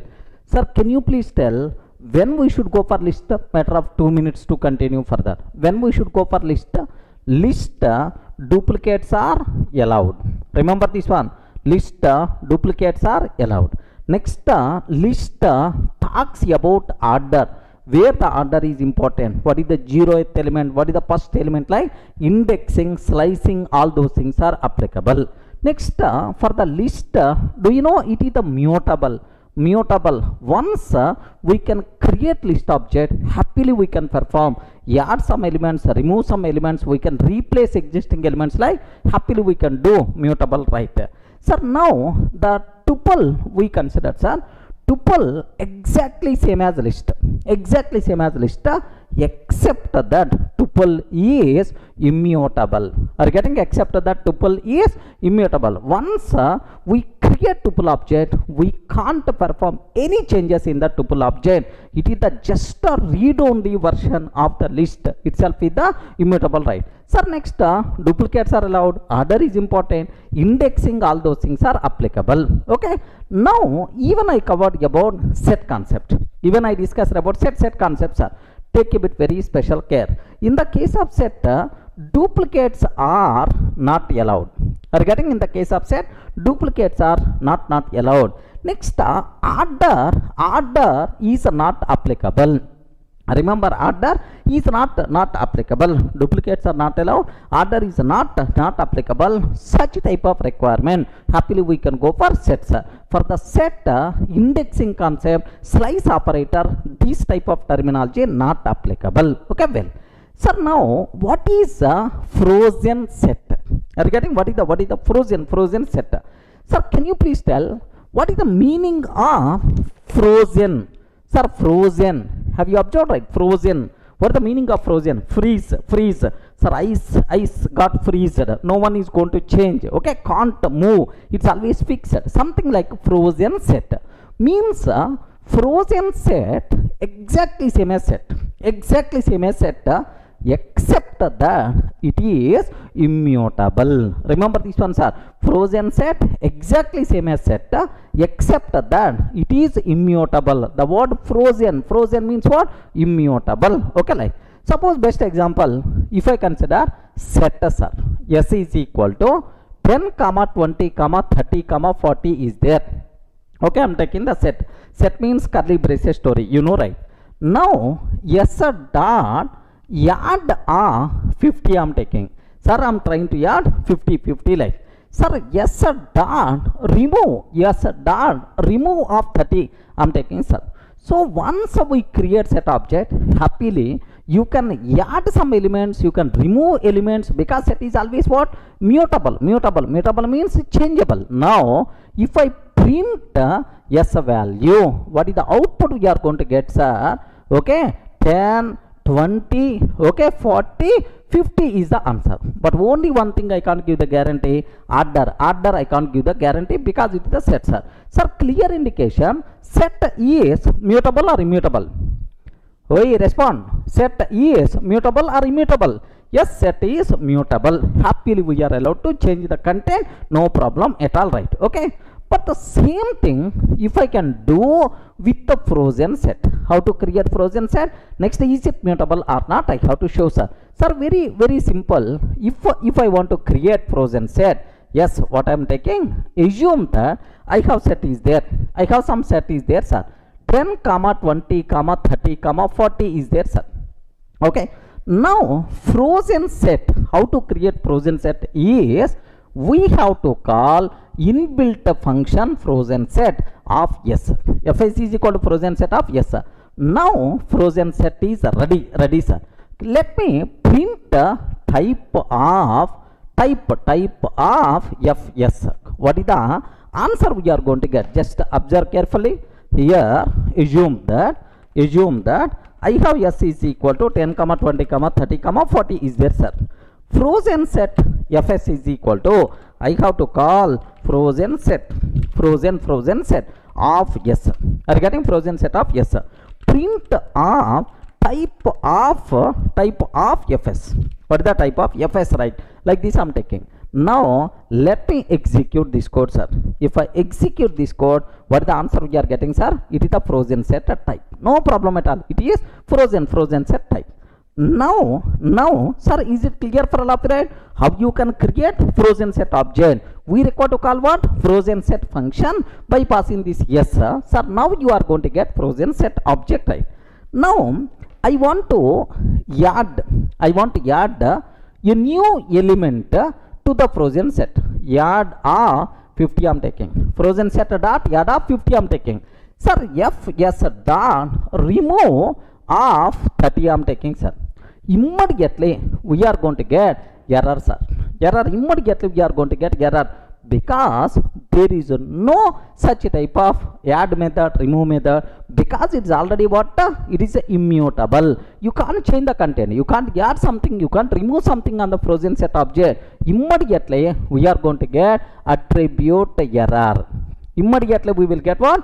Attribute error. There is no such type of add attribute. There is no such type of remove attribute like we are going to get. Clear for all of you, right? So practical proof that frozen set is mutable or immutable? Immutable. No such type of adding capability. No such type of remove capability, right? Have a look once.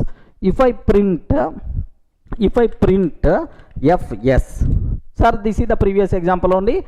If I print fs, what is the answer we are going to get? Observe that it is the frozen set of 40, 10, 20, 30. Are you seeing, right? Actually I provided 10, 20, 30, 40, but here 40, 10, 20, 30 because otherwise no guarantee at all. Okay, like now fs dot add of 50 I am taking, sir. Fs dot add of 50 I am taking. Are you seeing? Attribute error. Frozen set object has no attribute add. Frozen set object has no attribute add. Add such type of capability is not there for the frozen set. Similarly, sir, I want to take instead of add fs dot remove of 30 I am taking, sir. Fs dot remove of 30 I am taking.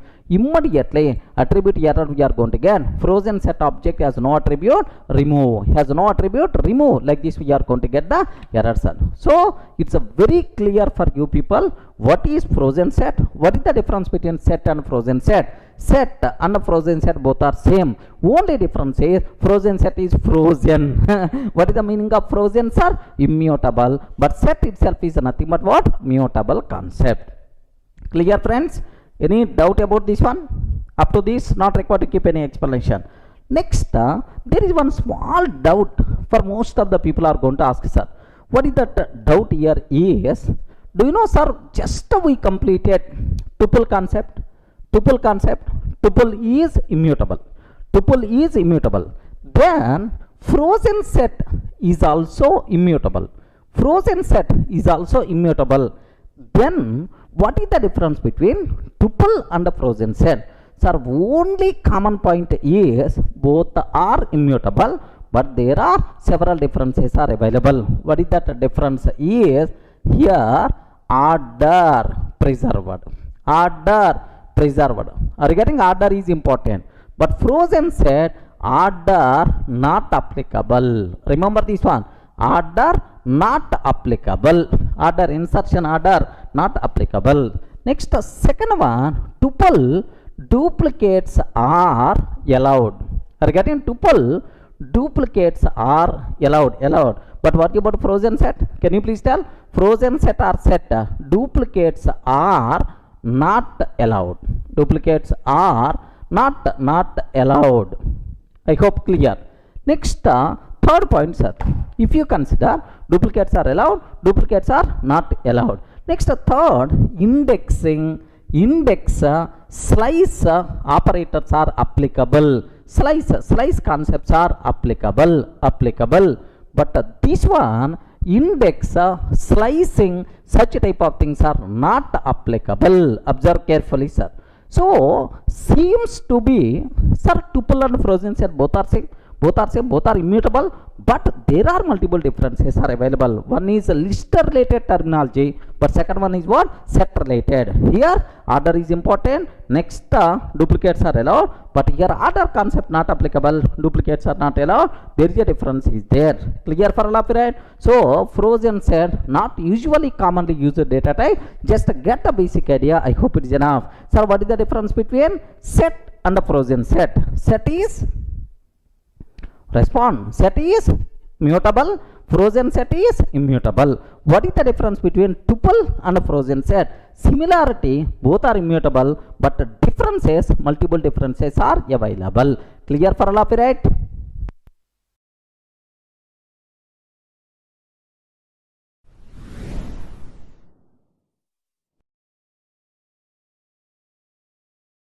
Sir, up to this we covered about list,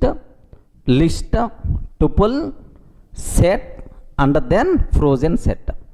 Have you remembered? Frozen, these are the four data types we discussed, right? But all these data types having some common point. What is that common point is, if you observe, what is this one? Can you please spell out? Immediately you have to tell. Square bracket representation. It is the list, sir. If it is the tuple, if it is the tuple 10, 20, 30, 40 parenthesis. Next, if it is the set 10, 20, 30, 40, okay, like this, right? If it is the frozen set, internally how it is going to represent, sir? Frozen set 10, 20, 30, 40, like this it's going to represent. If you print, this is the style we are going to get. If you observe this, all these data types always talks about a group of individual objects, a group of individual values. Sir, this is the first value, second value, third value, fourth value, like. So all these data types always talks about a group of individual objects. But sometimes my requirement is, I want to represent objects as key value pairs. Regarding I want to represent objects as key value pairs. Something like roll number name related, right? Roll number and the corresponding name. Next, sir, mobile number and the corresponding address. Mobile number and the corresponding address, something like. So if you want to represent a group of objects as key value pair, then we can't use these data types. For that compulsory we should go for next data type. What is that next data type is? Dict data type, right? Are you in the position to understand, right? When we should go for dict data type? If you want to represent a group of objects as key value pairs, then we require to go for dict data type. Okay, well, sir, dict means what? Can you please respond? Dict means what? Dictionary. Dict means what? Dictionary. Okay, dictionary, in our Oxford dictionary, if you go for English dictionary, how the things will be there? Sir, word and the corresponding meaning. Regarding word and the corresponding meaning, correct, right? So key value, the same thing is applicable even in our Python dictionary also. Okay, like, sir, how you can represent? What is the syntax for that, right? D is equal to, sir, curly brace open, key colon value, are getting key K1, sir, colon V1, okay, comma. So first key value, okay, now K2 colon V2, second key value, okay, now K3 colon V3, like you can take any number of key values, which is nothing but what? Dictionary, the most commonly used data type in Python, man. Dictionary is also one of the commonly used data type only. So just let me go for a small chota example. Here I am taking 100 is the roll number and corresponding name Durga, 100 Durga, like. Next 200 I am taking the corresponding name Sunny, okay, like I am taking. Sir, 300 the corresponding name is Chinni, like I am taking, sir. Have you observed? This is a dictionary, itself is a dictionary, sir. 100 Durga, 200 Sunny, 300 Chinni, like. Sir, this is the key, this is the value. 200 is the key, Sunny is the value. 300 is the key, Chinni itself is the value, right? If you want to represent a group of key value pairs, then we require to go for what? Dictionary concept. Is it clear, right? Sir, let me execute this one. Let me show what type it is. Observe carefully, sir. Here I am taking a simple example. D is equal to 100 colon, okay, Durga, like this I am taking, sir. Next 200 colon Sunny, like I'm taking. Sir, 300 colon, okay, some Chinni, like I'm taking, sir. Chinni, like this I'm taking. So how many key value pairs are there? 3, sir. First key value pair, observe carefully. This is the first key value pair. Next second key value. Next third key value pair, like total 3 key value pairs are available. Print of type of D. Print type of D, if I can take, what is the answer we are going to get, sir? Itself is the dict, itself is the dict data type, right? Sir, any doubt about this terminology, right? So what is the dict? How to declare? What is the syntax for the dict? When we should go for dict data type? Now the terminology is very clear. Now observe, I hope you are getting clarity what is the dict, sir. Sir, how you can create dict? Just now I told, this is the way. Observe carefully, sir. D is equal to, sir, 100 colon Durga. Okay, like this is the first key value. 200 colon, okay, Ravi, like this. I can take. This is one style, sir. If you know all key values at the beginning, happily you can create like this. But sometimes my requirement is, array, can you please create empty dictionary and then you can add the key value, like this is about my requirement, right? How you can do that? D is equal to curly brace open and close. Sir, just I created empty dictionary. Sir, by default curly brace open and close. What is this type? Dictionary, but not set a type. Remember, sir, it is empty dictionary. Now I want to add the key value, one key value. What is the option, sir? Very simple. D of sir, key. D of key is equal to value. Like this is the syntax, right? If you want to add one key value to the dictionary, D of key is equal to value, automatically this key value by default will be added to the dictionary, right? Now D of 100 Durga, D of 100 Durga. So 100 Durga will be added to the dictionary. Similarly, D of 200 Ravi, like this I am taking, sir. 200 Ravi, like this I am taking. Sir, now how many key values are added to the dictionary? 2 key values, right? Now print of D, sir.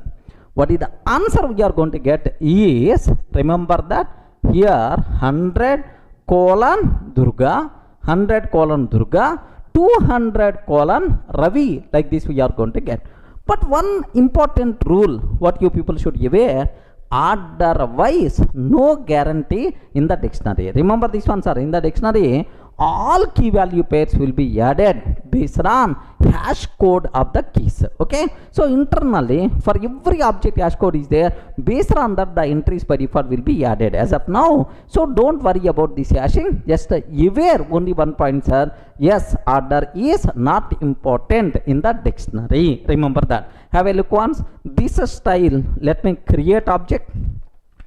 Here I am taking d is equal to empty. What I am trying to do, can you please spell out? Just I am creating empty dictionary, right? Now d of 100 is equal to Durga. I am taking one key value pair by default added. If you want, just observe print of d. One key value pair I added, print of d is 100 colon Durga. Like this we are going to get. Sir, now I am taking d of 200 colon Ravi. Sir, now second key value also I added, sir.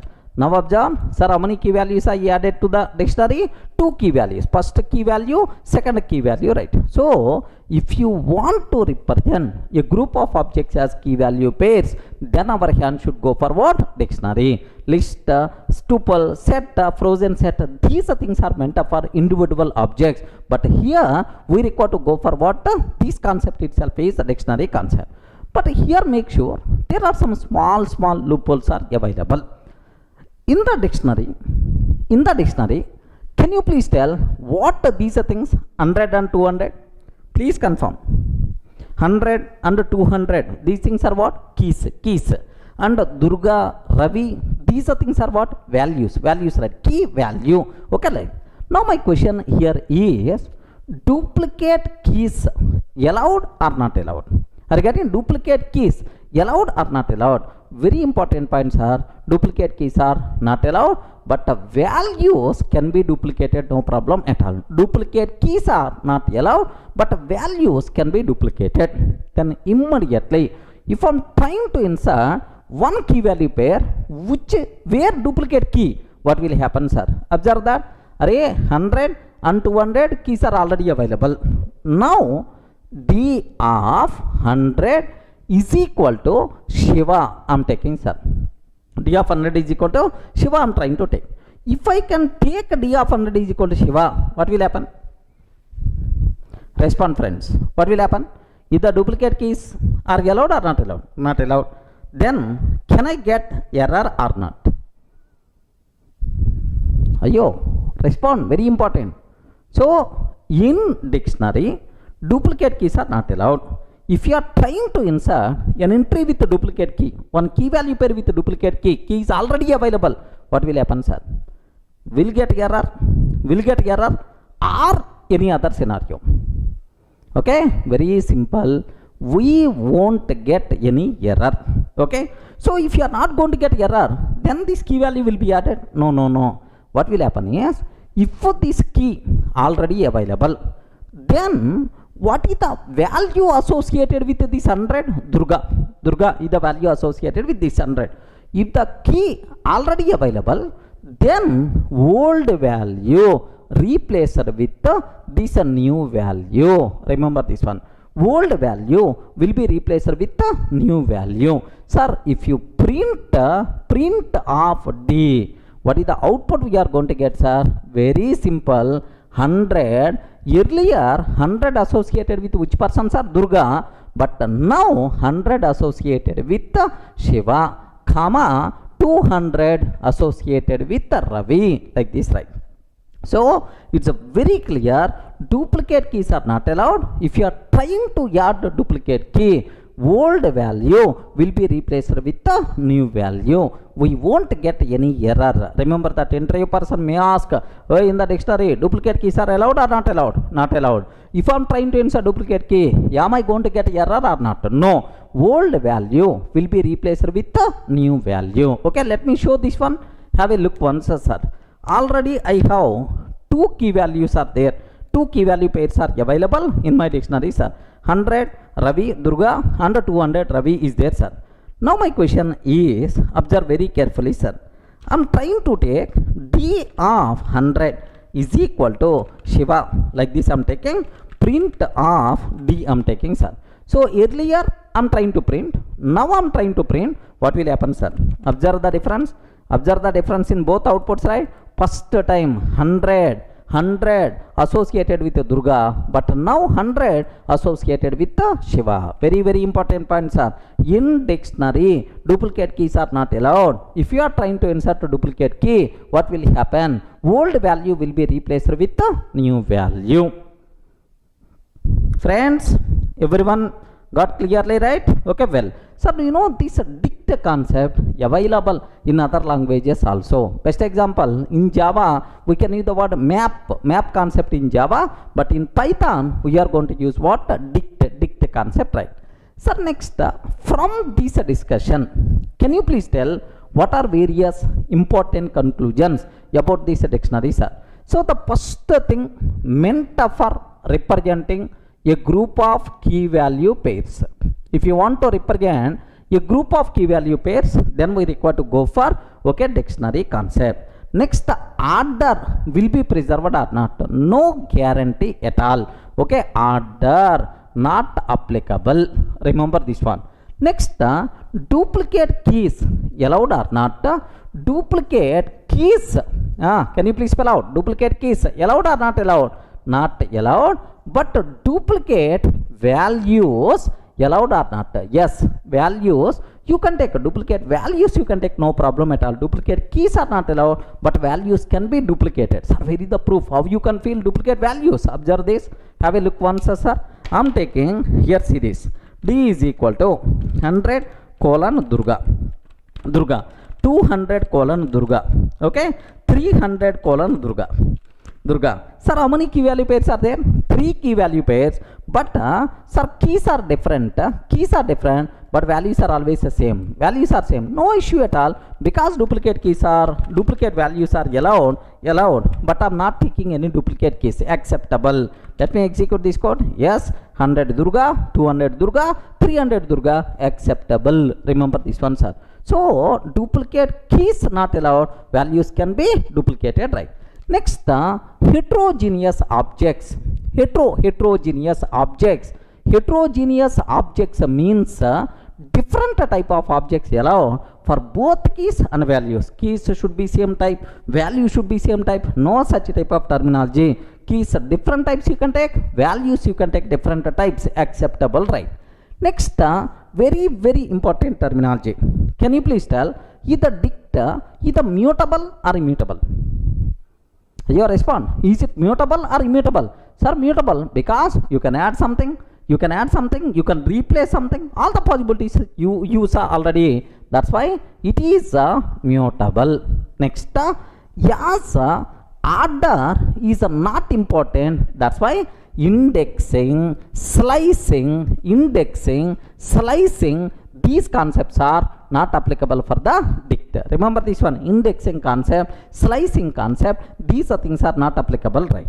Now the terminology is very clear for you people. Now everyone got the basic idea what is the dict concept. Sir, here this is just a overview, basic idea, but the dict concept we are going to discuss minimum 3 to 4 hours. There we are going to explore API, next dictionary comprehension, like multiple things are available. There we have to discuss in detail with examples. My intention is everyone should get basic idea about all possible data types which are there in the Python. For that I'm talking about this. Any doubt? Clear, right?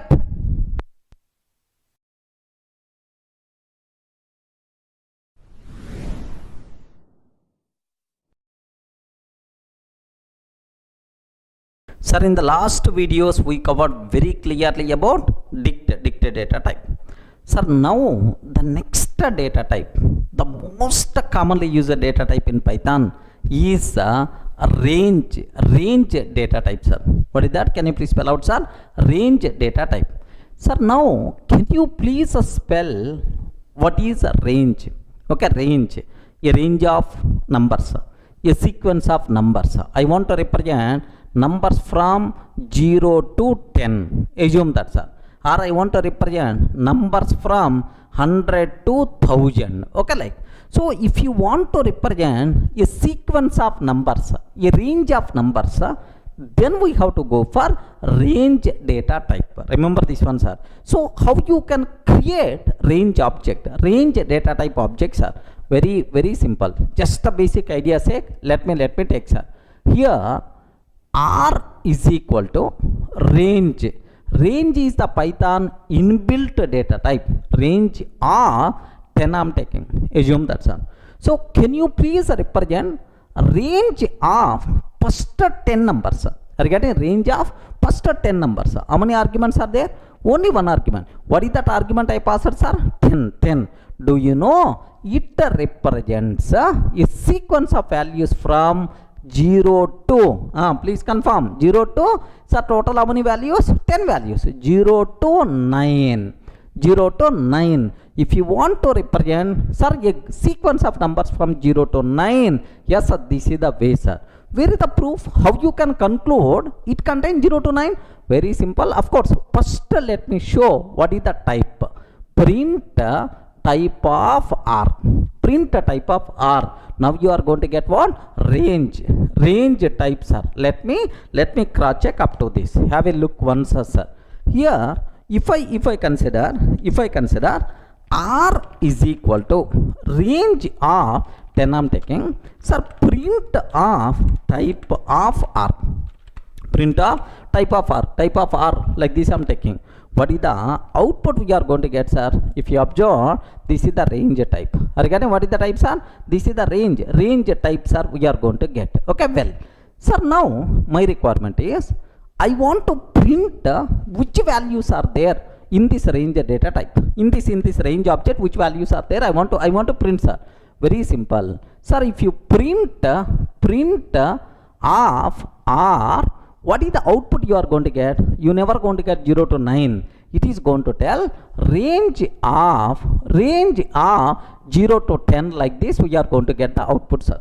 Okay, like, sir, let me cross check. Let me cross check here. Print of just R I'm taking. Print of R I'm taking, sir. If I can take, like, what is the answer, sir? Range of 0 to 10. Range of 0 to 10, like this we are going to get. But now my requirement is I want to get the values present inside this range object. How you can get the values present inside? So we have to go for loops concept. Okay, for loop, while loop like Python having these are things we will discuss in the next level in the flow control. But anyway, just aware, let me use very simple, sir. For each x value in R. So in this range object, every x value, can you please print every x value? Can you please print? Observe, every x value present inside R, can you please print off that x value? First x value 0, next x value 1, next x value 2. So what is the output we are going to get, sir? 0, 1, 2, 3 and so on. 9 we are going to get. This is the output, sir. Are you getting the point? 0, 1, 2, 3 and so on. 9 up to that we are going to get. Let me cross check. Sir, don't worry. Even you don't know about for loop, I will discuss in detail in the flow control. Just aware, sir, for every x value present inside this R, can you please print x value? Like now, observe, here I'm taking, here I'm trying to take R is equal to, for each x in R, can you please print off R? For each x in R, can you please print off R like this, right? Now observe, what is the, can you please print off x value, not R, x value, can you please print x value, like, sir, observe that, what is the answer we are getting, sir? 0, 1, 2, 3 and so on, up to 9, 0 to 9 we are going to get. So this is nothing but range data type. I hope everyone in the position to understand, right? What is the range data type? Very important point. If you want to represent a sequence of numbers, a range of numbers, then we have to go for what? Range data type. Sir, now how to create range object? How you can create range object? What are various options are available? Okay, very simple, sir. The first option is we use it just now. Whatever the option we are using, this is the first option, sir. Have a look once. Form 1. Observe that carefully. Sir, range of n. How many arguments? Only one argument. How many arguments we are passing? Only one argument passing. So it represent a sequence of numbers from 0 to 9. Remember this one. It represents a sequence of numbers from 0 to n minus 1. 0 to n minus 1. Observe very carefully, sir. It represents a sequence of numbers from 0 to n minus 1. Okay, like. Sir, now observe that here R is equal to range of 10. Range of 10. So it represents values from 0 to 9. Okay. R is equal to range of 100. If I can take, it represent values from 0 to 99. Observe like this, right? Sir, this is the first format whatever we used. Just I explain with an example also. But sometimes my requirement is, hey, I don't want from 0. I want from 1 to 10, or I want from 10 to 20. So if you want from 10 to 20 or 1 to 10, so begin not 0 always my own number. How you can do that is form 2. Are you getting right? What is this formats are? Form 2. Okay, now range of, sir, begin comma end, like you have to specify. So begin number, what begin number you want, what is the end number you want. It returns, it represents a sequence of numbers from begin to end minus 1. Remember this one, begin to end minus 1. If I can take R is equal to range of 1 to 10, can you please tell which values are going to be represented? Respond. Which values are going to be represented? 1 to 10. 1 to 10 means 1 comma 10. Begin to begin 1 to end minus 1. 10 minus 1 means 9 only. 1 to 9. Where is the proof? Where is the proof? Use for loop. For each x in R, print of x value. Print of x value. Now you are going to get 1 to 9 only. Observe, let me execute this code. Observe carefully, sir.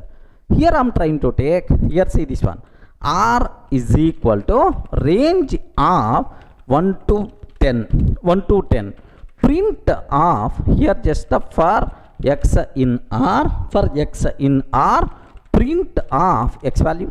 For x in R, print of x value, like this I am taking. What is the answer we are going to get, sir? Have you observed, right? Now observe very carefully. 1 to 9. 1 to 9 we are getting the answer. 1 to 9 only we are getting the things. Okay, like, sir, I don't want 1 to 9. I want 1 to 10. If you want 1 to 10, what is the way we have to take is R is equal to range of, I want 1 to 10 value. 10 value also. Then you have to take 1 to 11. Remember this one, 1 to 11. Then obviously we are going to get 1 to 11 minus 1 means 10 we are going to represent. Is it clear for all of you, right? So if you want to represent a range of numbers from begin to end, then we have to go for form 2. Okay? Any explanation is required?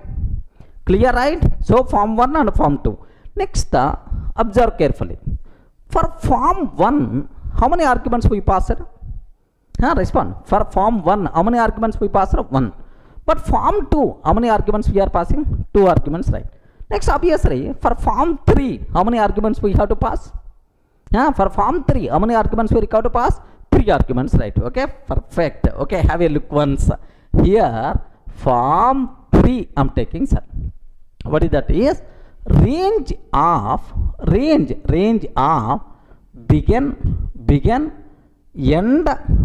end. Third one, increment or decrement value. Increment or decrement value. Increment or decrement value. Begin, end, increment or decrement value. Like this, right? Sir, what it means? How much increment you want? Just with example I will explain so that you will get much clarity. Observe very carefully, sir. R is equal to range of 1 comma 10. 1 comma, sir, here 1 comma 21 comma 1 I am taking. So the default value increment and decrement is always 1 only. So means that first print 1 to 20. Have you observed? 1 to 20, every time increment by 1. Every time increment by 1 means that 1. Increment by 1 means 2. Increment by 1 means 3. So what is the answer? 1, 2, 3 and so on up to 20 we are going to get. Remember this one, sir. So 1, 2, 3 like this, right? Every time increment by 1. So 1 increment by 1 means 2. 2 increment by 1 means 3. Something like this, right? Okay, well. Now the next one, okay, R is equal to range of 1 comma 21 comma 2 I'm taking. 1 comma 21 comma 2 I'm taking, sir. Every time increment by 2. So first 1 will be considered. Next 1 increment by 2 means 3, 5, 7, 9 like this, right? Are getting every time increment by 2 means this is the possibility. Similarly, R is equal to range of 1 to 21 3, sir. 3. Every time increment by 3. 1. So 3 increment by 3 means 4. 4 increment by 3 means 7. 7 increment by 3 means 10. Okay, 13 like it's going to represent. Is it clear for all of you, right? What the meaning of 1 increment, 2 increment, 3 increment, right? Let me show this one. Have a look once, sir. Sir, just observe. R is equal to range of 1 to 21 comma 1 increment by 1. So it will represent 1 to 20 every time with 1 increment. Okay, where is the proof for that? For x in R, can you please print x value like this, right? Now have a look once, sir. What is the output we are going to get? 1, 2, 3 and so on up to 20. 1 to 20 we are going to get, sir. Okay, well, sir, now my target is, sir, now I want to take increment by 2, sir. 1, if I increment by 2, it will become 3. 3 increment by 2, it will become 5. Now, which values we are going to get, sir? 1, 3, 5, 7, 9, like we are going to get. Let me cross check, sir. Let me cross check. Yes, what is the answer we are going to get? 1, 3, 5, 7, 11. Okay, like we are going to get. Okay, well. Sir, now increment by 3. Increment by 3. Now observe. So starts from 1. 1 increment by 3 will become 4. 4 increment by 3 will become 7. 7 increment by 3 will become 10. 10. Are you getting right? So this is the increment value, right? Okay, 1, 4, 7, 10, 13 like we are going to get. Observe that. 1, 4, 7, 10, 13, 16, 19 up to that we are going to get, sir. Sir, I want to take increment by 4. Okay. 1, if I increment by 4, it will become 5. 5 increment by 4, 9. 9 increment by 4, 13. 13 increment by 4, 17. 17 increment by 4, 21. 21 is not in the range. 1, 5, 9, 13, 17 only. 1, 5, 9, 13, 17 like this. Sir, everyone in the position to understand how you can use 3 arguments, right? Sir, begin, end and then increment or decrement. Sir, now this decrement value, is it possible or not? Yes, friends, why not? It's possible. Now let me take range of 21 comma 1. 21 comma 1. Now I'm trying to take minus 5. Are you getting 20 to 1 minus 5? So first 20 and then 20 minus 5, its value is 15. 15 minus 5, its value is 10. Okay, like, sir, now I want to represent, I want to take decrement value 5, sir. Decrement value minus 5. 20 minus 5 means minus 15. 15 minus 5 means 10. 10 minus 5 means 5, like we are going to get. So observe that. What is the first value is going to represent? 20. Next, minus 5. Minus 5 means, do you know, sir, 15. minus 5, 10, next minus 5, 5 like we are going to get, sir. Okay, observe carefully. Here what we are going to get here is, sir, here my answer is 22, 1 I am taking, 22, 1, increment or decrement, minus 5 I am taking, sir. Minus 5 I am trying to take. What is the output we are going to get here is 20, 15, 10, sir, 5, like this we are going to get. So even this increment or decrement, third argument can be decremented value also, no problem at all. Is it clear for all of you? So total, how many forms are available for the range data type? Range with one argument from begin 0 to n minus 1. Range with two arguments, begin to n minus 1. Next, range with three arguments, begin value, end value, and then increment or decrement. Any doubt up to this? Clear, right? Now by this time you got very clear clarity about range type. Next, last important point is there related to the range. Can you please tell what is range, sir? Range means a sequence of values. Are you getting? A sequence of numbers like this one, sir. Once we are using the word sequence, compulsory order will be there. First value, second value, third value, like order is there. Once order is there, indexing concept, slicing concepts applicable for the range. Remember, indexing is applicable, slicing is also applicable, right? Best example, if you consider R is equal to range of 10 to 21. So range of 10 to 21 means it is going to represent 10, 11, 12 up to 20, begin to n minus 1. Okay, well, sir, what is the first value? The value which is locating at 0 index is, let me print of R of 0. Indexing is applicable, R of 0. What the answer we are going to get, sir? 10. Perfect. 10 we are going to get. Sir, print of R of minus 1. R of minus 1. What answer we are going to get, sir? Last value 20 we will get. Okay, R of minus 1 means last value 20 we are going to get. Similarly, if you want to use, you can use slice operator also. First, let me execute up to this. Observe carefully, sir. Here I am taking R is equal to range of, R is equal to range of, here I am trying to take 10 comma 21, like this, right? Okay, print of R of 0. R of 0, what answer we are going to get, sir? Print of R of 0, what is the answer? 10. 10 itself is the answer. Are you getting? 10 itself is the answer, sir. Sir, print of R of minus 1 I am taking. Last value obviously 20 is the answer we are going to get. So indexing concept applicable for the range data type. Similarly, if you want, you can apply, sir, what slice operator also, but very rare we are going to use. Observe that carefully. So R1 is equal to R of slice operator I want to take. So I want from 1 to 5, sir. From one index to n minus 1 means fourth index. One index to fourth index, like this I am asking. One index means 11, sir. 11. 1, 2, okay. Here 11, 12, 13, 14, 15, 16 and so on 20. Sir, this is the one index.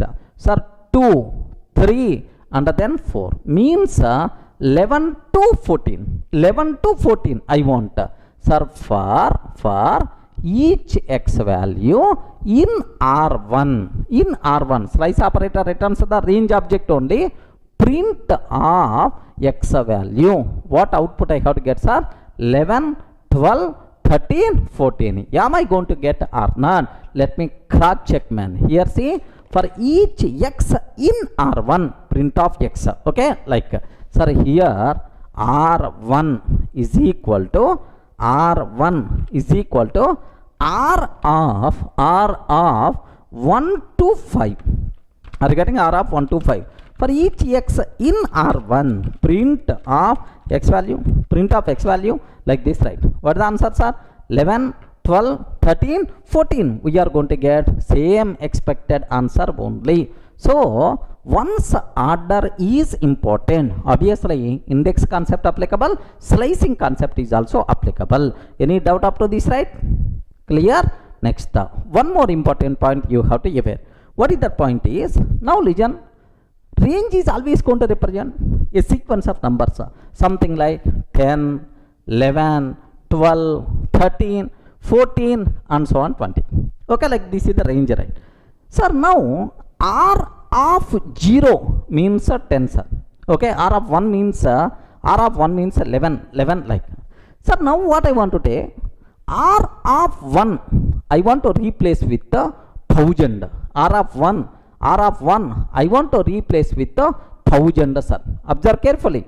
R of 1 I want to replace with 1000. Is it allowed or not allowed? Sir, after 10, is it instead of 11, 1000, under then 12, under then 13, meaningless. Are you getting? Once it is a sequence of numbers, sir, how you can add 1000 in the middle? That's why range object is immutable. Once we create range object, you can't change its content by mistake. If you are trying to change the content, immediately Python virtual machine will give left and right. Observe carefully, right? Let me cross check, sir. Here my R is just R is 10 to 21. Print of R of 0. What output you are going to get? Sorry, R of 1. What is the value? 11. 11 is the answer, sir. 11 I am getting. Okay, well, R of 1 means 11. Now R of 1 is equal to, sir, 1000 I am trying to take. Observe very, very carefully, sir. Immediately error we are going to get. Type error. Range object does not support item assignment. Range object does not support item assignment. Everything is clear, right? So range data type is the mutable or immutable? Range data type is immutable. We can't change its content. That's all, sir. These are various things you people should be aware about range data type, but it's most commonly used type everywhere. My hand is always going for range only. You should have clear clarity about 3 forms, whatever range. Even if you are planning for Microsoft certification, minimum 5 to 6 questions you are going to see with the range data type. That's why take a bit very special care about this one, sir. Next, here, so let me summarize the conclusions what we have. If you want to represent a sequence of numbers, then we have to go for range data type. Next, how many forms of range data type is there? Range with 1 argument, range with 2 arguments, range with 3 arguments, range with 3 arguments like this, right? So 3 forms are available. Next, order is important. That's why index concept is applicable, slice concept is applicable. Next, range compulsory. Do you know? Here it is immutable. You can't change the content once we created. That's all. These are some important points related to range. Clear for all of you, right?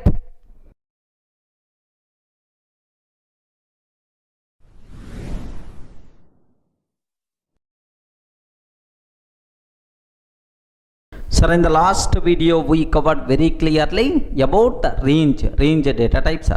Sir, now the next thing what I have to discuss, bytes data type. Sir, it's not that much frequently used type, but you people should aware very simple data types.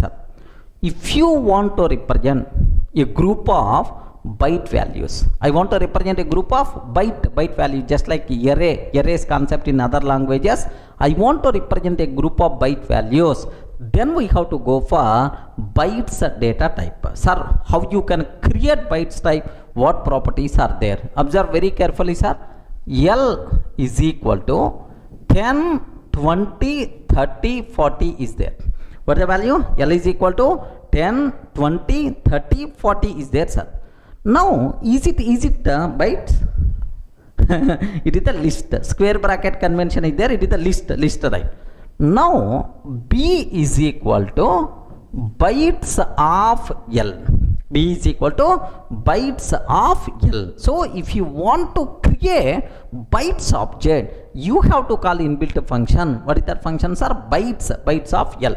Sir, now print of type of B, sir. Print of type of B like this. What is the answer we are going to get, sir? Yes, it is bytes type we are going to get. Let me show this one. Have a look once, sir. Here I am taking L is equal to 10, 20, 30, 40. B is equal to bytes of L. B is equal to bytes of L, sir. Sir, now print of type of B, sir.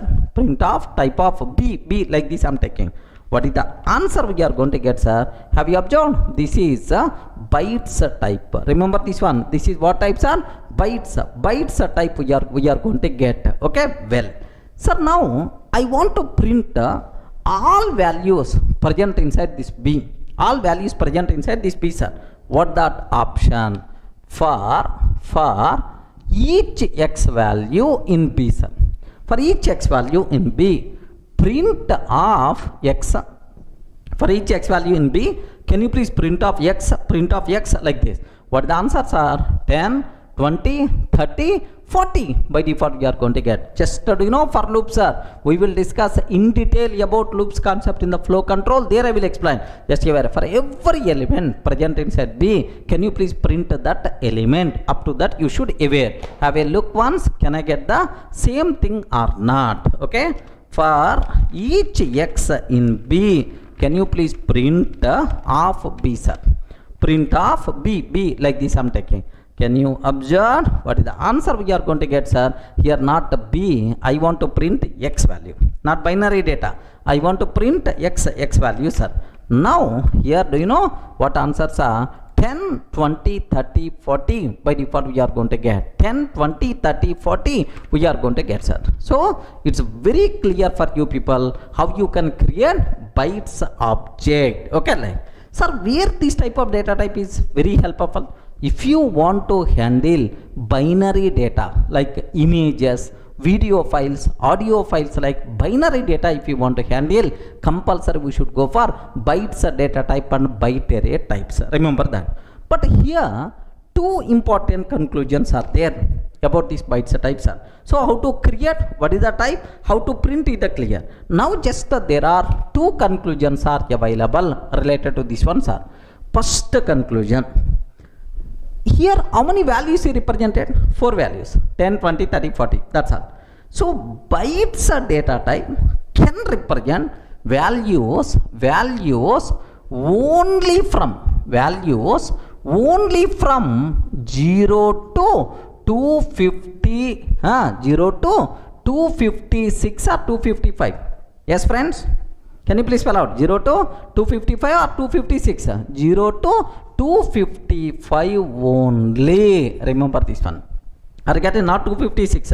Byte, sir, values only from 0 to 255 only. By mistake, if you are trying to add any other value, immediately we are going to get error, sir. Observe carefully. L is equal to 10, 20, 30, 40, 256 I am taking. Sorry, 256 is not allowed value. If I am trying to create bytes of L, I want to convert this list into bytes type. What will happen, sir? Have a look once. Error we are going to get. So here have a look once about this one, sir. Sir, 30, 10, 20, 30, 40, 256 I am taking. Are you getting? 256 I am taking, sir. What will happen is, observe very carefully, sir. 256 I am taking. What will happen is, sir, value error. Bytes must be in the range of, are you seeing right? Range of 0 to 256. 0 to 256 range function means just now we covered 0 to 255 only. So if you are using any other value, we are going to get value error. Remember this one, sir. Okay, well, Sir, suppose instead of 256, 255 I am taking, sir. Yes, then we are not going to get any error. Up to 255 it is allowed, sir. If you are taking 256, 257 like any other value, immediately we are going to get error. So conclusion 1. So in the bytes data type, the values must be within the range 0 to 255 only. Other than that, if you are taking, immediately which error we are getting? Please spell out which error we are getting? Value error. Okay, value error we are going to get. This is the first conclusion what we have. One more conclusion is there about this bytes data type, sir. What is that other conclusion is? Compulsory. Okay, bytes data type is sir, is it mutable or immutable? Okay, mutable or immutable? Sir, one point you should aware. So bytes data type, is it mutable or immutable? Yes, immutable. You can't change its content. But anyway, sequence of values, order is there, index is there, slicing is there, but you can't change its values. Now observe this one, sir. Here I am taking, so print of b of 0. Let me write complete code so that you may get much clarity. Sir, here L is equal to 10, 20, 30, 40 friends. 10, 20, 30, 40. Now print of L of 0, let me convert into byte. B is equal to bytes of L. B is equal to bytes of L. Now let me print B of 0. B of 0, 10 we are going to get. What is the value? 10 we are getting. Sir, now B of 0 is equal to sum 77 I am taking. It is within the range only, 0 to 255 only, within the range only. But still, it is not going to be accepted. What is the reason for that? Is bytes data type is immutable. Once we create bytes object, we can't change its content. By mistake, if you are trying to change its content, immediately error we are going to get. Everyone can able to understand, right? Have a look once, sir. Here I am taking just this is bytes type. Bytes type, print of b of 0 I am trying to take, sir. Print b of 0. What the answers are? 10, perfectly 10 we are going to get. Now b of 0 is equal to 77 I am taking. 77 in the range only, 0 to 255 only. Now observe that. What the answer we are getting? Type error. Bytes object does not support item assignment. Are you getting? Bytes object does not support item assignment. Like type error we are going to get, sir. Are you getting? What is this error we will get? Type error we are going to get. So these are the two important conclusions you should aware about bytes type. The valid range 0 to 255 only, allowed elements in the bytes. Next bytes indexing concept, slicing concept applicable, but mutability you can't change it. It is immutable by default. Any doubt? Clear, right? Yes, up to this it's very clear for you people about bytes data type. Now the next data type what we have is byte array, sir. Then immediately you may ask us, sir, what is the difference between bytes and byte array? Very simple. Bytes data type, byte array, both are same. Only one difference. What is the difference? Is bytes is by default immutable. Immutable bytes. I want a mutable bytes. Then we require to go for byte array. Byte array is mutable. Bytes is immutable. Okay, like sir. Now how you can create? Very simple. L is equal to 10, 20, 30, 40 is there. How to create bytes object? By using bytes function. How to create byte array object? Okay, B is equal to byte array. B is equal to byte array of L. So how you can create byte array? By using byte array function, right? Okay, like byte array is there. Now let me print the values present inside this byte array. Okay, very simple.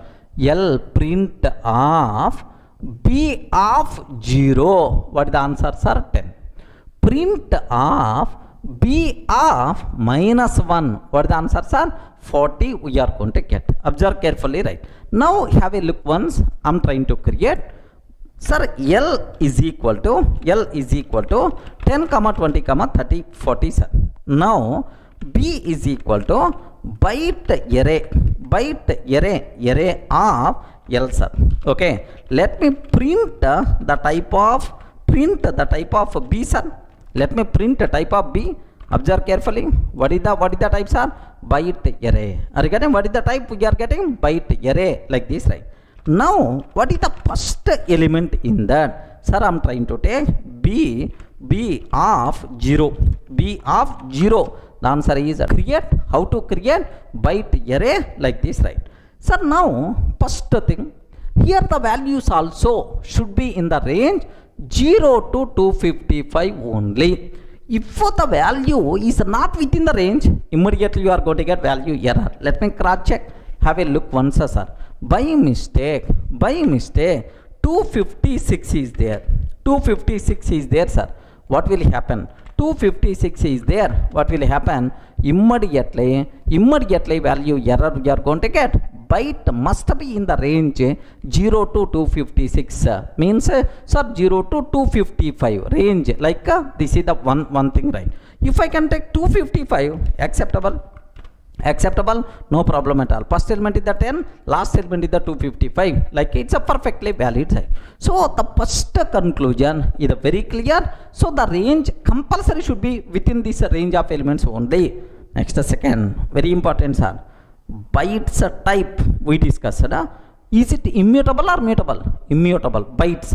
But a byte array is the mutable. Happily you can change the content, no problem at all. Sir, where is the proof for that? Very simple, sir. B of 0 is the 10, B of minus 1 is the 40. Now I am taking B of 0 is equal to 77. B of 0 is equal to 77. If it is the byte array, acceptable. If it is the bytes type, it is not acceptable, sir. Now, where is the proof for that? Let me print for each x in B, print B value, print x value, sir. For every element present inside byte array, can you please print x? Now, definitely 77 you are going to get, sir. 77, 20, 30, 40, like you are going to get this output, sir. Means that byte array is modifiable, can be changeable. That's why byte array is what? Mutable or immutable? Respond. Mutable or immutable? Byte array is mutable. Clear? Let me show this one. Have a look once, sir. Sir, let me remove this total 255. I don't want. That's all this is. Now, sir, here B of 0 is equal to 77. I'm taking, sir. For each x in B, let me print x value, sir. For each x in B, print of x, like this I'm taking. Have you observed? What is the answer, sir? 77, 20, 30, 40. Means that 10 replaced with 77. Okay, like. So, can you please spell out? Bytes is immutable. Byte array is the mutable. Maybe a chance to ask in the interview room, what is the difference between bytes and byte array? Bytes is immutable, byte array is mutable. Okay, like. Sir, where you can use these data types? Very rare if you are going to handle binary data. Okay, like images, video files, audio files, then compulsory these data types must be required. Clear, right? Now I have one small point. Can you please clarify? We discussed about list concept. We discussed about tuple concept, set concept, frozen set concept, frozen set concept, dict concept we covered, dict. Now range concept we covered.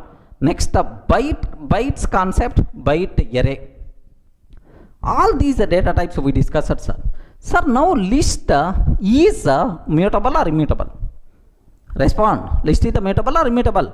List is mutable, changeable. Tuple is immutable. Next, set. Can you please tell mutable or not? Yes, mutable.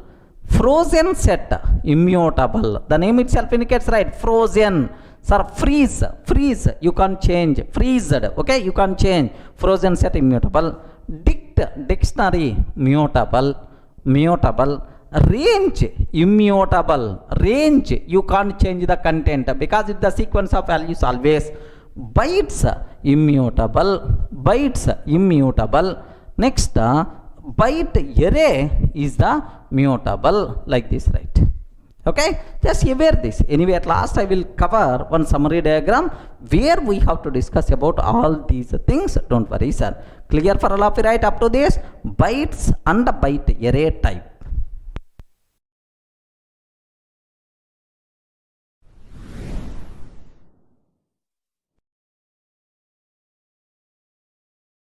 Hi friends, in the last videos we covered very clearly what are various data types present inside Python. Fundamental data types we covered. Next, a list, tuple, set, frozen set, range, dictionary, like all data types we discussed, right? Sir, let me summarize all these data types into a small table form so that you people will get much clarity on the subject. Okay, have a look once, sir. Sir, what fields I included? Sir, first one, data type.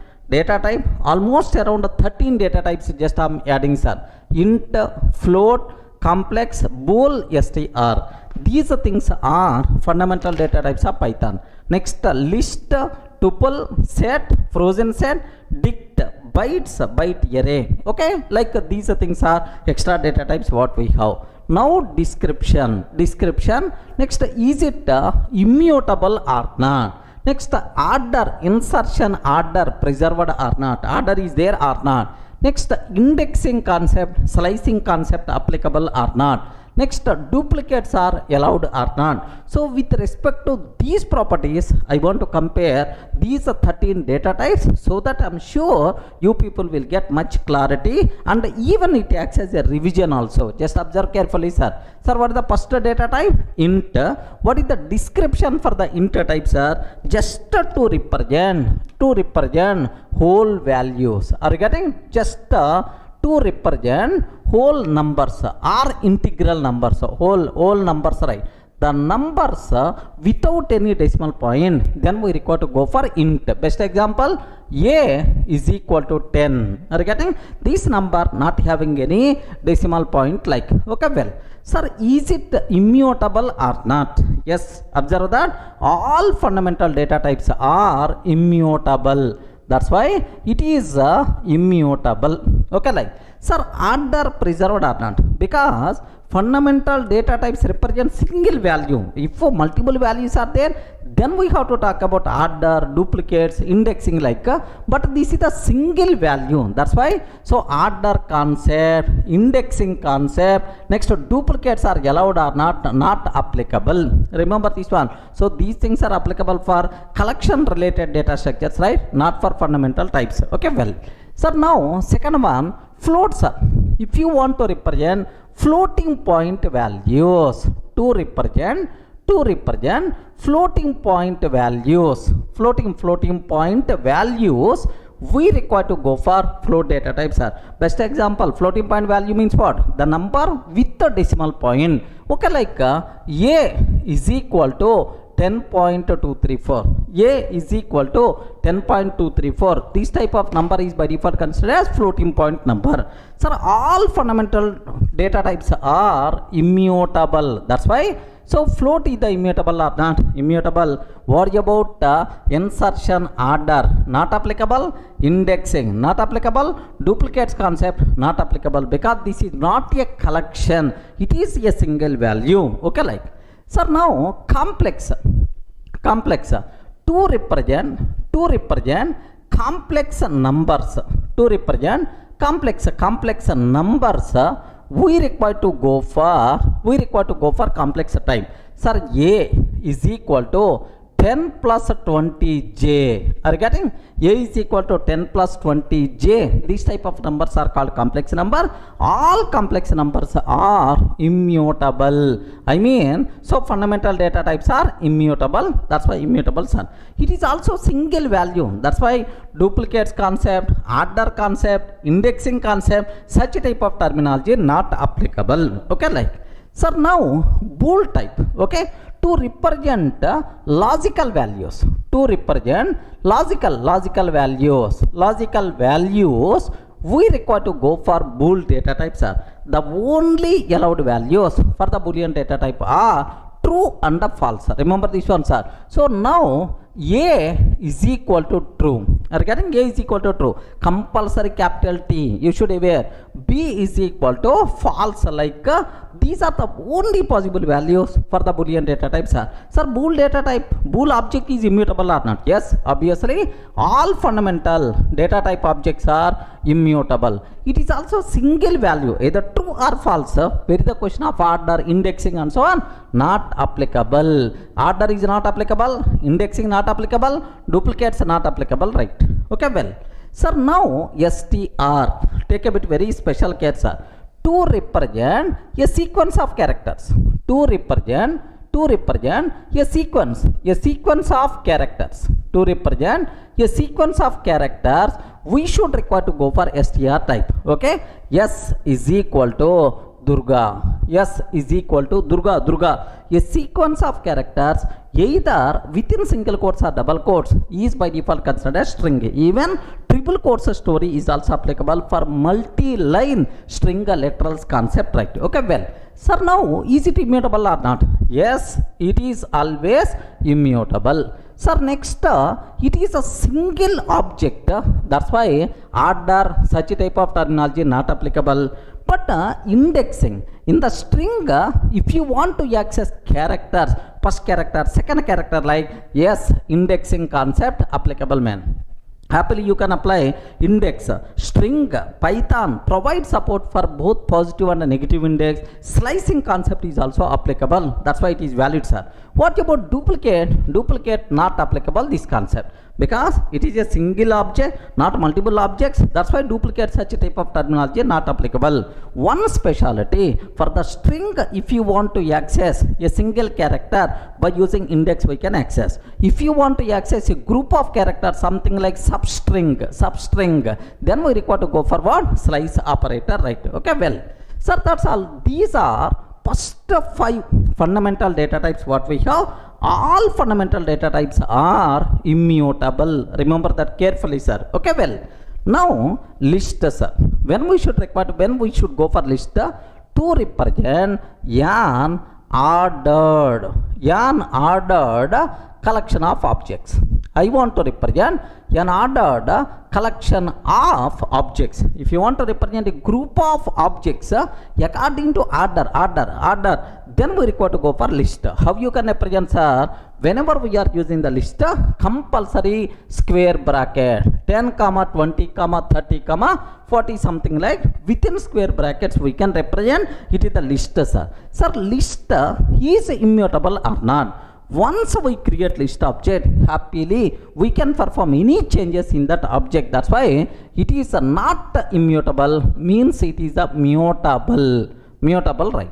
Sir, now insertion order preserved or not? Yes. In which order we added elements to the list, same order only inside memory will be stored. That's why insertion order preserved. Remember this one, insertion order preserved, right? Sir, indexing concept, once order is there, which is the first element, second element, like indexing, slicing, such type of concept applicable. Okay, duplicate objects are allowed or not?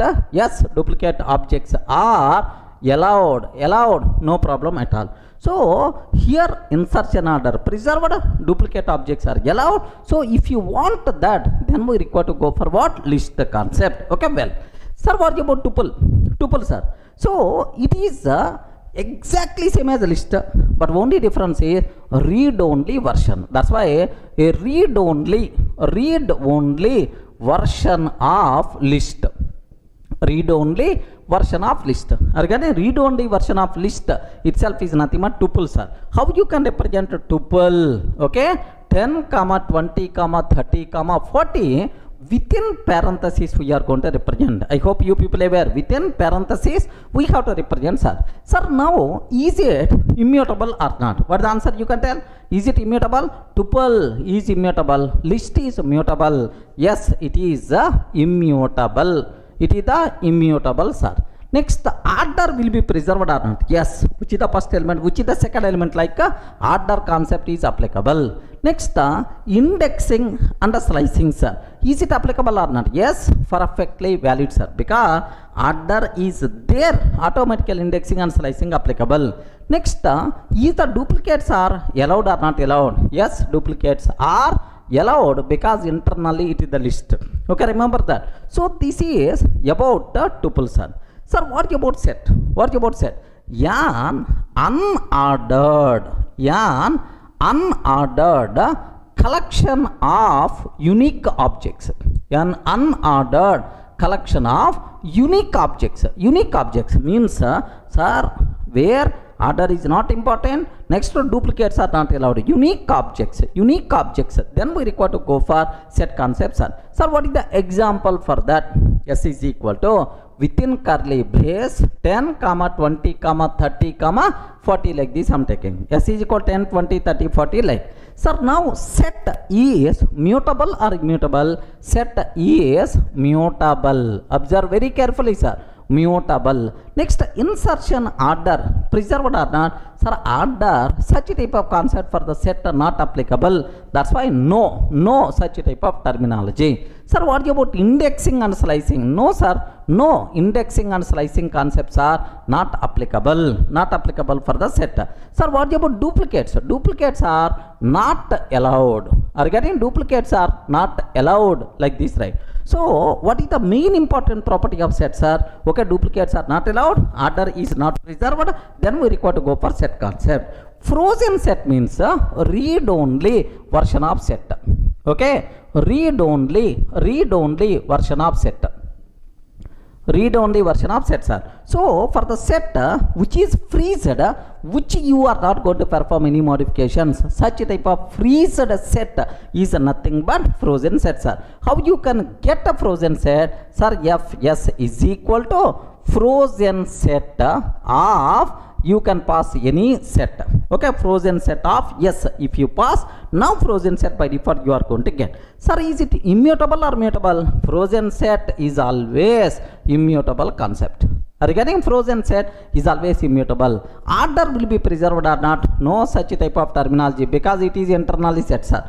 Next, indexing, such type of terminology not applicable. Duplicates are not allowed in the frozen set because internally it is the set only. Remember. Are you getting right? So, set, frozen set. What is the difference? Set is mutable, frozen set is immutable. Except that all the remaining are same. What is the difference between list and tuple? List is mutable, tuple is immutable. Remember that. Next, what about dict, sir? Dict, if you want to represent a group of objects as key value pairs, then we require to go for dict. Sir, to represent key value pairs. Are you getting? To represent key value pairs, we require to go for dict concept, right? Sir, how you can write D is equal to 100 colon key colon Durga. Are you getting? Key colon Durga, like key value, comma 200 colon Ravi, like this I'm taking, sir. So, two key value pairs I'm taking. Now, dict is mutable or not? Happily, you can perform any changes, right? No problem at all. Itself is mutable, sir. Okay, like. Next, what about insertion order? Is it preserved or not preserved, sir? Take a bit very special care. Order is not important. Indexing and slicing concepts are not applicable. Next, duplicate, key duplicate not possible, but a value duplication is always possible. So duplicate keys are not allowed, but values can be duplicated, no problem at all. Okay, well, sir, now what is the next one? Bytes and a byte array. Bytes is a group of byte values. A group of byte values, right? If you want to represent a group of byte values, then we have to go for bytes type, but compulsory the values should be in the range 0 to 255 only. Remember this one, 0 to 255 only. Next, bytes, is it mutable or immutable? Sir, believe me, this one is what? Immutable. bytes is immutable. Next order, yes, order will be preserved, sir. Order will be preserved. Indexing and slicing is applicable. Next duplicates are allowed, no problem at all. Duplicates are allowed, no issue at all. So bytes is immutable. Order will be there. By using index you can access elements. Next duplicates are allowed or not? Yes, allowed, no problem at all. So now byte array is it is also a group of byte values. A group of byte values. It's also a group of byte values, right? Sir, now do you know compulsory the value should be 0 to 255 only. But where is the difference between bytes and byte array? The bytes and byte array is mutable. Are you getting? This one is what? Mutable. Observe that. Bytes is immutable, but byte array is mutable. Next order will be preserved, sir. Yes. Next indexing is possible. Next duplicates are allowed, no problem at all. Are getting? Duplicates are allowed, acceptable, right? Okay, like. So now still we are missing one data type. Have you remembered, right? Okay, still we are missing one type. What that is? Range data type. Are you getting? Range data types are. When we should go for range, if you want to represent a sequence of values, so if you want to represent a sequence of values, we require to go for range type. Remember that a bit very carefully, sir. Range. When we should go for range, a sequence of values if you want to represent, then we have to go for range. Sir, range is mutable or immutable? Immutable. In the middle, you can't add something, you can't replace something like so range itself is immutable. Observe very carefully, sir. Immutable. Next, order is important or not? Yes, man. Order is important for the range because 0 to 9, 1 to 10 or 10 to 20 order is there. Next, the indexing concept applicable or not? Perfectly indexing concept applicable, no problem at all, sir. Next, duplicates are allowed or not allowed? No, not allowed. Duplicates are not allowed in the case of sets, in the case of range. Remember, that's all. These are various data types whatever we have, sir. So better to draft these things into a small note in your notes so that you will get much clarity. But from this, n number of questions may be a chance to ask, sir. What that is? What is the difference between list and tuple? Again, what is the difference between list and tuple? List is mutable, tuple is immutable. Okay, like what is the difference between set and frozen set? Set is mutable, frozen set is immutable. What is the difference between list and set? List and set. In list, duplicates are allowed. In list, order is important. But in set, duplicates are not allowed. Order is not preserved. Okay, like next, when we should go for a dict and a list? List is a group of individual values, but a dict is a group of key value pairs. Next, bytes and byte array. What is the difference, right? Bytes is is immutable, but byte array is mutable. Like, sir, where we can use bytes and byte array? Very commonly, sir. Bytes and byte array we can use in binary data representation, like video files, audio files, images.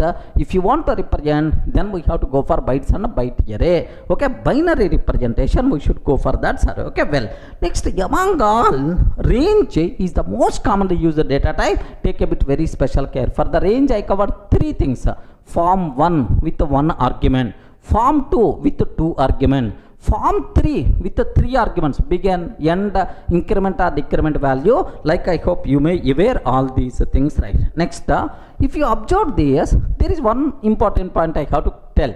Sir, can you please tell long data type, is it available in the Python?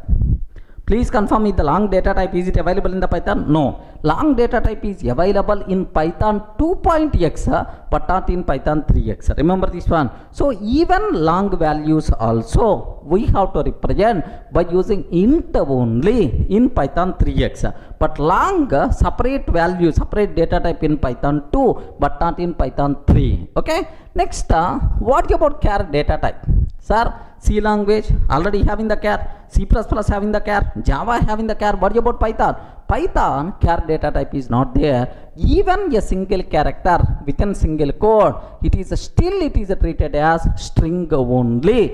Char objects also you can represent by using string data type only. That's all, sir. These are various important things what you people should be aware, sir. First fundamental types, next remaining, right? Any doubt?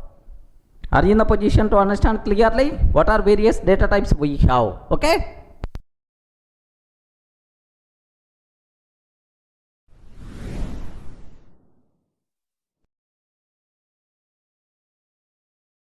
Sir, the next thing what I have to discuss, none data types are. Can you please spell out what is none? None means nothing. None means what? Nothing, sir. Okay, like nothing. So no value associated. No value associated like.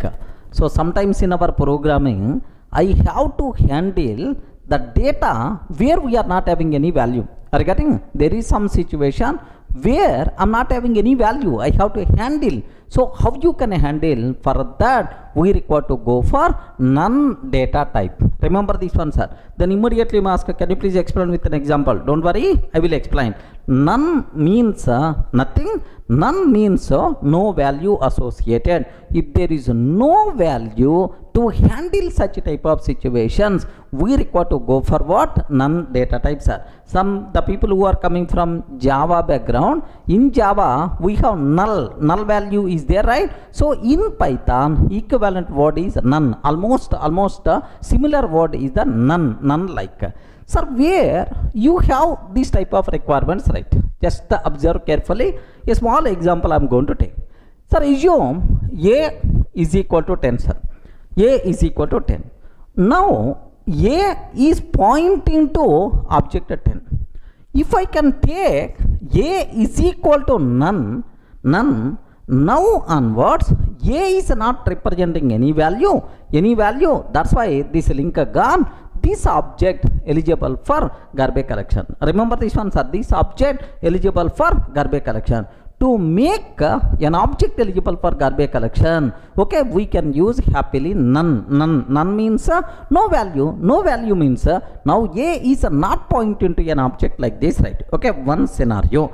Next, observe a bit very carefully about this one.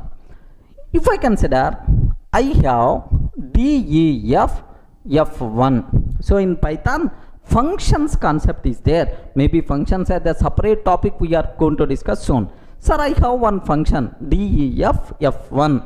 Okay, now I'm taking return 10, sir. If I call this function, what is the value I'm going to get? Please confirm what value we are going to get, sir. 10 we are going to get. Now x is equal to F1. So I'm calling F1. This F1 returns, F1 returns, okay, 10. X is equal to F1 returns 10. Print of x. What answer we are going to get, sir? 10 itself we are going to get. Perfect. You are calling a function, that function returns 10, sir, like a print of x. Assume that, sir. But I'm taking DEF F1. F1, sir, just print of hello, print of hello, that's all. This function is responsible to print hello, that's it. This function not going to return any value, sir. Still I'm calling that function, that return value I'm storing this inside x. Can you please tell, is F1 return some value? No return statement. If the function won't return anything, then how you can handle that situation? Internally it is going to represent none. If you want, let me print x value. If I print x value, what value we are going to get, sir? Simply none we are going to get. Remember this one. So to handle the situation, so where value is not available, for that requirement we require to go for none. Let me execute this code. Have a look once about this terminology, sir. Here I am taking a simple example. A simple example I am taking. DEF F1. 1 minute. DEF F1 I am trying to take, sir. One minute. Okay, just I am trying to take DEF F1. Okay, like. Sir, now my requirement is return 10. I am trying to take, sir. DEF F1 return 10. X is equal to F1 print of X value. Sir, now whenever we are calling a function F1 return 10, that return value I am storing inside X. Whenever we are trying to print X, which value we are going to get, sir? 10 we are going to get. Have a look once. Observe carefully, sir. Here, if I execute this code, the answer we are going to get, sir, 10 itself is the answer, sir. Okay, well. So now my requirement is, observe that this function just print hello, that's all. It is not going to return any value. So I am not using any return statement, sir. Observe that I am not using any return. So this function not return any value. Just F1 print hello, it won't return anything. If it won't return anything, how to handle such a type of scenario? We can handle such a type of scenario with sir, which common none, right? What is the output we are going to get, sir? Observe that. Yes, simply we are going to get none is the answer we are going to get, sir. Okay, well, so none means nothing, no value associated. In Python, there are some situations where value is not available. To handle such type of situations, happily we can go for none type. Clear for all of you, right? Sir, strictly speaking, internally, how this none is implemented? None is also an object only. Remember that, because in Python everything is an object. None is also internally represented as object only. Even we are using if the reference variable pointing to none, meaning that no value, but strictly speaking none is also an object only, right? So best example, A is equal to none I am taking, sir. None. Now A is pointing to none object. So if it is pointing to none object, mean it is indirectly means that it is not pointing to any official value. No value means none. Okay. Sir, now if it is really object, compulsory address will be there. What is the address of this object? Print of ID of A. What is the address of the none? Yes, you can get. Next, if it is really an object, what is the type, sir? What is the type? Print of type of A. Print of type of A. Do you know what is the type we are going to get, sir? None type. Remember this one. What is the internal corresponding? Sir, type is none type. This is the internal corresponding type. Okay, have a look once. Sir, now I am trying to take A is equal to none. A is equal to none. Print of ID of A. What is the address of this none? What is the address of this none, sir? Address is, sir, it is representing address, right? Sir, next, what is the type of A? What is the type of A? Like, sir, what output by default we are going to get? Have a look once. Sir, this is the address we are going to get. The type itself is none type. Remember this one. The type itself is none type. Okay. So this is what you people should be aware about the none. Next, one more small point is there. So none means internally it's an object. If a reference variable pointing to none means no value. But strictly speaking, none is also an object in Python, sir. Okay, well. Next, how many none objects will be created are there in the Python? Remember this one, sir. Throughout the Python, sir, throughout Python, only one none object is available, sir. Okay, if you are using any number of times none, all the references are pointing to the same object only. So how many none objects will be there inside Python? Inside Python virtual machine, our PVM will create how many none objects? Only one object. Where is the proof for that? Observe carefully. Where is the proof for that? Have a look once. A is equal to none. A is equal to none. B is equal to none. Okay, C is equal to none. A, B, C is equal to none. Next, I'm taking D, E, F, F1. This F1 not having any body, empty body. How you can represent empty body? By using pass statement. Sir, what is the meaning of pass? Don't worry, we will concentrate in the next sessions. I will explain very clearly, don't worry sir. But as of now, concentrate only on none. So this F1 won't return anything. Now I'm taking D is equal to F1. So can you please tell which value will be saved inside D? Or D refers which value? None, because F1 won't return anything. So A value none, B value none, C value none, D internally contains none only. So all these things will be pointed to only one none object. A is the none, B is also none, D is also like this. Are you getting right? So how many none objects will be created by the Python virtual machine? Only one object. Where is the proof, sir? How you can conclude like very simple man. Print of ID of A. What is the address of A?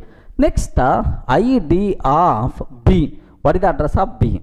Next, ID of C. Next, ID of D. Like this, right? Sir, now A, B, C, D. Like 4 variables are available, right? Sir, do you know in Python print statement, any number of arguments you can pass, no problem at all. More flexibility, man. Any number of arguments. What the address of A? What the address of B? What the address of C? What the address of D? What the address? Sir, we are always going to get same value. Because how many none objects will be created internally, sir? Only one none object. Remember, have a look once. Observe carefully, sir. Here I am taking same example. A, B is equal to none. C is equal to none, sir. C is equal to none, like I have. D, E, F, F1 function. Sir, just a pass. Pass means empty implementation. D is equal to F1. I'm calling F1 function. D, I'm calling F1. F1 is not going to return anything. Which value will be there, sir? None by default will be there. Sir, print of A comma B comma C comma D. In all cases, none is the answer. What is the address of this? ID of A. Next and after that, comma ID of B, ID of A, ID of B, ID of C I am taking. Next, ID of D I am trying to take, sir. ID of A, B, C, D, like this. What is the answer we are going to get, sir? Observe that in all cases none only. Sir, are you seeing? Sir, 976. Sir, 18, last 976. Is it the same value we are going to get or not? Yes, the same value. So, in Python, how many none objects got created by the Python virtual machine? Only one none object throughout our application. If you are using multiple times none, same object only will be referred. Clear for all of it? So, if there is no value to handle such a type of cases, we have to go for none. Okay? Well, any doubt?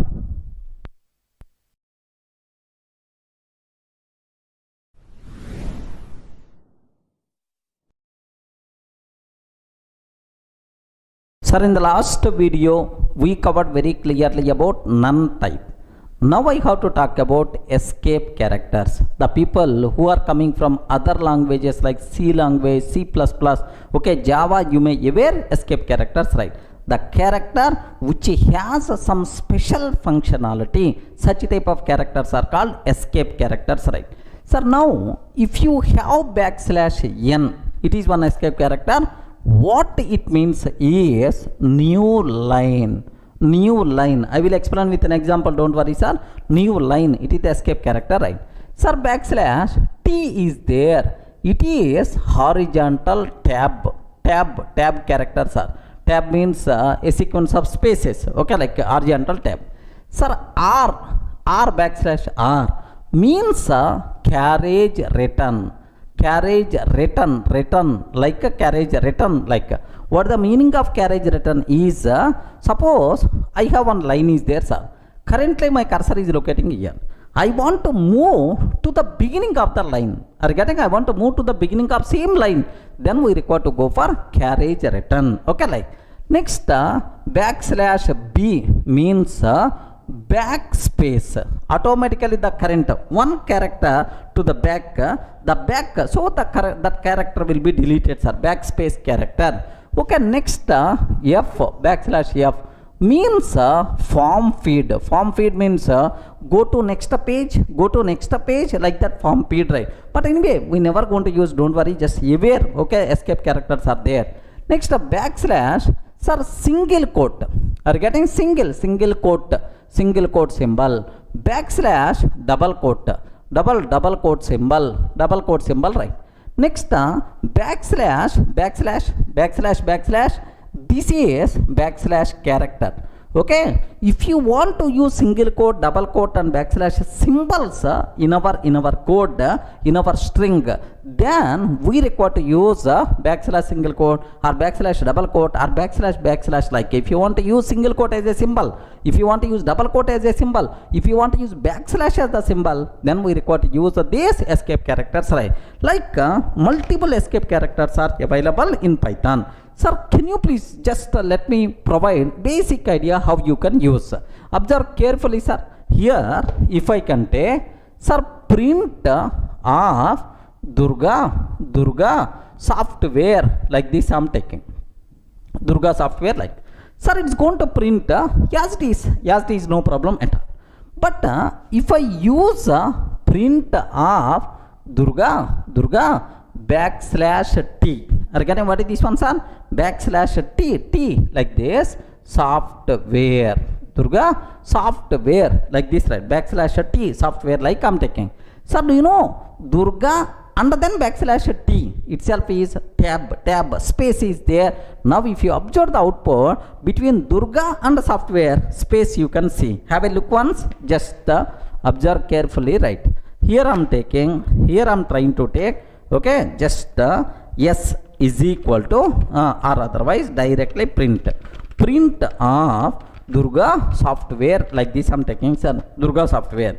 Okay, what answer we are getting? Simply Durga software is the answer, sir. Now my question is Durga and then backslash t I'm taking. Have you observed, right? A special escape character I used backslash t. What it means? A tab. Tab means what? Spaces, like what the answer? Now are you in the position to see, sir? Yes, perfectly, sir. Like a space is going to come, no problem at all, sir. Okay, now the next one, sir, I want to use backslash n. Are you getting? I require to use what? Backslash n. N means new line character. Instead of backslash t, if I use backslash n, now you are going to get Durga and the software will come in the next line. Remember this one, next line. Have a look once. Backslash n means new line, right? Okay, observe backslash n I'm taking, sir. Backslash n. What the answer? Durga is coming in the first line. Software is coming in the next line. Backslash n, like this, right? Okay, like. So what is the meaning of backslash t? What the meaning of backslash n? Like it's clear. Sometimes my requirement is I want to use a single quote as the symbol. Okay, single quote symbol. I require to use, sir. Observe carefully. Sir, print of, this is single quote symbol. Okay, like I'm taking, sir.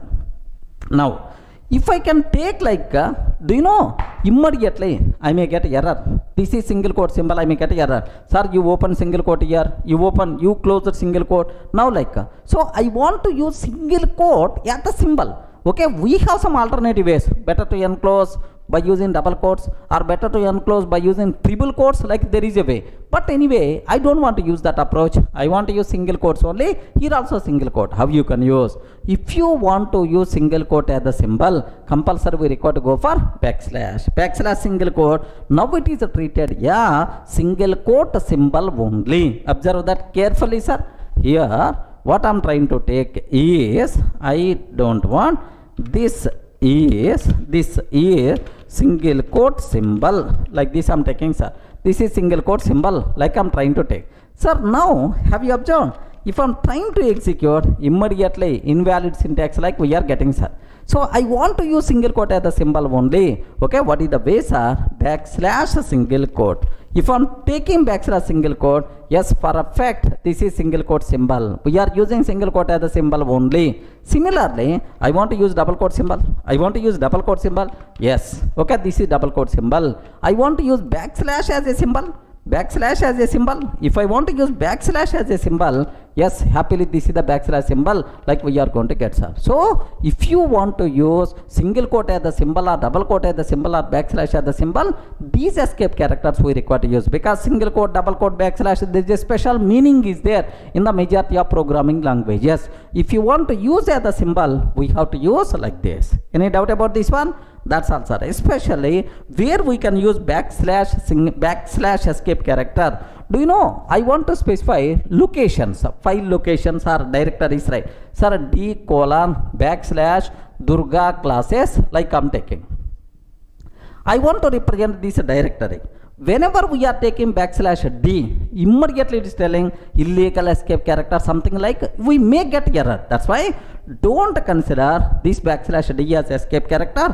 Please consider backslash as symbol only. How you can specify backslash.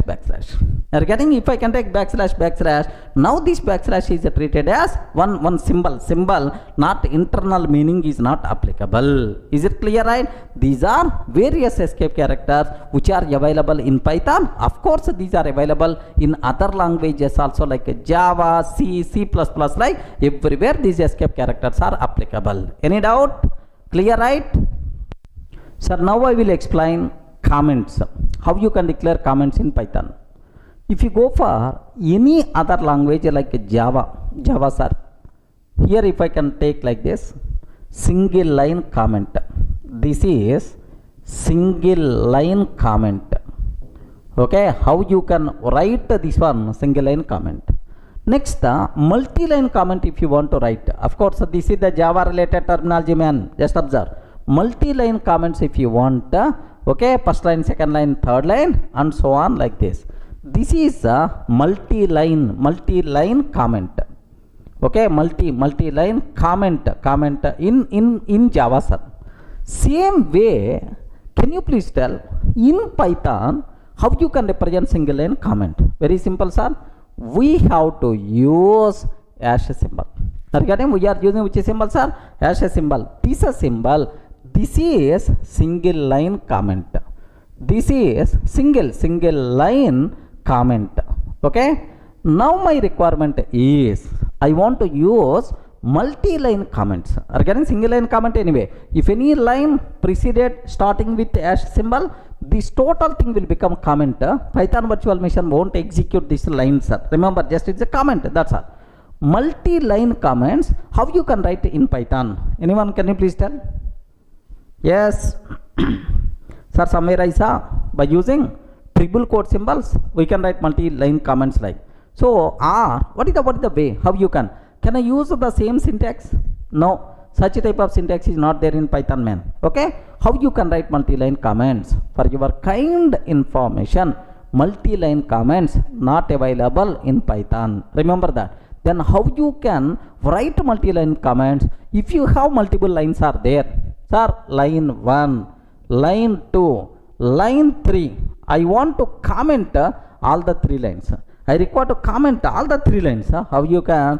Very simple. Use hash symbol for every line. Regarding use hash symbol for every line. That's all. Multi-line comments are not there. Even multiple lines you require to comment. Compulsory you should go for hash symbols only. Sir, somewhere I saw. Okay, if I can take triple quotes.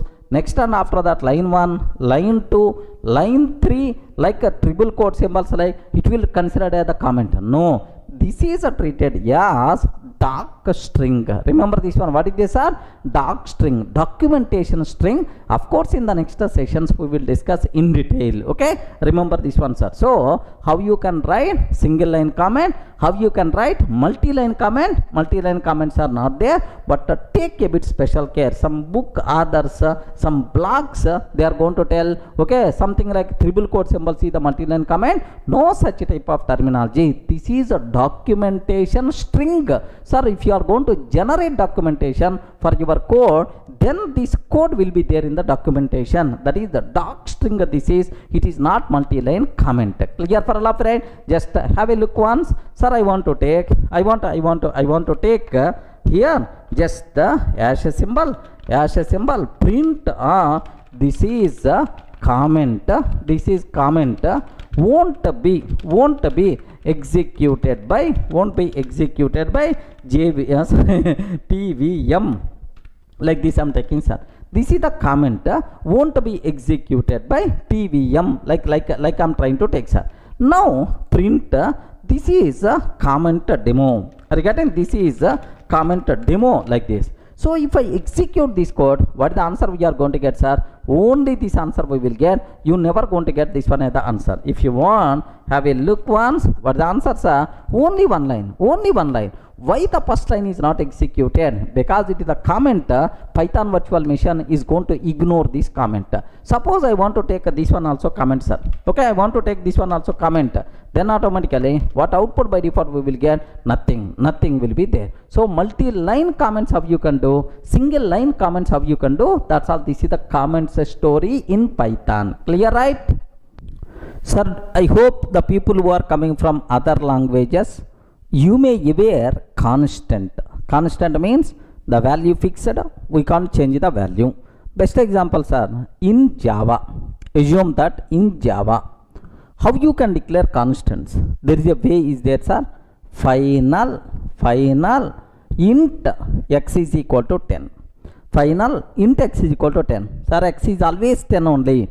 If any person trying to change x value, immediately you are going to get error, sir. Remember, by mistake if I am trying to change x value the 20, immediately you are going to get error. In Java, this is just have a look once. Is it going to be happen or not? So which are called constants? Okay, here I am taking class test. Assume Java code, sir. Don't worry if you don't know about Java. Just for basic idea sake I am taking, sir. Final int x is equal to 10. Like, let me save this code as test.java. Okay, like first we have to compile Java code, Java C test.java. Next we have to run. Perfect, sir. It's a valid compilation, fine, no problem at all. Sir, now I'm trying to change its value as a 20, sir. Immediately compiler will give left and right. Observe that.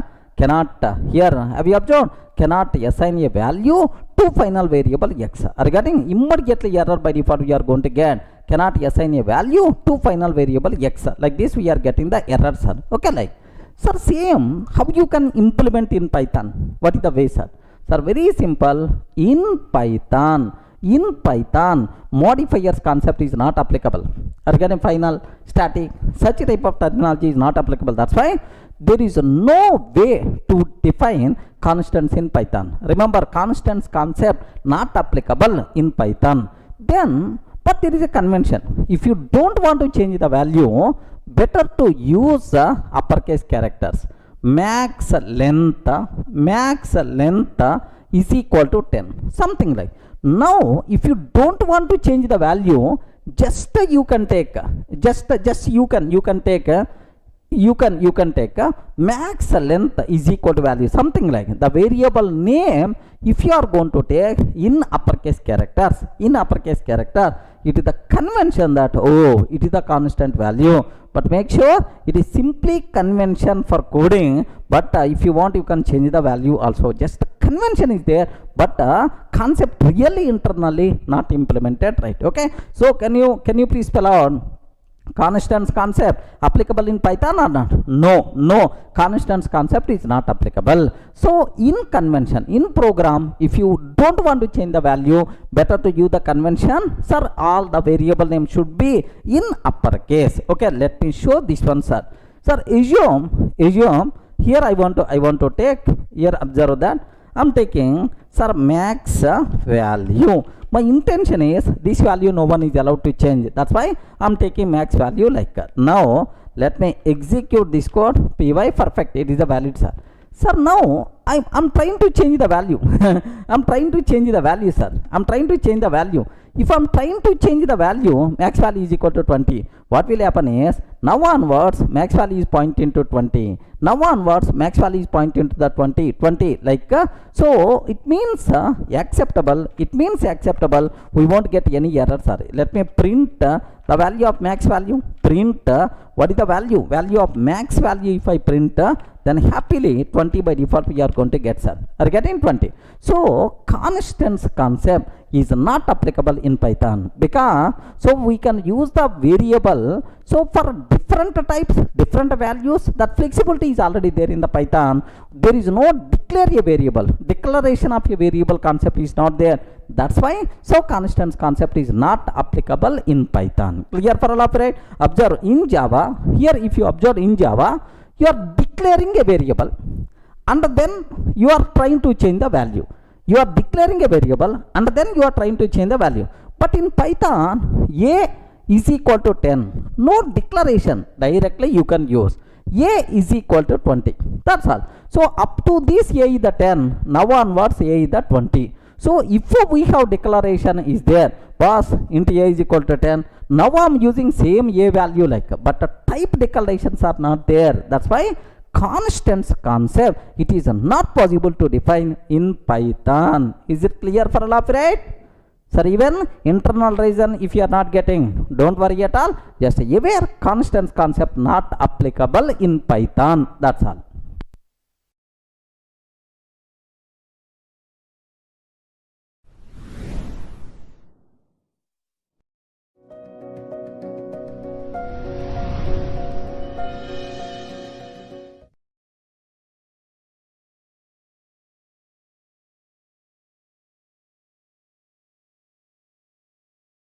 Hi friends, let me start the first topic in our Python, language fundamentals. Okay, so first language fundamentals, next input and output statements, operators, flow control, like almost around 25 topics we are going to discuss, right? But please make sure you people should have clear clarity about one point, sir. So if you aware the first basic classes very confidently, if you are getting perfection in basic concepts, then the remaining concepts will become very easy for you. That's why first 4 or 5 units, something like language fundamentals, operators, flow control, these kind of things better to have clear clarity. Automatically remaining things will become very easy for you people, right? Okay, so now the first topic, language fundamentals, right? This is the topic what I have to discuss. As a part of language fundamentals, okay, we have to talk about introduction. Array, what is Python? Why the name Python? Oh, why the name Python? Like sir, general syntax related things I will explain. Next, application areas of Python. Sir, where we can use this Python? Okay, next, features of Python. Either Python in the open source or not, platform independent or not, portable or not, like features of Python. Next, limitations of Python. Limitations, sir, where we can't use Python. Okay, like next, flavors of Python. Okay, multiple flavors are available for the Python, sir, as it is the open source, like Jython, Anaconda Python, Iron Python, like multiple flavors are there. I will explain. Next, sir, what are various versions? Python 2x, 2.x, Python 3.x, like we have to discuss about these version related issues, right? Next, identifiers concept we have to discuss, reserved words concept we have to talk, and then data types concept we have to discuss, right? Sir, under data types concept, almost around 14 data types we are going to discuss. Of course, all these things, fundamental data types I will explain, but all these things as a separate topics we are going to discuss in the next sessions also. But here basic idea about data types what we are going to use in Python, so we are going to discuss, right? Next, typecasting, how to convert from one type to another type, is it possible? Like, so this is the agenda related to our language fundamentals concepts, sir. Almost around around 10 hours we are going to discuss only about these things. That's why take a bit very special care to understand each and every point, sir. If you are very strong in the basics, then the remaining things will become so easily you can able to understand. The remaining things will become very easy. That's why please make sure you should have clear clarity. You require to spend much time on these basics, right? Okay. Sir, let me talk about language fundamentals introduction part. Sir, first question I will ask. Can you please tell what is a Python? Please respond. What is Python? Python. We are going to discuss Python. Python almost around 2 months, 3 months time we are going to spend on this. What is Python? Please spell out. Can I use the word? It is what is Python? Don't tell, sir, this is one type of snake. Regarding, don't tell it is one type of snake. Sir, in our technical terminology, it is a programming language. Observe that it is a programming language, right? We can develop applications by using this language. It's a programming language. Okay, like small applications, web applications, like we can develop applications by using this Python. Sir, best example, you are using calculator application. I'm sure if you know Python, you can develop that calculator by using our Python language. What we are using, sir? Okay, Gmail application you are using, gmail.com. That Gmail application we can develop by using Python. Remember, so what is Python, sir? Python is a programming language. Okay, well, sir, now I can use the word Python is high level programming language. Are getting? Python is high level programming language. Then immediately you may ask, what is high level? High level means programmer friendly language. We are not required to worry about low level things. Are you getting right? It is a programmer friendly language, not a mission friendly language. Remember this one, sir. It's not mission friendly, programmer friendly. Programmer, by simply seeing the code, he can understand. He can write the code very easily, right? It is a programmer friendly language, but not a mission friendly language. Remember, low level activities. So being a programmer, we are not required to worry. Sir, what it means? Here observe that if I can take A is equal to 10, I am taking 10, B is equal to 20, I am taking, A is equal to 10, B is equal to 20, C is equal to 30, 30, if A greater than B, else 40 I am taking, 30, if A greater than B, else 40 I am taking, print C, sir. Are you getting? Print of C. Sir, here, do you know if I can take this code, are you in the position to understand this code? Okay, you are not required to have any programming knowledge. Remember this one.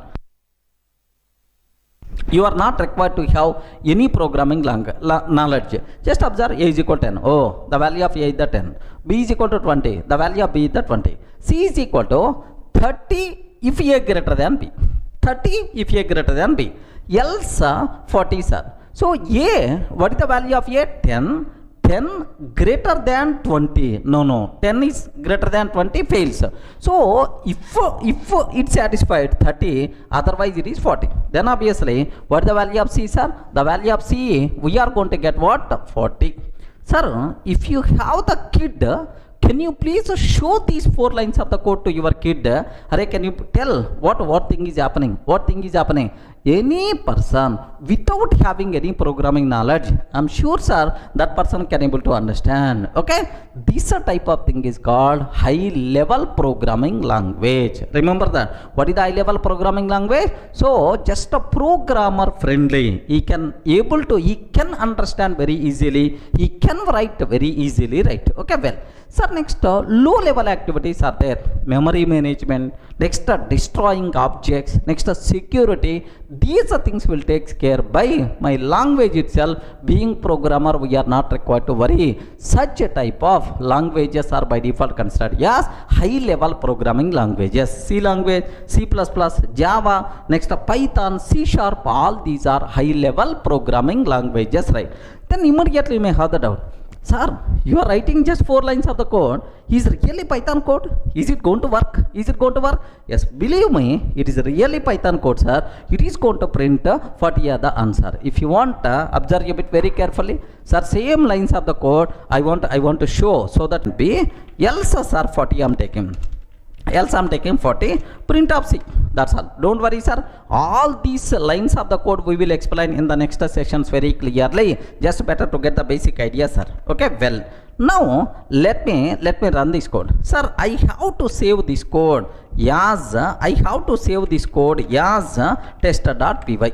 Okay, means that, so it is the Python file. Remember that I saved this code as test.py. I saved, sir.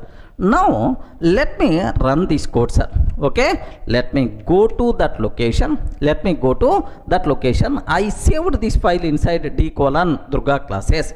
Okay, py test.py. Okay, we have to use py or otherwise Python test.py. Hey Python, can you please execute my test.py? Python, can you please execute my test.py? Like this, right? A is equal to 10, B is equal to 20, C is equal to 30, like sir, this is, if I execute this code, what is the answer by default you are going to get, sir? Simple, 40 itself is the answer you are going to get. Take a bit very special care. So means that don't get shocked, it is perfectly valid code only. Okay, this type of code is called high level programming language code. Programmer can understand very easily, programmer can write very easily. Low level things like memory management, security, these kind of things my Python is going to take care. So this type of language is called high level programming language. Are you in the position to understand, right? Okay, one thing. Next, one more, observe that carefully, sir. It is a general purpose. It is the general purpose high level programming language. So what is the meaning of programming language? Which can be used to develop programs. Next, high level means programmer friendly. General purpose means, do you know, Python is not specific to particular area. Happily you can use for any type of applications, right? Desktop applications, web applications, next data science applications, machine learning applications, like everywhere happily you can use. It is a general purpose high level programming language. Itself is nothing but Python. Everyone can aware? Yes, friends. So only 3 words I covered. What is the first one? General purpose. For any type of application, happily we can use Python. High level means programmer friendly. Low level activities, we are not required to worry, like memory management, security, like next programming language which can be used to develop programs. This is nothing but Python, sir. Okay, well, sir, now who developed Python? Who developed Python, sir? Very simple. Do you know who is the father of Python? Okay, who provides food for most of the programmers across worldwide, like me and like you. Now everyone talking about Python means the person who created this Python. Who is the father of Python, sir? That person is here. Just observe. Can you please read this one? Can you please read? Guido van Rossum. Are you getting? Guido van Rossum. This person developed Python. So in which year? First, I want to show his face once, because our career, our life is going to be settled with this Python language. Compulsory we have to see and we have to get the salute, man, because that person provided food for us. Okay, have a look once. I saved one image. This person image. Have a look once, man. Okay, the person who introduced Python, who is the creator of the Python? Yes, sir, this person, sir, Guido van Rossum. Observe that a bit carefully, sir. Great person who developed world the topmost easy simplified programming language. This person only. He is called Guido van Rossum. Okay, well, sir, when this person developed a Python programming language, Sir, here there is one small point is there. Sir, until last year, okay, I learned only Java, C, C++, Java. We never heard about Python, especially in India. We never heard about Python. Okay, like, but suddenly Python, okay, now the people are start learning. Obviously, Python is the new programming language. Java is the old programming language. Some people are going to feel like this. Remember this one, sir. So, Java came in 1995. Remember this one. Sir, Java came in which year? 1995, sir. 1995 and officially released in 1996, sir. Remember. Next, Python, when this Python came, sir, 1989 only. Remember this one, 1989 only. So here means that it is the old language even than Java also. Remember, Java came in 1995 or 1996, sir, but Python came in 1989. It is the old language, right? Then immediately you may have the doubt, sir, why suddenly it became popular? Yes, I will explain the reason also. Just observe. So who developed Python language? Guido van Rossum developed Python language in which year, sir? 1989. Clear, right? Okay. Sir, while working in National Research Institute,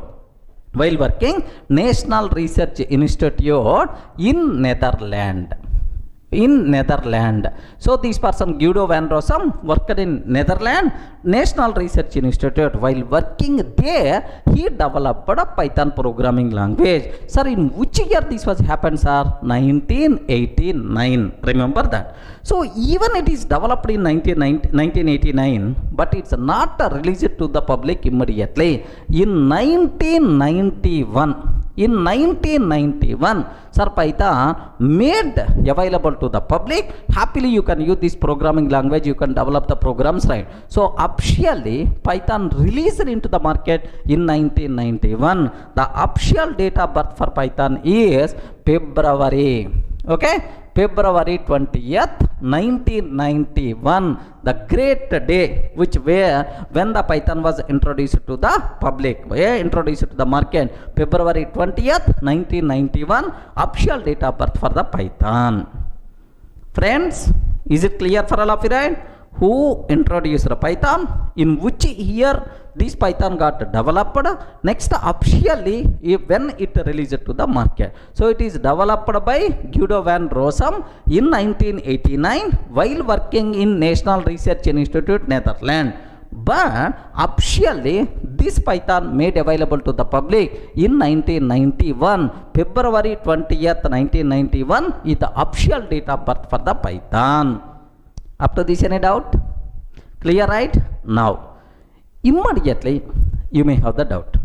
Sir, Python came in 1989, but suddenly why in the 2019 very popular, sir? Why it became popular? Everyone talk about this. Why it became trending language, right? Sir, very simple example. I will discuss. The market requirements keep on changing time to time. Market trends keep on changing time to time. Sir, now current market situation is everyone talks about simple language, easy to understand, sir. Simple. I want a simple language which is easy to understand. Regarding easy to understand, I want this type of language. Next, second one, I have to write very less code. Regarding I have to write which codes are very less code to fulfill my requirement. This very less code is also known as concise code. Very less code is also known as concise code. I want concise code. Okay, like next third one, sir. Very important. Next third, I want these days everyone talks about, sir, here artificial intelligence. Next and after that machine learning. Next deep learning, neural networks. Okay, neural networks, that is the data science, data analysis, like everyone talks about this. So for current trending market requirements, even, sir, do you know IoT also? These days the most commonly used IoT also, right? So for these trending requirements, best suitable programming language is the Python, sir. So now for these requirement, current market requirement, so what the best suitable programming language is the Python. That's why these days Python became popular and more popular. Everyone can so you have some diamond is there, but when there is a value for that diamond, yes, if a market requirement is good for that, then automatically this diamond value is growing. Sir, Bitcoin was there earlier. Bitcoin, no one bought Bitcoin, but these days Bitcoin cryptocurrency, like everyone talks about that. Automatically Bitcoin price got raised like anything. Of course now government's banned, slowly its value is rising down. Okay, so means that current market trending requirements, which language is going to be best suitable? Python itself is the best suitable. That's why Python language became more popular. Everyone can able to understand, right? So 2 points I covered. What is Python? General purpose, high level programming language. Next, who introduced Python? Guido van Rossum introduced Python in 1989 while working National Research Institute in Netherlands. But officially, Sir, Python made it available to the public in 1991. Official date of birth for Python, February 20th, 1991. Sir, why suddenly Python became popular? Even it is the old programming language, but current market trending requirements, best suitable compatible language is the Python. That's why it became more popular when compared with other languages. Up to this, any doubt about this?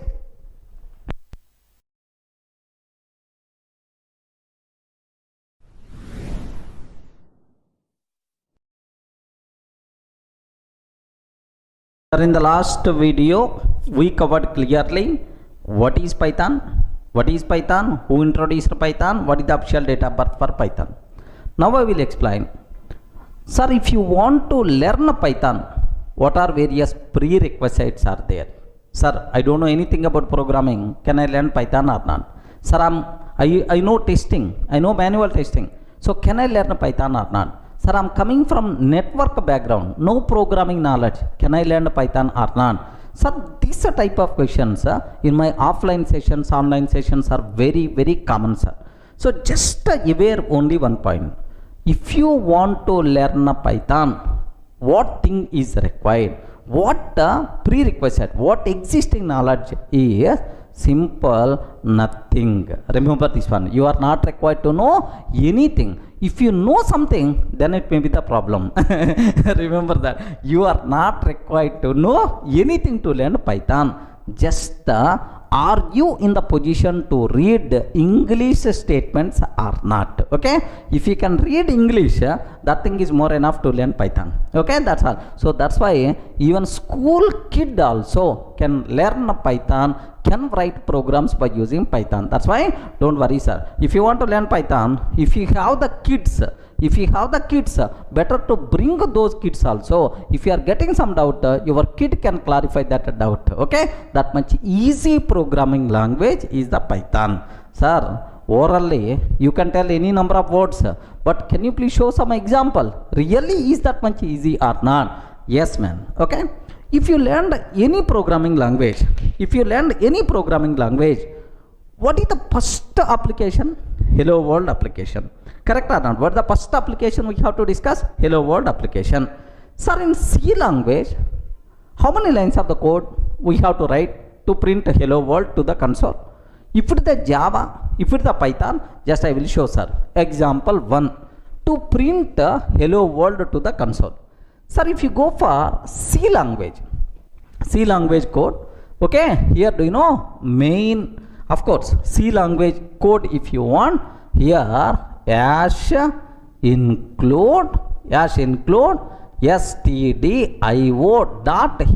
Sir, I don't know about this, not required. We are just, I'm showing, just see the basic difference. Sir, like now I'm taking main method, main function. Like here, just my requirement is print f of hello world. Print f of hello world. Like this we have to take. That's all. this is the code related to C programming language, and we have to compile this code and we have to run this code, then hello world will be printed to the console. Assume that, sir. Sir, oddly 1, 2, 3, 4, 5. 5 lines of the code I wrote. Okay, excellent. Now if I consider Java code, what we have to write in Java to print hello world, sir? Very simple. Public class test, public class test. In Java, everything we have to write inside a class because it is object oriented programming.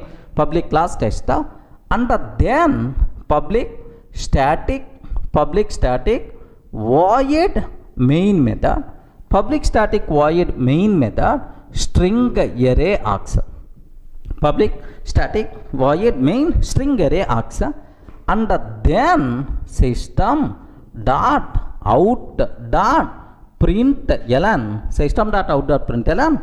Here we have to take hello world, like this I'm taking, sir, hello world, and then I have to compile this code, I have to run this code. So to compile, most of the people already aware, Java C test.java, the code is going to compile. Once the code compile, now Java test. Are you getting? Once the code compile, Java test, this is now you can see hello world to the console, right? So if this is the Java code, what I have to write to print hello world? Just let me show, sir. Now, instead of writing orally, let me show that output also. Matter of 1 minute. Have a look once. I have to write Java code. Okay, don't worry. Even you don't know Java, I want to teach Java. You are not required to worry, sir. So public class test I'm taking. Next and after that, public static void main method, public static void main, and then string array args. Okay, like now system dot out dot println of hello world, like this I'm taking, sir, hello world, like. Sir, now let me save this code as test.java, like this I took, sir, test.java. Now let me go to the console. Okay, Java C test.java. We have to compile. Yes, the code compiles fine. Java test. Okay, like happily hello world will be printed to the console. Okay, how many lines of the code we require to write to do this? Almost around 7 lines of the code, 7 or 8 lines of the code we have to write. Okay, well, so now if it is the Python, how many lines of the code we have to write? How many lines of the code we require to write? Okay, if it is the Python, sir, can you please guess? If it is the C language, almost 4 or 5 lines. If it is the Java language, almost around 7 lines of the code we wrote. Can you please confirm? If it is the Python, how many lines of the code is required? Only 1 line. Only 1 line. What is that line? Is print of hello world. Are you getting? Print of hello world. That's all. Okay, semicolon is also optional. Print of hello world, like this, right? Only 1 line itself is enough. We are not required to compile, just run, that's all. Okay, how you can run, sir? Python test.py. Assume that I saved this line inside test.py, Python test.py, or shortly in some systems we can take py test.py also will work, sir. Okay, either this command or this command. Instead of Python, you can take just a py. Happily it's going to run. Okay, let me show this one, sir. Okay, here have a look once, sir. I have test.py is there. In that print hello world, like this I'm taking, sir. Hello world, like no semicolon. Next, instead of double quotes, you can take single quotes also acceptable. Okay, happily, do you know, just I want to compile Python test.py, yes, hello world, or py test.py, hello world is the answer we are going to get. Have you observed, right? Now just to print hello world, if it is the C language, how much code we have to write? If it is the Java, how much code? If it is the Python, how much code we have to write? Only 1 line. So if you show this code to your kid, Okay, you are a school student, some third standard, fourth standard kid is there. Sir, can you please explain about this code? Like you can ask your kid, dad, what you are doing? Are getting, dad, what you are doing? I didn't get anything. Array, what is public? What is class? What is test? What is public? Static, void, main, string array? Like he may not. So if any kid coming to learn programming language, if I show in the first class, this is the hello world program, like do you know what will happen here? That kid will run like anything. I don't want this programming I don't want this programming like. But if you show this line, array, this is the simple, it is the easy way of programming, definitely that kid can be, yes, easily can able to understand like.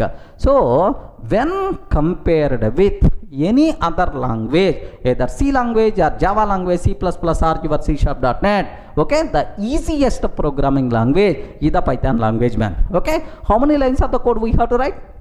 Please confirm, how many lines of the code I wrote? Only one line. That is what the concise code. Are you getting? That's what concise code. Not only hello world program. In every area, Python is always showing, yes, some kind of mechanism, some benefit when compared with other languages, right? Easiness, concise code, library support makes Python as more popular these days. Remember, are you in the position to understand, right? Simple hello world program. Let me go for one more example. What I want to take is array to print sum of two numbers. That's about my requirement. Are you getting? I have two numbers are there. To print sum of two numbers I require to print. Okay, have a look once, sir. I will go for that. Sir, I want to print the sum of two numbers. This is my next program. If it is the C, how we can write the code? Java, what is the code? Python, what is the code? So that is really Python is the beautiful programming language or not, you can able to observe, sir. Observe carefully. In C language, what's my requirement, sir? The sum of two int values I want to print. Okay, well, sir, here I'm taking hash include, okay, stdio.h. Next, main method, like some people may have the doubt, sir, you didn't keep return type. Default return type is int. Sir, if you are not writing return 0, automatically is going to take care. We are not required to worry. Main, sir, in that I'm declaring int a comma b. How many variables I declare? Two variables.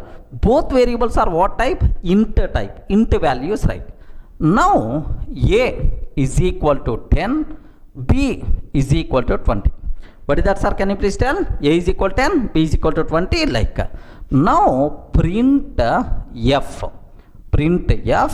the sum is percentage d, comma, the sum percentage d, comma, a plus b I have to take, sir. A plus b, like I have to take, end of the main method. Getting right? This is the code we have to write. If you want to print the sum of two numbers a and b, first we have to declare variables and then assign some values and then try to print, sir. Simple program only. If it is the Java, for the same requirement, how we can write the code? Requirement is the same. How you can write the code, sir? Very simple. If it is the Java based, have a look once, sir. Class test, of course, public class test, public static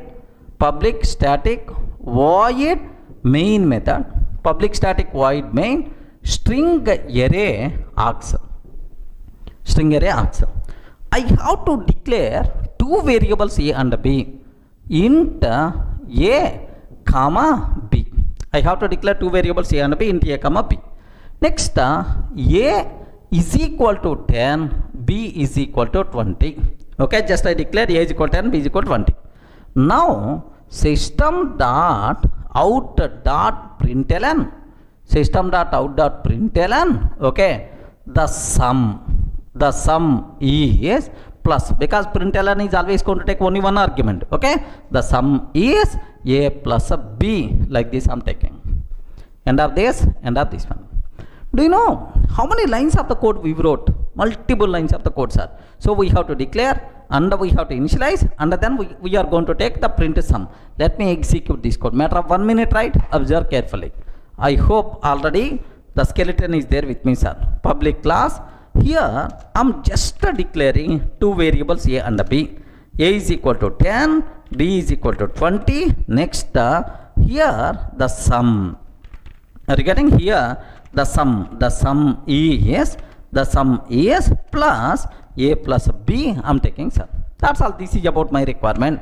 Let me compile this code. I hope this is the Java code, sir, to print the sum of two numbers. This is the Java code. Let me compile this code. Yes, friends, Java C test.java, and then Java test.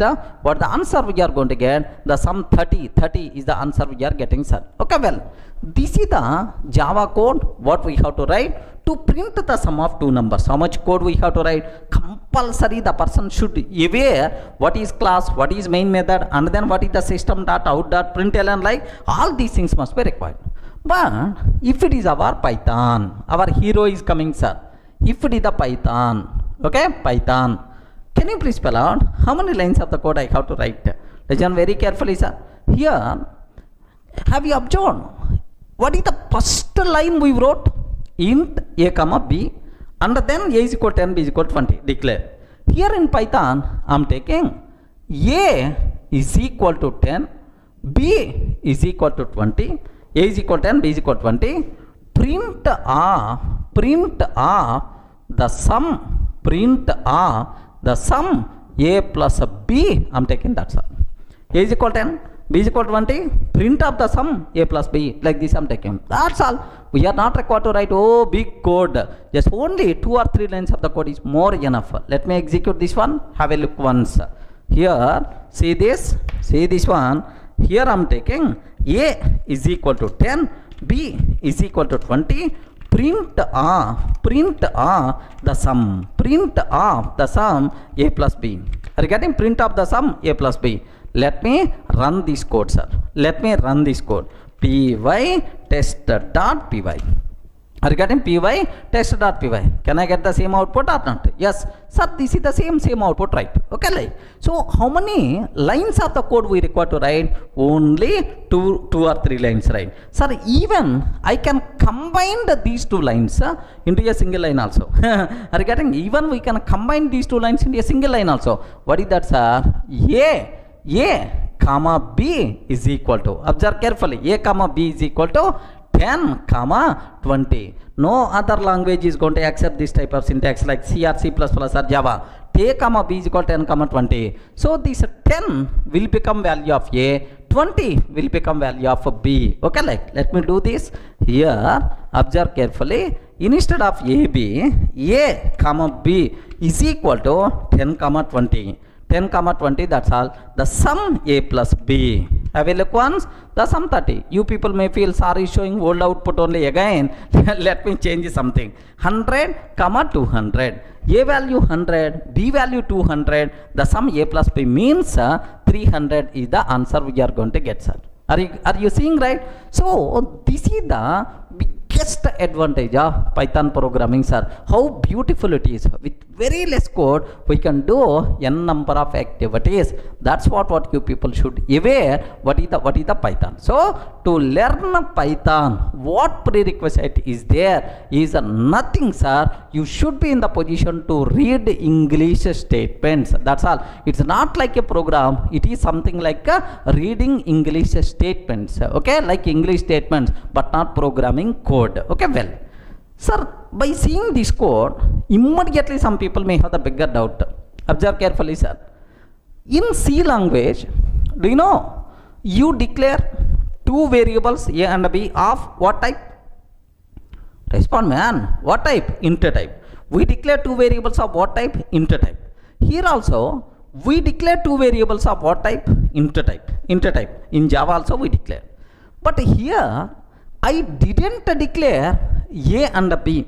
A and B are what type? We didn't declare. So, sir, in Python, is it not required to declare the type? Type concept is not applicable? Like you may ask. Very, very simple.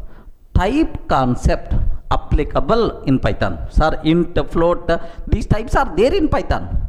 But we are not required to declare type explicitly. Such a type of headache is not there.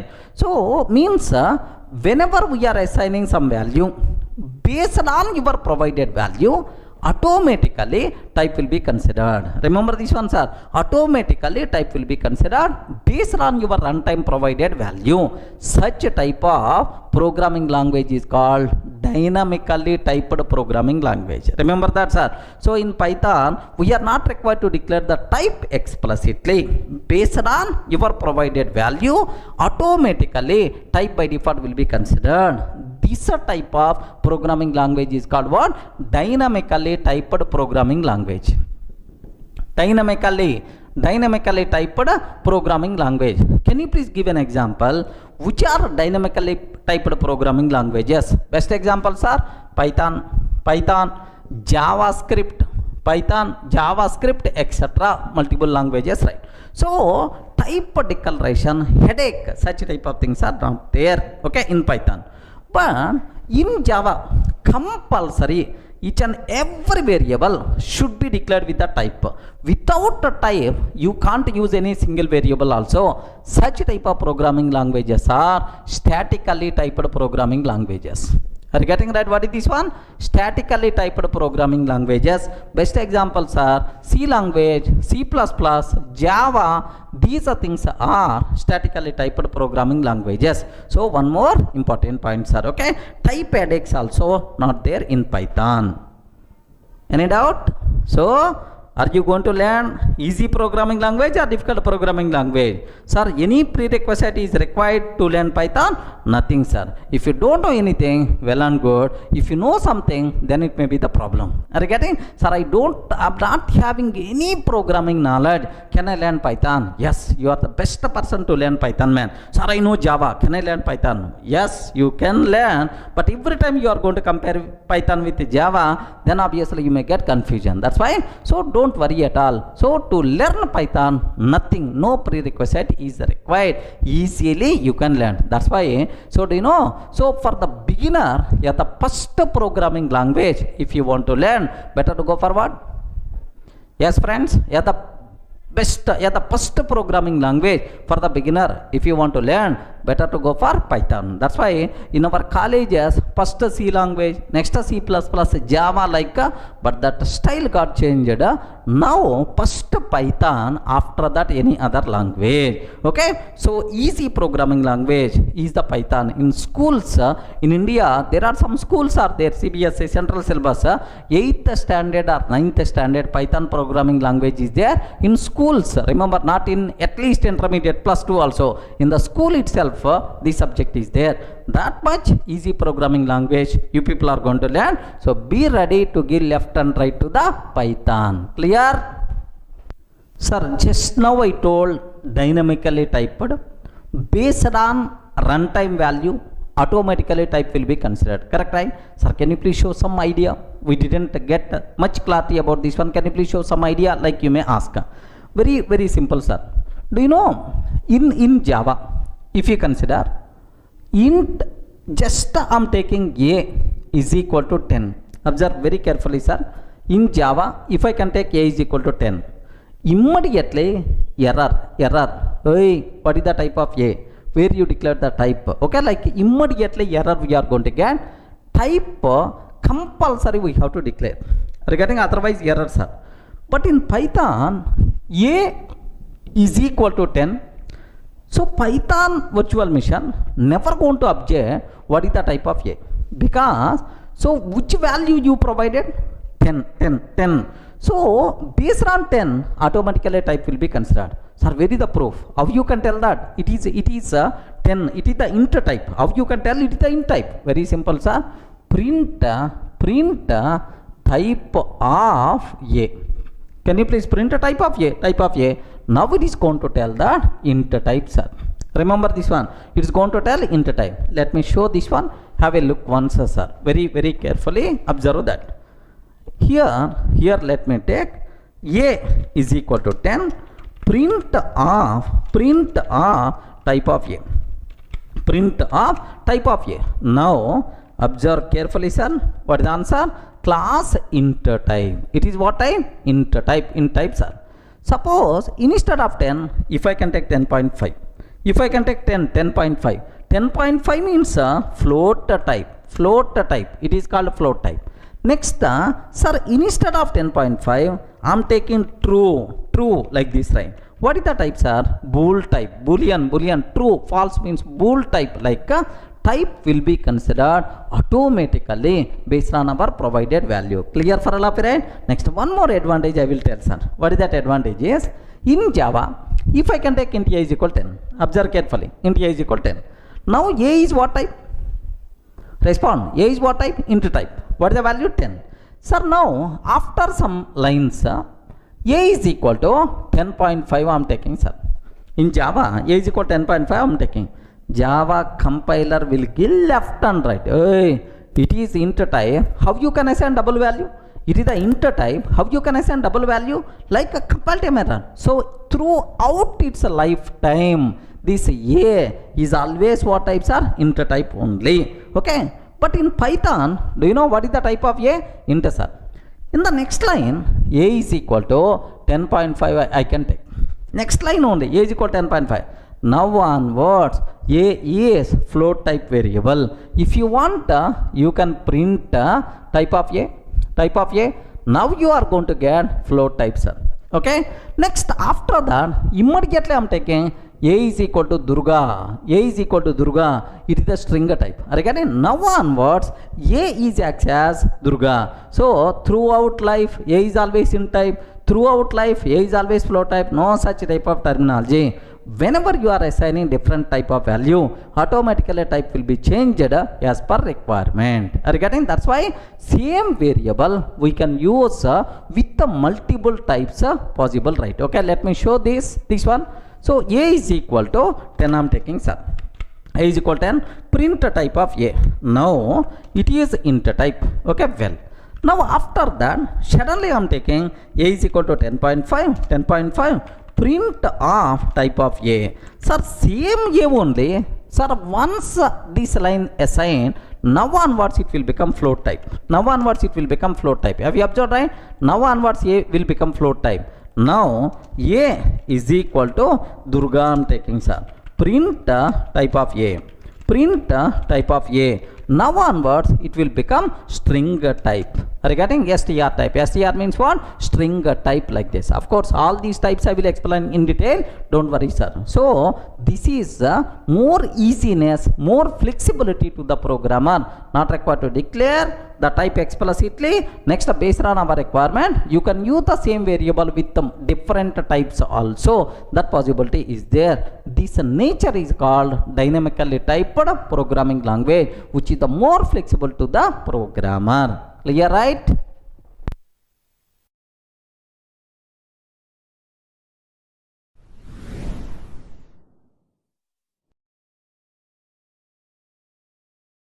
Now I will explain, sir, why Guido van Rossum selected the word Python. Okay, can you please guess why he selected the name Python for his programming language? Okay, you may select Guido language, Van language, or Rossum language, like why he selected Python? Can you please spell out? Sir, very simple. Very simple, sir. If you are fan of Sunny Leone, then automatically for your bike you will keep the name as Sunny. Are you getting? Something like if you are the fan of okay, just if you are very much impressed, you got impressed like anything, so maybe you are fan of some heroine or hero, so you are trying to use same names in your passwords, in your user IDs. It's a very common, right? The same way, this Guido also very much impressed with one fun show, comedy show. Okay, in Telugu we have Jabardasti, Extra Jabardasti, like full comedy shows are there. In India, Coffee with Karan, like there are some programs are there, sir. Comedy shows, fun shows in the TV like. So there was one fun show is there. Okay, sir, the name is the complete Monty Python's circus. The complete Monty Python's circus. Okay, like, so do you know this is the comedy show which was broadcasted in BBC. Okay, 1969 to 1974. Okay, Guido very much impressed. Our Rosam very much impressed with this show. So it's a fun. Okay, like a fun show. From this, he selected the word Python to our programming language. Remember this one, sir. So, sir, why the word Python? Sir, because of snake or because of anaconda, like no such a type of reasons, right? Why the word Python got selected? Okay, our who developer, our father of Python, this person very much impressed with this show, fun show, the complete Monty Python's circus. Okay, which was broadcasted in the BBC in 1969 to 1974. From this, the name Python came in the picture. Sir, not only this one, sir, for any name there is some story is there, sir. If you consider Java, sir, just only 2 minutes, I won't take much time. Java, why the name Java came in the picture? Do you know James Gosling, who is the father of Java, sir? Why the name Java came in the picture? He is very simple, sir. Do you know? They used the word, they developed some language, programming language. They required some name. So what, in the building, just beside their window, there are oak trees are there, sir. Oak trees are there beside the window. Then automatically, these developers thought that, James Gosling team thought that, hey, we can keep oak name for our programming language. Like they decided oak as the name and went to the registration. But whenever they approach a registration, oak, this word already registered with some electronics company. Sorry, we can't give this name. Then automatically they have to choose other name. Then usually, so they will very much fancy. The James Gosling, who is the father of Java, they are very much fancy about one coffee flavor, coffee flavor. That coffee flavor name is Java. Are you getting that? Coffee flavor name is Java. That's why they choose the Java name for that programming language.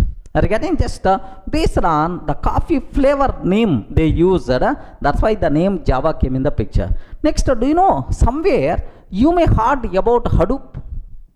Hadoop, sir. For the Hadoop, what is the logo for Hadoop? Ayo, Hadoop, big data, man. Big data. What is the logo for Hadoop? Logo for Hadoop is, do you know, something like a yellow elephant with cap. Correct or not? Yellow elephant with cap. If you want to observe that. Okay, some people may not aware. So do you know Java logo? Java. Here if you observe Java logo.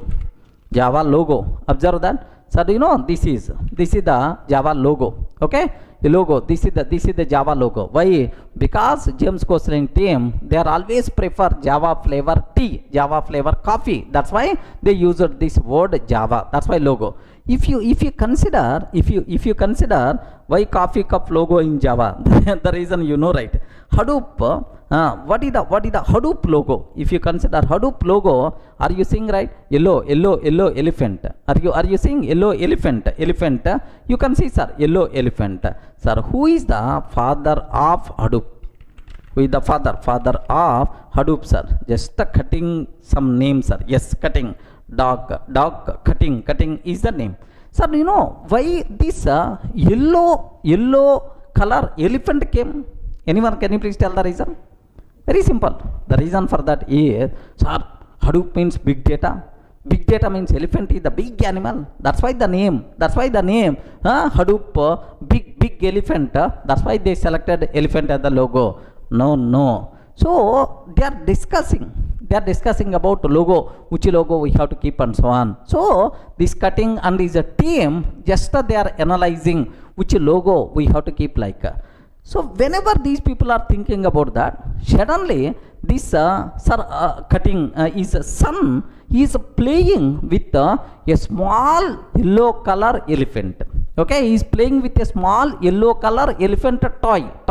Okay, small toy, yellow color elephant toy is playing, sir.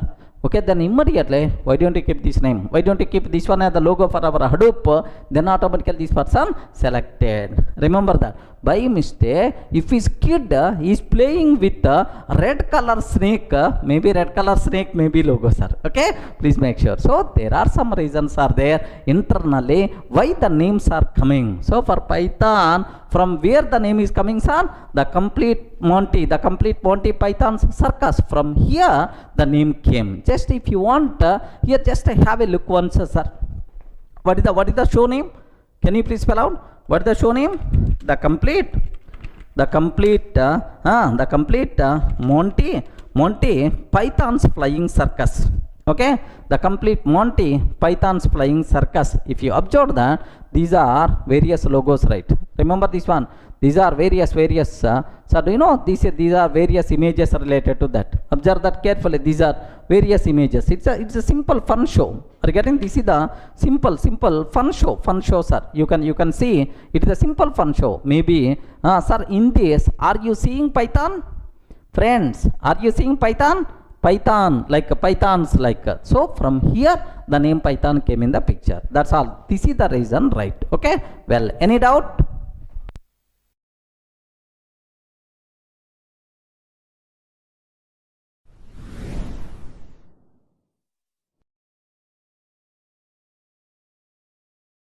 Now I will explain very important special feature of the Python. What is that is? Observe carefully. If you consider C language, if you consider C programming language, can you please tell C is functional programming language?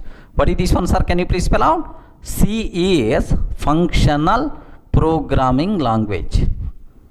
Functional programming language is the C, sir. If you consider C++ and Java, these are object-oriented programming languages. C++ and Java. If you go for Perl, okay, Perl and shell script.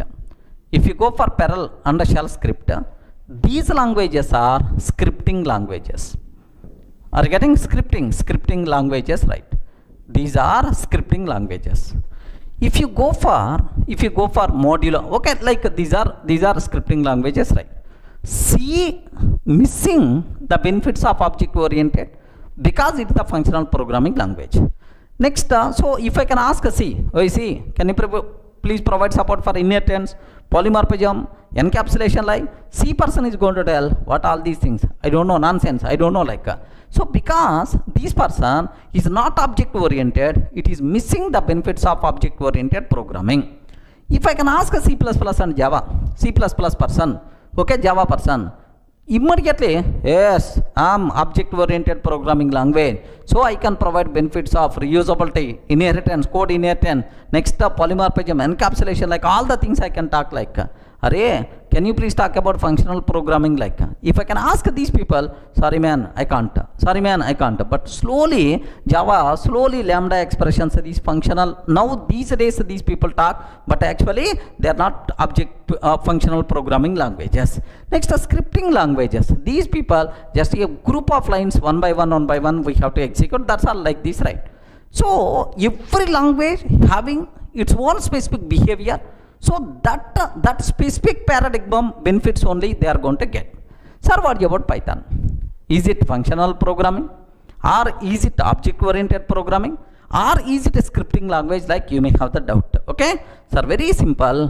While developing Python,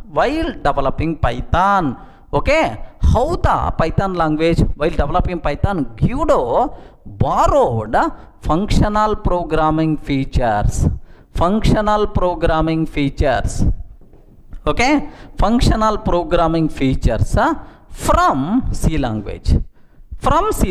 He borrowed functional programming features from C language. That's why. So Python is a functional programming language. Okay, well. Sir, next, he borrowed object-oriented programming language features. Object-oriented programming language features from, can you please tell? While developing Python, whoops features, whoop object-oriented features are borrowed from which programming language? Respond, man. Object-oriented programming features are borrowed from which language? Okay, don't tell Java, because at the time of developing Python, Java was not there. Remember, so borrowed from C++. Okay, that's why Python is object-oriented programming language. Next, he borrowed scripting language features. Scripting language features from Perl and shell script. That's why Python is a scripting language. Remember. Sir, next he borrowed modular programming features. Sir, you are not required to worry about this one. It's almost we are not using anywhere, sir. Modular programming features from okay, Modula 3. Okay, these days almost outdated, no one is using. Don't worry, sir. So he borrowed modular programming features, right? Sir, now can you please tell, is the Python is the functional programming language or object oriented programming